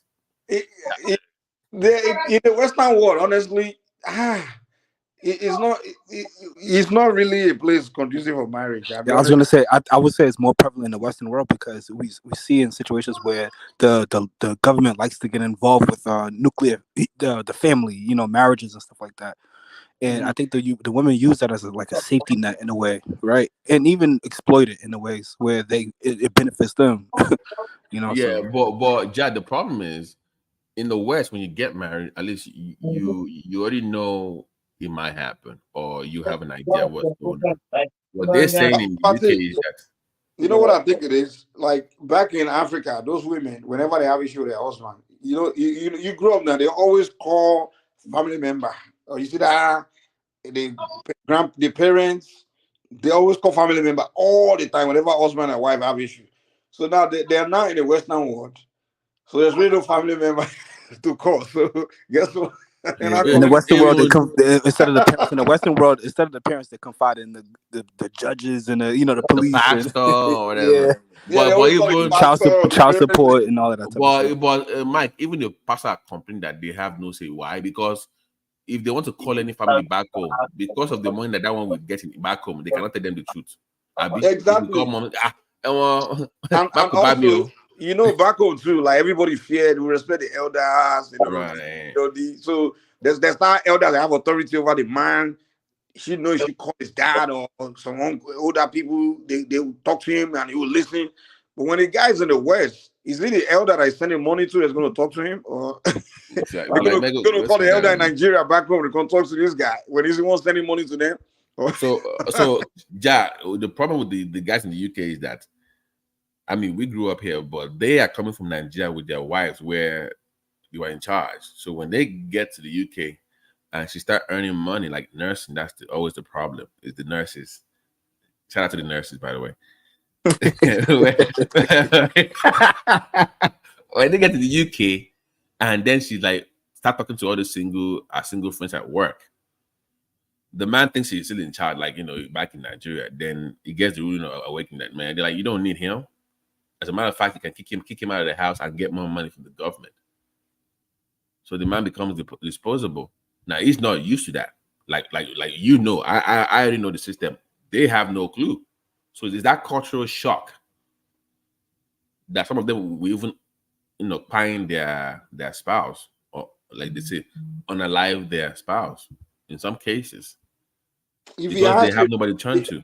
The Western world is no society designed for marriage, to be honest. Like, unless you just, you work for some people, but for most people, I don't think the Western society is designed for marriage. It's just a Because place. you can't because it's hard to hold people accountable within marriage. Yeah, Western society is designed for you to make money and just somebody will say I want to. Okay, we had this young lady, not even 29 years old. I want to divorce me because we had an argument. That's it. You're going to have arguments now. What kind of marriage? You just married in 2 years. But think about it though. I always tell people in the Western world, before you say you want to get married and be stuck with another imam, make sure you already you're making money, like you're established, you're not busy, you're not stressed, you understand? You have your own company, you're just, so now you get together, now all you do is just have fun, no frustration. But you're talking about, there's no job in the Western world, in America or Europe, that freaking doesn't frustrate you, dude. Because when you work, it's not like you work in Nigeria where you sit around, you're not doing shit, or you sit in the shop, you open a shop. Most people in Nigeria, they just open a shop, they're selling something. So you're just having fun in front of your shop, and the customer comes, you sell whatever, you get your money. But in the Western world, you actually have a job. Like whether you're a nurse, when you go to work, you're working. You're walking around and you're busy. There's no sitting around. You're going to get fired. So it's physically and mentally demanding. Yeah. So you do, and there's no time for breaks. And also you're working with people from different cultures. A lot of them will just irritate you, like some different characters. People talking shit to you, especially when you're black. Some people, whether it is Spanish guys talking Spanish, dissing you, like you deal with all kinds of. Like I work in America, I had to go start. That's what motivated me to go start my own company, because I just hate working like in companies. Not like I don't like the job. You see, you have people just fucking can't stand, dude. You have to see every day at work. Mike. You see some people are working like, why are you even here? Like, how did you even get this job? Like, who hired you? Like, you just got awful, man. Dude, there's no you in America, it's like you have to work in a team too. It's like you really can't work alone, and you work with people. Some people just, they just don't like you, and you have to deal with all that hell. And then the worker, the employers always, they're trying to squeeze the best out of you. They want to squeeze all they can get from you, make you do extra. So you have a society like that, a capitalist society, and then you're married, and you got to go home to this person, and you're all stuck together. And now there's so much fun out there. Like, in the Western world, if you really want to socialize or do something fun, you got to go out. It's not like Africa where your neighbors are all talking to you. You can go home and the neighborhood, your block, everybody's together. You sit around, drink beer, talk to your neighbor. It's not like that. In the Western world, you're isolated, so you're just stuck with your wife. And if you say okay, and it gets bored, because now women, they want a man to sit at home. They always want you in the house because they don't want you to go out. They don't, because they're thinking you're gonna be, cheating or something. And the woman wants you home. And men, by nature, we're not people that want to sit around the house and be looking at this woman every day, the same woman every day. We want to go out there and go do something. So think about it, man. That shit will stress you the fuck out, man. The marriage, it just won't be fun unless you luckily just marry a woman that understands, and she allow you to just. But in the Western world, it's not a society designed for marriage to work, man. Like, it's really not, man. I think I don't think that's true. I think it can be. I mean, it's not designed, but I think it's up to the individual too, and also your culture, right? So when you look at America, right, some of the ethnic groups in America that are some of the most prosperous are like the East Asians and Indian Americans and stuff like that, right? They earn the most in this country, right? Economically, they earn a lot. They're like the top, number one group that earns a lot, earns the most, right? But one thing that I've seen statistically, right, is that this seems to be a sort of correlation between their economics and their culture as far as marriage, how they maintain their marriage, right? And yeah, these Indian Americans, they have the highest marriage rates. The East Indians, they have, East Asians, they have the highest marriage rates. So, I mean, it's possible that these people are still doing it. I think it takes a level of being able to maintain your culture, but also have a level of being able to distinguish your culture from the American culture. You have to make some sort of distinction and be. I don't know if it makes sense to you guys, but like when you look at the Indians and certain Asians and stuff, they maintain their culture and they promote it. That's Like, true. they promote it. You might see an Indian person walking down the street with the towel around his head, like as if he's in India. He'll wear his traditional garb and his traditional. Even You the got a Asians. point, man. I can use myself as an example too. Like my woman, we both practice, our African spirituality. So it's like a daily practice kind of thing. So that shit kind of bond us like really, really strong, dude. Like, Yeah. Yeah. So she respect me doing what I do, whatever. And yo, you know what, Mike? It's the same with me and my wife, right? I've been with my I'm only 34 years old, but I've been with my wife since I was 17, 18. We've been together since 17, 18. And like we kind of formulated our own sort of like subculture outside of like American culture, right? Whereas we don't celebrate certain things like Christmas and Thanksgiving. Like I don't know, we just sat down one day and just started to, plan out what we want for our lives and our children's lives, right? And we started to create our own kind of sort of subculture. It sounds weird, but that's just us. I always say, it like, seems to work because if me and my you're gonna wife. get married, you're gonna have to marry your friend, or like someone Yeah, that you exactly. and I think that's the most imperative thing because me and my wife the first thing was we're friends.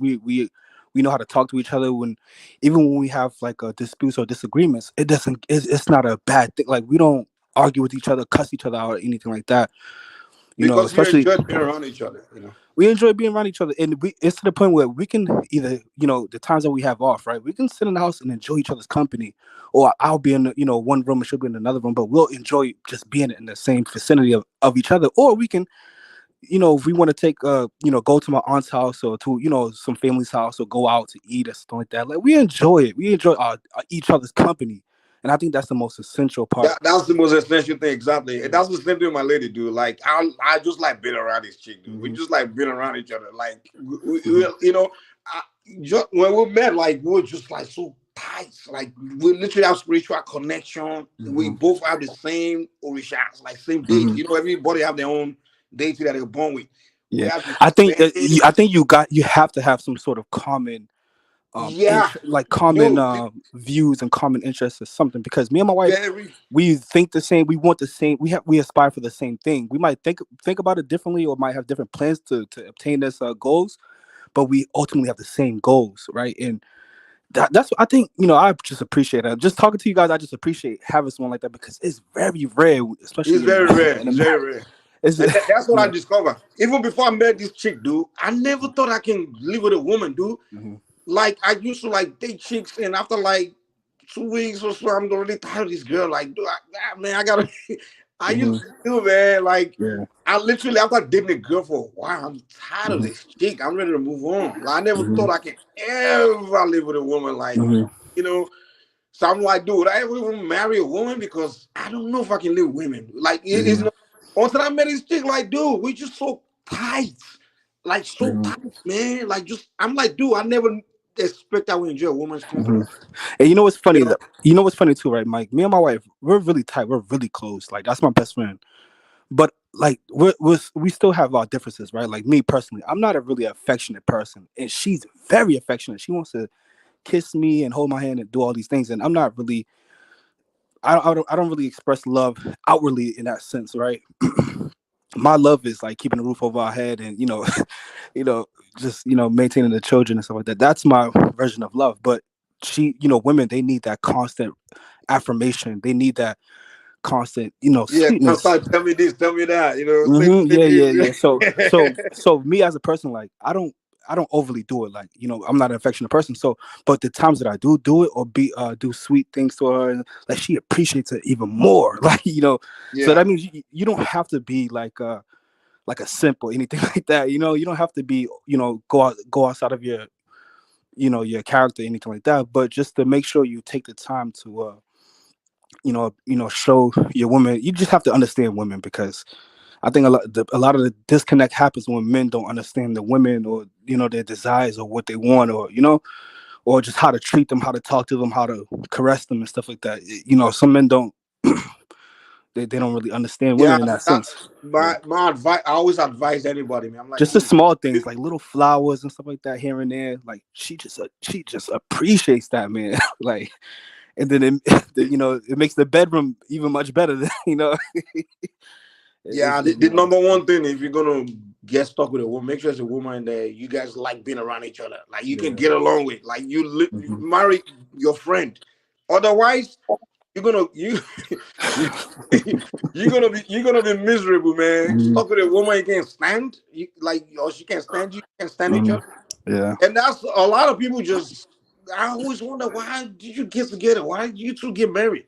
And they will tell you, well, my mom told me to, my dad told my parents, I was getting old, I need to get married.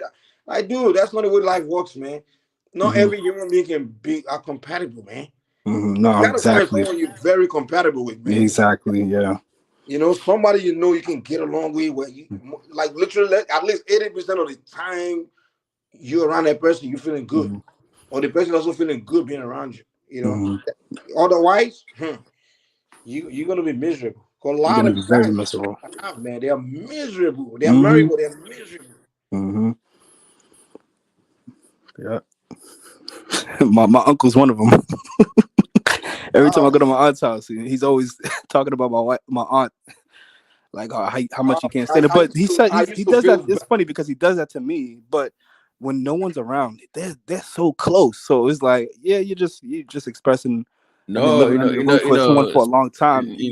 But sometimes you're gonna need someone to have be an outlet to you. It's not really like complaining, because it's like my grandfather and my grandparents, when they were alive, when we go on vacation to the place, you just see my grandma would just go to him and start pointing at his nose, like, your nose is not where it's supposed to be, and they start arguing over that. We'll be laughing like, dude, like seriously, some guy's nose, and to them that was the way of them, like, letting stuff out, but it'd be funny, like it's like, where's it supposed to be? And it's supposed to be and they'll be arguing about that. They'll be serious, but we'll be laughing like, what? So that's their own kind of. Sometimes it's not really that they don't want to find each other. Yeah, true. Yeah. Let me just poke this guy and women, and just find something just to fuck the guy. I think you definitely need real quick, Mike. I think you definitely need like an outlet too, and it's good when you're in a marriage and you know other people, another married couple, and just sometimes you just plan out fun things to do with the other marriage couple in order to have an outlet, or to enjoy other people as well with your partner. You get what I'm saying? But I think it can also enrich your own marriage. Yeah, I always feel sorry for those toxic relations. Is the children, dude. God damn. I always feel bad for those kids, man. Just watching their parents just, house is so toxic. I have friends. Those are the ones who suffer the most of the children in those situations. They are the ones that want to come hang out around your house so bad. Like, man, you guys are having. They want to get away. Like they're like, man, you guys are having that. Yeah, and then they run to the streets and be around the wrong company and stuff. But in Nigerian culture, in most cases, there was an outlet. Like if you were from a dysfunctional home, there was also always a friend or somebody you can just go to and just hang around.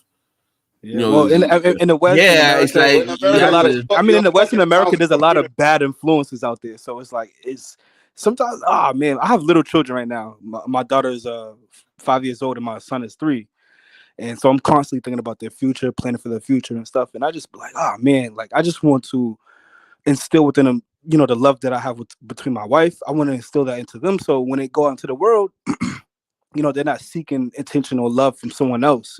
They grew up in a house full of love, you know what I mean? So that makes them confident within themselves, so they don't have to be influenced by others and be a follower, following the bad crowds and anything like that. So yeah, I think love plays a major role in it. And when I look at my own life, I grew up with a lot of love that's instilled into me, and I think that's what shaped me into the man that I am today, right? Where I don't have to put other people down or make fun of people to make myself feel better. No, I'm already confident within myself. So when I see other people, I want to uplift them and make them feel proud, and it makes me feel good. Like it genuinely makes me feel good. Let me give Vincent a job.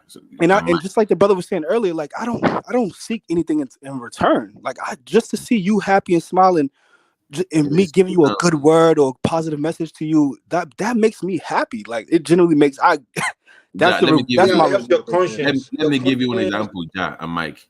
There was this wedding I went to some years back. It was a Nigerian wedding, so big, it was even featured in New York Times. It was that big. It was a Nigerian wedding. 6 months into the wedding, because the lady, she knows my wife like that. She knows her. They've been calling police on each other, domestic abuse. 6 to 7 months into the marriage, beating on each other up. I said, man, but the glamour outside is like it's amazing and everything is, but inside they almost clean each other. Like I think the purpose of the wedding was that marriage. Sorry, the purpose of the marriage was that wedding. Was the wedding, maybe because but to the point of marrying your best friend and someone that you know like that. I've had a chick before, like did it before, and then she was talking about doing a big wedding, flashy wedding. Dude, I think this girl want me to marry her just for that wedding. Because that day, back of my mind, I already know this one. I don't think I can even live with this one, man. That would be the female featuring Mike. They made you like a feature on your own album that day. You be like wedding, big wedding. She describing wedding. I'm like, oh Lord, what are you talking? Do you know what wedding means? I had to sit that down like, I'm not ready for marriage. First of all, I didn't tell her though, but in the back of my mind, I'm saying, first of all, I know you. I can't be married to you. I can't spend the rest of my life with you. I'm saying it to myself. But she's not, to her, she's just describing wedding. She's not even thinking about what marriage would be like. Yeah, but they think it's the movies. What it's supposed to be all good. I'm like, it's not all good. It's how you handle when it's bad and when it's ugly. That's what makes a good marriage.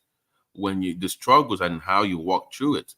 When you have a little issue, I want to go, let's say go and say somebody. No, walk through it as a couple together. You are married. You are one, right? That's the point. But they want everything to be good all the time. It doesn't work that way. It's not all rosy. I don't know, but that's just the way we live now. You now see all these guys 2-3 years, they're already divorced. The bigger the wedding, the quicker the divorce. Really? Damn. Really? I'm serious, man. Those are the big weddings, man. I've been to a lot of weddings, man. Where the bigger the wedding, the quicker the divorce. But some of the ones that even last are the ones that didn't even do wedding at all, or maybe one small ceremony. Like a few of my friends, I did once. They said, we're getting married. A few ceremony, went to court. They didn't do wedding, like big wedding. They stick together for years and they're happy. Because when they found each other, they were happy to find each other. They didn't think about no wedding. Those people that are into wedding, big wedding, the reason they're getting married is because of that wedding. It's not because of marriage. It's to please other people as well. Yeah, exactly. They want to do that, because somebody else in the family they want to compete. Mike, there should be this girl when I was in. So she we scrubbing in just daily coming to school in the morning, like 4. We had something to do at work, and she's like, "Oh, she got married." So we were like, "Okay, guys are like, congratulations, whatever." So we're like, there are some Africans and some other people. So they were asking her like, "Okay, so how women want to know now the details of how was the whole thing?" She's like, "No, we just went to the courtroom with some family members. They tied a knot. They did something in their backyard, and they went to Applebee's. And they said, how much was the ring? Maybe $2,000 or something like that. We were the guys. We were like so happy, like, oh, good job. Save the man some money. Very responsible. The women were mad. Mike, someone wants to come in. Simba wants to come in. Okay, yeah. All the women were mad. Like, really? That's it? We're like, what do you mean that's it? She's happy. They were mad. Like, that's it? You just went to mind them. Those women, I don't know why they love wedding so much. Wedding. We were like, oh, yeah, good woman. Very smart, not billing the guy, but they were upset. Like, she did something wrong. I'm like, do you know why? Do you know why? You know it's a real good relationship because that so-called wedding money, they're already putting that money investing into their relationship or something. Into the children or something. Exactly. They already have house plans. expensive. They already have plans for their relationship. So the money they have, they're already putting into. Like, how do you go to a courtroom and you use the garden on your back for a wedding, whatever? And that's it. But sorry, Mike, don't you know that whenever there's a wedding or any ceremony, it's the woman that makes money? That makes money. So they make more. Okay, let's say wedding, they get a lot of gifts. Most of the gifts is for the women, it's not for you. You understand what I'm saying? Most of the gifts during the wedding is actually for the woman, not for the man. So they are the one that benefit. They are the one that have the memory. The ceremony is actually for them. It's not for the man. Yeah, So it's for them ceremony is and for for their them. friends and just to show. Exactly. Let me clarify, Mike. This woman is a white girl, so just to let you know, it's a white girl that told us. It wasn't a black woman. It was a black. The white girls, those ones are smart. They're usually smarter than the black girls, and that's why they always win the black. Is it? Do you people are discussing what the British police says about the Nigerian women in UK? Oh, we said it. Did you hear about that? Yeah, that Okay. that it's too much. That they should calm down. Say they what is point now? And you know, unfortunately, they even said that, especially Yorubas. Well, Yorubas are the now, of course. So Yes, they said about 75%.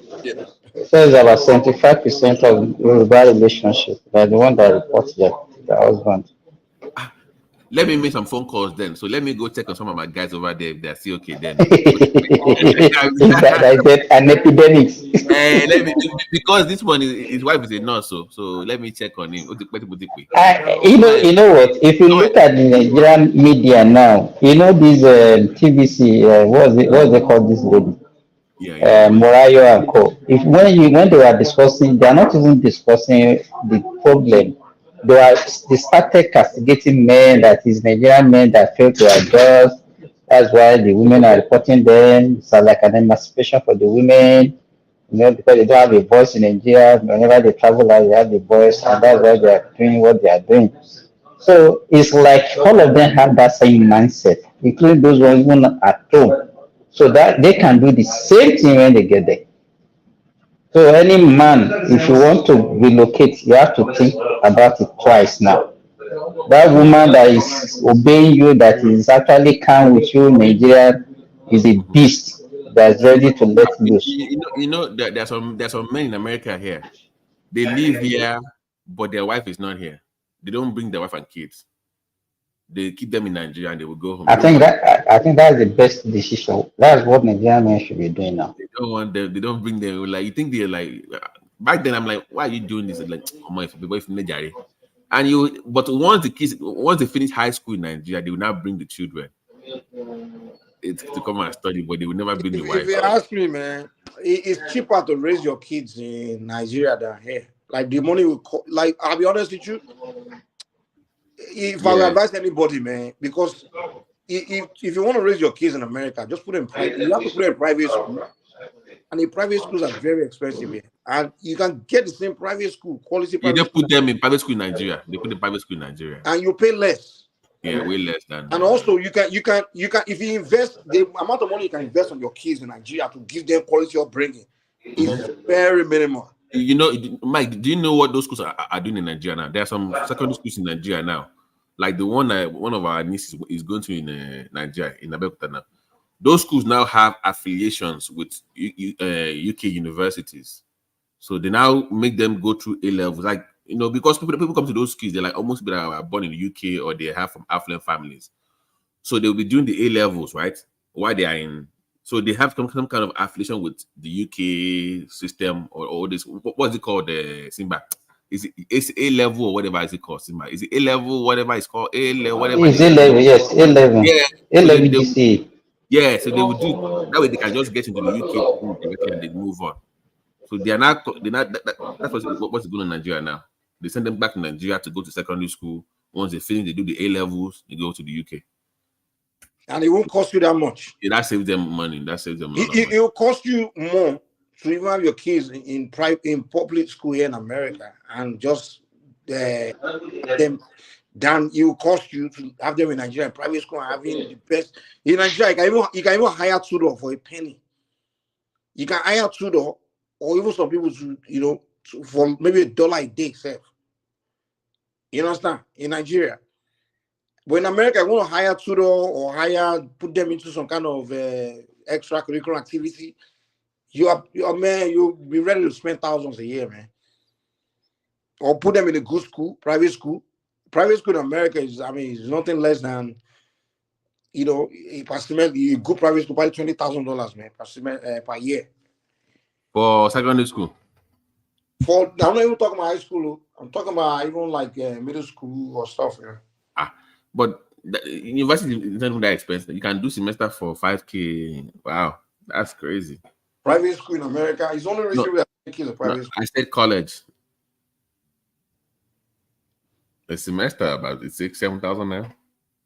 Yeah, but wow, that's crazy.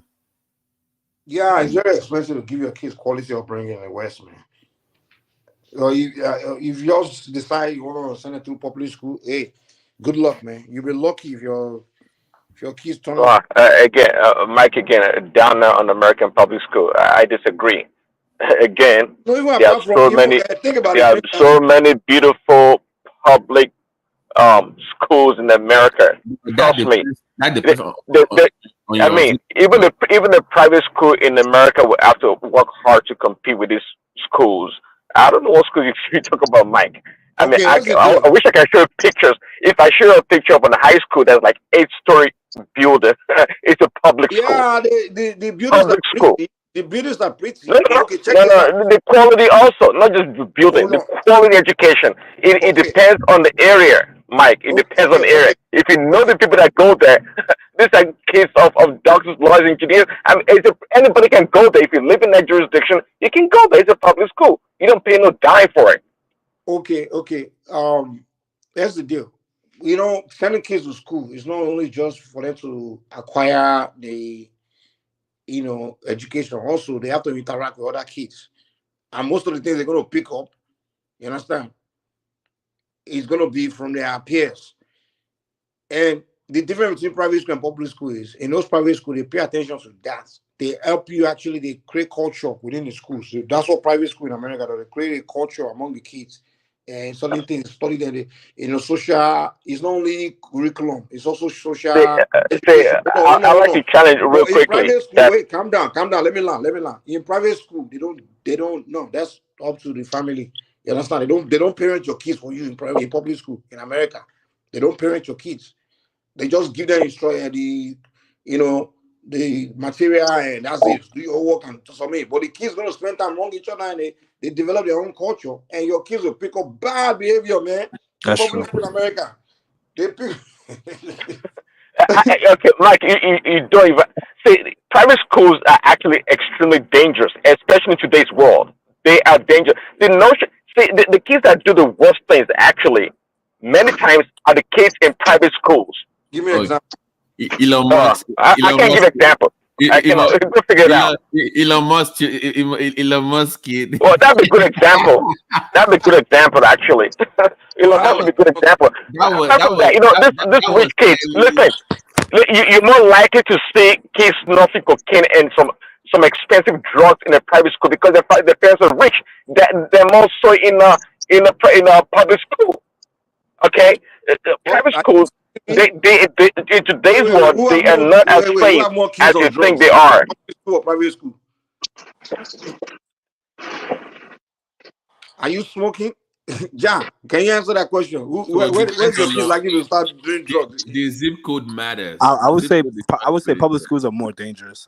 Exactly. Just recently, a kid. No, I said real quick. Just recently in Baltimore. Just recently in Baltimore, like a couple of days ago, a 15-year-old killed a 16-year-old in a public school bathroom. They just shot him in the stomach and killed him. So you see more. I would say there's no. Okay, your example is in Baltimore. It's in Baltimore, close to the ghetto, right? I agree with you. But I agree with you both. But because you're gonna find violence anywhere. You get what I'm saying? But I think it's more. You're gonna see a higher frequency of of a dangerous scenario in the public schools than you would in the private school. That's just a fact, man. Well, that I agree with. But we're not taught. No, no. The point here is that Mike thinks private schools are they're safe and proof.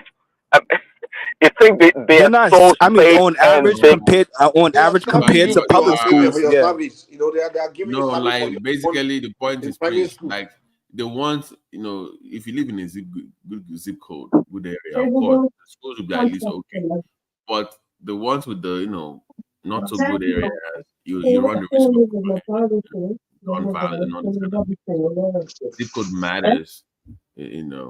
You try to get good quality education. So I think that's the point he was trying to saying that necessarily. But on an average, you still want to risk in the public schools. Private. Sorry, in the private, yeah. That's the point. Yeah. Yeah, but again, I agree with the other guy. It varies too, because I mean, if you find a good community, right? I mean, you do have instances where some of the public schools, they're performing at a high level, you know. Right. But you just have to. It's a gamble. You have to find these schools, and you know, usually it's in a higher income neighborhoods and cities and towns. The suburb area will get you exactly. better. Yeah. You know, back in the days though, we didn't want to go to. I mean, we didn't want to go to private school because public school was where it was lit. You know, it was a legacy school. But even your parents went to that school, so we're like, I want my kids to go to the same school. I feel like in a private school, the teachers and the parents are more invested into the children than but it was public too. schools where you just send your kids to school. It was too organized that it became boring. You know, think about. Forget you now. Think about a 14 or 13-year-old kid. They want to have fun. They want to learn, but they want to have fun. So I know, but that's the thing. You have to make it school fun for them. So private school back then, it was just like it was too structured that it became boring. Like, you know, they were like jealous of us. Like, man, I miss you guys, man. And I miss you guys. like, man, why did you go down there, man? But you know, times change, you know. But I see some kids actually, they left the UK, they left the US to come study in Nigeria. You know, back in the days, but it was more because they were badly behaved in the UK or the US. So they come back to Nigeria and then, you know, bring them out. You know.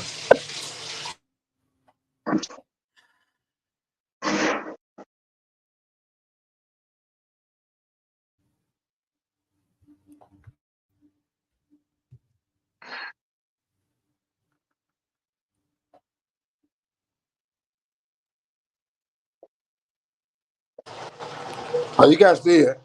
I had a phone call. Maybe some booty call is about to show up. No, booty call at 3:10 in the morning, Mike. Oh, Thomas, the host, he probably fell asleep. Oh, you must be on the East Coast, huh? Because it's 3:10 for me too. I'm in Boston. You're in Boston too? Oh, yeah. For real? Are you in Boston? Yeah, I'm in Boston. BT's in Boston. Yeah, I'm in Weymouth actually. I live in Weymouth, but I grew up in Boston. The best city in the world, right? Oh, I can't even hear BT. Can you guys hear me? Yeah, I can hear you. Yeah, we can hear you. Oh, I'm hearing you, Jab. I'm not hearing BT. That's why I thought no one was talking. So when you I can hear him. Yeah, whenever I get a phone call, man, so what you were saying about Boston? Let me get out and come back in. BT, you there?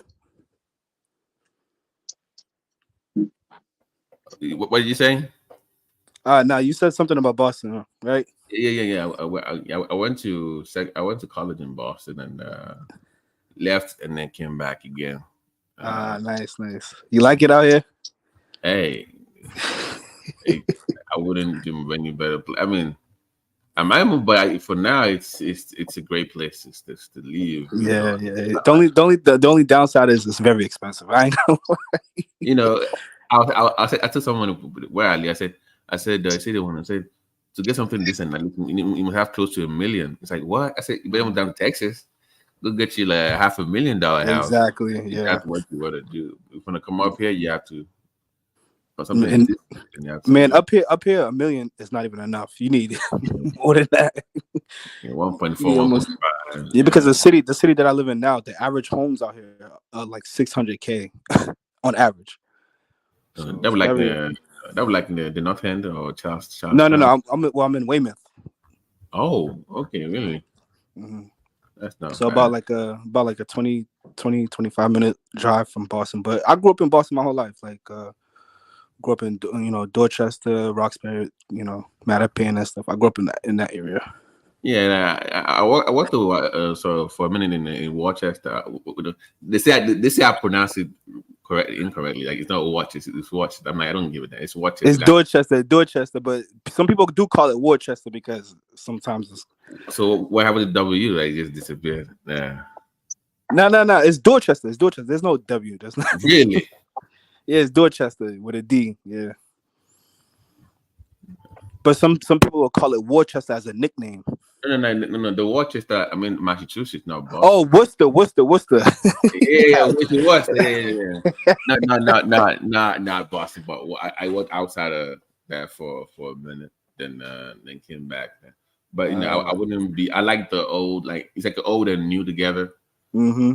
I like that. Like the architecture and stuff is like kind of like the old, the old colonial kind of style in a way, like the old New England type of And people are way more educated up here. I love that too. They say that Massachusetts has like the highest IQ on average in America. Yep. Yeah. No joke. So kind of helps with family. So yeah. Yeah, and then it's like a multicultural. So I think Boston also shaped me into the person I am because I grew up with a lot of influences, multicultural influences in my life. So I grew up with a lot of like Haitian, Cape Verdean, people from the Caribbean and Africa and stuff like that. So the Ghanaians, lots of Ghanaians, not too. Yeah. That's true. Yeah, but I want to say like the predominant African group in Boston is the Cape Verdeans, and a lot of people don't know nothing. They don't really know too much about Cape Verdeans because it's such a small country or island in West Africa, right? But a lot of people don't know. Like I remember going to New York when I was younger, and I would talk about like, oh, Cape Verdeans, and people would be like, what are you talking about? Who are those? Like, who are the Cape Verdeans you keep talking about? But yeah, it's a small city. I love it. Yeah. Yeah, but it's America. We things change. You can move, but for now, it's a good place to stay. Yeah. True. Yeah, Mike, you back? Mike, can you hear him now? Mike, can Mike hear me now, or is it? He has his side chick on the phone, so he has to. Mike is a man of timber and caliber. He's a man of resources, so he has to attend to his harem. Yeah. Is Prince there too, or Prince is praying? Prince, are you praying, or are you with us, or are you in the spirit? I don't know. He's probably praying too. Why do you say that? Is he a man of like the scriptures and the Bible? He's a man of faith. I love that. I just tease him, because I tease him, because So you have a man of faith. Now you should watch them debate each other. It's fun watching people with different faith and. Who's constantly debating each other? Is it Mike and the guy that you just mentioned? No, Prince and I think Prince and Diwali, because obviously Prince is going to be very conservative, and there's this other guy that is very liberal, progressive. Okay. They will go against each other, like social issues, like the community, like sexual rights, that, and abortion. Oh yeah. See me, I would probably lean more towards like the conservative. Oh wow! No. Like Prince is too extreme. Even you be like, oh wait a minute, let's pump the brakes. Like, there's some things that might be extreme. Yeah. Let me tell you something. It would be like, even if the woman was the R word. Mm-hmm. Or no. Let's still find. Yeah, we need abortion for that, man. Yeah, see what I'm saying? He's that far out, like. Yeah, so, no. Exactly. See my point. I'm like, wait a minute, because I'm against that, and I think it's very Yeah. Circumstances like in a medical reasons, I think I've given my own reason. I've said no. Fetal life is at 6 to 10 weeks. You get the fetal outcome. So 10 weeks you get fetal outcome. I'm like, that's a life to me. Anything before that is not life. So 2.5 months is still okay to take it out. But once you have a fetal heart tone, then once the fetus starts to formulate, then that's when life, according to like I guess science, right? That's when life starts. Right. But by the way, Simba Simba is a pediatrician, by the way. Oh, is he really nice? It's nice, a pediatrician. nice. Is Simba there or is not there? He probably. I think Simba's still here. Simba, you still there? Yeah, Simba. Yeah, he's a pediatrician. So yeah, so I'm like I'll talk to him, So that's just my own thing with this. So it is that extreme, and Diwali is as extreme on the other side as well. So you see, imagine how they always go at each other, like true. Yeah, it's like the Republican and Democrat going at it. Yeah, it's like a MAGA versus like a progressive, like the extreme. The thing about Prince Daddy is like it's a fanatic, man. Dude, calm down, man. It's just Trump. Is Prince still saying? I support Trump. I don't give a shit about him like that. Yeah, I'm a Trump supporter. Come on, me too. I support him. All right, so listen, I don't call myself a Trump supporter, but I do align with him and I would vote for him. But I don't call myself a supporter. Like I don't have all my faith into him or any politician for that matter. But he aligns with my interests. He's trying to prevent World War III, so I'm gonna vote for that person. Exactly. I just go for my interest. That's all. Yeah. I don't care about any of these people, man. Because at the end of the day, I know that these political parties, they were formulated during a time of when Black people were under they were enslaved or colonized. So they don't ultimately, they're not gonna have our interests at heart, and they won't allow us to control these parties. So yeah, but I think we should just use them for our benefit, and just move forward. Just try to get the best that we can get from it. It doesn't matter which party actually, as long as it aligns my interests at the time, then I will vote for that person. But why is this resistance within the Black community? Because if you notice, Black men are trying to break away from that Democratic Party. Like they at least want to listen to somebody else. Yeah, because people are tired. People are not seeing any progression happening. But I think it's complicated actually. But I think I would say a lot of Black Americans specifically, we grew up in like conservative, like we grew up with conservative values. I believe the Black church was very strong. The Black church and just in general, right? Because I remember, growing up, certain discussion that we're having now about like LGBTQ and stuff like that. These things are like kind of, frowned upon in the Black community. And as at one point, hip hop was kind of homophobe considered back. Yeah, it was homophobe. Even in the sports, NBA and NFL and all, like they enacted certain measures and stuff to kind of curve the amount what of happened to the homophobic. Black community, man? I remember the Black community back in the days where they want to insult you, they call you an F. Well, now they can't do that anymore. Even rappers.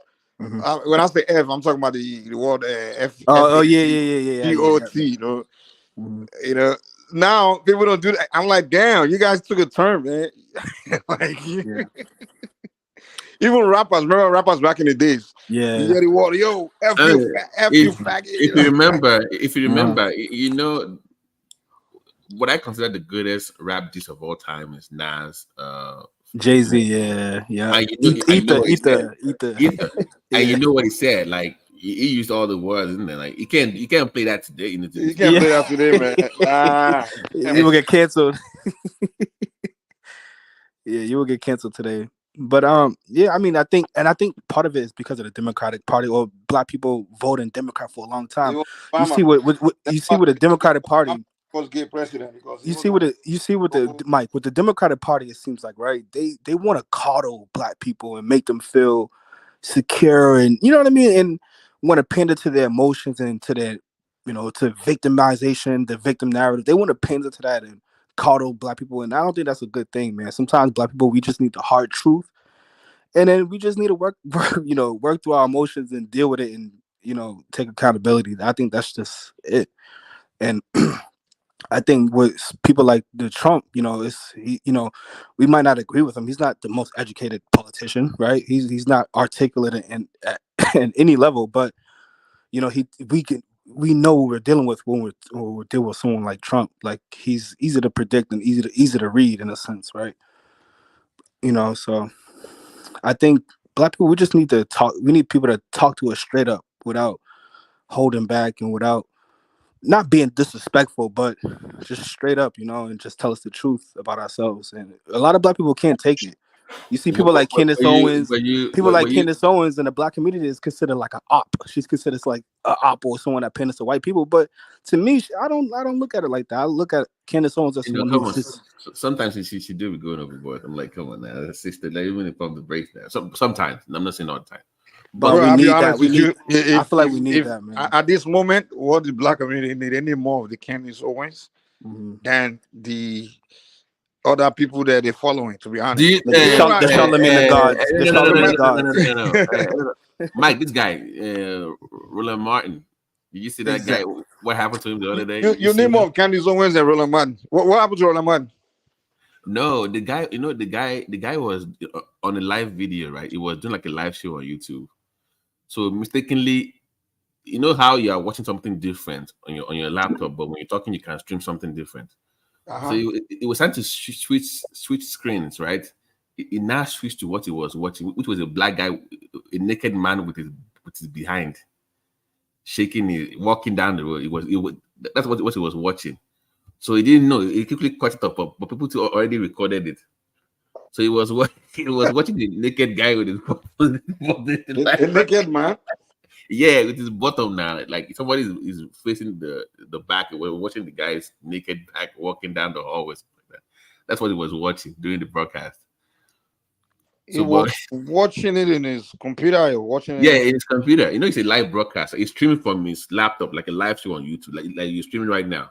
Let's say you now want to switch between your live video now to maybe you want to show us something.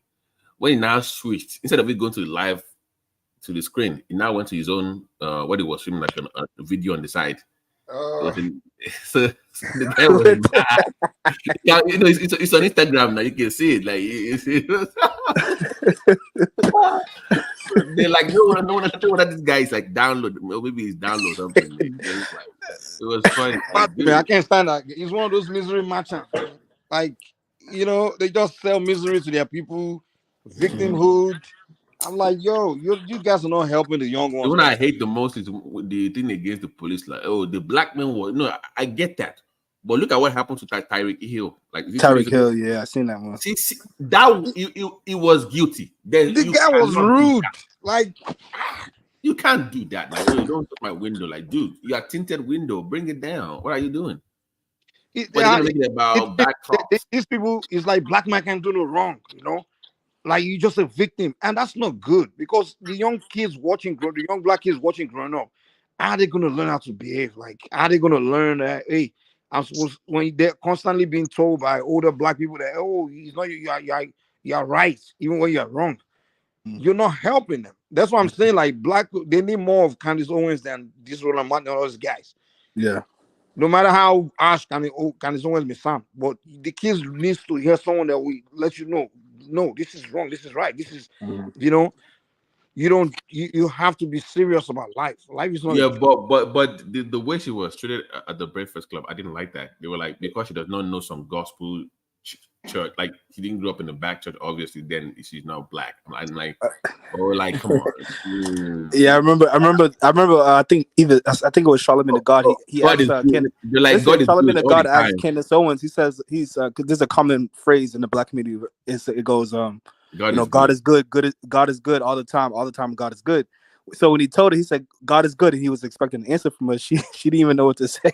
That was funny. Doesn't mean she's not black. She just didn't grow up. She got educated, man. She's not gonna go back to that, So that's just the only. It's kind of like just like when you grown up in the hood, like the kind of way you talk. It's almost like when you now go to school, go to get advanced degree. Someone's not expecting you to be talking the same way. Yeah.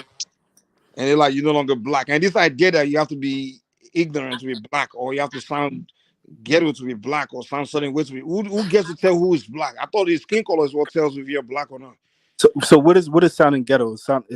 Speaking in is speaking like Ebonics. That's considered ghetto, I was right? speaking Ebonics or using certain slang or something, like using N-word all the time. You know, when if you live in the hood, you use the N-word all the time. But when you get out of the environment, you stop using N-word a lot. You know, I don't even use the N-word like that. I remember when I used to live in the hood, the N-word, man, became part of my vocabulary, man.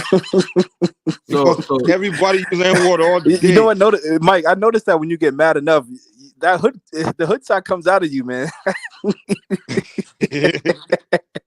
Man, you a brutal sometimes, Mike. I ain't gonna lie, bro. But Jack, like Tiger Woods is black to me, right? It's a black guy. Who? Tiger Woods is black, right? He's biracial. But he's black. He's biracial. He's black. No. In what context? No. I'm putting America is one drop rules, right? But I don't believe in that one drop rule. That's my point. Like see sometimes, but if because the one drop rule doesn't apply to the whites or the Asians, right? If you have a mix, if they have a mixed breed amongst them, they don't consider them from that ethnic group, you know. But if he was married to a black girl and had like black kids, it would be considered more. They would say it's black. See what I'm saying? I think the way they define black these days is more culturally, not really. That's the thing. Like, so because somebody's not aligning culture, maybe then. But so what makes somebody black? Is it culture? Is it skin color? What is it exactly? I mean, I guess it depends on certain people. But I mean, for me, it might be different from probably the vast majority of people, right? I consider those who are black, who are ethnically black, who are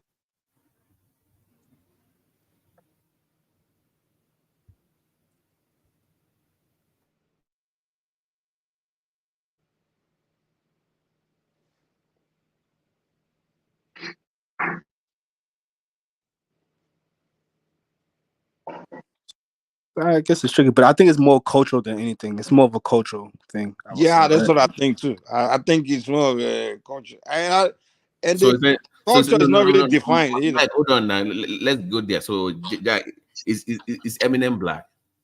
Hell no. Don't move the goalpost.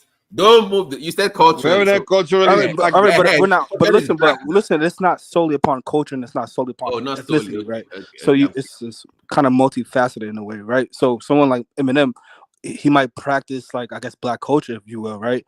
But I mean, ethnically, he's not black, so he's not black. So I mean, I don't think no one will call no black person will call Eminem black, right? Well, they do rap. No, they don't consider him black. They just consider him a white rapper.